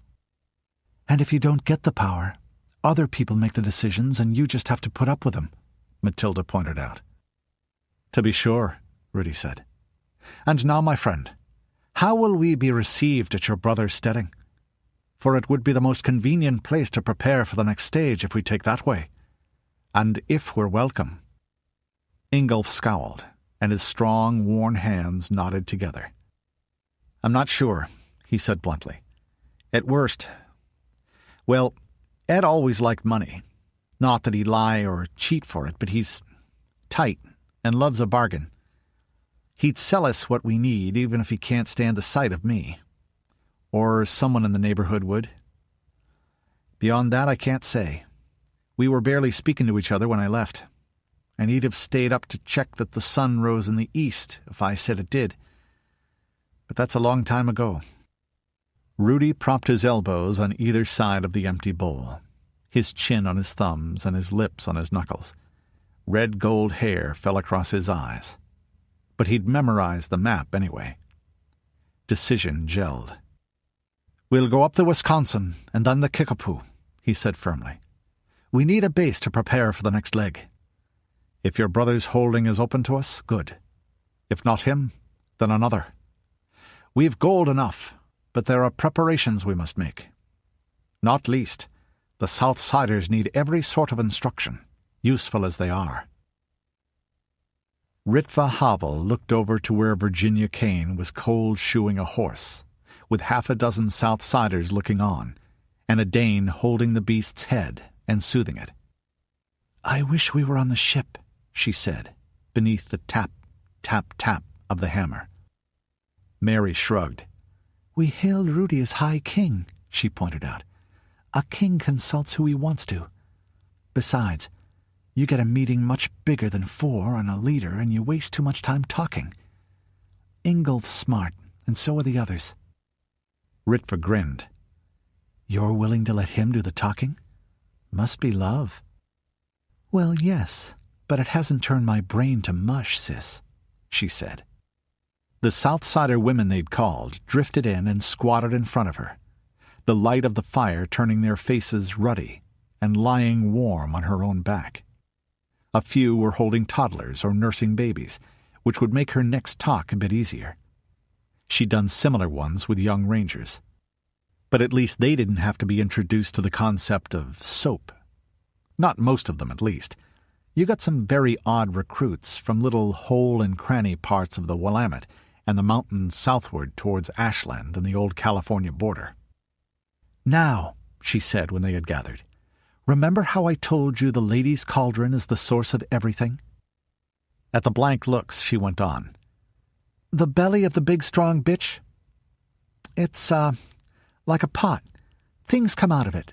The whole world, all the people and animals and things. That brought more nods. They'd gotten that much from the talks on the old religion, and they were pathetically grateful for a story that made sense of the world as something but malevolence and chaos.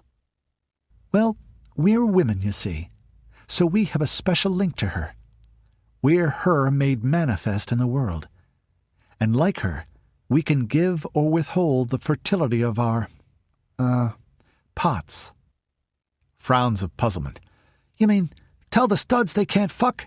They wouldn't like that, one said. She thought it was Jake's woman. A pause, and the Southsider went on. I wouldn't like that. Ritva had enough exposure to the tribe's dialect now that she could follow it. Her mind translated it into more or less standard English. And they'd already modified their way of speech a little in return, though it was complicated by the way they did their best to imitate Rudi and Edain. Ah, yes, but not just that. We can give or withhold the gift of children because we're sovereign. Because we have, because we can do magic like the big strong bitch. You mean spook stuff so you can fuck and not get littles unless we want? Yes, exactly. That brought an eager brabble. The Southsiders lost so many of their children, especially the ones born in the winter, that the thought of spacing them to match the seasons was alluring. From books she'd read in Larsdalen and Stardale Hall, wandering hunters had always done that, even if farmers often didn't. A woman couldn't deal with more than one infant who had to be carried at a time. In this, as so much else, the Southsiders were worse off than the most primitive human tribes of ancient times. Eyes went wide as she held up a small coil of copper beads with a dangling silk thread below. Now, you see how this looks like the sacred serpent I showed you? What you do is put this... The Wild Lands, formerly Illinois. Near the ruins of Cairo. October 1st, change year 24, 2022 A.D. Like a golden chain girdling the earth is the unseen hierarchy of the ascending lords. High Seeker, Master Delan, Major Peter Graber said as the chanting faded. He was glad he'd waited until after the evening prayer to talk to the priest.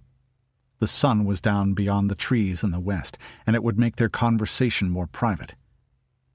The morale of the Sword of the Prophet was like iron. The men were ready to die as they were commanded. But even iron had flaws. And I always liked this time of day, he thought inconsequentially.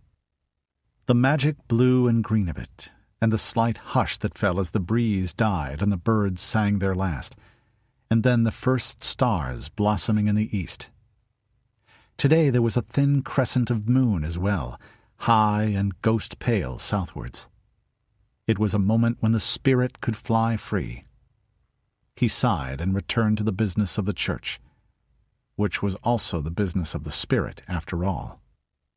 The man who called himself High Seeker Delan had always been a little more solid-seeming than the most of his kind, who usually looked gaunt and scrawny. Right after the fight in Dubuque, this one had been like a ghost for days, eating and drinking if you put food in his hands, but otherwise motionless. Now he just looks like he's dying instead of already dead, Graber thought. He fought down resentment at how many of his men had died on this trip. He'd crossed the border into the Sioux territories with 200 effectives. Currently, he had 84, and that included 2 men who probably wouldn't recover. The burden he bears for the ascended masters is far higher than mine. We must consult, he went on. A jerky nod. Yes, come. The bitter smoke of the burnt ship drifted this far, but he didn't think the crews of the Iowan warships would pursue. The ruins of Cairo weren't far away, and they'd already had a brush with an eater band. They'd also shot several deer, fat with autumn, and a wild pig, and the carcasses of the beasts were roasting and stewing with foraged herbs and roots as the leaders talked. He judged the men were cheerful enough, except for the handful of Iowan converts. The Sword of the Prophet was always tasked with the most difficult missions, including the ones where death was almost certain. They knew as well as he that their life streams would be bright among the ascending hierarchy if they fell in the church's service. His stomach rumbled at the smell of the meat and the scent of wheat cakes cooking on the griddles, but he ignored it. A man of the cut learned to command the flesh by the power of the Atman, though only the adepts had the ultimate mastery. The soulless were the slaves of their sthula sarira, the gross and merely material body, which meant that they were little more than walking corpses. One more sign that their only reason for existence was to serve the true spirit and the community of believers. "Hail, Maitreya," he began, when they'd walked a little way from the fires, but well within his perimeter of hidden scouts. The blessing was always a safe opening gambit with the clergy. "Master Edain," he went on. "Hail to the youth of 16 summers." The priest made the proper reply, his voice starting out rusty, as if he was remembering how to speak. "We have to decide what to do, High Seeker," Graber said carefully. "Should we try to push through to this Nantucket place and wait for the soulless, misbelieving sons of the Nephilim?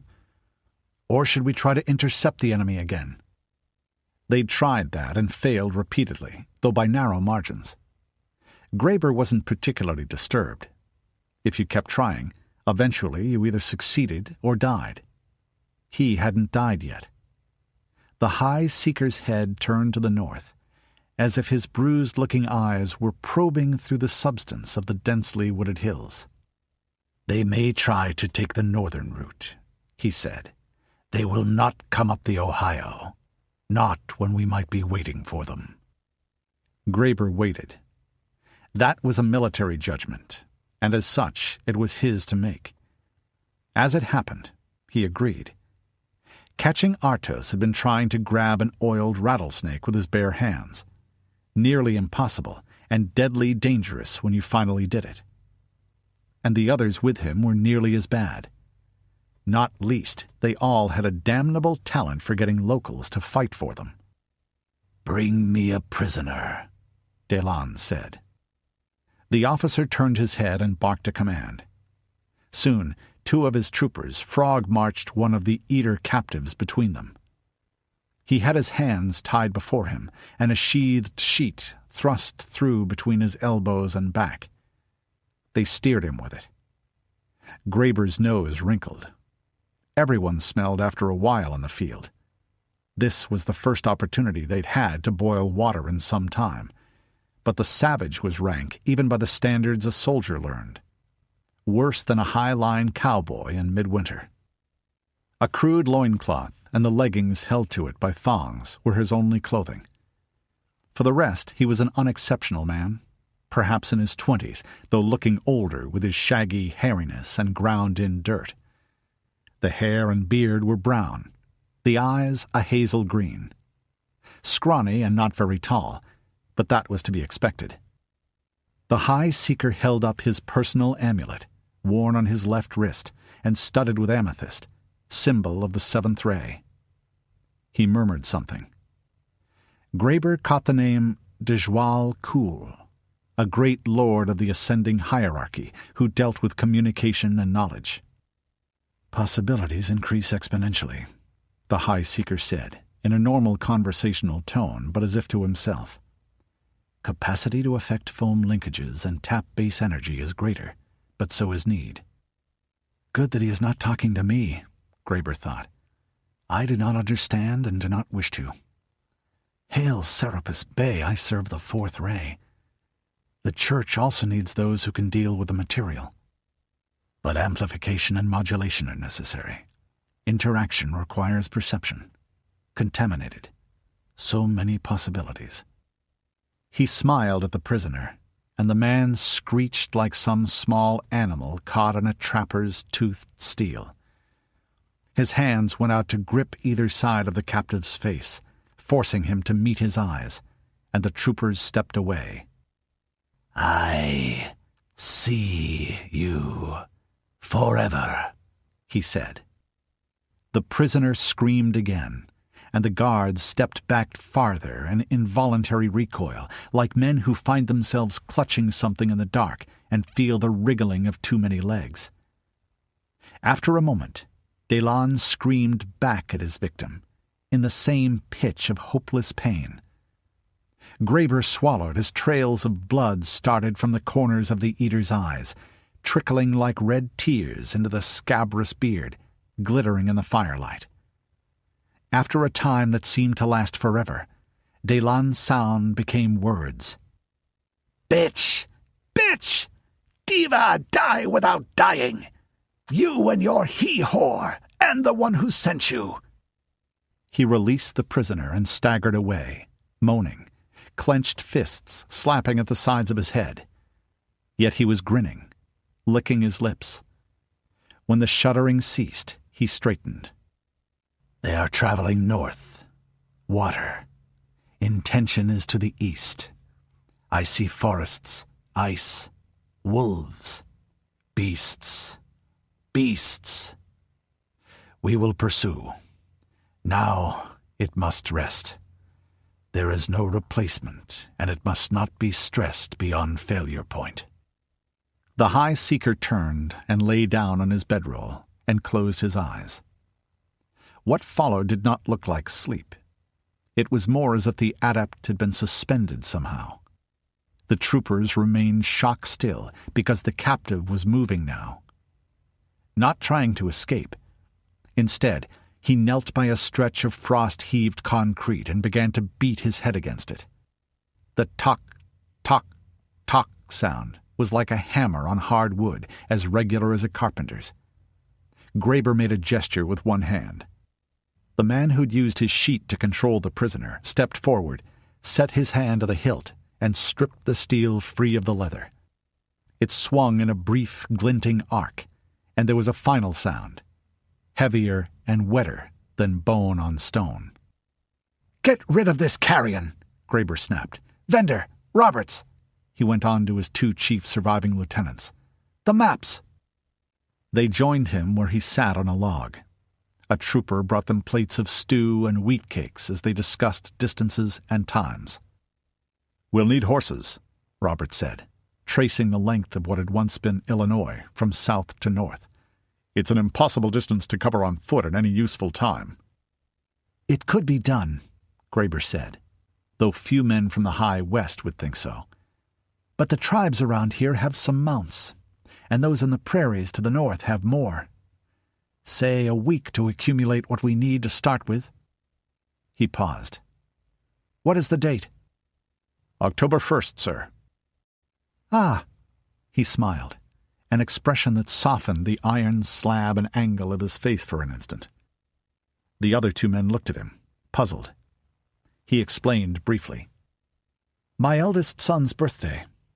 He will be 10 today in Corwin." They nodded. "Old enough to begin training in the House of the Prophetic Guard, as we all did, if he's found worthy," Robert said. His voice was a little wistful. He had nothing but daughters, and all those were very young. "He will be. My wives are women of excellent character, and Peter studies hard," Graber said firmly. "Now, if we can acquire 2 remounts per man, we can begin. The horses will be of low quality." Chapter 11. Free Republic of Richland, Sheriffry of Reedstown. Formerly southwestern Wisconsin. October 8th, change year 24, 2022 A.D. "Getting close," Ingolf said, rubbing a hand down the neck of his mount. "Sue, boy, Sue," he said to the horse. "You'll get a good feed here, even if you were foaled in Nebraska."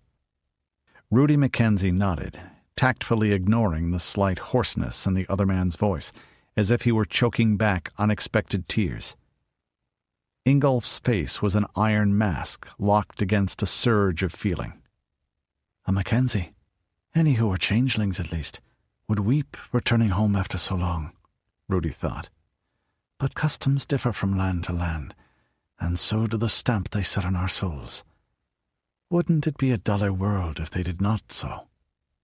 It was a bright fall afternoon, comfortable, but with an underlying nip to it.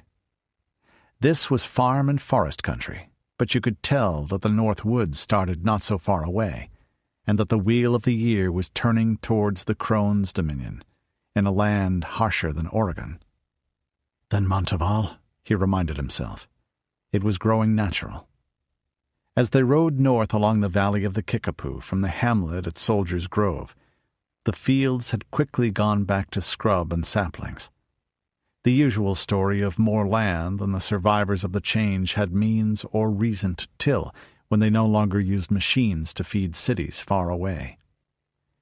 But for the last hour or 2, the signs of human habitation had grown thicker again. First, the chewed look of land used for rough summer grazing. Then fields and the odd farmhouse behind its berm and ditch and barbed wire or palisade. Often there was a wary twinkle of spearheads from the defenses, or a fighting platform built atop an old silo, or a sight of livestock being driven up the slope of the land towards the woods. Just what you'd expect from sensible folk when scores of armed strangers passed by. That alarm diminished as they went, until men and a few women came out to watch them pass with no more than a little caution, and weapons in their hands. Then Ingolf laughed aloud as they came upon a man-high oak stump not far from the road. It was roughly carved into the shape of a naked, big-nosed troll, but despite the crude work, you could see a look of ineffable self-satisfaction on its face and in the way its hands folded across a swag belly. From the weathering and moss, it was at least a decade old, and perhaps more. In Mackenzie or bear-killer territory, Rudi would have thought it a roadside shrine, but he doubted that was the purpose here, and looked a question at the Reedstown man. "I did that," Ingolf said, a chuckle still in his voice. "Well, me and Bert Kuykendall and Karl Heiss and Will Uwe, when we were all about 12. It's the spitting image of old boss man Al Clemens. He came up from Richland Center that year doing a tour of the sheriff's home places. We snuck out and worked on it after dark, kept it under a pile of brush until the day, and he went right past it and turned— what's that color? Sort of like purple?" "Puce," Mary Havel put in, sharing her man's good humor. "Yeah, puce. Dad wore out a hickory switch on Bert and Carl and Will, and 2 more on me for setting a bad example. But it was worth sitting down careful for a while. Surprised Ed didn't have it cut down. He wasn't much of a man for a joke." "Why didn't your father do just that and take an axe to it if he was angry, and it annoyed his overlord?" "He wouldn't give Clemens the satisfaction. Never liked the man. I think he laughed about it to himself, despite the merry hell he gave all 4 of us. Dad was a hard man on his sons, but he expected us to push back at him. Wanted it too, I think." "Ah, and are you also thinking those 3 friends of your youth will be there to greet you?" Rudi said. The smile died. "All dead now. Will put a pitchfork through his foot while he was loading manure that year. He was always a dreamy sort. Got lockjaw, the poor bastard." "A hard passing," Rudi said sympathetically, nodding. They'd had drugs for that in the old days, but— Ingolf shrugged. "What way isn't? Unless someone hits you on the head with an axe when you're not expecting it. Bert and Carl volunteered for the Sioux War and left home with me. Bert got an arrow in the eye a couple of weeks later. We weren't even a marshal yet, and he wasn't 18 when it happened. Night attack. Just dumb bad luck and our not knowing what the fuck we were doing. Carl was bushwhacked by eaters in Boston. That last salvage trip east my villains made. But we collected the head price for him, and piled the ears on his grave." Rudi nodded again. He'd have expected no less. Ingolf wasn't a man to let a comrade go unavenged. "Ritva, Mary," he said, "ride ahead and see to our welcome." He reached into his saddlebag and held out a large envelope. "They'll have had scouts watching, unless Ed's letting things slip," Ingolf said. "And odds are someone came ahead when we got off the ship and said who we were and where we were going. They'd have gotten here yesterday, riding fast and switching horses. You can't drag this many people through the countryside tactfully, but nobody's looking too upset over us. They must have some idea who we are." "To be sure, but I'm thinking it's best to be formal." "With my brother Ed?" "Yeah, you betcha. Always was a stickler." The twins reined around. Ritva took the envelope, and Mary paused for an instant to reach out and touch Ingolf's hand before she leaned forward and brought her Arab mare Rochelle up to a canter with a shift of balance. Rudi waited for another 15 minutes of travel amid the stuttering clop of scores of hooves, creak of saddle and harness, grind of wheels, and the thud as one rose and fell over a rock in the roadway, then threw up his clenched right fist. The long caravan came slowly to a halt behind him, with a squeal of brakes and a neighing of horses and curses in 2 languages and several dialects. There were 6 big wagons there, and nearly 100 folk. "It's a migration, not a quest," he thought. "The witch is a giant flag to attract attention, and an inconvenience, so it is. Finding 3 pounds of food per head per day. It's a lesson in logistics. Or a pain in the arse. But the Southsiders will be worth their weight in gold further east. More than worth it, for the savages don't want to eat gold." Then aloud, "We'll await them here. It's polite." His comrades followed his example as he dismounted, stretching and twisting in relief. It had been a long day in the saddle. Virginia Kane didn't only twist and reach, but frankly rubbed and kneaded her buttocks. "I got out of condition in Iowa," she said, "and on that damn boat. Too much sitting, not enough riding." "I wish you wouldn't do that," Fred Thurston said to her. "It makes me want to do it too." "What, rub your butt? Why not? We ain't none of us picky about parlour manners, that I noticed, 'cept Odard, and that's his problem." The Baron of Gervais bowed and blew her a kiss, which she answered with a raised finger. Fred grinned and replied, "No, it makes me want to rub yours." "Now you're talking, lover boy." She unhitched her lariat from the saddle and swatted him on the backside with the coil. "Let's go get those remounts bridled and on leading reins. They'll be skittish round strange horses. More fun than talking, anyhow. Especially talking to farmers." She looked around at the valley that held Reedstown. "This country's too crowded with country, you ask me. I feel like I'm stuck in a closet and something's hiding behind them hills and trees." "You know, Chief, the Rocky Mountains were grand," Edain said when she dropped back.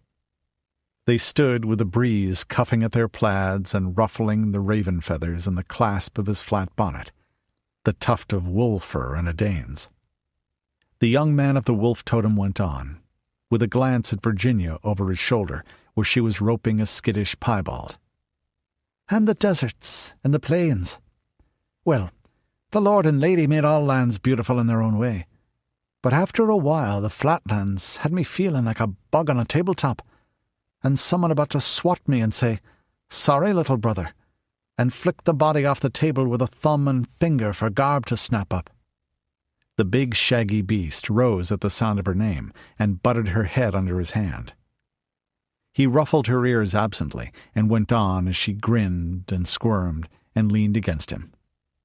"This now. It isn't home, but it's more home-like than most of what we've seen, sure it is." "I had the same bug-like feeling on the plains, boyo," Rudi said. "It's all where you're raised, I suppose. And this is a delight to the eye, and no mistake." It was a pleasure to look around, and at the same time it sent a lance of pain up under his ribs. There was no alarm now, so Ingolf's thoughts of scouts and messengers preceding them were probably the truth. He saw folk at work in the fields, heaving wicker baskets of potatoes onto a wagon. A shepherd with her dogs, a bow across her back and her crook in her hand amid the dun white flow of her charges. The people of a farmstead laying fresh shingles on their roofs against the coming winter, with the raw wood yellow amid the faded brown of the older layers. The tack, tack of the hammer sounded, faint with distance.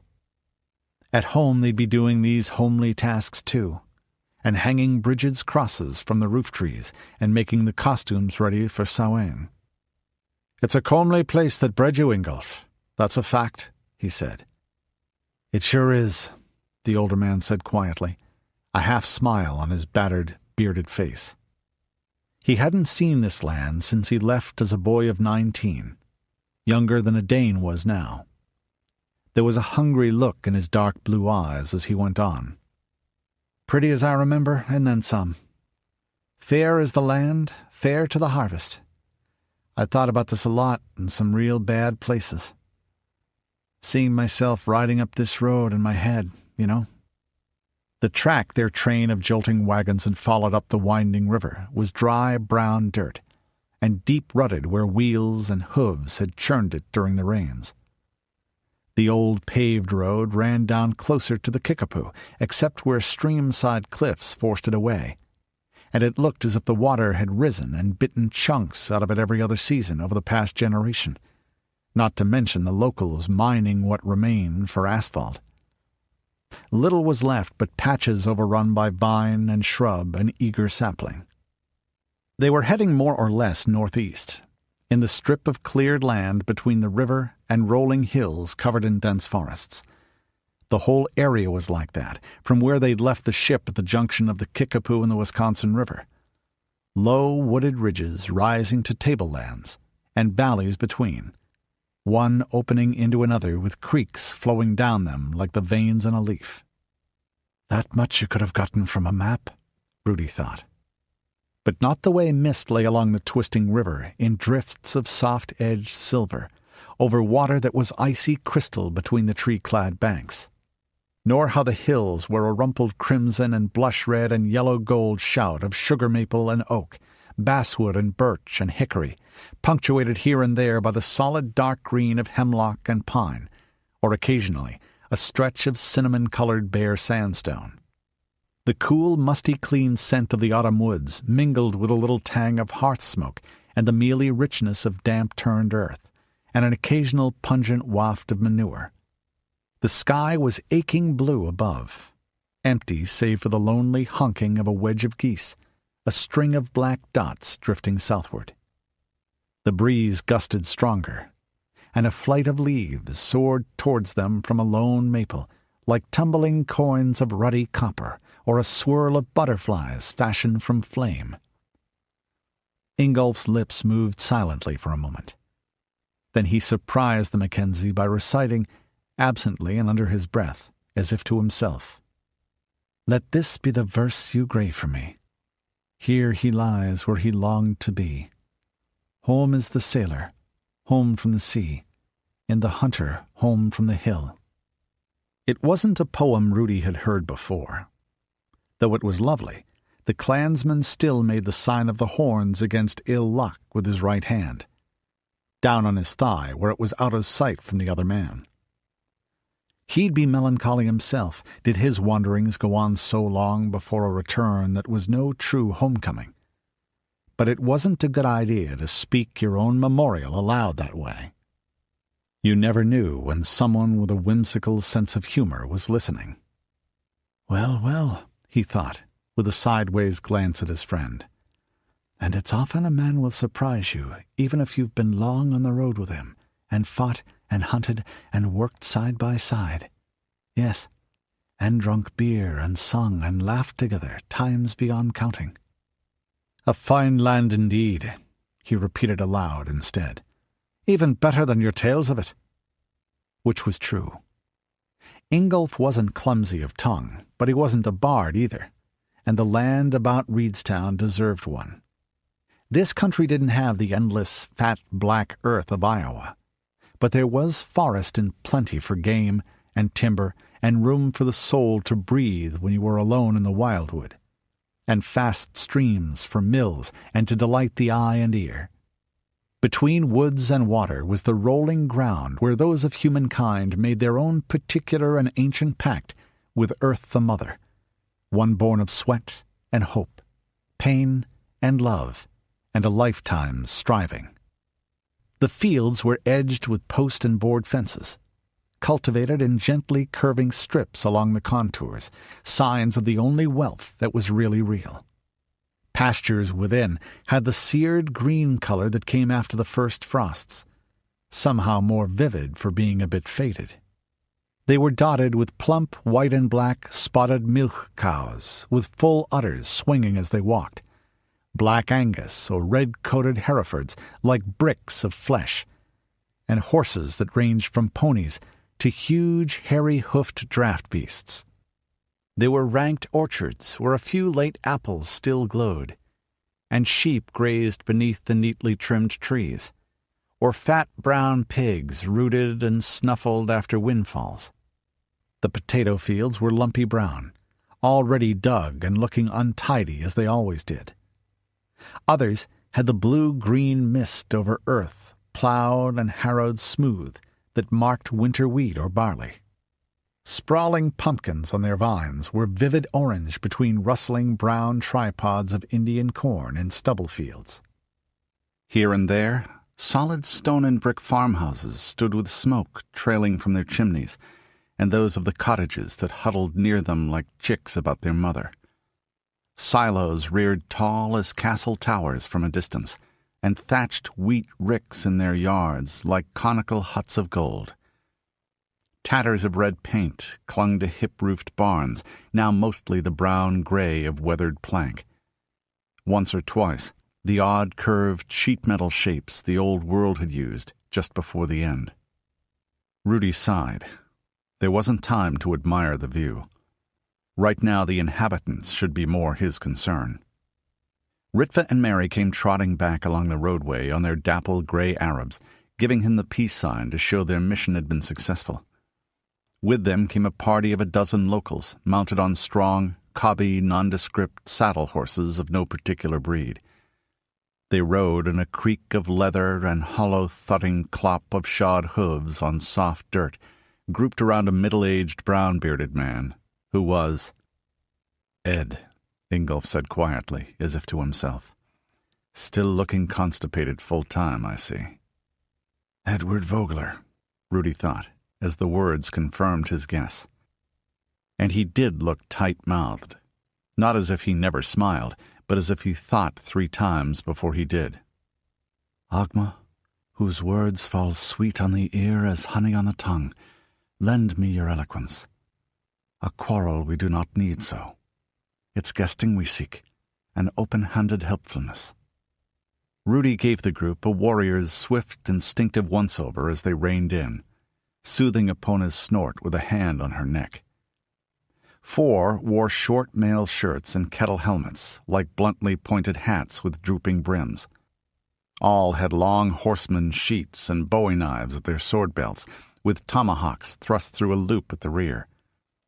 Most had quivers and shields on their backs, and recurved bows and saddle scabbards at their knees as well. And they looked as if they would no more go riding abroad without the weapons than they would without their rough, practical clothes of homespun wool and leather, or their shapeless, floppy-brimmed hats and battered-billed caps.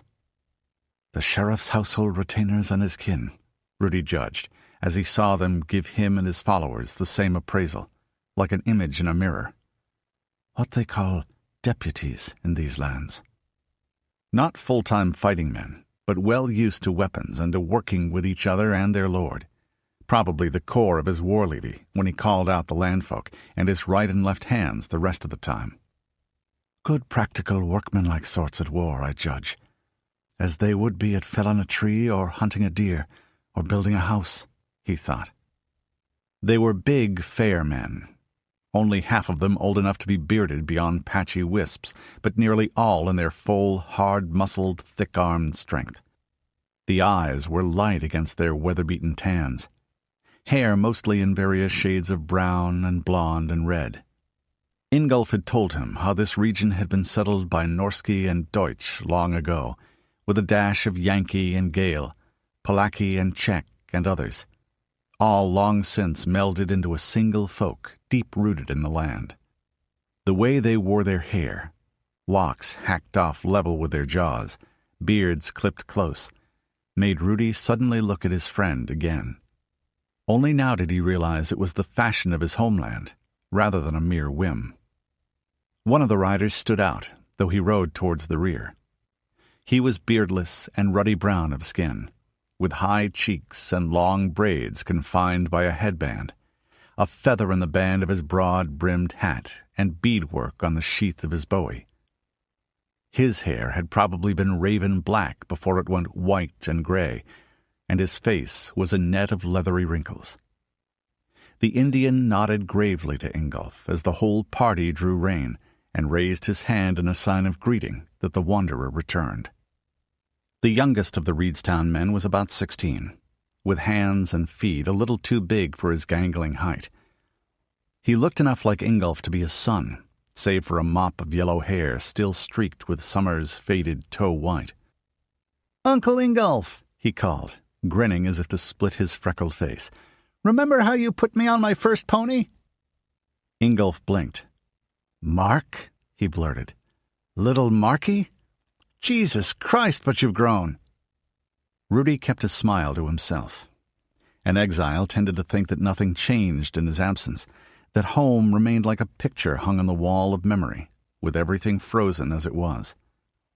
To think that way below the surface, at least. It would be well to remember that his own homeland was living its own life without him to watch. The thought made his smile die, and the longing to ride up the road and see the gates of Dun Juniper even stronger. "Quiet, son," the leader of the Reedstown men said to the youth. "Save it for later. This is man talk." His voice was gravel-deep and full of the unconscious authority you'd expect in one who wasn't often contradicted in this remote place. Then, a little awkwardly, leaning forward with his hands on the pommel of his saddle. "Hello, Ingolf. Good to see you again." "You too, Ed," Ingolf replied. There was a moment's silence, and then he added, "How's by you? Looks like the harvest was good." "Tolerable around here. Bit of a wilt in the alfalfa. Lost some sheep to the wolves and the horse with a catamount. But a good year otherwise so far, touch wood." Edward Vogler, Rudi thought, as the man put a finger to the wood battens on the hilt of his sheet. He'd have guessed so even if they'd met on a city street. The older man might have been his comrade's image if you added on 15 years, gray streaks in the beard, and 40 pounds. He still looked bare strong despite the beginnings of a pot that strained against the silver buttons of his blood-red Mackinaw jacket and the way his hair had receded from a high forehead lined with worry marks. The only obvious difference was a straighter nose, lacking the scar and kink Ingolf's had, and eyes that were nearer leaf green than dark blue. Ah, Ingolf hesitated again. He was a proud man. "Sorry I was such a cast-iron prick when I left, Ed." He seemed surprised when his brother shrugged slightly and replied, "When you stomped out, you mean? Runs in the family. All us Vogelers are a bunch of damn stubborn squareheads, yeah?" His voice had the same flat-voweled rasp that Ingolf's did, but stronger, not worn down by exposure to other lands. And with a little more of the sing-song undertone, plus a tendency to use d instead of thee at the beginning of words. He swung down from his horse with a grunt, and all his party followed. One of the younger men stepped forward to hold the leader's reins.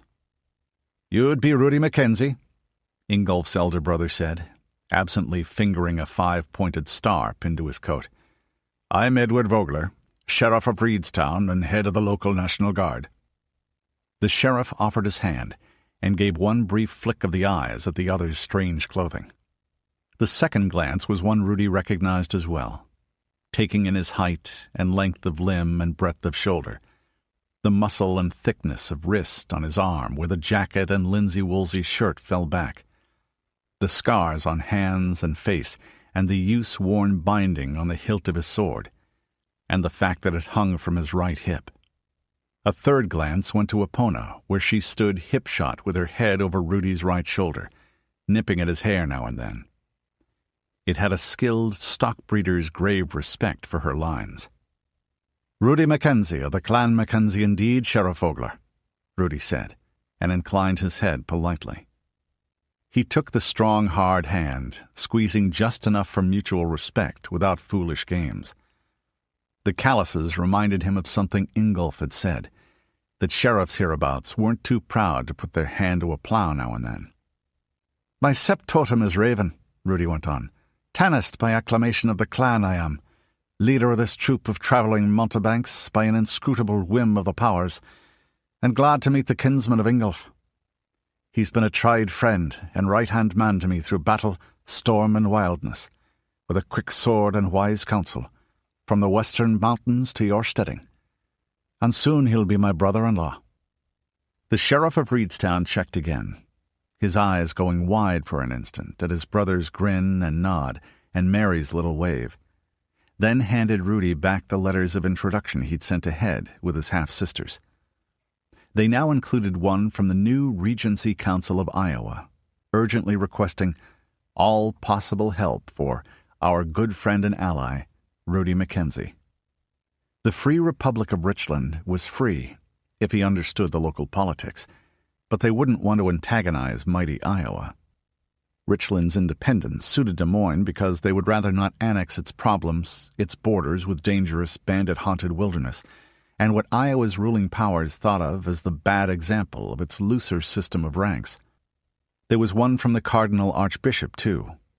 Ingolf had told him his elder brother was Catholic and notably pious, and the sheriff bowed his head as Father Ignatius signed the air in blessing. So that message from the bishop is just as well. Richland as a whole doesn't care to anger Iowa, but the boss man of Richland hasn't the power over his nobles, his sheriffs and their farmers, that the Hazelroads have, or had. And so the sheriff of Reedstown won't necessarily do his boss man's will. Family feuds can be the worst of all. Nor can I absolutely rely on Ingolf's judgment this time. His brother's feelings might well have festered like an ulcer since he left.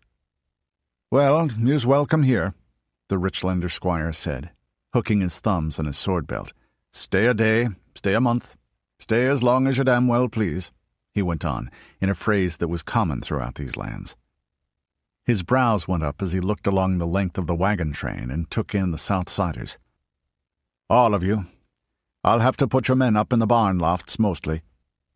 Then he saw the Southsider women and children. "Ofta, your men and the rest," he added. "I'll spread 'em around a little to my out-farms if you're here for more than a day or two." "That's most kind of you, sir," Rudi said. And I hope none of the ones playing host to my Southsiders are of an excessive delicacy in matters of feeding and washing. Aloud, "We can pay our way, Sheriff. Shoren will also be glad to help with anything that needs doing in the way of work. Or fighting, of course." Suddenly, Edward Vogler smiled. It looked genuine, if also something he didn't do very often. "Hell, Mr. Mackenzie. My brother and I parted on bad terms. He's probably told you about it since he's engaged to your sister." "Half-sister," Mary noted pedantically, sotto voce. "Ah, and to be sure that was long ago," Rudi replied diplomatically. "And myself a stranger here." With better sense than to intrude on a quarrel between close kin, he did not need to add. "We were both assholes about it, you betcha," Edward Vogler said bluntly. "But I had less excuse not being 19. A man's supposed to think with his dick and his fists at that age. I was already past 30 with a wife and kids." Yeah, something to that," Ingolf said after an instant's pause. "Both ways." "So yous are all guests while you're here," the sheriff went on. "You're my brother's friends, and from what you say, my in-laws soon enough." "I'll accept the hospitality with gratitude," Rudi said, "though I will pay for what we need beyond the normal brief guesting, and what we need to take with us, and for gear and beasts." "I won't say no to that," Edward Vogler said with a firm nod. "Yeah, hey, got my farmers and refugees to think of.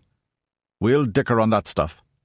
We can always buy more supplies in from upstream and down.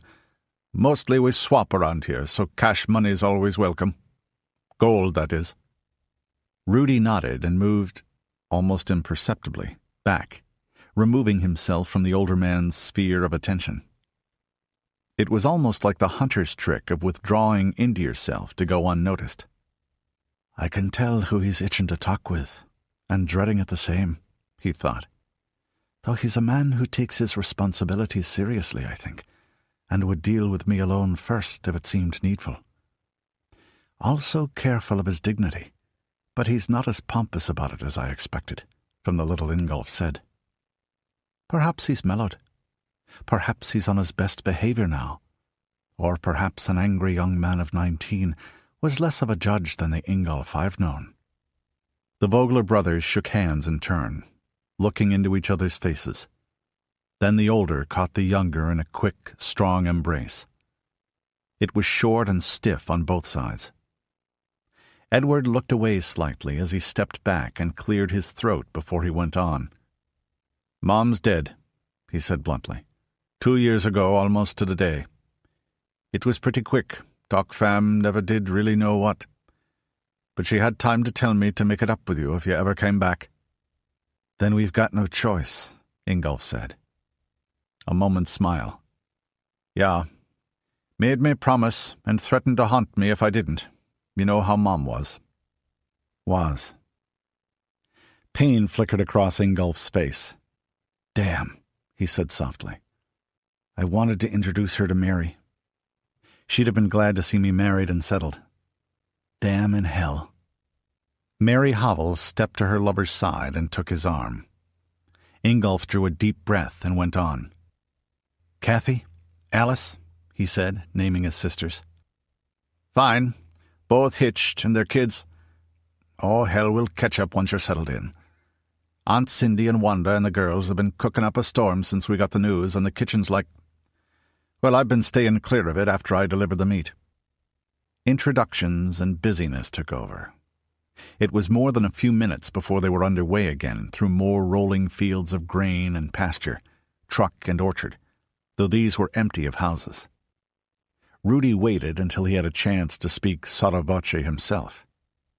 "Well, and you're looking like a man who's been gut-punched, my friend," he said. Ingolf shook his head. "We spent 6 months fighting like cats and dogs before I left," he said, "just short of fists. And that only because we were afraid we'd kill each other if we started. I'd forgotten we got on well enough sometimes, for years before then. And family is family, and your brother knows this is just a visit, not a homecoming for good and all. Yeah, there is that. And hell, he's right, we were both complete dicks about it after Dad died. I couldn't stand the way he tried to step into Dad's shoes with me. And he went all God Almighty about it, too. But damn in hell, he was the sheriff, and he had to show everyone he was boss man here. I guess he was too scared not to be stiff. And he's not the most flexible man in the world anyway." A deep breath.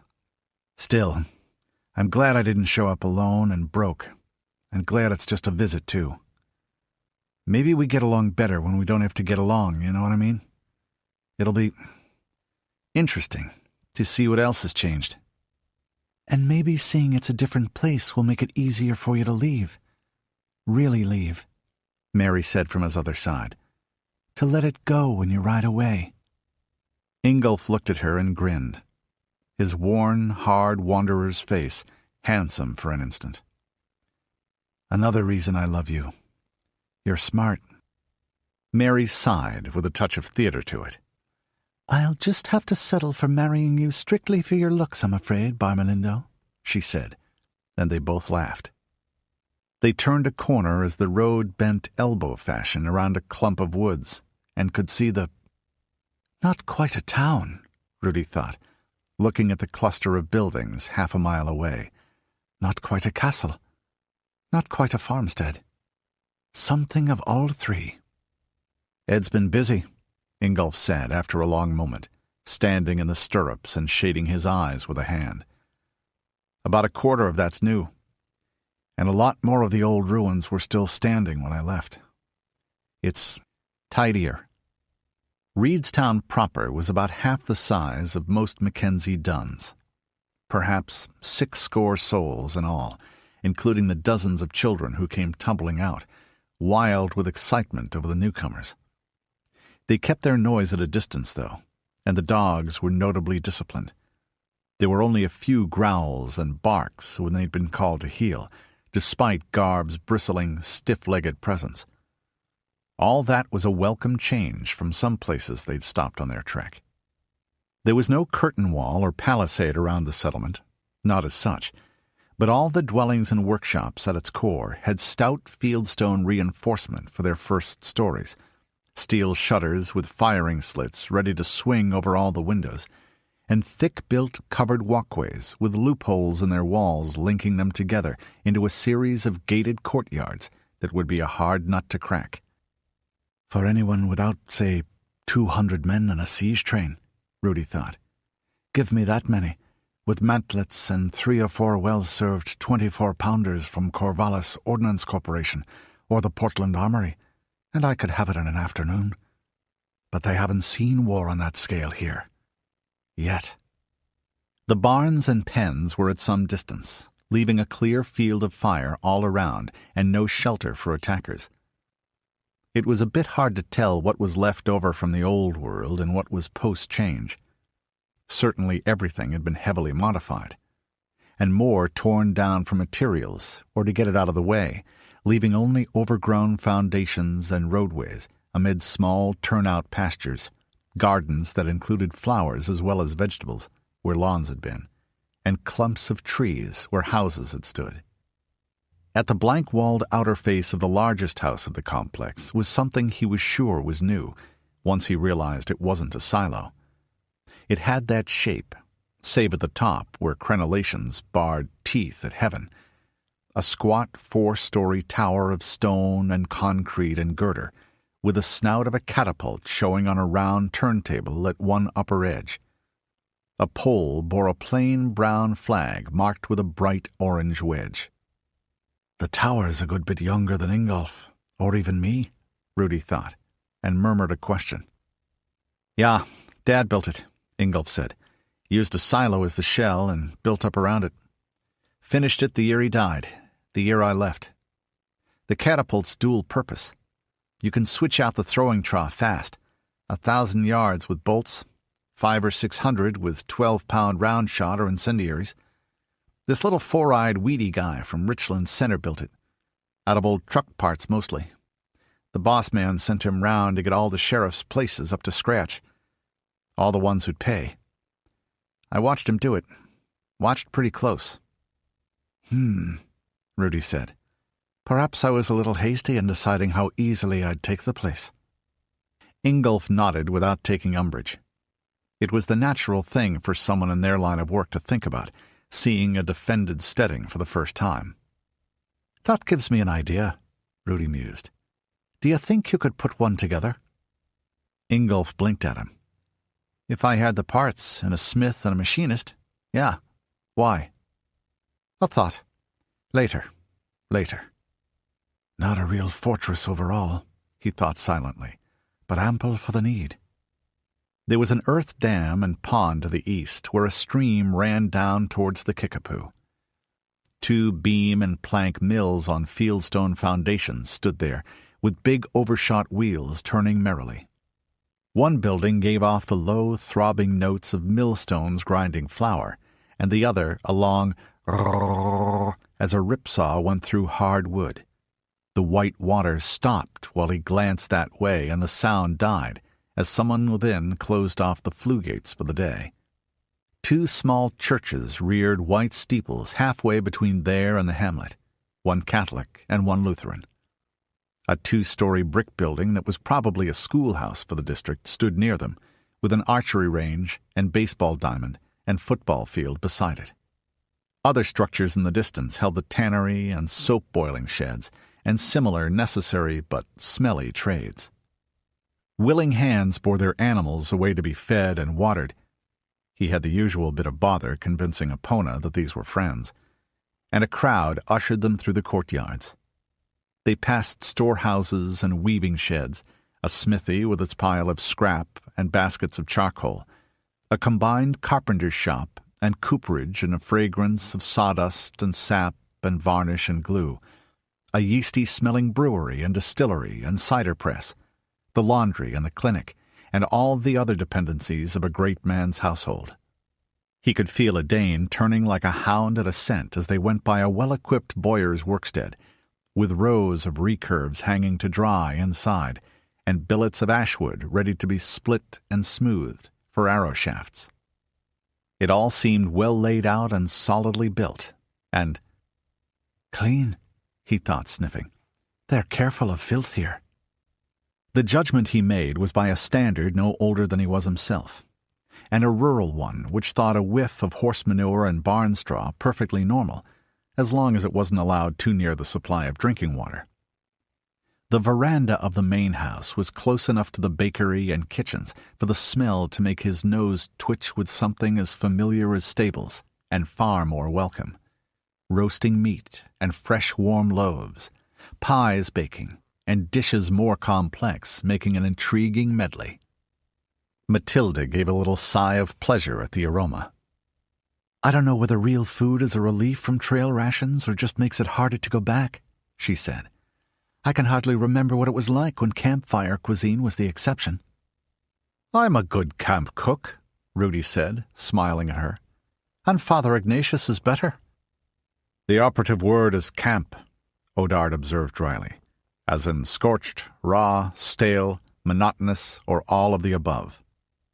"You're a lousy camp cook yourself, Odard," Mathilda observed. "I never wanted to learn," he replied. "Why should I? I'm a baron, for God's sake. It's not my job." "You're a baron with no servants just now. Or haven't you noticed in all the time we've been on the trail?" Mathilda answered, taking the sting out of it with a smile. "And I'm a princess without a retinue. Except for you, of course." "There's nothing better than fresh trout done over a campfire on green sticks," Edain observed, smacking his lips. "Or salmon baked in clay in the embers, with a few taters beside them. Good enough for a Beltane feast, that is." "Trout, right. And how often have we had that?" Odard said dryly. Edain looked up, counting on his fingers with a thumb. 4. No, I lie. 5 times. In the whole trip. And the twins could burn water. Their idea of cooking is frying hardtack in the bacon grease or grilling venison, Odard said. Virginia is no better when it's her turn.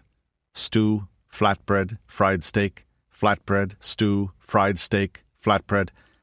You say you're tired of steak and stew and flatbread, and she looks at you as if she was saying, "You're tired of food?"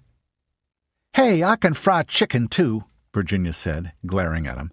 "And I can make flapjacks and do beans. Or eggs if we could get 'em. Biscuits if I had an oven.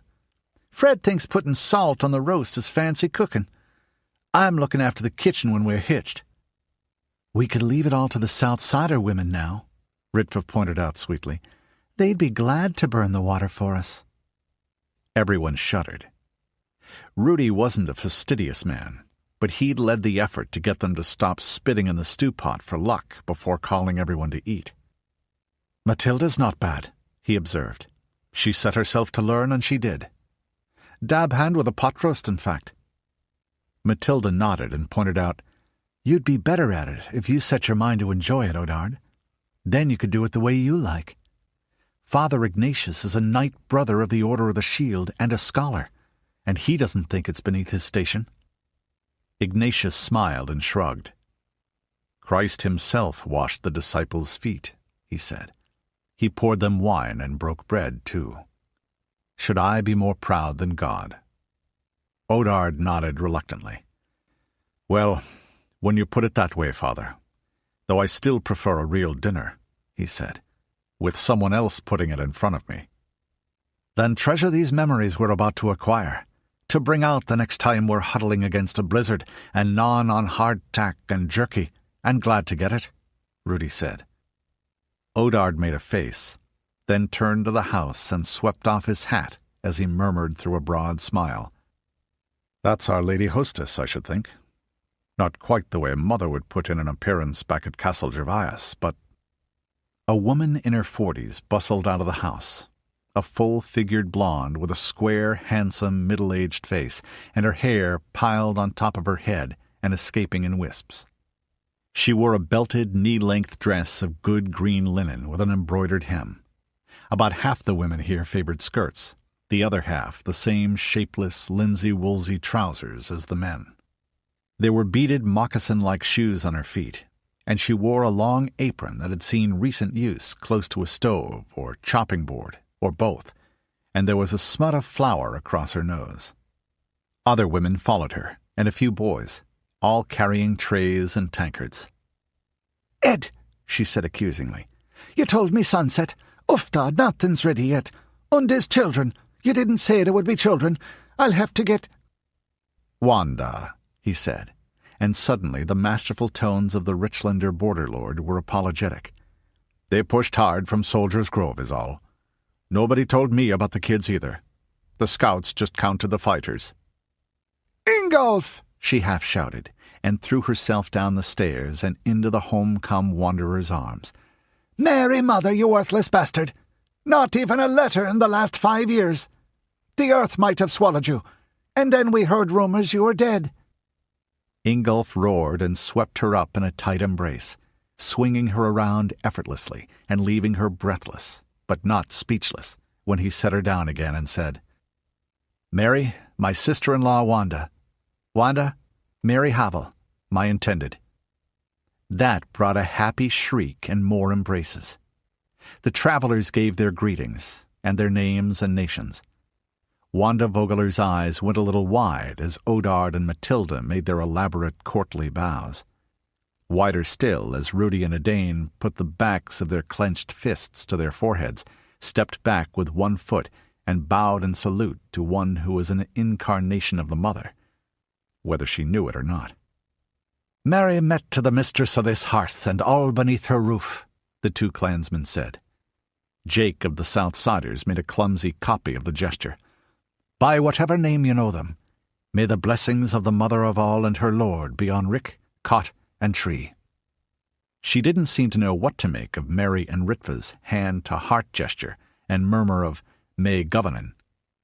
She pumped Fred's hand energetically. "My stars, you do take me back, Mr. Thurston," she said. "I haven't seen a black person since I was a girl in Madison before the change. And this lady is your intended? Goodness, are those chaps like Woody in Toy Story? Oh, Lord, how I loved that movie as a little child. And you'd be the Mr. Mackenzie we heard tell of," she said to Rudi. "And those are your, clan," she said. Rudi cleared his throat, a little breathless at the rush of words. The Southsiders had learned a great deal beyond and besides how to wear a kilt and plaid, but they were still not the group he'd have chosen to uphold the clan's reputation. Not yet. Not in a display of seemly manners at a feast, at least. For hunting or fighting a skirmish in the woods, he'd be glad to claim them for anyone to see. Not exactly," he said. "Not just the now. We met upon the way. But they will be, if you take my meaning. And they're my people now. Their welfare my responsibility." "Well, they can all use a beer and a snack, I'm sure. Go on, eat, and the beer's our own brewing. Reinheitsgebot style, like my grandfather made it." Rudi grinned. "That we all could use a bite and a brew is no more than the merest truth, and it's a haven of warmth and welcome this is, after so long on the cold, hard trail." He winked and went on. "And yourself, the ministering goddess." Wanda smiled back at him. He heard Mathilda snort slightly beside him and read her thought. He was charming the ladies again. "Well, there's nothing wrong with charm, is there, Akushla?" he thought, a little defensively. "Even our host looks pleased. I suspect he leaves the being a human being side of his existence to his wife. Well, he could do worse. From the look and sound of her, she's good at it." The platters were going around. He didn't know if the guest cup and bite were a formal rite here, as they would be among his people, but he'd found for thousands of miles of walking and riding eastward that sharing food and drink made you a guest indeed, where there was any goodwill at all. The food was some strong, pungent, soft cheese on wedges of dark, dense rye bread, its crust dotted with little nutty seeds, and the whole warm from the oven, and chewy, and richly sour-sweet. There were pastries, too, their soft, flaky crusts buttery, full of grilled venison and onions and potatoes, and a faint tang of herbs. What Aunt Diana, who'd run Dun Juniper's kitchen since the change, and a restaurant before that, would call a Cornish pastry, or nearly, he thought happily, as the juices flooded his mouth. The beer was in a mascar, a tall mug lathe-turned from hard maple wood, with foam dribbling over the edges, and— "Oh, my!" Edain said reverently, as he gasped and wiped the back of his other hand across his mouth. "By Gobnew and Brushakya both, that's beer by the blessing. My thanks again, hearth mistress." Rudi inhaled the bouquet respectfully himself, and then took a deep draught of the mahogany-colored liquid beneath the white foam. Flavors like chocolate and coffee slid across his tongue, acrid and nearly sweet at the same time, with a cool, musty bite. My friend Timmy Martins Mackenzie, our brewmaster at Dun Juniper, could do no better, and on one or two occasions has done worse, he said, and bowed again. And more I could not say. Come in, then, come in. Let's get the children something, and you'll all want good hot baths and soap and— He gratefully surrendered to her bustling efficiency as she organized her household to bear everyone away. They'd be here some time, at least a month, and that was starting to look like a welcome respite. Perhaps even long enough for letters to get all the way home. They might arrive before Yule.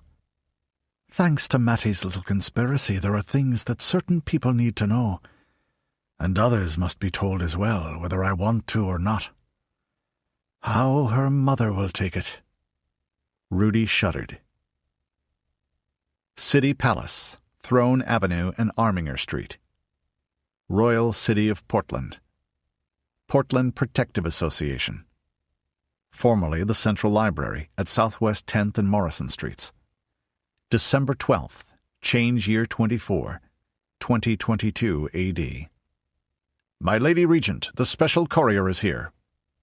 Sandra Arminger looked up as the door opened. The cat on her lap made a querulous sound and gave her a resentful look as she stopped scratching it under the chin. Outside the tall arched windows of her private presence chamber, snow fell, straight down in a windless dark where the occasional street lantern glowed like a blurred smear. Within was the scent of floral sachets and the warmth of the hot water radiators behind screens of marble fretwork, pale dim elegance of stone and silk and arched wood, the blazing colors of the rugs muted by the low setting of the hissing methane gas lamps. A little of the chill within her melted at the news, but her face remained impassive, framed in its cream silk wimple bound with steel-grey madras pearls set in platinum mesh.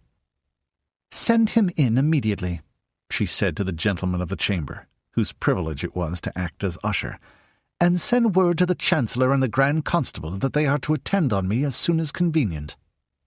She made a gesture, and a lady-in-waiting motioned the maids to turn up the lights, set out coffee and brandy and little sweet pastries and bowls of nuts on a table whose surface was rare woods and mother-of-pearl, and lap as in the shape of peacocks and antelope. "Now leave me," she said. "Yes, you too, Jehane," she said to her confidential secretary, and the attendants all swept out in a dance of precedence and bobbing curtsies. And silence fell, though she knew that she had only to raise her voice and someone would be there, as if by magic. "Sometimes that's the hardest thing to take," she thought, "never really being alone anymore.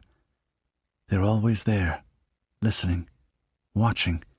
May their dear, loyal souls fry." She'd wanted to be a queen. The problem was that once you were, it wasn't something you could take off with your clothes. The younger generation didn't seem to have that problem. They weren't playing roles. They were their roles. The doors opened again quietly. They were solid steel beneath the soft beauty of the rock maple veneer, and ponderous, and the stamp and clash of guards coming to attention rang in the corridor without. Distantly there were voices singing, a chorus of boys practicing in the great hall for the festivities of the 12 nights. Adeste fideles, venite adoremus, venite, venite, ad Bethlehem. The courier looked as if he was still half frozen, very tough and very tired.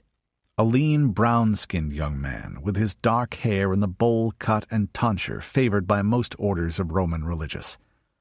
Apart from that, she'd have judged him to be a cavalryman of some sort, in anonymous padded leathers half soaked even through the outer gear he'd shed somewhere, and with a strong aroma of horses and sweat about him. He went to one knee, took the packet from the glazed leather case slung over his shoulder, and offered it to her. The first thing her eyes saw was Mathilda's seal stamped in a disk of red wax, and a breath she hadn't been conscious of holding sighed out. The heliograph lines had brought the bare news earlier, of course, and duplicates would be coming along by safer, slower routes.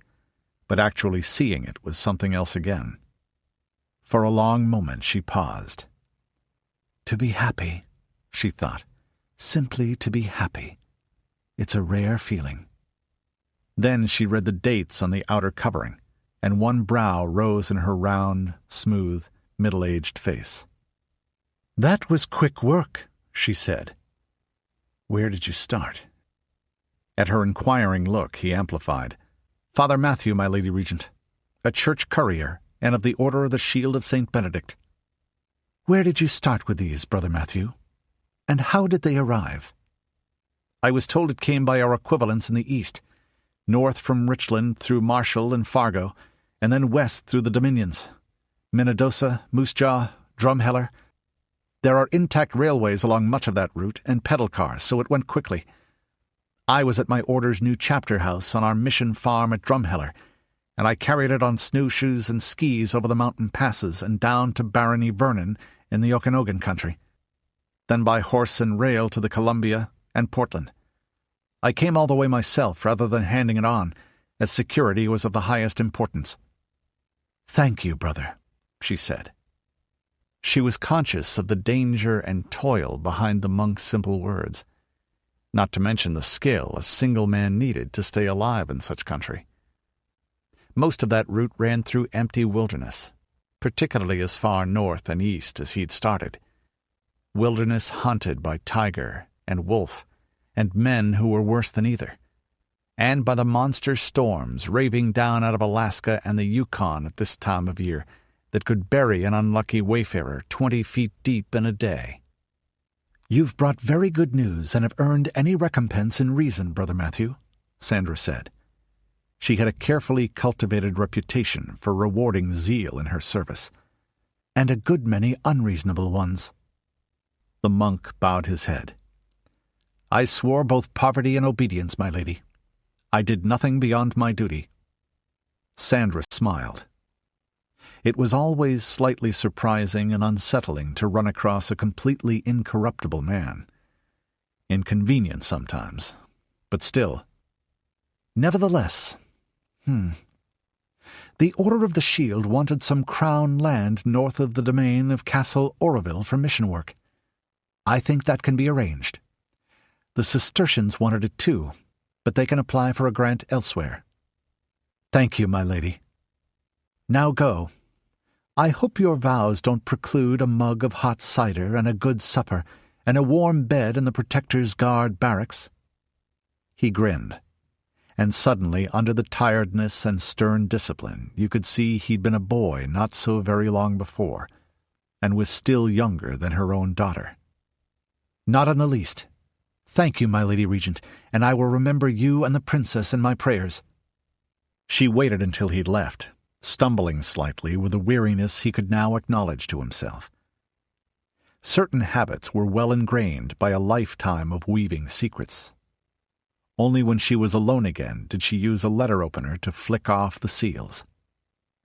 The original bundle had undoubtedly included material for Stardale Hall in Mithrilwood, Dun Juniper, Mount Angel, and Larsdalen, sent on with someone else beside the polite young monk.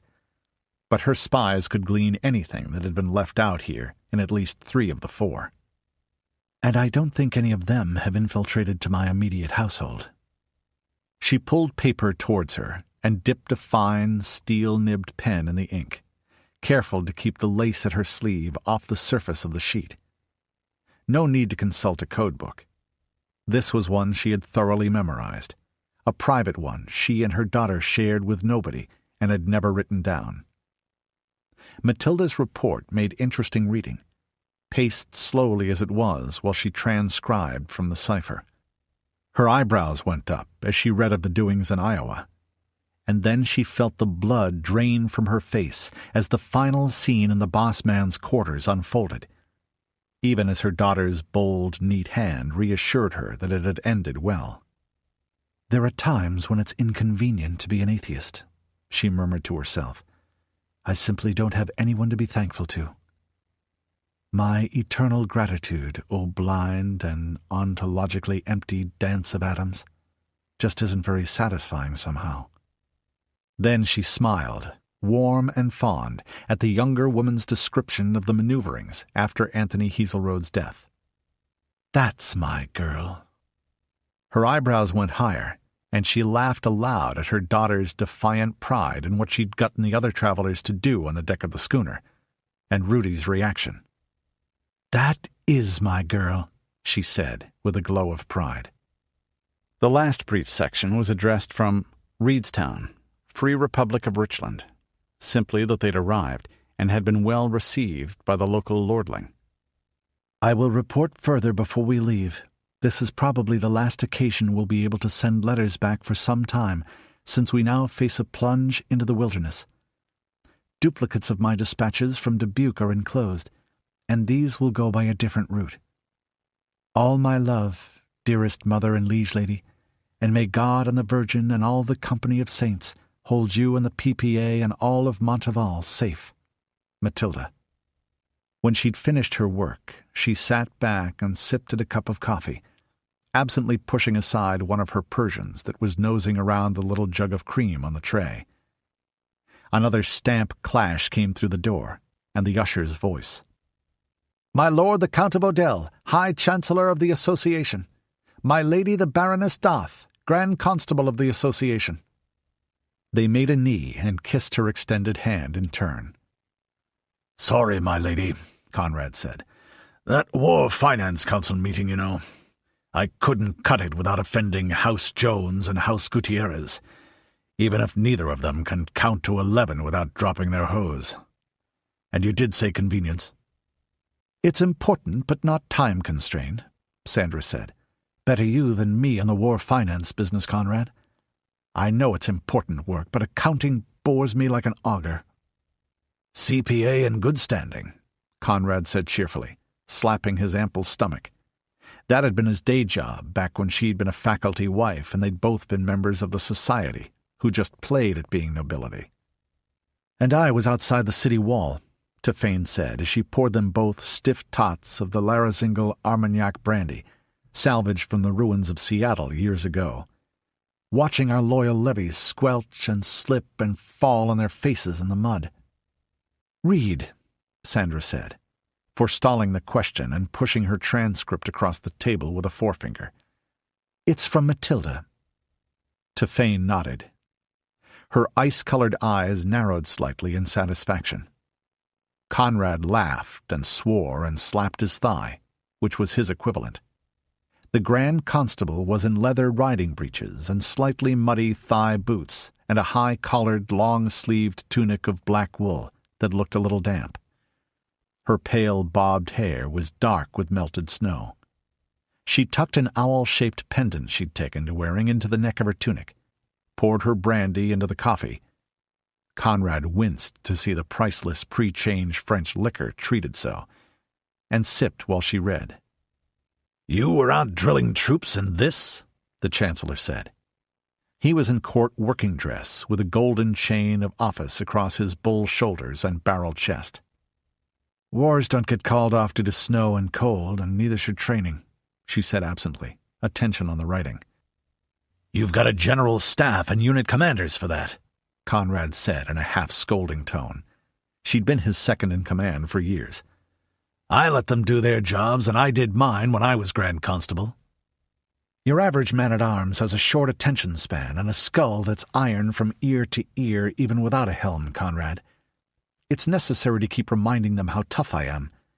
Otherwise I have to kill men occasionally just to make the others to pay attention, which creates its own problems. I don't look as repulsively fearsome as you, and I pee in a different position, remember?" Then she tapped her free finger on the dateline of the dispatch. "Barely 2 months for news from east of the Mississippi. That's very good. We still haven't got what they sent from Iowa." "We probably won't," Conrad said.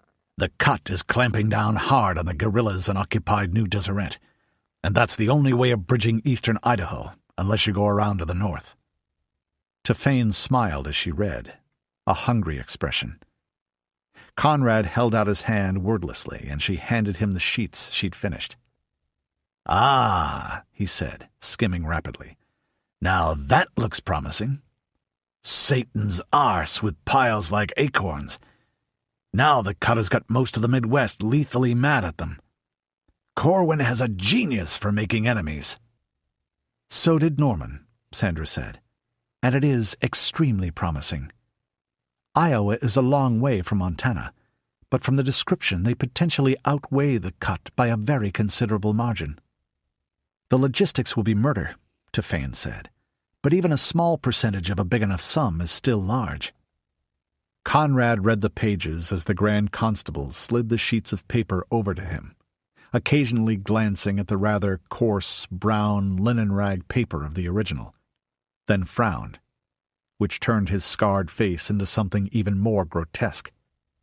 "Damn, it still hits me sometimes. 2 months is fast now. I keep remembering FedEx." Sandra nodded. She'd made a much better adjustment to the changed world than most adult survivors. Her girlhood heroines had been Eleanor of Aquitaine, with Catherine de' Medici a close second, and she'd spent a good deal of her time with a society making believe that she was someone like that, even in the old world. And of course, being a sovereign and waited on hand and foot eliminated much of the sheer inconvenience of existence without high-energy technologies. "And it still hits me sometimes, too, at moments like this. There are some things that no amount of hand labor can duplicate." A decade and a half younger, Tefane was untroubled by the look the two shared. Instead, she murmured, "It is more convenient now that we're at peace with the Drumhellers. That gives us a route right around the Cut and Boise both, suitable for intelligence and communications, if not armies, given that the Canadian Rockies are in the way." Conrad scowled for a moment. "The Dominions are scared of the Cut, too. They've got a border with them, or at least Drumheller and Moosejaw do, and if they got any sense, they'll join in. But I still say we should have held out for more of the Peace River country. It's rich, and it's got a big labor force." Sandra went, "Which means it is full of contumacious Canucks with bows, Conrad, who really wouldn't appreciate our handing it out in fiefs over their heads." "We did just that in plenty of other places." "That was in the first change years. We were dealing with terrified, hungry refugees who'd do anything for help and had nowhere to turn. It's different now. Things have gelled. In any case, that's for another day, provided that we survive the present war. Read. There's something rather interesting after they left Iowa." She could tell when he came to the part on the boat. "They hailed him High King?" Conrad of Odell sputtered. His skin turned red under the thick white keloid. "Mathilda hailed him as High King of... What the hell is Montival?" "Everything, evidently," Tefane Doth said crisply. "Everything from here to Idaho, down to California, and north to the limits of Association territory, I imagine, at least. Perhaps California, too, if we ever get the Westria project going." Montival is actually not a bad name, now that the old state boundaries are so meaningless." "God damn it, she's giving it all away! Sandra cleared her throat. "Conrad, we're old friends, but I think you're about to say something on the order of dumb little twat about my daughter Princess Mathilda, the heir to Portland. Don't. It would be rude as well as inaccurate." "All right, I won't," he said. A ton of a man in black velvet and gold and heraldic colors, with the sweat of anger on his bald dome. He rubbed it with a hand like a spade before mastering himself and going on. "But why did you raise her to be such a... "Romantic is the word you're looking for, Conrad," Tefane said. "But she's not, really. She's hard-headed enough in modern terms, changeling terms. She's just good." The smile grew a little broader. "Not something any of us three have to worry about. And I raised her to be that because I want to build something for her that will last," Sandra said. Remember what Napoleon said to Talleyrand?" Tefane thought for a moment, and then nodded. Conrad stopped in mid-rant and looked at her before he spoke, in the tone used with quotations. "Look at the bayonets of my imperial guards, how they gleam in serried ranks. With such men I can do anything." Sandra smiled and completed the anecdote with the diplomat's reply. "Yes, sire, you can do anything with such bayonets, except sit on them. Evil has a short half-life, Conrad. Only a man like Norman, and a woman like me, could have built the association, given what the times were like at the change. To make it a living thing that survives us all, I've found that other methods are necessary. And to really consolidate it needs someone like my Mathilda." "But she's giving away our sovereignty. Sandra, having the Corvallis meeting, always looking over our shoulders since the Protector's War is bad enough. But this—" Tefane sat silent, a considering frown on her face. Sandra stroked the Persian cat on her lap with one hand and waggled a finger at her chancellor with the other. "Conrad, Conrad, Conrad," she said, or almost purred, with the smile of a cat contemplating a mouse squeaking under its paw. "You don't think I've gone soft, do you? You're not looking at the big picture." "I'm not," he said. "Of course not. You're thinking in pre-change terms." Sandra held up one soft, well-manicured, not quite plump hand. Her eyelids drooped in an expression of purely political, but still sensual enjoyment. "Here we have the High King, Rudi, or Artos I, as his enthusiastic young friends hailed him. When this message gets about, half the nobles in the association will be crying him hail as well." "3/4 of those under 30, Tefane put in. "True, and all the burghers and peasants. All the clan Mackenzie, of course, though dear Juniper will find some way to feel anguished and guilty about it. Witch queen or not, you can tell she was raised Irish Catholic. And all the rangers will swoon. Well, not Elaine Loring or his pet troll Hortle, but certainly Eilear. She's Rudi's half-sister as well, and most of all, the lady of the Dunedain. They'll start dry humping and creaming their hose in every flet," Tefane said with a slight, stark smile. "Astrid particularly. You're right about that, my lady. The demented bitch may get pregnant again just from contemplating the coronation ceremony." Sandra nodded. "It's precisely the sort of romantic froth they adore. The bear-killers, well, many of them will be enthusiastic too, if not dear Signy. Rudi is the son of their precious bear lord, after all. And isn't it pleasant to think of Signy striding about kicking the Larsdale in furniture and thinking of how her own dear little lad Mike Jr. should have it, but never will, because he's been done out by his bastard half-brother Rudi again?" "The woman can certainly nurse a grudge," Tefane said. "You're speaking with unconscious irony, my dear," Sandra thought affectionately as she nodded agreement to her protégé. Or, as the kettle said to the pot, "My, how sadly sooty and grimy is your backside." She added aloud in a meditative tone, "I think that she's never really been able to get over that little premarital infidelity of Havel's with Juniper, because it only happened once. That and Rudi being his spitting image, with 3 inches and strawberry blonde hair added." "Are you saying that there's nothing we can do to stop this High King of Montival nonsense?" Conrad said. "We couldn't stop it if we tried. But if we throw the throne's weight behind the notion, even the independents like Corvallis and the Yakima League, whose rulers don't have any blood link to either the Havels or the Armingers, will fall in line. Every single power represented in the Corvallis meeting, especially given how frightened they are over the war with Boise and Corwin, and the way the previous messages and all those songs and stories dear Juniper spread have primed them. If things go well with the war—" One of Tefane's brows raised. Sandra interpreted that as, "Well, there's deranged optimism for you." she continued. We might even get Idaho included at the end. That rescue of young Frederick Thurston, splendid myth-making. It couldn't have been better if it were a lie made up by one of our hired troubadours, and the cream of the jest is that it's true.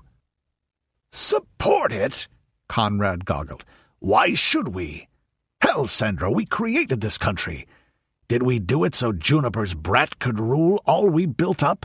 What? He paused and used the most desperate argument. What would Norman think?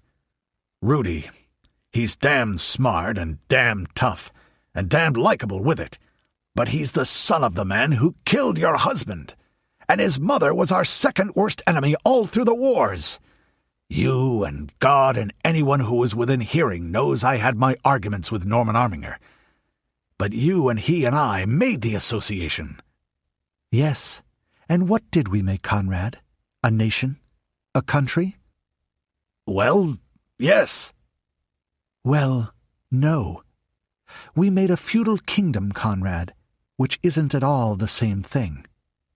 He frowned. That's terminology.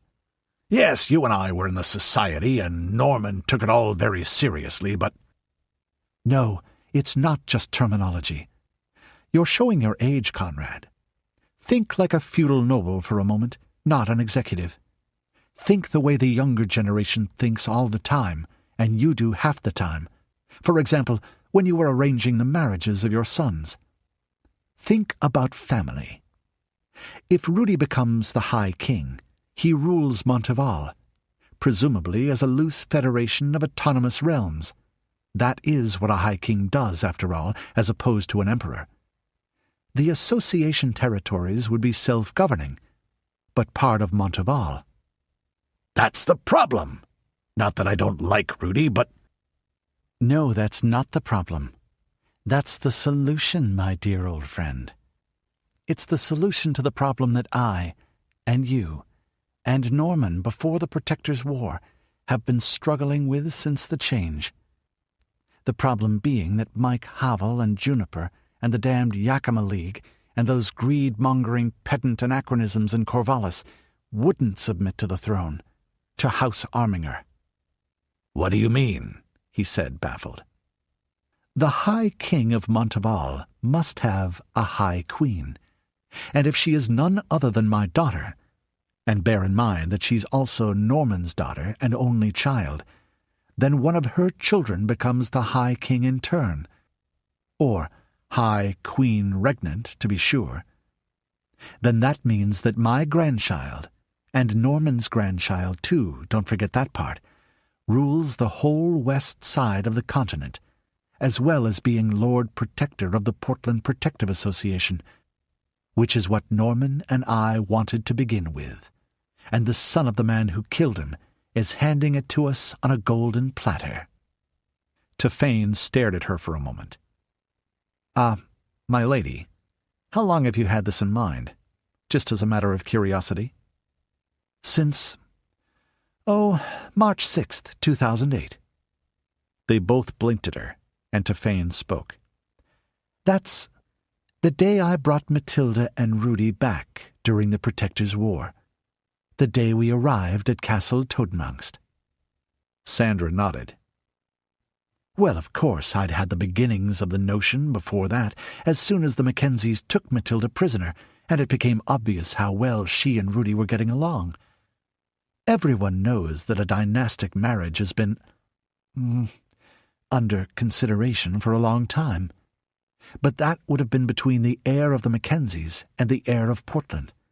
Many, many problems. But a new kingdom, that's a different matter altogether. Thinking outside the box, as it were. You certainly got me and them out of Totenangst fast, Tefane said thoughtfully. I thought it was just to get Rudi out from under Norman's bloodshot eye. That too. Dear, dear Norman, he could be so hot-tempered sometimes. But I had to evaluate Rudi personally before it was worth pursuing. Not in detail, of course. The details you always need to improvise as the situation dictates, but in broad outline. And Mathilda had to think it was her own idea, which meant it had to actually be her own idea. Not difficult, really. Rudy's a delightful boy. Man, now. Intelligent, with quite stunning looks and an embarrassment of talents, and all the charm in the world. And his people did insist on Mathilda living with the Mackenzies part of the year, at the peace settlement. Where you insisted on Rudi coming and living with us part of the year, Conrad said, sounding dazed.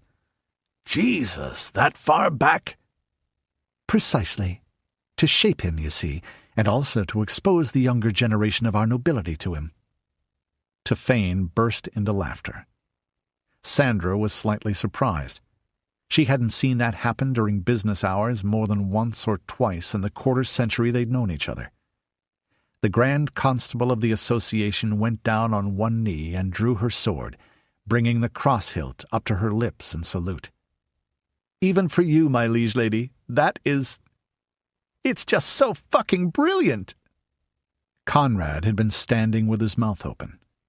He shut it, sat down again, and his gargoyle face split in a grin as he reached for one of the blueberry tarts, absently brushing powdered sugar off his jupon. Well, I will be damned. I wasn't thinking dynastically. And when you do, that's exactly how it looks. He cupped a hand to his ear. You hear that? It's old Norman laughing fit to split his mausoleum open. Sandra sighed, the quiet glee fading from her face.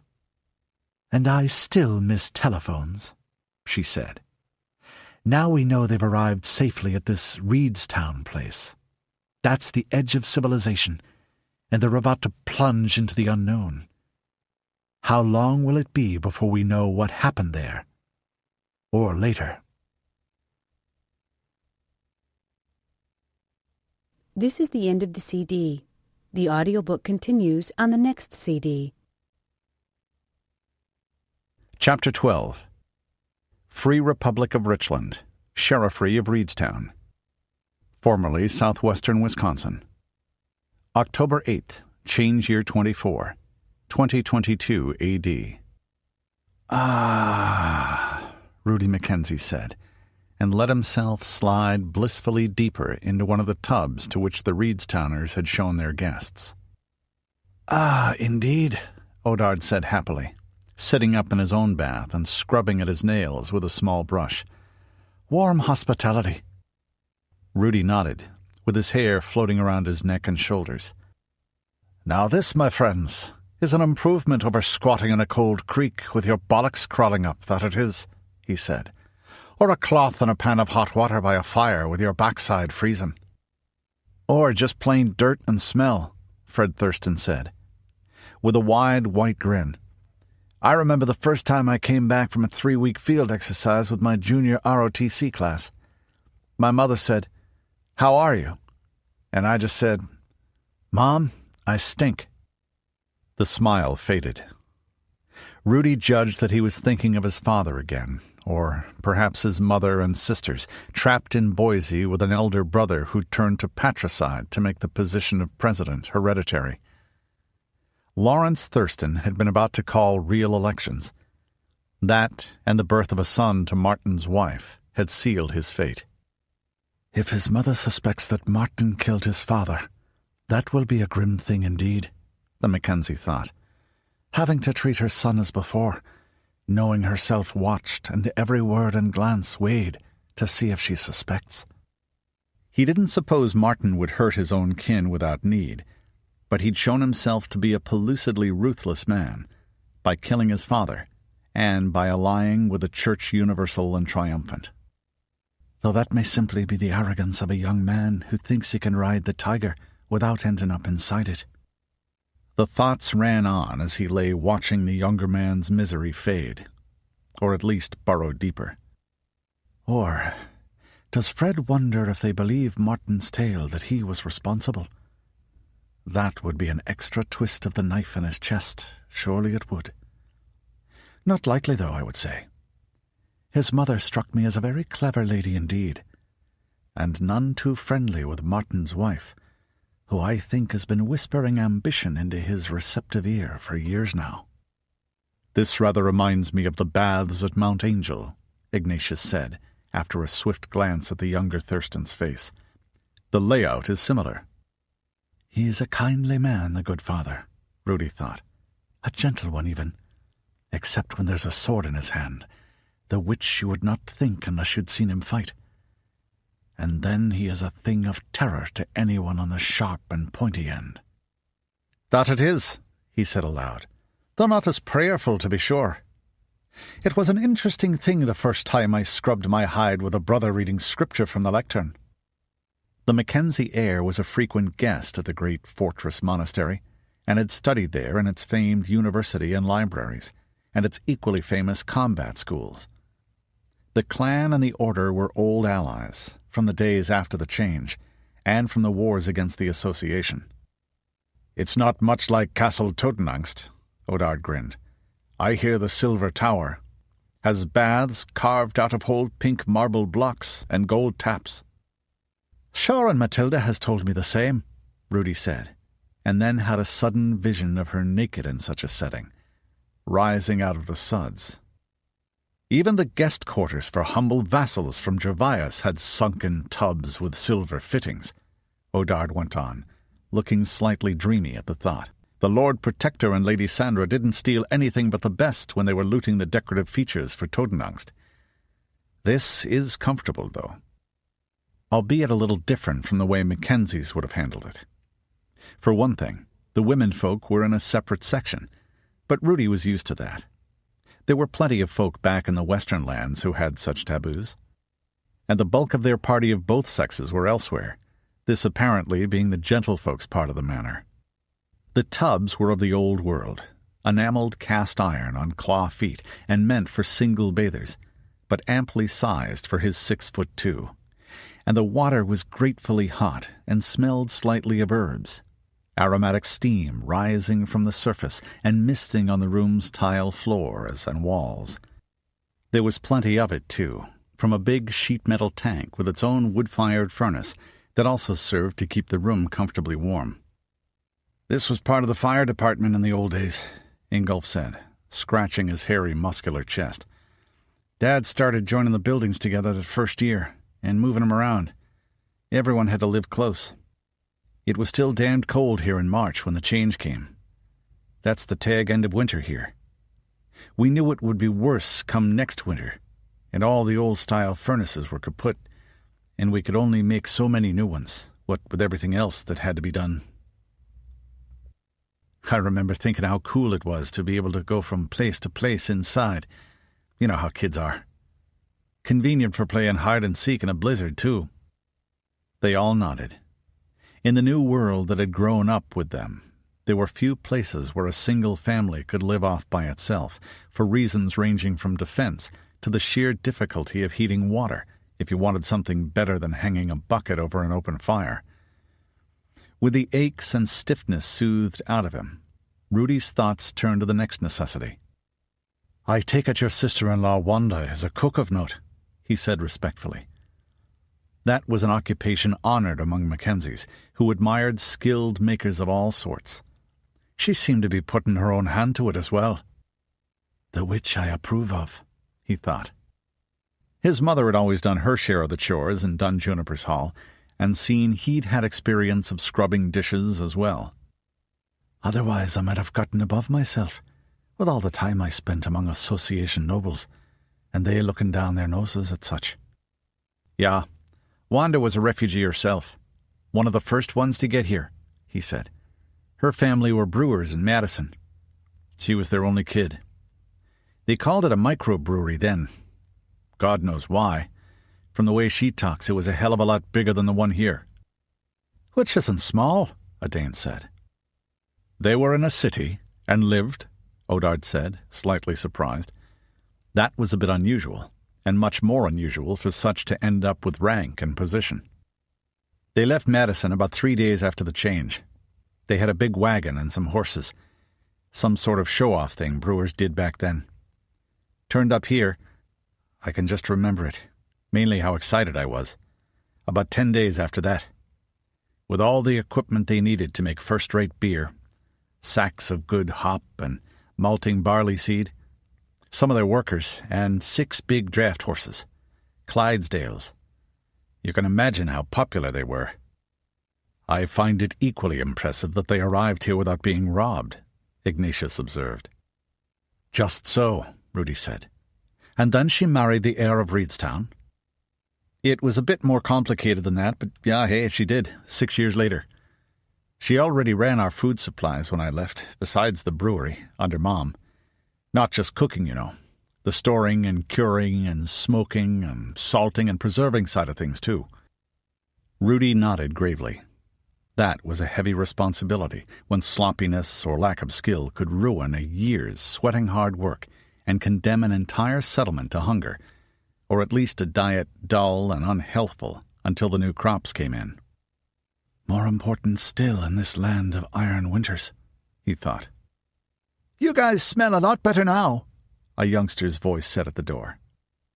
Mark Vogler came in quickly and closed it against drafts, leaning against the jamb with his hands in his pockets, elaborately casual, but with a barely suppressed excitement.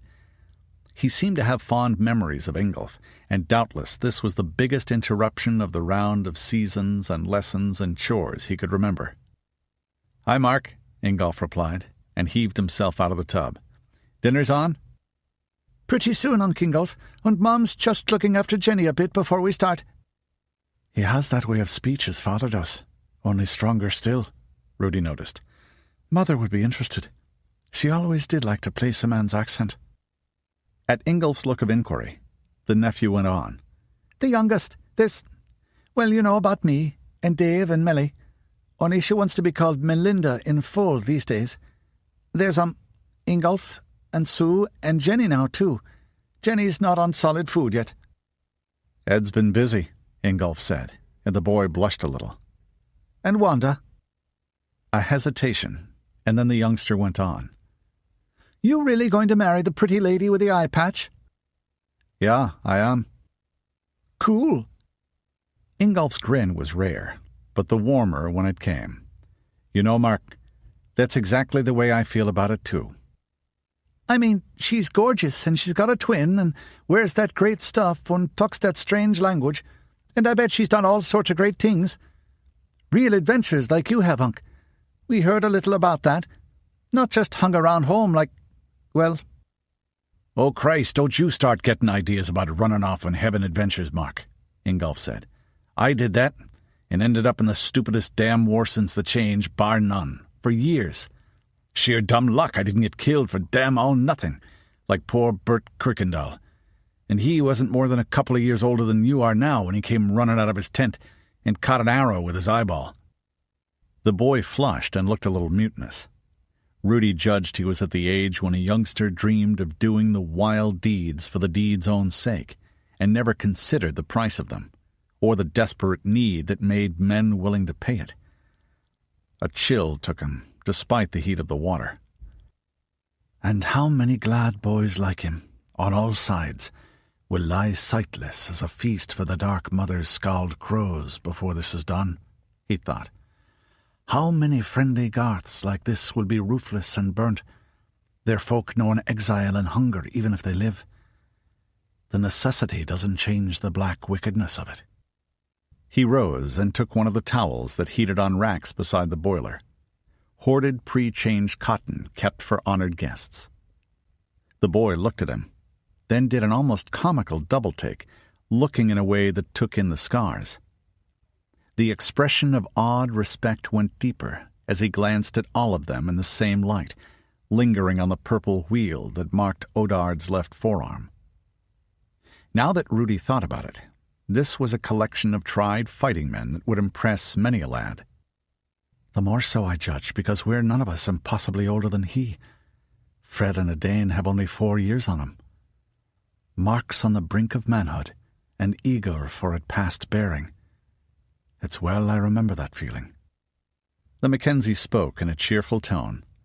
"My sister Mary has indeed done much, things wild and deadly, but from duty and necessity, not from choice, my young friend," he said.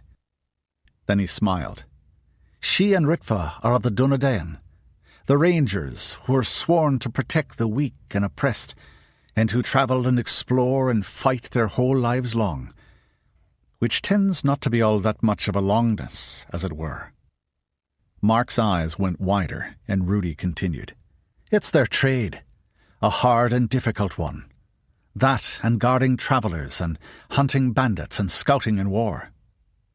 Now at your age I also wanted adventures, and I will admit it. Remember, though, an adventure is someone else neck deep in a dung heap, and that far, far away, until the bards get to work on it. Bards? The youngster said, frowning in puzzlement. The songsmiths, the storytellers, you'd say. They can take anything and put a polish on it like hammered gold. Says the man who laughed as he rode Mad Buffalo, jumping from beast to beast, one to the next, with enemies shooting arrows at him the while, Edain snorted, rubbing his oak-coloured curls vigorously with a towel of his own. And it's a wonder I don't have white hair now, from the watching of it. What would I say to Da if I came back without you? That was necessary. They were chasing us, Rudi said quellingly. The buffalo were the best way to shake the pursuit. The younger Mackenzie winked at the Reedstown boy. But the chief, he grinned amidst the million of them while he rode the wild bulls, that he did, while one slip would have meant being hammered to paste. Afterwards I remember mostly snorting water out through my nose, and it half mud from the dust I'd breathed, Rudi said, and threw the wet towel at Edain, who dodged with a laugh of his own. And you're all too likely to have a war coming to you, he went on to the boy. Ingolf nodded soberly, but his nephew seemed to feel nothing but excitement at the thought. Rudi shook his head, sighed, and dressed. The two clansmen drew on clean drawers, and then pulled their best saffron-dyed linen shirts over their heads, wrapped their kilts, and pinned the garments and their plaids with the brooches kept for social occasions, silver wrought in knotwork or intricate running designs of elongated, gripping beasts and geometric shapes, studded with turquoise and carnelian. "Is that the way people dress in?" Mark asked. "Montival," Rudi supplied.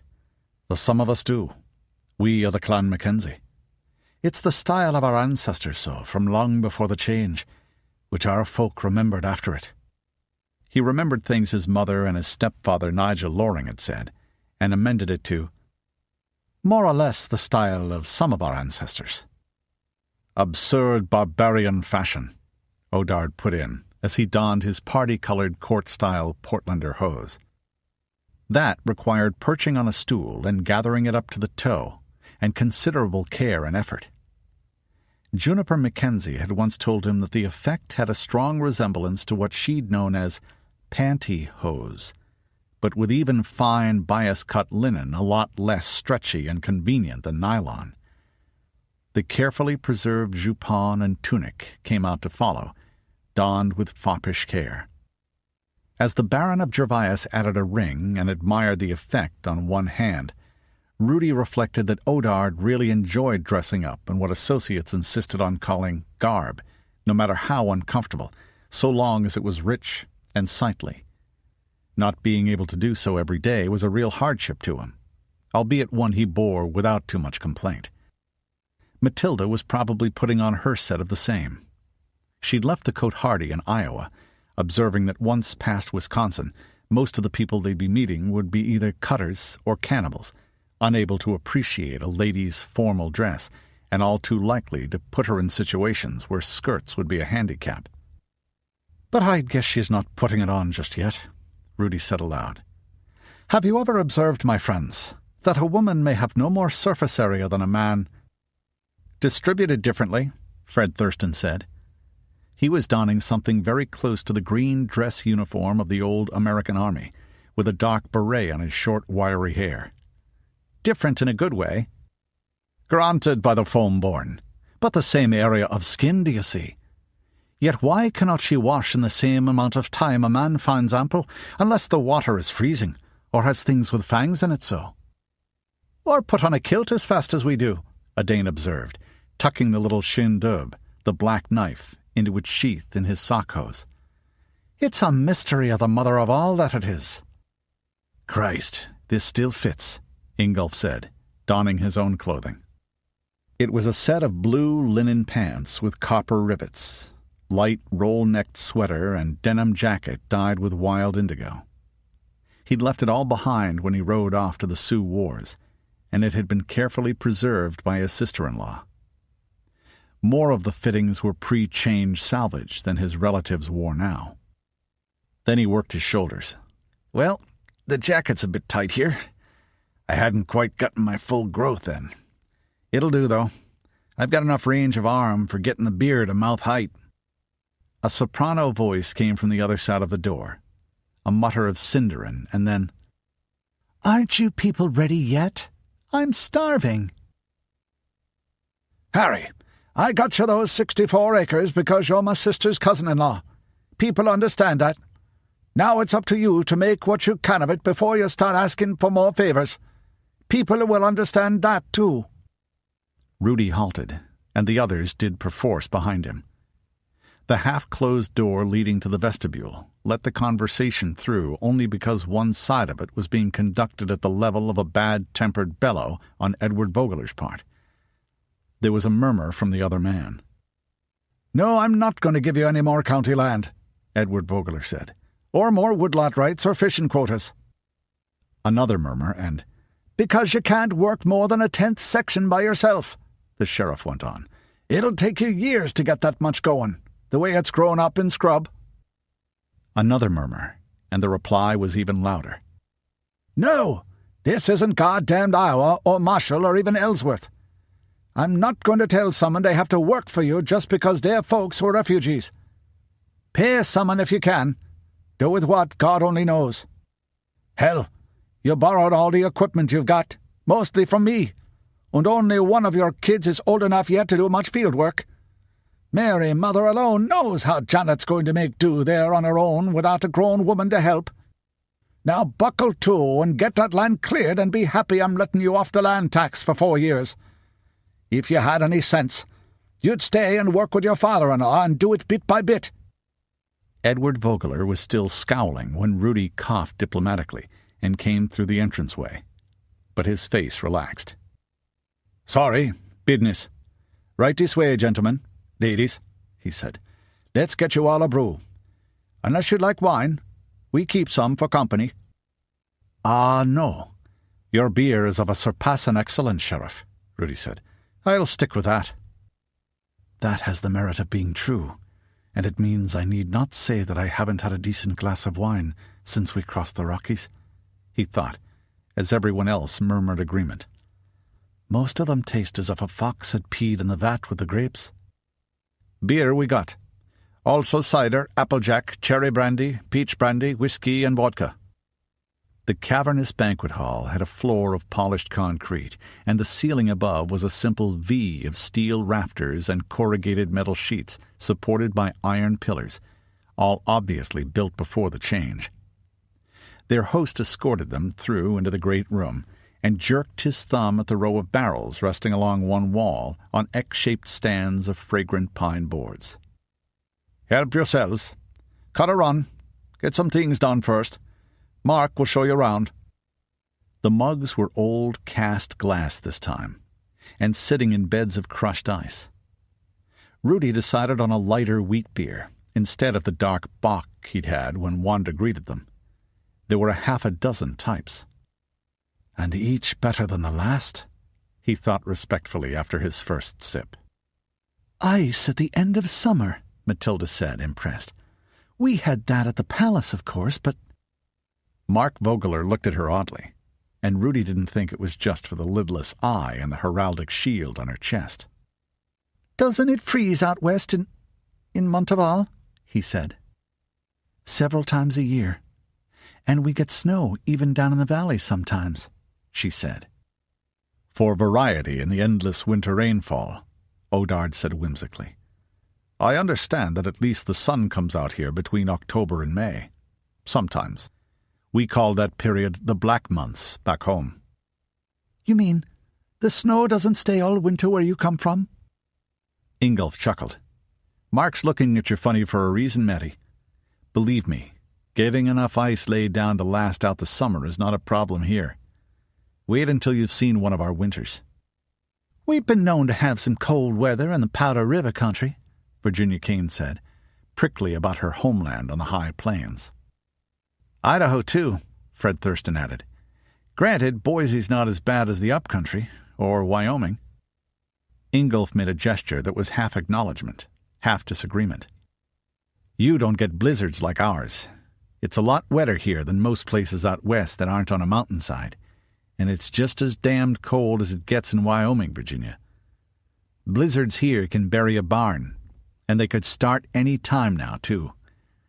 Indian summer's unpredictable." He drew them both a mug, expertly tapering off the tail of foam, and looked around the hall. "Ah, Brett wash and all the fixings," he said, with Mary smiling and looping her arm around his waist and enjoying his pleasure. "Damn, this takes me back. I remember the first time we could afford it, when I was about 10. Dad had a big party like this to celebrate us finally really getting on our feet. Folk were setting out trestle tables and benches, hauling bright lanterns up to the cross-girders, and wheeling in great wicker bins woven of split oak and full of fragrant warm loaves. The center space held 4 large hearths made from metal barrels cut lengthwise and full of glowing hardwood coals, topped by mesh grills, beneath a broad, dismountable smoke hood and metal pipe chimney. Right now, big shallow pans were simmering there, with an intense smell of onions and— "Beer?" Father Ignatius said with interest. "Some sort of marinade?"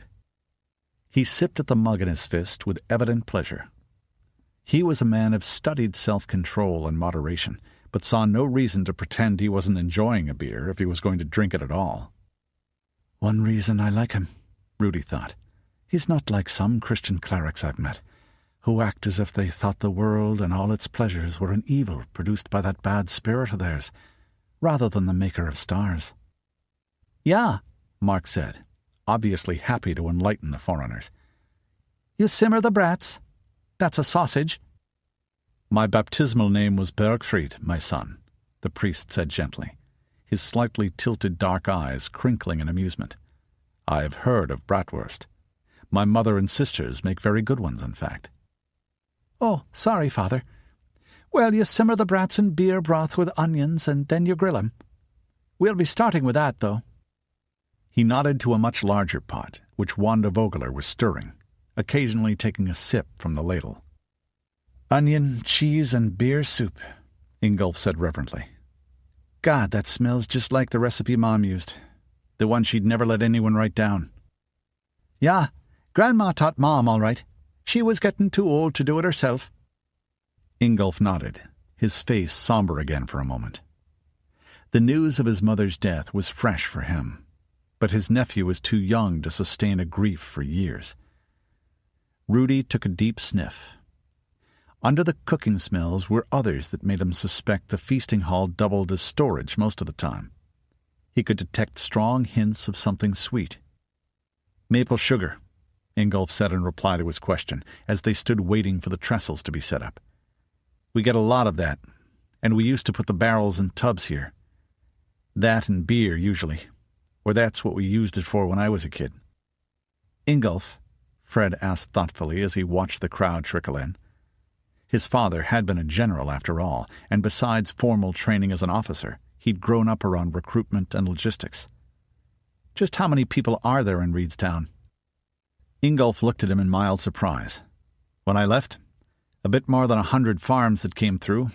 Call it, 2,500 people. Farmers and refugees together. That's in the whole sheriffry of Reedstown, not just—" His gesture took in the settlement. "The home place here. Say 100-odd here, counting kids. Probably more now, all up." 3,600 in the sheriffry, Mark Vogler said. "We took a count last year.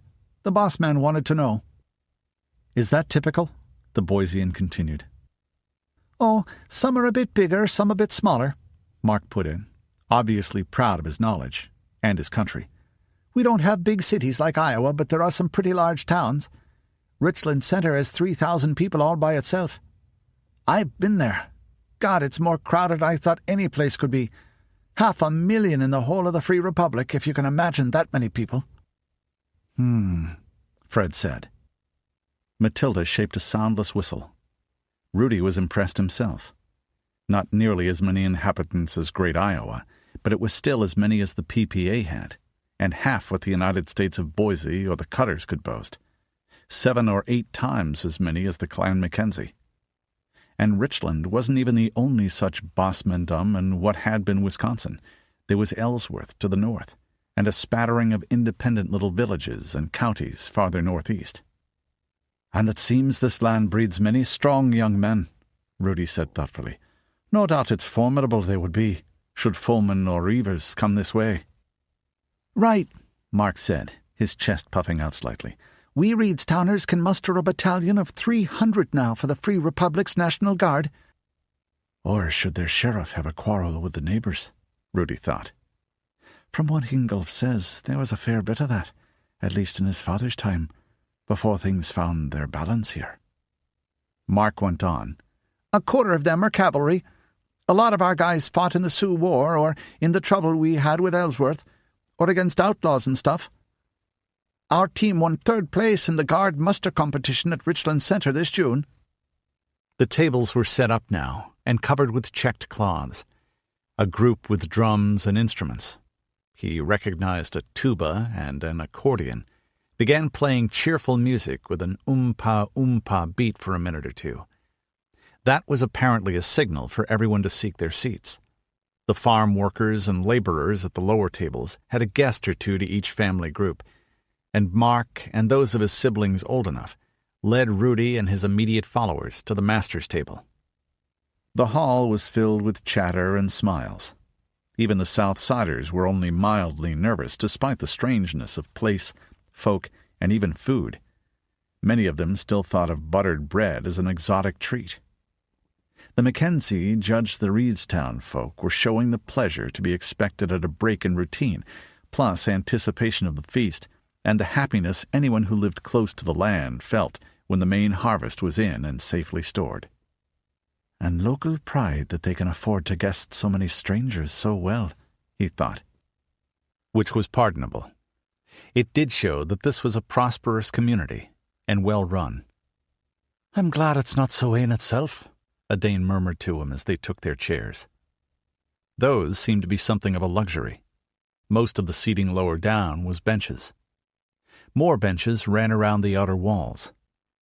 On them were hollowed pumpkins with candlelight flickering through carved, gap-toothed faces, between cooling rows of pies, some pumpkin, others apple, peach, cherry, or rhubarb, all grouped around bowls of thick whipped cream sweetened with maple sugar or honey. A clan dun might show exactly the same jack-o'-lantern display around this mark on the wheel of the year, but they both suspected that Reedstown didn't take them nearly as seriously as their own folk. "So am I also glad it's not quite so in yet," Rudi said dryly. "Inauspicious it would be, sure and it would." Every Mackenzie household set an empty place at the Samhain feasts, but that was a symbol of the welcome they extended to the beloved dead who might visit on the day when the veil was thinnest. The problem was that other things might stray into the world of men on such a day.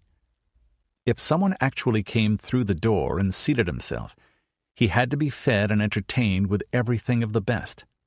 But matters could get very tense indeed. Such an outsider might be anything, or possessed of such. The world held many beings who were not of humankind, some friendly, some playful in ways heedless of men and their lives and loves and needs, some not friendly at all. Ingolf Vogler had come into Sutterdown as just such a stranger on Samhain Eve, and deeds bloody and terrible had followed. They were here now because of them. The head table held the sheriff and his immediate family, and his chief officers and their families. They included the head of his deputies, the field boss and stock boss who managed the sheriff's own farmland and beasts, the old Ojibwa Indian, Pierre Walks Quiet, who was chief forester and game warden, the fair-haired woman named Samantha, who was housekeeper under the sheriff's wife, and a few others. Wanda Vogler hung her apron over the back of her chair and wiped her hands on it before she sat down and beamed at them. "Everything ready, at last," she said. "Und Jenny sleeping, at last. Woof, children. No wonder people get old."